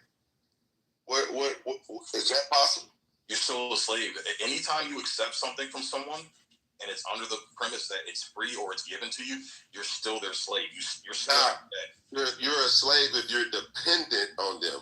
When this is mine, actually set aside for me, that means I have natural resources to do for myself. It's a nation within a nation. There's an opportunity to separate without any of that, meaning you can create your own nation while you're here on the United States, like the natives do, the indigenous thing, meaning if you can self-sustain yourself, you can, what they call not necessarily expatriate, but you can set yourself aside and create your own finances, have your own zip code, not even dependent on them, but you can do business with people in the United States. You can be foreign while you're here. There's a opportunity to do that. But Moscow, what do you think people listen to what you just said? Until that person actually hands you what you're asking for, you're still waiting around, waiting on them. I was gonna go there. Yeah, so either way, it's still a form of dependence. Why would you ever want to be? You know what? If someone were to separate me, I say, fuck you. I don't want to have shit to do with you. I'll build it on my own. So that way, what I build on my own, you can never take it away. But if you give me something, you always have grounds to come back and say, motherfucker, you owe me something, no matter what the circumstances are. Well, it wouldn't be a giving. It would be an agreement. I need to jump in this. So you're gonna sign a contract and make an agreement for the group of people you say have caused so much detriment and harm to you. That sounds really smart. Can I jump in? If I may, well, I was in before you. But to say I was agreeing with what he was just talking about. Yeah. Okay. So y'all been down my beat. Let go. Man. Let me say something real quick. Every time. It ain't been every time because I ain't been speaking. So what are you talking about, bro? Quit bitching. The fuck? Look at it like this, y'all. Well, first of all, I've been hearing a lot of shit since I've been on mute. I want to answer the question of the young lady. How did black people get goddamn into this trick box to where we always crying for some shit? Well, it was fucking intersectionality, right? Intersectionality will always be the coffin nails to black people politically in this fucking country. Every fucking advancement that was given to black people, it came at the cost of intersectionality.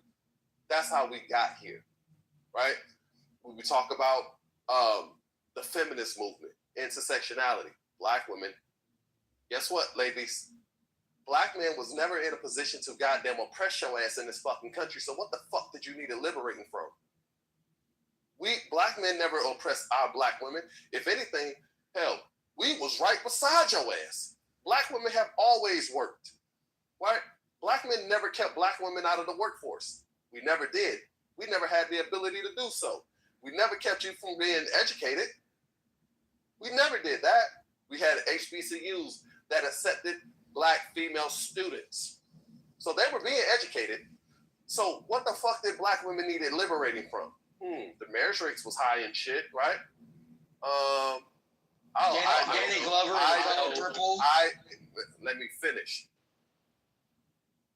It was white women that came along and convinced black women that they were fucking oppressed in this country, when really that was the white woman's fight. She was just fighting with her white man, but she didn't have the numbers to do so, so she needed goddamn dumb, gullible black women to get on her fucking side and say, hey, ladies, this is your fight too, right? When black women finally woke up to the bamboozlement, what happened, y'all? They created the womanist movement. The womanist movement is a black woman-led movement that finally woke up to white women's grip when white women gave black women their asses to kiss once white women gained some motion in their movement. And so black women said, oh, fuck no, I'm out of here. And they started their own shit. If you compare the womanist movement to the feminist movement, there are stark differences, okay? This shit about the Civil Rights Act. It is literally why we're in the goddamn trick bag that we're in now with this immigrant population that is coming over here practicing this flat blackness shit, trying to fly under the guise of being black when we know damn well they not like us. It is because black Americans laid the groundwork that did the footwork for them to even have the ability to come over here. And when they come over here, they still practice delineation. Once they get their resources in place and all of that bullshit handouts that the government is offering them, that is rightfully black Americans' resources and their inheritance and their birthright, they got them delineate like a motherfucker. BLM. Anytime that black people have a movement, other marginalized and oppressed groups always want to attach themselves to black people. It's like black people are the car, and they hop in the goddamn car, and once they get to their destination, they say, you know what? I don't fucking need this shit no more. I'm at my destination. You better figure it out on your own, right? LGBT is the most racist goddamn group of people out here in fucking America. I'm sorry to be the bearer of bad news on this shit. Because when you look at the hierarchical structure of the LGBT movement, it is still racist white men at the top of that goddamn structure. Black gays get treated vastly different than white gays in America. We know this to be true. Why is that? When black gays get mistreated, do you see white gays running to their goddamn aid? No, you don't. When Brittany Griner was in that trick bag over there in Russia, you didn't see white gays coming to goddamn her rescue.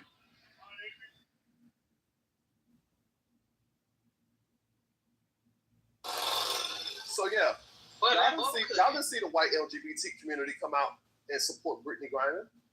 You saw black gays do that. You saw black lesbians do that shit. It was the black LGBT community that led the charge of trying to goddamn free Brittany Griner. White people said, oh fucking well, she shouldn't have been over there doing that bullshit. But I thought she was supposed to be a community of one, right? All colors, right?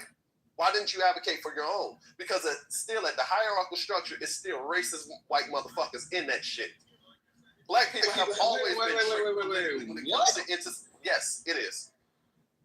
It is. Black people have always been. We had a U.S. Marine that has been held way longer than Brittany Griner ever did for. Man, we're not talking about the hostages, man. I'm not talking about Paul Wheeler. I know exactly what the fuck you're talking about. We traded Don't talk to me like I'm stupid. I know exactly what I'm talking about. I'm talking about black issues, bro, and you're trying to bring up bitch that fucking had weed in the country she shouldn't have. We traded an arms dealer for a y'all see what's happening here? I'm talking about goddamn black people being tricked by intersectionality, and he wants to bring up fucking Paul Wheeler. The fuck is happening here? Bro, you're talking about you know what? Marine veteran. Get the fuck out my face, man. Y'all got it, cuz. Versus a drug smuggling basketball player. No, bro, we know exactly what you mean. You see how you keep categorizing her. You as a white man, you see how you keep categorizing Brittany Griner as a drug smuggler. Bro, she took weed into Russia. What the fuck? you had already played basketball, and she had already played basketball in Russia for a couple seasons. If you were flying into Russia and you had already been there for a couple seasons, we're talking about Russia.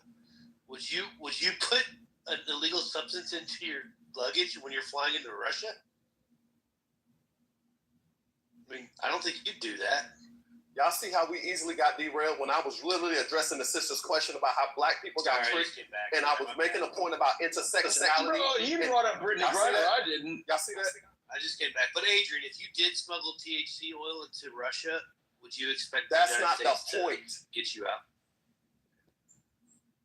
That is not the point. Adrian, keep with what you were saying. Like the rest of us understand. You're right. I don't know what I'm doing here. My bad, Adrian. My bad. You're right. Y'all see how I'm talking about black issues and all these white people keep jumping in the fucking mix and Hey, their I'm own only talking white points? from the waist up. Y'all see that? This is fucking amazing. I should be a politician because I see how goddamn stupid the American. Yeah, you sound like you'd be very divisive. You'd probably be really good in the Democratic Party. Man, shut up, Doc. Please don't address me, bro. Adrian, do you not believe that black issues cause an effect to white issues? Intersectionality, bro. The words not mean anything to y'all. I'm so sorry. You don't believe that affects white people? Adrian, you might have to explain what. Okay. All right. Cool. I can answer that question. You're literally talking to a motherfucker that came out of the Ferguson movement, right? Frontline Ferguson, Mike Brown, right? Here, right? When all of those white fragile liberals came out supporting Black Lives Matter, you know what the one question that I asked them that till this day, 11 years later, not a single white person can answer this fucking question. What does my black liberation do for you? You're out here, goddamn, on this front line. You're screaming Black Lives Matter. You're saying the chants, wearing the t-shirts, and got the slogans, all of that shit. But what the fuck does my black liberation do for you, white person, white liberal? The way you talk, you sound like Kamala Harris trying to be like, I love Venn diagrams. Y'all see this?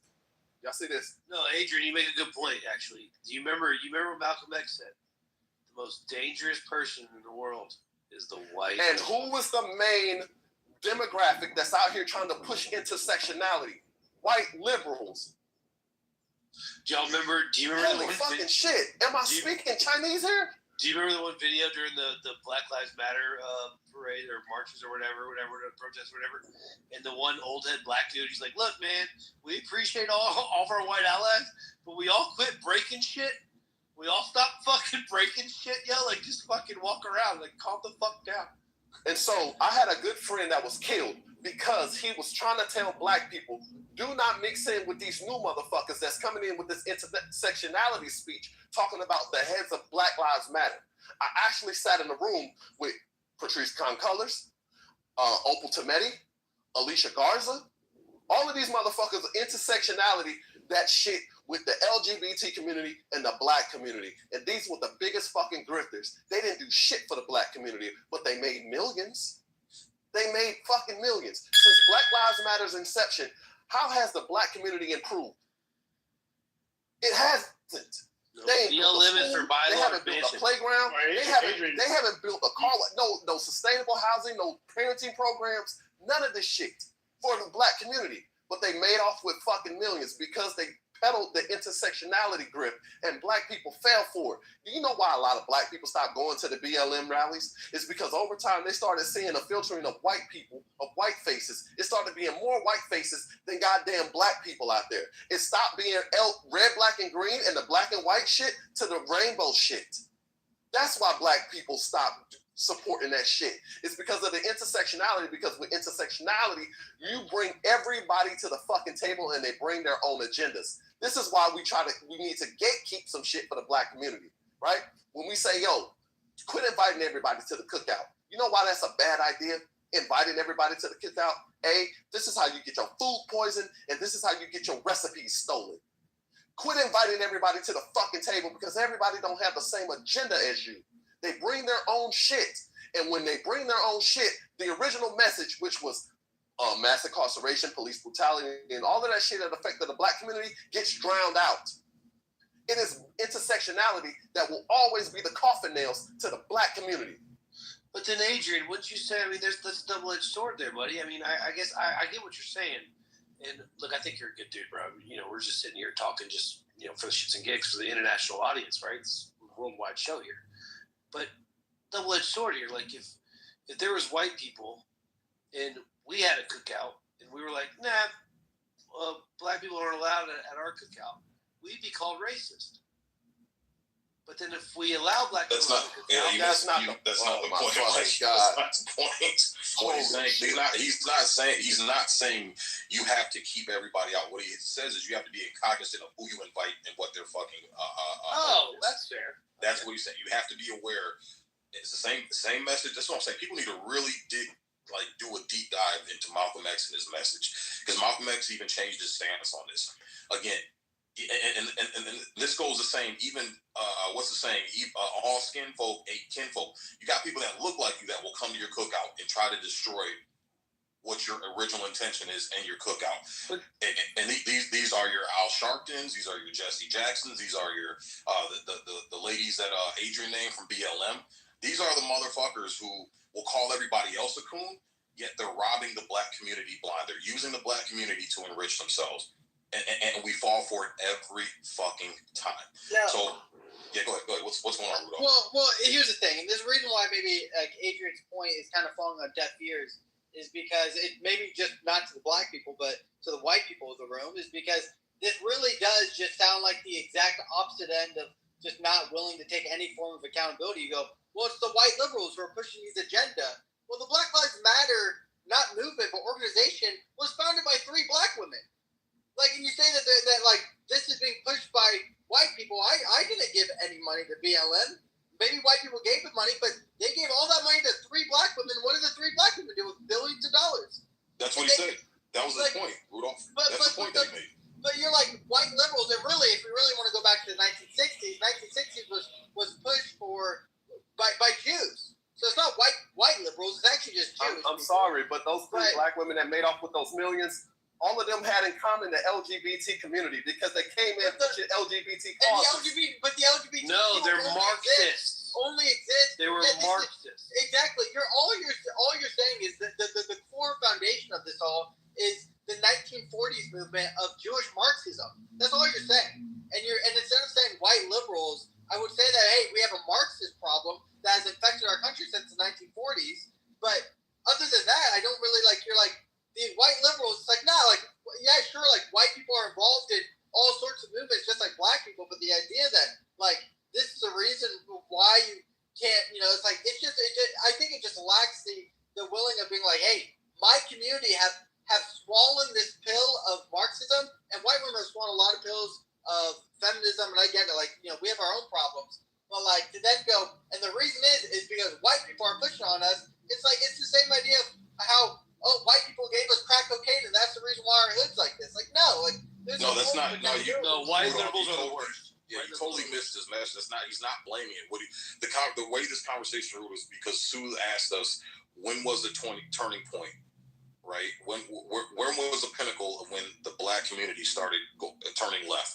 And so what we were doing was listing the fact that we as black people, we fall for everything. We take the bait every single time. And there's been several groups. It's been the Jews, it's been the LGBTQ, it's been the white liberal feminist movement, it's been the Democratic Party. We have been used and abused because we keep biting onto bait that isn't meant for us. So the conversation was about accountability, that certain types of black people, we refuse to sit here and look at black people as this podunk fucking, whining, crying, begging, sorrowful, helpless race of people that can't get themselves out of this fucking current situation without the help of other people. So that the conversation revolved 100% around accountability. You might have just came in a little bit late.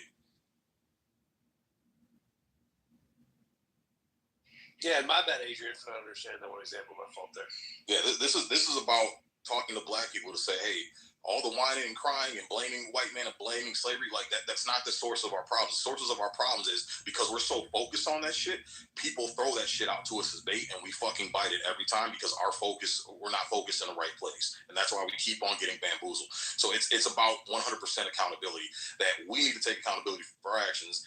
and get our mind focused on the right place and stop falling for the fucking bullshit from all these other groups that try to use black folks for their causes. Like Adrian said, they'll hop in our car, use us for a ride, but as soon as we get to their destination, they're like, fuck you, get the fuck out of here. Scram, I used you for what I needed you for.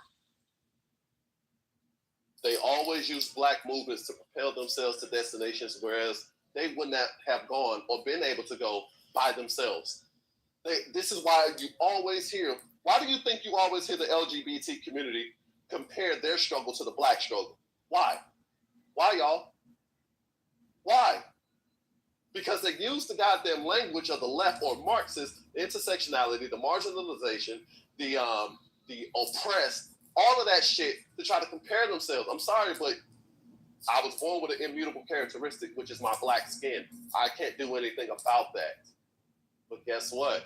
Your ass in the goddamn LGBT community, you can hop in and out of goddamn different circles depending on how the fuck you feel on that particular day. Black people can't do that. But they always try to goddamn cross-section, intersect with black people's struggle to make black people feel, hey, maybe you should goddamn embrace us because we're alike. Black people are too forgiving and too open to other motherfuckers, and this is how we always get fucked in the end. Always. And get left for fucking dead when everyone else get their tangibles. That's always been the fucking the American story, bro, from the very inception of this country. People being playing nice, okay, you know, and then you get judged just like that. Do you feel that is really going on today, girl? Who you talking to? Sue? Sue, yeah, he's asking Sue, yeah. I mean, I'm serious. Like, do y'all think that? Do you think that I have any power over you at all? Address me properly. That's all. You can just refer me by my name, please. I said miss. I was being southern and hospitable. I apologize if you took offense. No, you said girl, baby. Pretty sure you said girl. And see, I'm mad you don't have these replays on, bro. This conversation, I am so girl, mad. miss, I would love to come back. my lady. Are you just gonna pick apart the words and like sure make me a victim? Be respectful, mother. I am a boy. You're not gonna take kindly to that. I'm a boy. Just accept. Okay, well then I'll call you boy if that's what you want, but just call me by my name. That's all. In all Never fairness, mind. you talked to her, called her Sue before. The girl thing was kind of strange. Like you didn't call her Brock. Yeah, just call her name, Peckerwood. That's kind of strange. Y'all just find a way to be a victim any chance you get, don't you? You guys are going with Doc. Yeah, man. Don't let him gaslight you. It was a little weird to use the word girl, but the question still stands. Do you believe that Stereo has any power over you? Nah, Stereo ain't got no power over nothing but that damn phone in his hand, period. Exactly. And this 12 ounces of Miller Lite. Yeah. If I drink. I'm not drinking yet. And that red rocket. One time today I will. Did you say Miller Lite? He doesn't like the GH. He is like the GH. Because Miller Lite spelled L-I-T-E. No, but we've been running around and around about the history. but when it comes down to what we have now in America in 2025, do you feel that they're like, other than the weird politics we've got going on with Ilhan Omar and like, you know, Republicans, Democrats, Libertarians, whatever, regardless of the politics of it, do you think that we in this room, any one of us has a more of a right to be an American more than any other person trying to be an American? Hell yes. In what way, Sue, say her? Yeah, make sure you enunciate my shit, motherfucker. No, in what way? Because there is a hierarchy to this. You know, there's literally an original people group that still exists on these lands today. I'm not going to say this country because this country was created on top of people that were already existing and thriving with their own governments and ways of life and everything they had going on, society. Again, 2025, not then, now. Today, as a descendant of some of those people, yes, the fuck I do feel like there's a hierarchy to this thing. There's no way that somebody like Ilhan Omar or any of these Johnny-come-latelys, maybe even like you and your ancestors, should be able to be over here trying to tell me any motherfucking thing. And you know what I have a problem with the Ilhan Omar? Come does not mean you cannot come, because in these lands, people have always been welcoming of others, to their detriment, like Adrian said, right? But if we're gonna call a thing, bro. Come on now. There's no way you can think that shit is cool. And to the Ilhan Omar point about the Somalians and how they've been grifting and scamming and shit, do you think any of that money went towards the black community? No, it didn't. It went towards the Somali community to benefit the Somali community. But when they get targeted politically, now all of a sudden they want to goddamn claim the flag of blackness, right? Now when they're facing deportation, they want to goddamn fearmonger black people and say, well, when they're done with us, what do you think they're going to do to you, black people? They're going to come for you. No, the fuck they're not. No, this is your fucking issue that you got to deal with. Right? Hold on. No. Stop. My point is, everybody want to goddamn fly up under the banner of fucking black, but when they do some shit that benefits themselves, black people get left the fuck out. That has been my whole entire point. And this is why black people always get caught up in the trick bag, because black people, why the fuck are you out here goddamn trying to advocate for Somalis not to be deported when they never benefited you in their scamming of billions of dollars? Intersectionality. You get what I'm saying here? Stop doing that shit, black people. And what they say they scamming on, or how they scamming? By EBT fraud, welfare fraud. Food programs. All types of shit. They have a whole. It's the whole entire Minnesota state governance that set up to benefit them, bro. Doing that. You think they're the only ones doing that? That's a weird argument, but the autism one's a crazy one. The autism shit's nuts. Like, there's a program in Minnesota where kids that were that they said were autistic were getting these grants or whatever, and in 2021. It was $3 million. This program is getting $3 million in 2021. $3 million. By 2024, early 2024, that program was getting $300 million in 3 years. They went from $3 million to $300 million. And what they were doing is that the Somalian immigrants, they were saying that their kids had autism, and so they get this program, and then bam.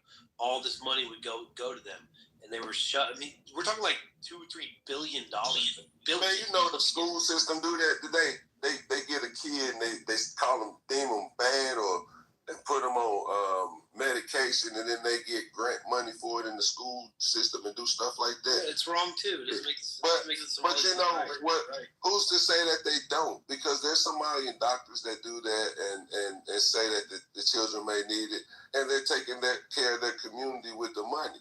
The Asians do it with their community, with their money that they get, as well as the money that they don't get for the government. White people do it for them. Shit, black people are the only one that don't do it for us. That's what they call that is nation building. They call that nation building. When you do for your nation of people first, Malcolm X said that wasn't racism. When somebody do for theirs first and they do for the next, that's no. They're taking the United States tax dollars and sending it to Somalia. But they're playing by the same rules.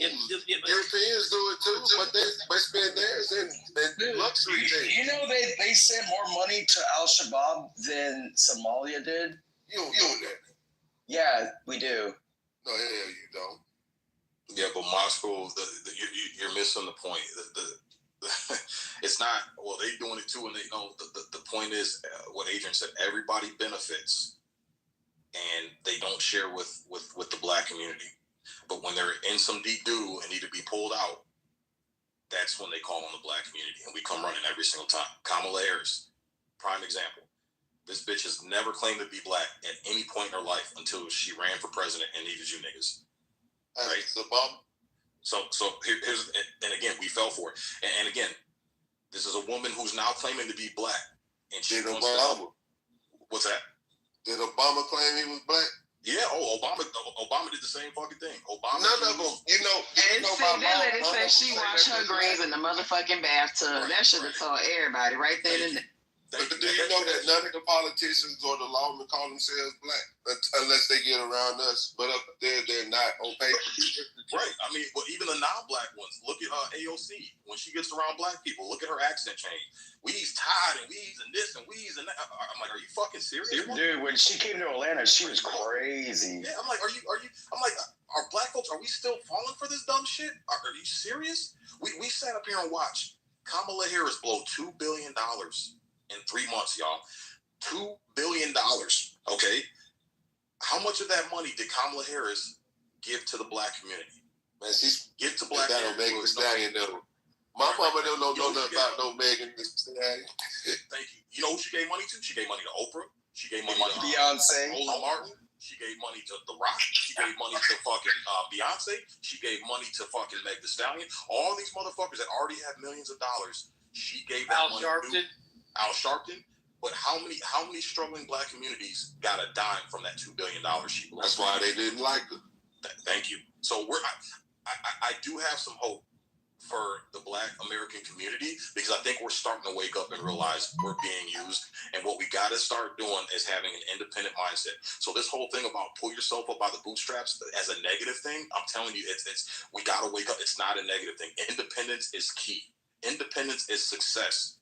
And when you talk about building generational wealth, first of all, most generational wealth don't last that long. All right. And we got to get out. We got to really educate ourselves. We're thinking generational wealth lasts 10, 12, 15 goddamn generations. It don't. It lasts like a couple generations at most. And the spoiled kids underneath that umbrella end up squandering their way or doing some dumb shit with it. But here's the thing. We have a more simpler way of building generational wealth for the black community. And when I talk like this, I'm not talking to separate ourselves from the chain, the American chain. What I want us to do, because I love this country. I love this country. I love white people. I love Hispanic people, Americans. I love Asian Americans. I love Americans, period. This is the best country on earth. It's the fucking shit. Right. So when I talk like this, I'm talking about this because right now we are the weakest link in the chain. And a country is only as strong as its weakest link. Instead of focusing our energy on whining and crying and begging who we call our oppressor to give us a fair shake, like I said, how silly does that sound?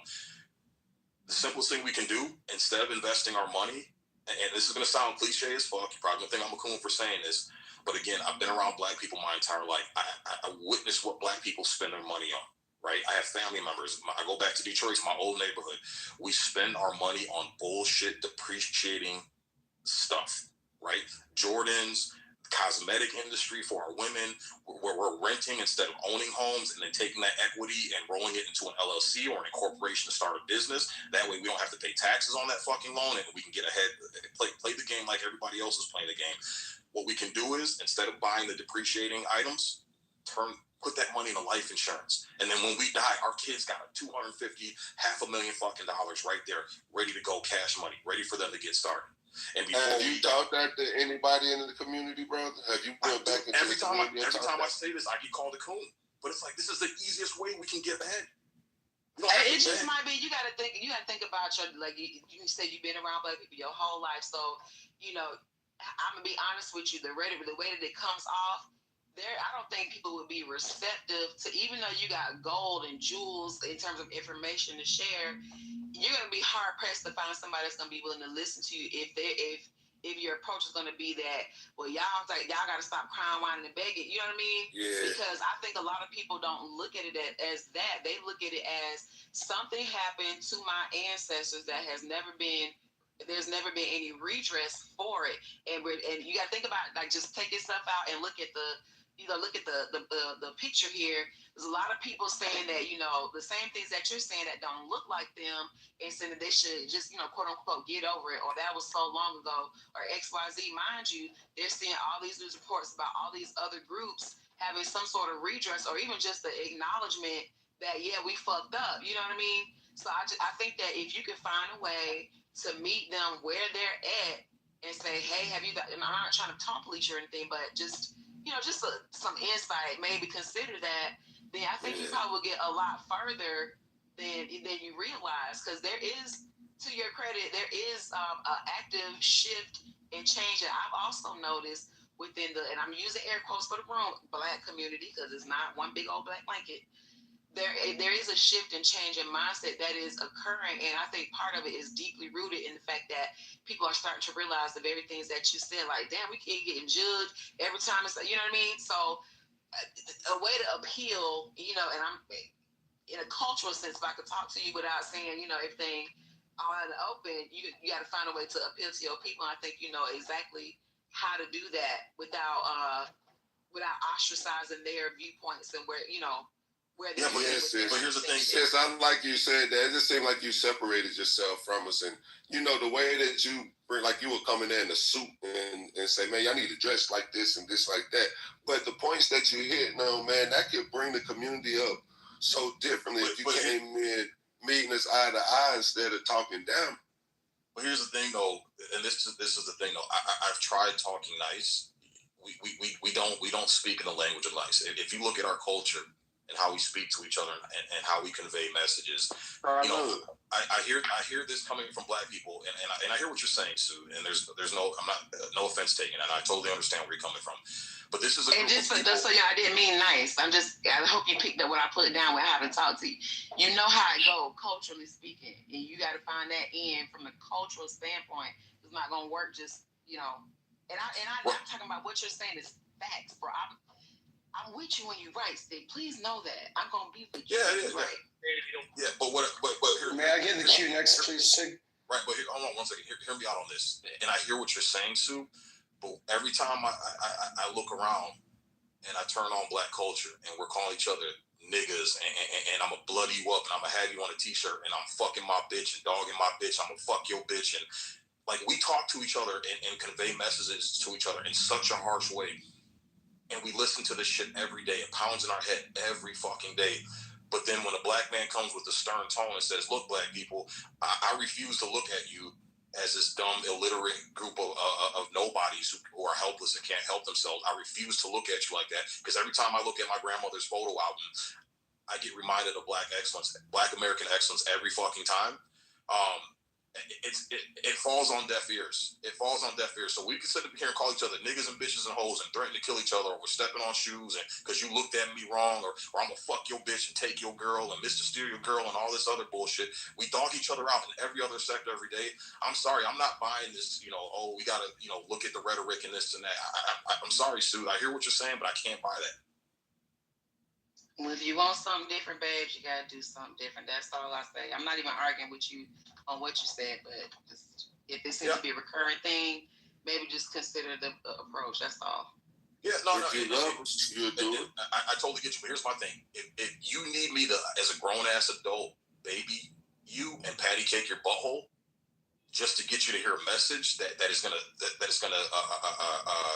give you an advantage and open up doors of opportunity, things I've done myself. I've lived a life. I grew up fucking poor, grew up in fucking Detroit. Like, literally, I go back to the hood. I don't know if you're familiar with Detroit. Finkel and Wyoming, 7 and Livernois. I go back and visit family shit. The same niggas What up, Dad? What up, though? The same niggas I grew up with. Every time I go back, damn, man, you always got a nice truck, man. Damn, man, you got a beautiful home, beautiful family. Because I didn't sit around like you niggas whining and crying and thinking somebody owed me shit. I just said, fuck this. I'm going to get out there and fucking make it. So if I can do it, you can do it too. Hey, see, it's the fucking mindset, man. Hey, see, have you forgot how they felt? Have you forgot how you felt when you was in that position and the way that you felt like maybe there was no way out? Have you ever wanted to extend a hand back to him and talk to him the way that you felt like you wanted to be talked to? Because sometimes everybody don't receive it like that with that stern talk. Facts don't clear back your feelings. But it's not taxing. When you're dealing with people, it's the principle of why you're dealing with them. Because some people deal with people to get this information for their ego to cater to them.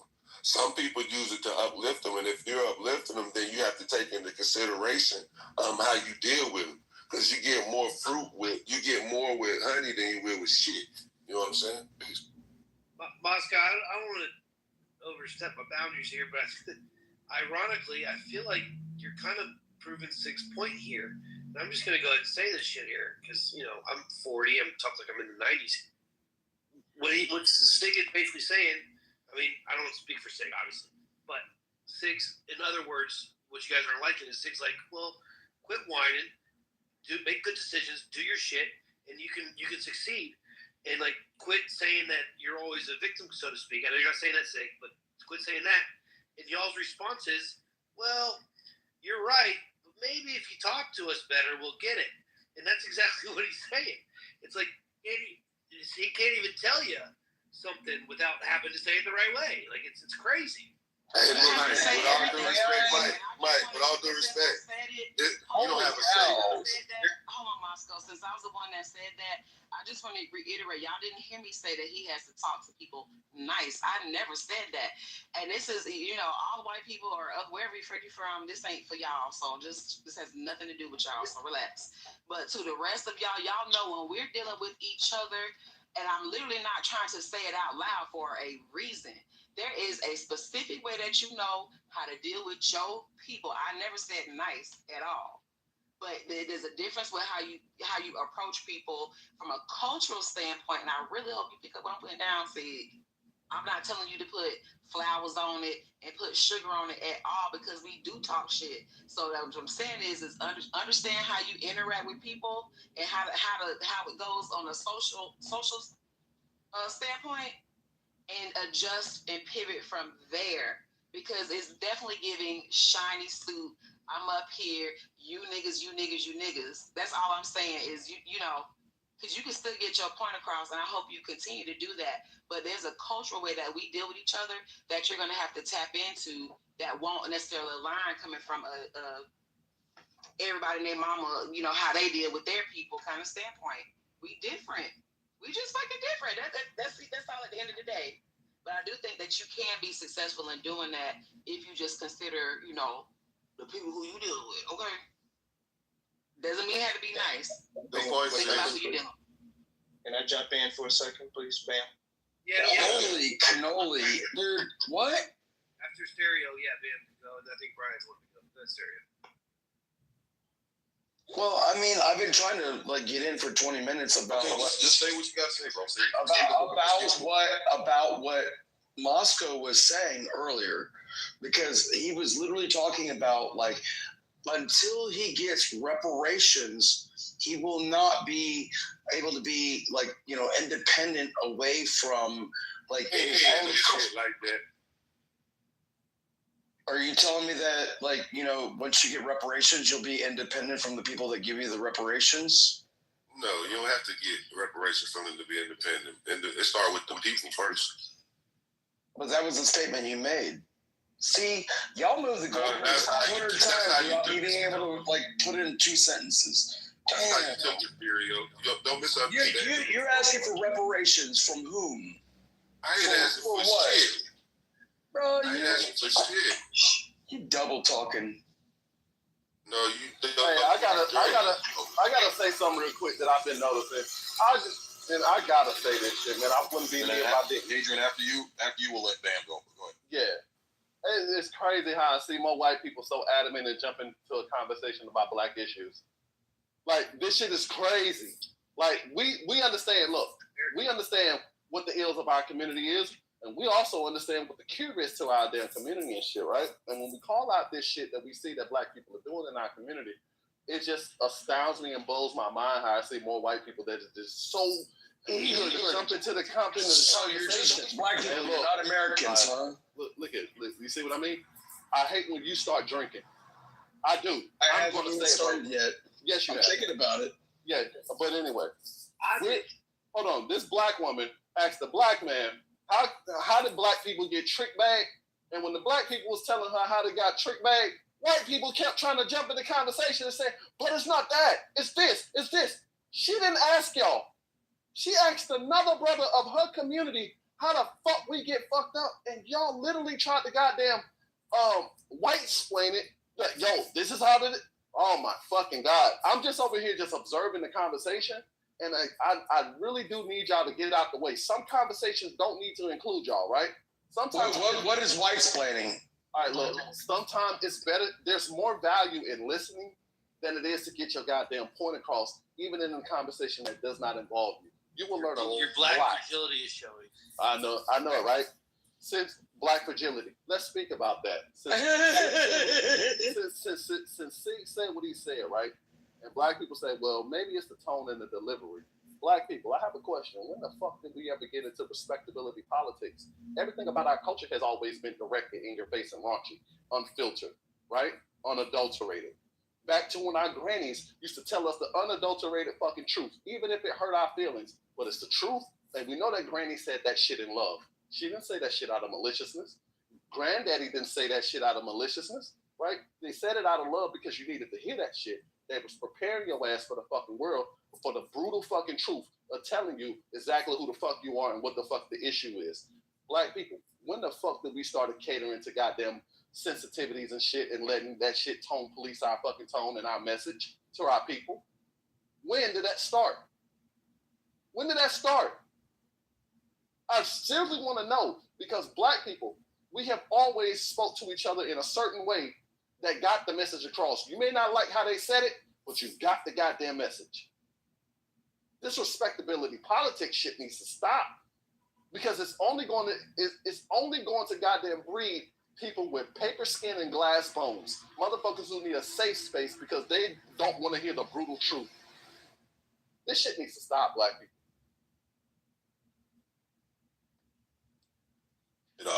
I know Bam wanted to go. Bam, welcome to the stage. Merry Christmas, everybody. Merry Christmas. Welcome. Hey, welcome.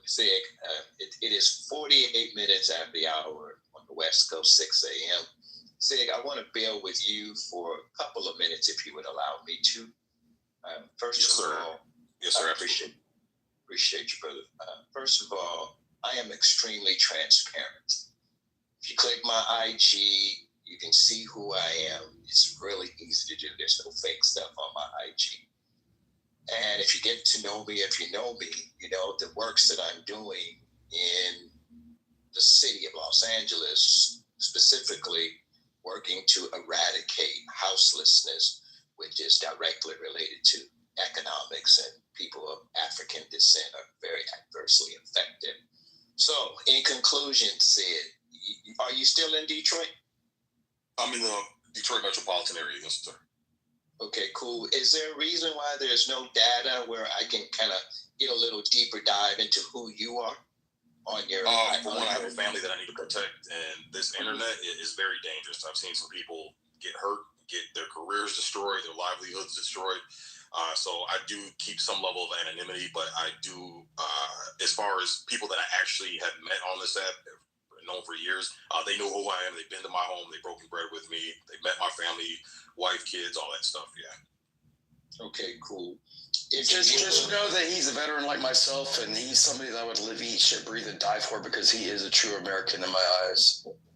Thank you, Stereo. I appreciate that. So what I'm going to do, Sig, I'm going to put my mobile direct in chat. I would love for you to reach out to me, and I'm going to close with this, because I heard you talk about the number of millionaires. I've been listening for over an hour, probably about 2 hours or so. But I want to close with this. I'm a data guy. So about 3 months ago, I asked a chatbot a very interesting question about Black people. The question was, based on the global population of Black people, melanated, African descent, whatever term you want to use, how many Black billionaires should there be in the world? Wait, what term did you use when you asked the chatbot? Yeah, I did it very generically on purpose, and it came back with the same data. I did it a few different ways, but the data came back. Okay. All right, so let me give you the answer. It was very, very eloquent. And by the way, that link I put in the chat, you can read exactly what the response was. But I'm going to paraphrase it real quickly. Then I want to see his response, and I'm done. So it said, based on global population of Black, African American, whatever term you want to use, melanated, said that according to Forbes, there are around 3,028 billionaires in the world of all race, creeds, and color. Blacks, African American, African descent represent somewhere between 14 and 18% of the population globally. So let's use 15% as our number. So based on 3,028 billionaires, all race, creeds, and color, at 15% of Blacks, quote unquote, African descent, there should be 454 Black billionaires in the world.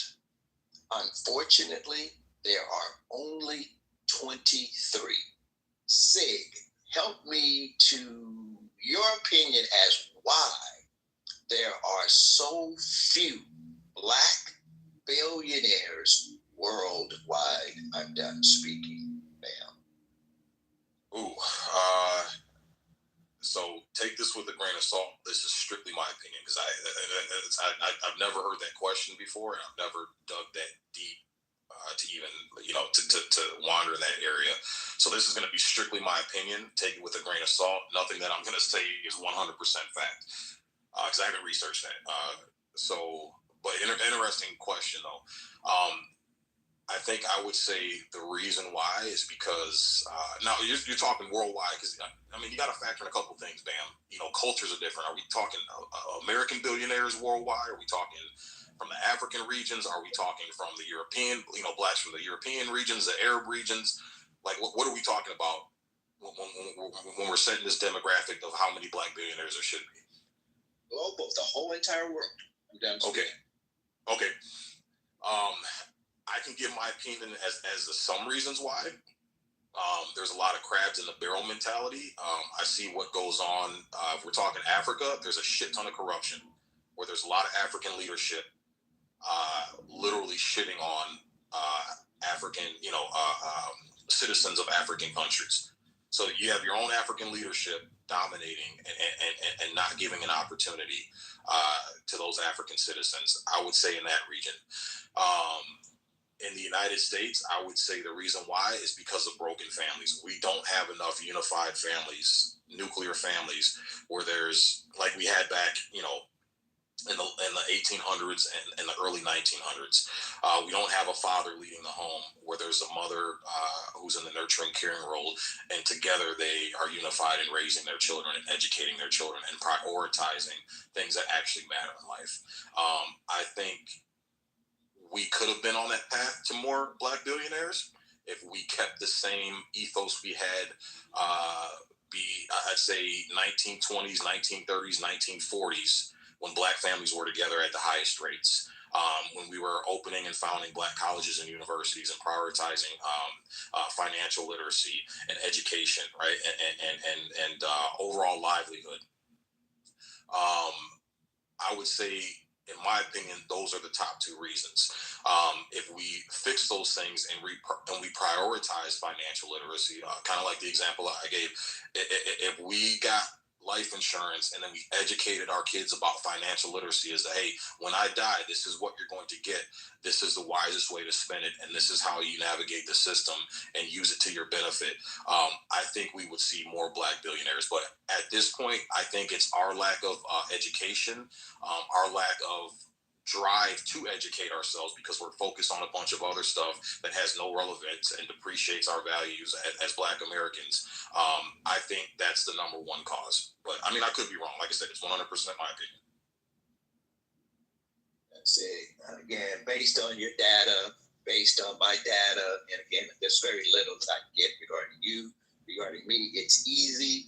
If you'd like, please text me. Let's talk offline. One of my business partners grew up in Detroit. He wants to do a lot of work that we're doing here in LA, in Detroit. So if you have interest, reach out. I appreciate you. Well, hey, do me a favor, Bam. I'd like to ask a favor of you. If you could just DM me your number, send me a private message with your number. I'd be more than happy to reach out with you because I'm looking at your profiles. Looks like you're a stand-up guy. You do some great community work. Secondly, I would like to know what your reasons are, what you think the reasons are we don't have that 454 black billionaires. I'll give a quick answer to that. I'm in agreement with you on the insurance piece, as we actually have an insurance partner. Our whole entire family of 300 people, nucleus, are all getting insurance policies. It's a process, but that's in process, so I totally agree with you on that. And then holistically, from a global perspective, if you look at the top 10 billionaires, according to Forbes, in the world, and let's start with Elon, and then let's go, ironically, Larry Ellison, which most people don't even know who Larry is. And then let's throw, I'm sorry. Okay. Let's throw Bernard Arnault and his family, who owns luxury products such as Hennessy, Louis Vuitton, which Black people splurge on a lot of their family stuff. The top four are all very collectively involved in, quote unquote, the digital realm. And that is the thing, unfortunately, so few of us are collectively participating in the digital realm. And so that's like my bottom line response is we're not collectively participating in the digital realm. And I'll close with this. Our company is BAM.eco. We are actually an investor in that extension of .eco. And the inventor of the domain name service is a Black man by the name of Emmett McHenry. He invented .com as we know it. And he couldn't get our brothers and sisters to back him.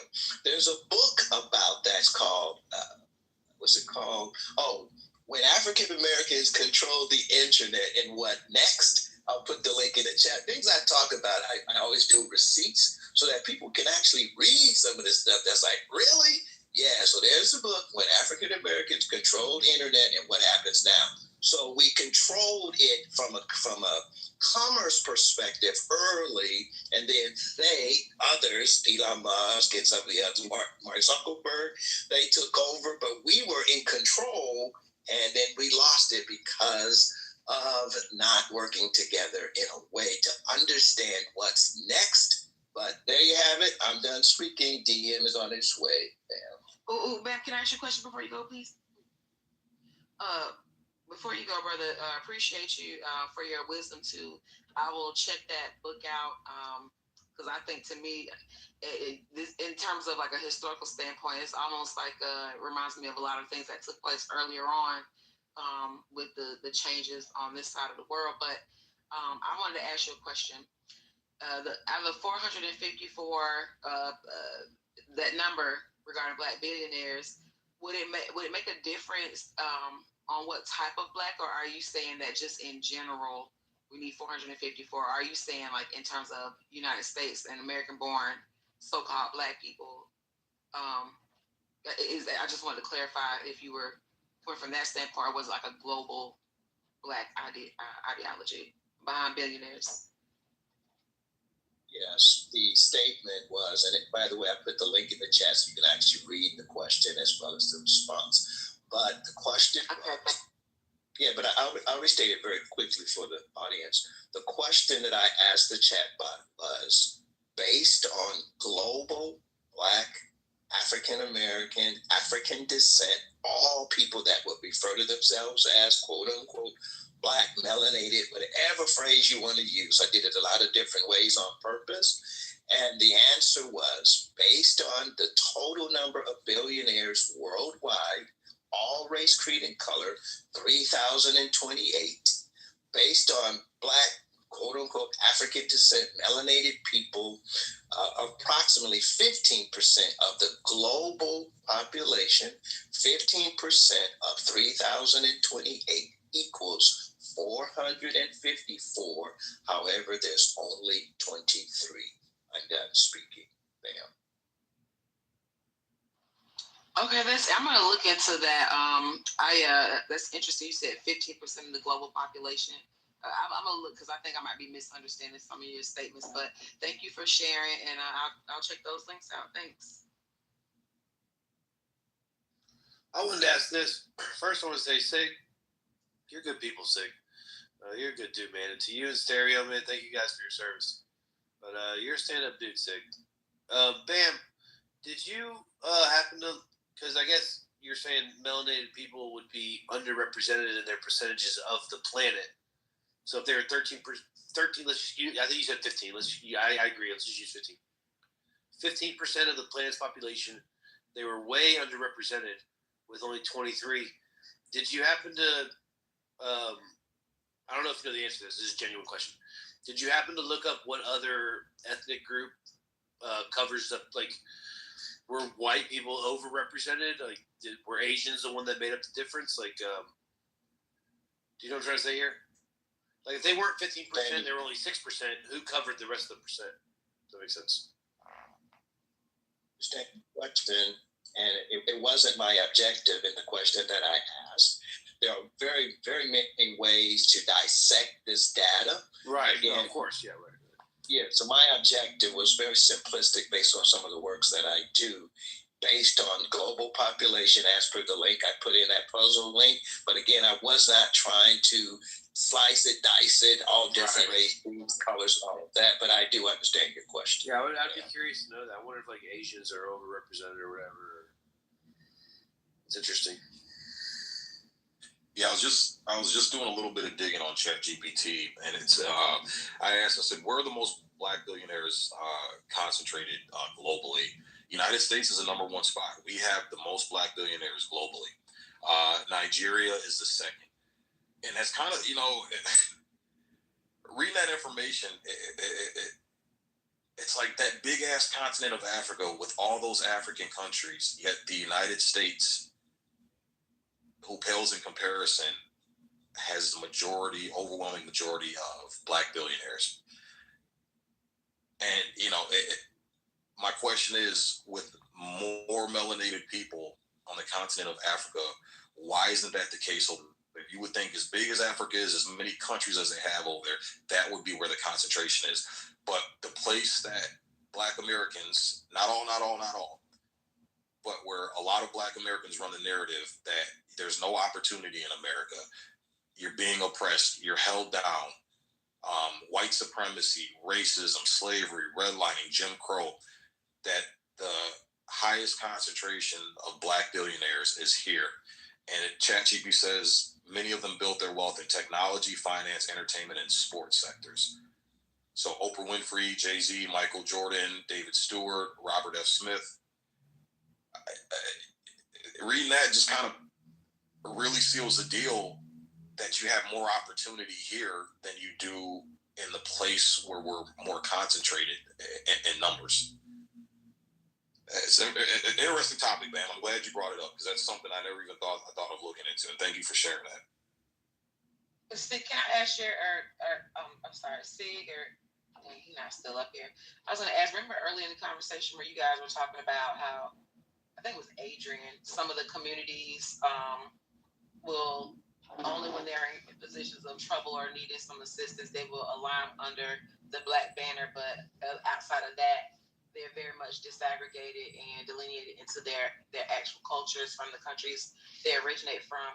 Do you think that would, like, let's say that Africa did end up getting the proportion of black, so-called black billionaires to fit the numbers, would that even really have any bearing or make a difference on the so-called black community in America, given that understanding?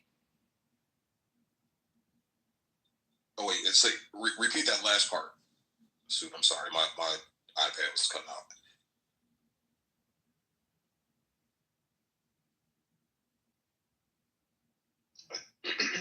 I think she was saying that. The number of black billionaires in Africa rises to meet the standards. What kind of impact do you believe it would have on the black community? I think that's what she was asking. Yes, I'm sorry, I was ordering coffee, y'all. My bad, but that's right. That's what I was asking. You're saying what kind of impact would it have if there were more black billionaires on the African continent versus the North American continent? Yeah, because I'm assuming, and again, that's why I said I have to read what he put there, because it's clear out of my ignorance with the information that he's researched and everything. But I took it to understand that would have some sort of positive impact on the black community. And again, in my mind, I see the quote unquote black community as more in American, from American terms, just based off historical stuff. But what kind of difference would that make? Because it was just, if he was insinuating that if there was a proportionate amount of black billionaires, that would make some sort of, I'm assuming positive impact on blackness just in general. So I was asking, given the context that was laid out before about the ideology behind blackness, and thank you, ma'am. Thank you, ma'am. And the fact that some of these communities are only black for when it benefits them. Thank you, ma'am. Would that have any bearing if Africa got all of their billionaires to fit the quota that he's purporting there? I hope I said that right. Sorry, I'm trying to multitask. Thank you. Merry Christmas. I hope I said that right, y'all. I can't multitask for shit. You get where I'm coming from? Queen, can I say that quickly? Yeah, go ahead, Danny. Because I'm trying to. I'm not really tracking, but yeah, go ahead, Danny. If you want to take a stab. Yeah, well, what I want to address is regards to the economic disparity. Let's talk now, America, and then let's go back all the way down to Los Angeles. Most of you know that the unhoused capital of the United States of America is right here in my hometown, Los Angeles. By the way, we use the term unhoused versus homeless on purpose. ABC TV is doing a story on us to talk about why we say unhoused, and we're hoping that this story that ABC does locally goes nationally. I'm going to be real quick, as you know, in the clubhouse, you got to be quick. We recommend unhoused equals unknown. So when you see someone living on the street and you call them homeless, you don't know their issue is mental or money. So in conclusion, Blacks represent, now I'm talking Los Angeles and I'm talking blacks. Blacks represent approximately 8% of the population here in Los Angeles, okay? There's a city, a little town in Los Angeles, downtown, called Skid Row that some of you may have heard of. Skid Row has somewhere between 7,000 and 10,000 people living in it on the streets or in the SROs. SROs are single occupancy residency.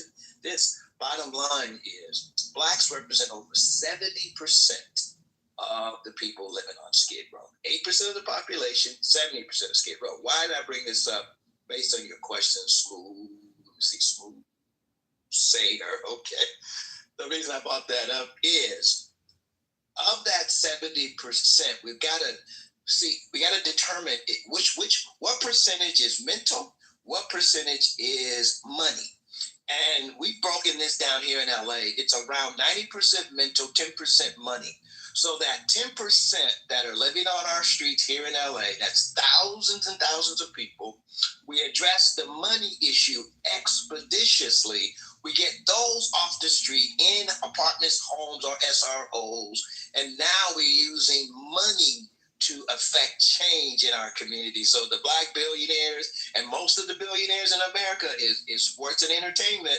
We get them to really affect change in regards to the unhoused, specifically those that are dealing with money issues. We will begin to solve a lot of our issues around the country. I'm going to land my plane there. I'm going to put a link in the chat regarding our works that we're doing here in Los Angeles to eradicate houselessness. I'm done speaking. Bam. Thank you for clarifying that, Bam. And that really goes to what they were saying about you being a stand-up guy. The fact that you are doing that, excuse my second, y'all. The fact that you are doing that, I just don't give that credence to any of these entertainers whatsoever, because they've had decades to be able to do exactly what you're saying. So I don't even argue with your notion of that concept. But when it comes to them, what you've always seen is what we'll always get until people like you and Sig and others that have information that can help put people in a different position, come and do it, because them niggas don't care about them niggas do not care.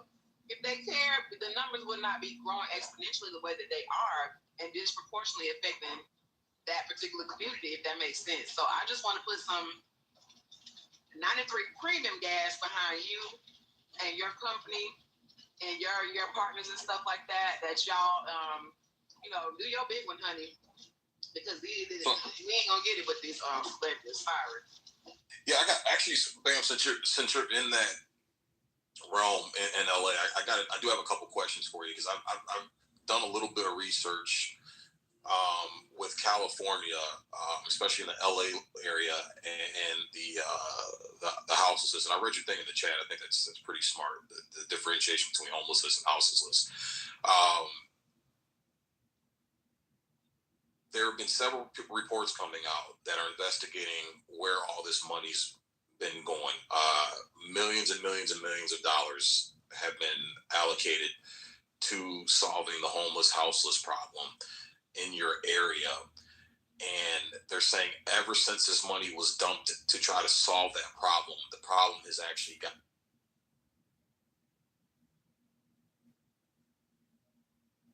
in that industry. What is your opinion as far as the government funding that's come in to help alleviate that problem? What have you seen on the ground? Have you witnessed any corruption? Have you seen the funds being allocated but never showing up? Are you saying out in the field that you guys aren't getting enough money to resolve the problem? Are your politicians not doing enough? Like what's been your take from what you've seen? Long question. Let me give you the short answer. Okay. A small number of business people are making millions and millions on the problem. Because of that small number of people do not want the problems to go away. That's A. And then B, many of our nonprofits run their businesses on making people believe that they're helping the downtrodden. And they also do not want the problems to go away.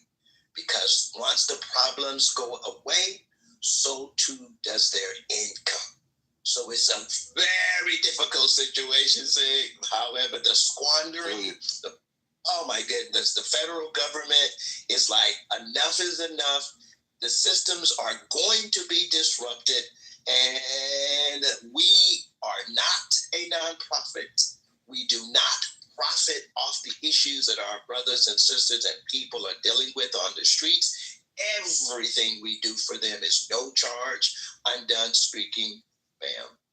See, thank you, Bam. See, Sue, this is what I'm talking about.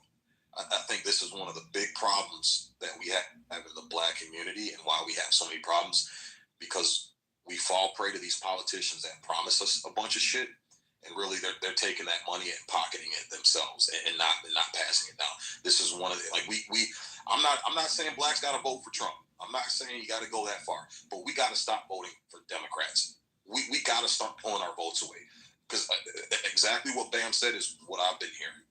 And is that we have a bunch of politicians that are enriching themselves while claiming to want to help certain communities in this country, and those communities don't see a fucking dime. But people like BAM, organizations like BAM, again, this goes back to what I was saying, Sue, about the independence. You have people like BAM, organizations like BAM that aren't taking government money, that aren't falling prey to the bullshit bureaucracy and the politics. And in an independent fashion, they're able to put boots on the ground and help those in their community. And this exactly what Bam's doing and what he reported to. This is exactly what I'm talking about. Like we as Black people, I think our biggest ailment isn't the white man; it's the fucking blue politicians. And we gotta wake the fuck up, man. We're smarter than this. We are way smarter than this as Black Americans. We gotta fucking wake up, man. Nathan, what's going on, bro? Merry Christmas, welcome to the stage. I know you've been trying to get in from the start. Yeah, man. Oh, man. You're that last bit that you just said. You're totally right.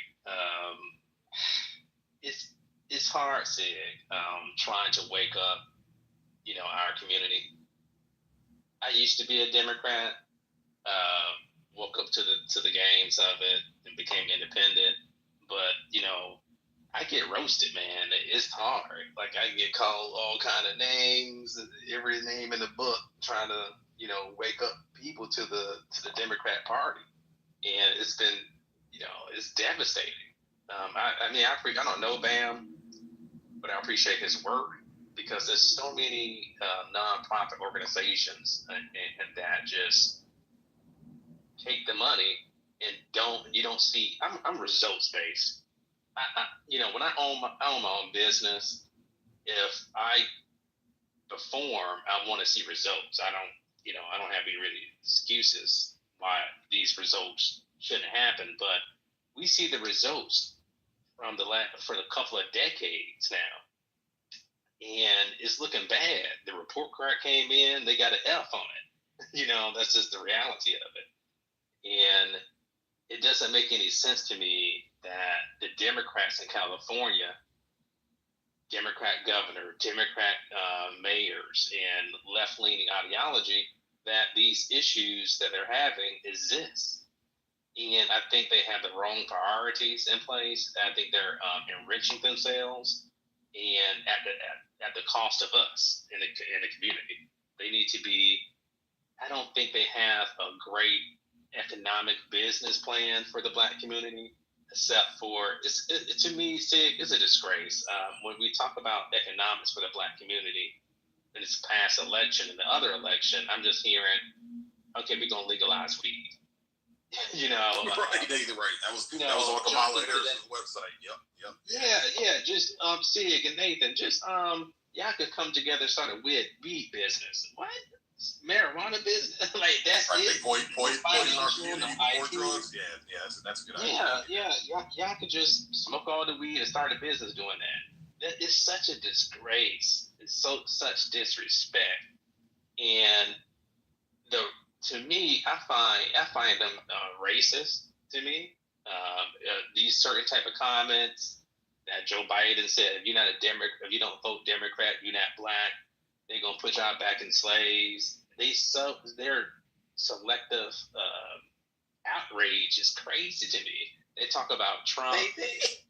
I'm sorry. I'm with you. Go ahead. You cook it. Go ahead. Yeah. So all these things, and they say, well, Nathan, you support racist Trump if you believe in these policies. But I'm like, what policies are you talking about? Securing even said earlier this week, right? And I stated this in ChatGPT in an unbiased way. I said, okay, if we stop mass immigration to this country, asylum seekers and all this type of stuff, and minimize it and secure the border, what group of people in America, ethnic groups, would benefit from this most? Guess what it said? Black Americans. So this party, it lies. It's disgusting. I remember when I moved to Mexico, started living in Mexico, United States, right when Biden became president. And I was at the border. I crossed the border about 50 times now. And it was the most shocking thing I've ever seen in my life. Words can't even describe it. But one thing that stood out, Sig, why are the Democrats lying? Even if you're a Democrat, you have to ask yourself, why are they lying to you? Why all these lies and manipulation? It's because they don't have your best interests at heart. And I'm thinking of that, bro. 100%, bro. And again,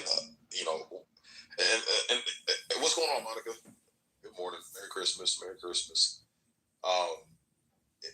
Yeah, I mean, and this is the thing, Nathan.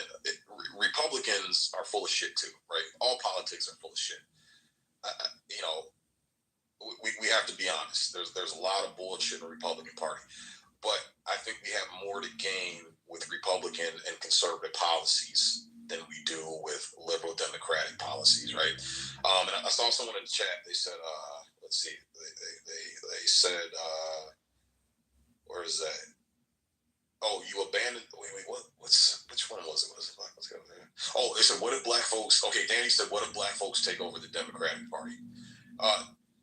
Detroit, Baltimore, DC, Shreveport is all Black Democratic politicians. The Blacks own these parties and these major cities.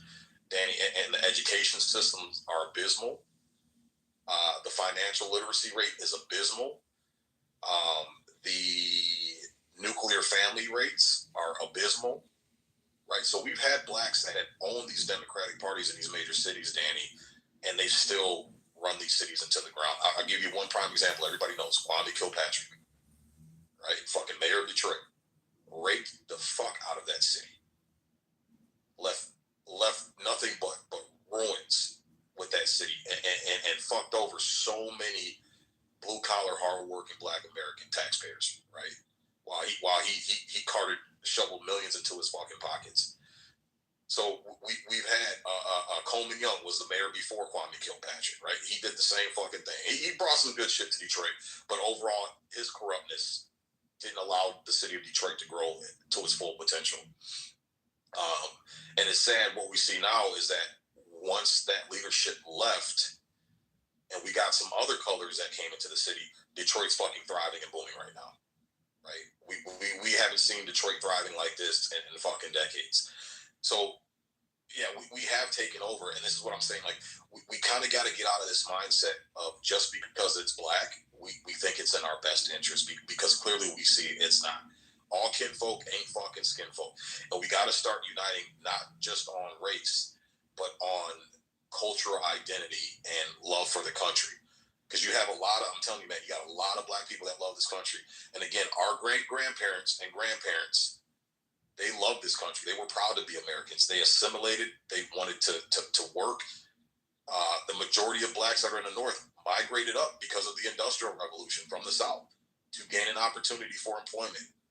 They live very great middle-class lives, right? So I think we need to get back in that same mindset. We need to stop looking at other Americans as our enemies and out to get us, because it's just not true. I have learned, I'm sure Nathan can attest to this. I'm sure Bam can attest to this. I'm sure Sue, you can attest to this. I've learned a lot of great shit from white Americans. White Americans have taken time out of their schedules to teach me some really valuable shit. And if I had the mindset, because you white and you oppressor and your people enslaved my people, I would have lost out on some fucking great opportunities in life. Lost out on some amazing opportunities in life. So I think overall, we got to change our mindset. Stop looking at the white man as evil. There's really good, solid white Americans who don't give a fuck about our skin color. They just look at us as brothers and sisters because we're under the same flag. We got to start identifying those people, because we got a lot of people that look like us, that hold up that black fist, but they're literally digging our fucking graves for us. You know, so we got to seriously wake up, man. We more brothers like Nathan, more brothers like you, Bam, like Isaac. Isaac's a good one too. You know, we got to start giving black men a voice. Stop calling them coon just because they step on the scene with a difference of opinion. Like, we really got to knock that shit out, man, because the real coons are the Kwame Kilpatrick. The real coons are the goddamn, what's-her-face from Texas, who's just making black people look horrible. The loud mouth. Jasmine Crockett? Jasmine Crockett, yes. Horrible representation of black women, right? When you look at people like, there's a black congressman, I forgot her name. She just got indicted. She got caught funneling millions of dollars of COVID money to all her friends and family. She's being indicted right now. Over $5 million she scammed off of the United States government. You think she gave a dime of that to the black community? No, all that went in her family's pockets, her friends' pockets. But she's sitting there talking to black people, you need to vote for me because we black. Well, bitch, you just siphoned $5 million off the fucking government. You didn't get a dime of it to any black people. Any of those people that got you into your office where you're making $100,000+ a year salary, where you're getting great fucking Blue Cross Blue Shield fucking top platinum fucking benefits, where you get vacations fucking paid for, you get travel expenses fucking paid for on a taxpayer dime. You didn't give not one dime of that $5 million to any of those people that voted you into that position, where you're living in the lap of luxury while the people you fucking represent are living in fucking squalor and struggling every goddamn day. We got to start waking the fuck up, man. We got to start waking the fuck up, man. What's going on, Monica? Good morning. Well, what's up, Isaac? Good morning, man. Merry Christmas. How many times and how many years have I been on this app telling all black men that black shit got to go? It's over. It's done. We are American. All that black stuff was in the past. That's the 90s and 2000s. Today, America is demanding black men to step up and help carry the country. It's demanding it. It's no longer asking, it's demanding it. So I, as an American, am looking at how the country is. And my only thing is, why am I going to listen to a bunch of people that say, oh, no, we don't need the help? Help, why not? Can you stand on your own? Is your little neighborhood able to survive the global market? No, it's not. It's not.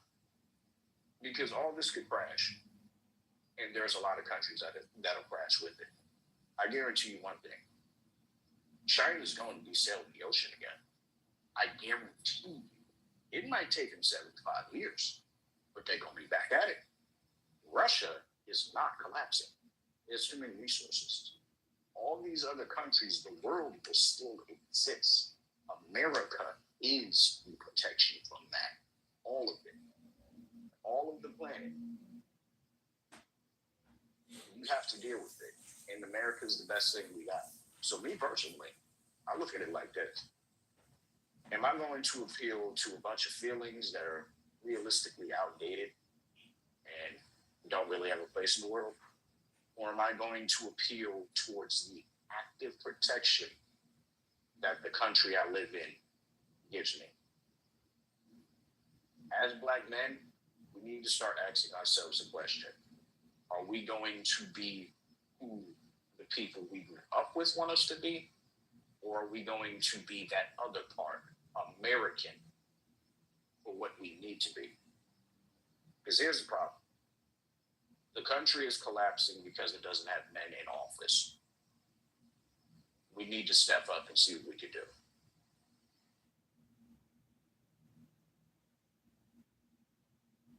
By men, do you mean like a certain type of man or like actual men?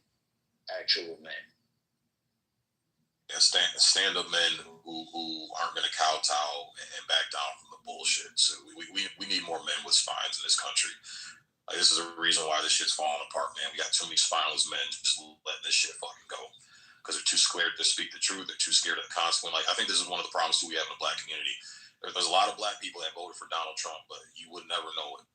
They voted conservative, so you would never know it. Why? Because they can't. Because the minute you speak against the grain, and I agree with 100% of what you said about we're not a monolith. I agree with that. But the majority of Black people think we do. Because the minute any type of Blacks, like Nathan, for example, who owns his own business, Nathan is a shining fucking example of Black excellence and what we can be and what we should be. Yet if he steps into the neighborhood to try to pass some of this knowledge off, he's going to be ridiculed and called a coon. And you talk like you a white boy. What the fuck? You hate your black skin. You hate your like. This is us down to. It's just pure ignorance, sheer fucking ignorance, man. And there's a wealth of fucking information out there to get Black Americans in a better situation. You know, we gotta stop killing ourselves, man. We like prime example. So I'm gonna tell you, when we talk about the issue of Black on Black crime, like we need to stop dismissing that. It's a valid fucking point. We can't.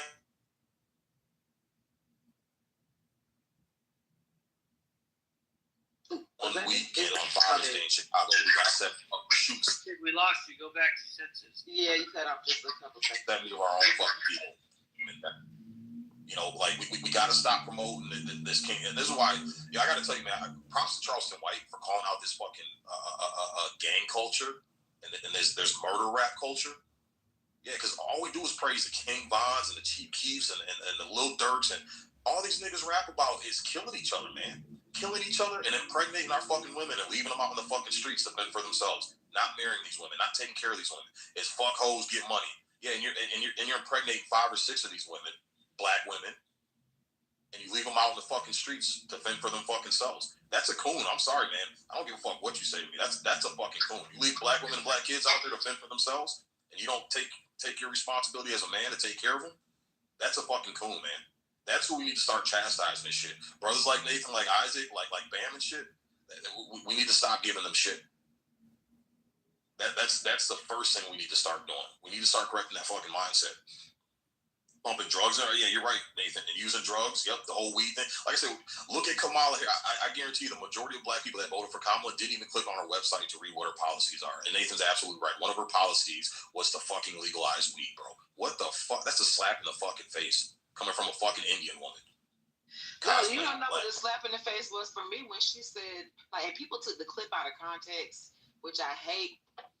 When she said, I'm not going to do anything specific for Black people, the other part of that clip she said was, if I'm going to do something that's going to benefit, she said she wouldn't do it just for Black people, it would have to benefit everybody. There you go. Those are the other point that was brought up about the fact that there aren't any specific policies geared towards the and I keep saying so-called, I can't wait till we can have that convo, but geared towards the so-called Black community.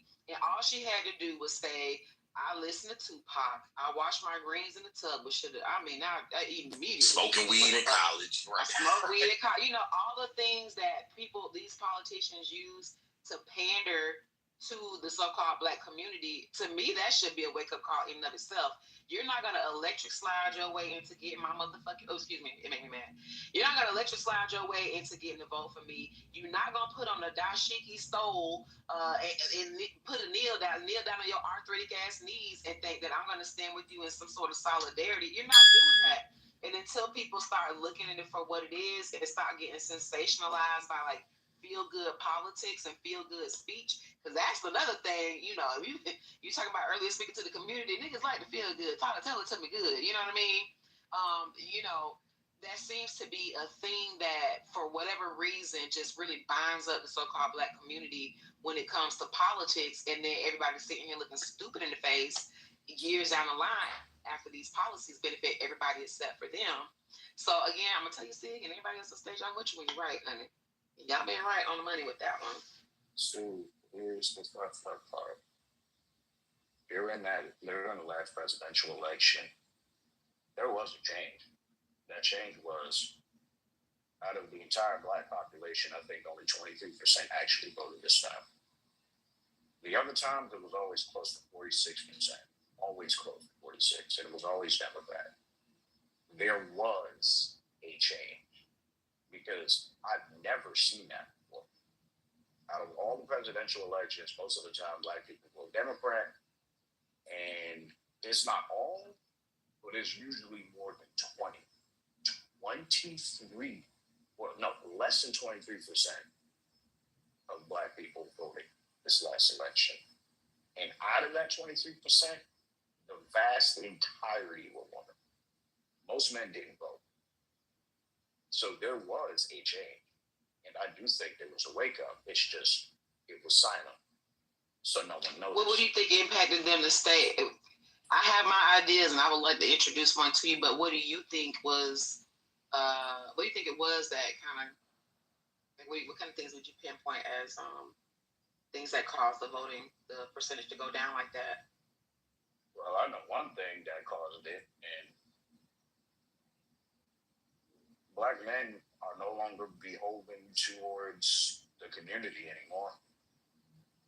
There's not a lot of them in these places. Like, if you go to the hood, you're going to see a lot of women.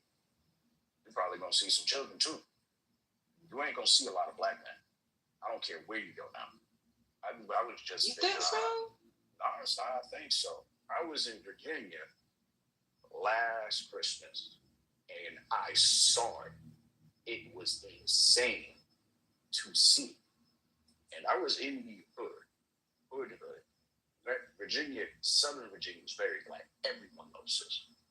I saw almost no black men. Literally. Maybe one, two, couple here, couple there. I mostly saw women. Only time I saw a black man is when he was with a wife or a kid. But single black man, not too many of them left in the hood. I see what you... Okay. Not too many. Most men don't have families. So that was kind of what I noticed. And the reason I bring that up, it was about 2 years ago. It was O'Shea Duke Jackson that was kind of, it was one of his videos. And he was basically alluding to the vast amount of black men are no longer in these kind of hooded or derelict areas. The vast amount of black men are in higher income cities like New York, LA, Dallas. They're in the high income, high employment areas in large amounts. Like, we're talking at least over 40 to 50% of black men are in these areas mainly, and more are coming. So when I heard that, I was like, oh, that's an interesting stat. They're taking all the white women. Yeah, probably. But yeah, I'm like, yeah, that was funny. But I'm like, that's an interesting stat. And I just paid it no mind. I go back to my home state and I see it. It was one thing to hear it.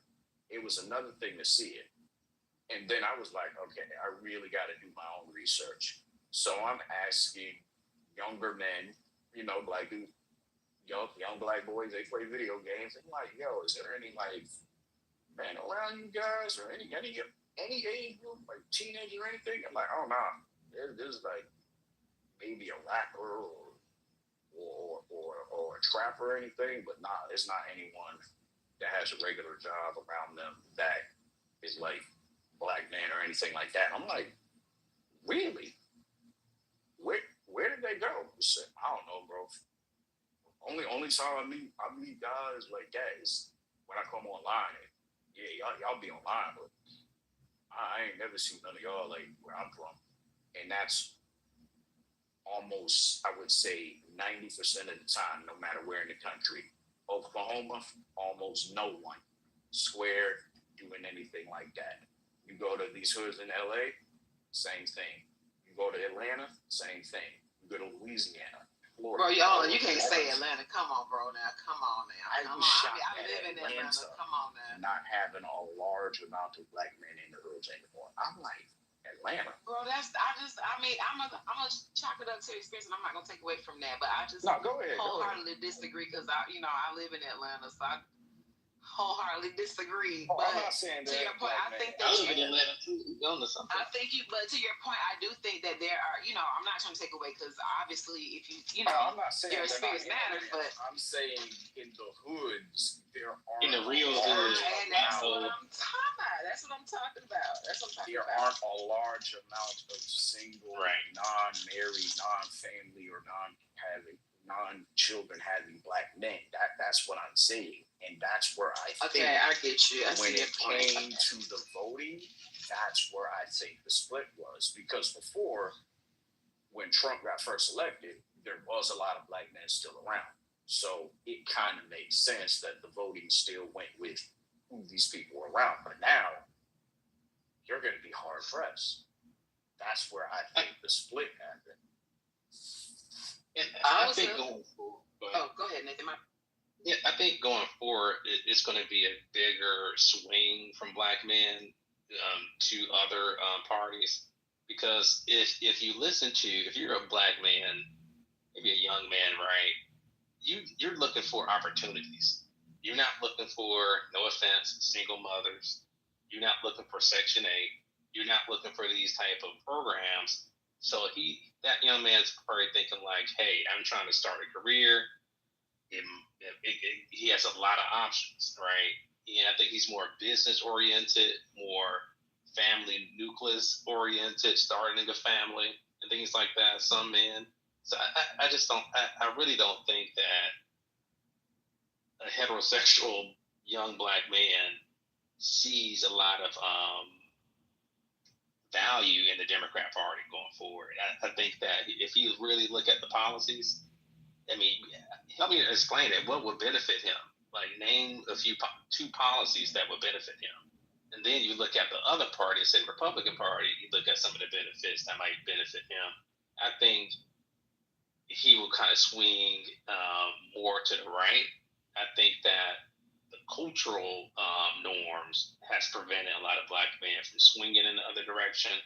They feel like, hey, my mom, my wife, my sisters and stuff is telling me like this, and if we get tongue lashed, and if we don't go along with the norms, and I think that the Democrats, this recent election, kind of amplified that and saying, hey, if you have somebody that disagree and might be voting for Trump, don't even invite that person to Thanksgiving dinner. Don't invite that person to the get-togethers and stuff like that. That was crazy. That was a crazy time. Yeah, so they was giving like pushing that type of thing to just, and we see it here actually on Clubhouse too. The amount of foul hatred slurs that comes from a black man who don't swing that way with a Kamala Democrat way. I think I seen more hatred versus like a just outright racist person. The stuff they say is just beyond comprehension. It's wild. Like I can't believe it. It's crazy. And here's the part of why I brought up the population of black men that I think don't have they don't have the whole black family, black culture thing anymore. Notice who voted. Mainly fathers and people who are married to black women. Who didn't vote? You did not see the single black man vote. not by a lot. That's where I think the Democrats messed up. They thought they were still dealing with the black America during Obama's era, without knowing over the past 10 years, that's gone. You mostly have married men and single women that are around each other. But the black man, that's where I think the split happened. Black men got into the rest of America by a large amount. So our voting styles changed because our environments changed. Now we're starting, I can't really use myself, but now we have a lot more black men who know how America works, know the consequences of what certain policies would cause. Why would they go against their own interests? Isaac, are you aware of please don't take these words verbatim, but like a sort of an online movement of sorts, like a political movement of sorts of people in the so-called black community, kind of commenting on exactly the type of rhetoric that you're speaking on, and kind of encouraging people to switch parties. Like for one of the ones I'm thinking of is Chicago Clips Radio. I know what you're talking about. I just don't remember all the groups that are doing it. It's so many. You don't worry. You ain't got to remember. It's a whole heap. Okay, but good. The one I'm thinking of in particular is out of Chicago Flips Red. And I don't know that this young lady is like the leader per se, but I see her a lot on social media at the different hearings and committee meetings and things like that, and calling out, especially the Chicago mayor. She's calling out, basically she's like a female SIG of sorts in terms of her rhetoric behind the politics. So I wasn't sure if you were familiar with that. You must not be on Black YouTube right now, because Black YouTube is having a war. Well, no. Well, let me tell you where Black YouTube, but also Black Twitter, because that's primarily where, between Clubhouse and Twitter, this is my little bag over here, being in these types of rooms, but I wasn't sure if you had heard of, like, in particular, Chicago Clips Red. And then, what was the second part? I know of what you're talking about. There has been, and this was a little bit before the whole election thing, like 2 years before the last presidential election. There was a lot of Black people that were basically saying, ever since this new administration came in, and here's the crazy part, a lot of these were former Democrats. There was a lot of them that were coming and becoming either Republican or independent or even sometimes libertarian, who were saying, hey, ever since this administration came in, things have gotten worse. And they were citing policies, they were citing local changes because of certain policies, they were citing specific signed things from legislation and stuff. Signed legislation. It was kind of crazy, because I'm like, whoa, where's all this coming from? And the more I looked at it, I'm like, oh, people are finally waking up. Mm-hmm. So I just didn't pay any attention to it. Now it seems that Black internet is in a state of political civil war. Because on one side, you have the traditional Democrats, always vote blue. And then the other side, you have people that are either independent or completely switched to the Republican side, and they're just slamming. They're just slamming these people with policies, legislations, certain acts that were signed in, and they're going past the Biden administration. They're getting into the Clinton era, and I'm like, I am staying out of this. Ironically, that's actually how I ended up switching, because I like a lot of people. I was like a generational Democrat. And my parents voted that way, so you know what I mean. Even as a family, everybody say, "All right, this is the ballot. Like, where are we at with this?" But it's usually all on a Democratic ticket. And I think when Biden became president, that's kind of when I shifted and became more. First, I went Republican because I just thought I needed to do an immediate hard flip based off of exactly the type of stuff that you were speaking on. But then I was like, that's raggedy too. So I went independent. But I think in terms of, and this is the last thing I'm gonna say, I'm a hush.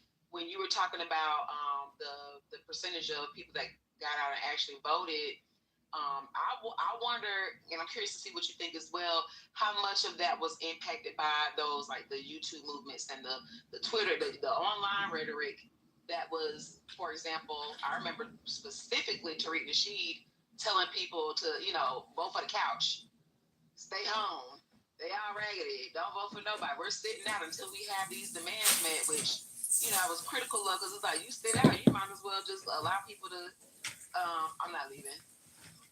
You might as well allow people to just have their bidding because you're not showing up for your political duty or work. So what do you think about that? Do you think that had any impact as well on the decrease in voter turnout? I think it had an impact on one specific group of Black people, the poorer side of it. Because this is something I do know. The consumers of a lot of this black stuff are mostly in the lower income. So that's usually the ones that actually watch it, follow it, believe in it, stick to it. And then people that are around them also do it. The moment you start getting into suburbs, everything like that, these people, they know about Umar and Tariq Nasheed, but they're not paying attention. What I think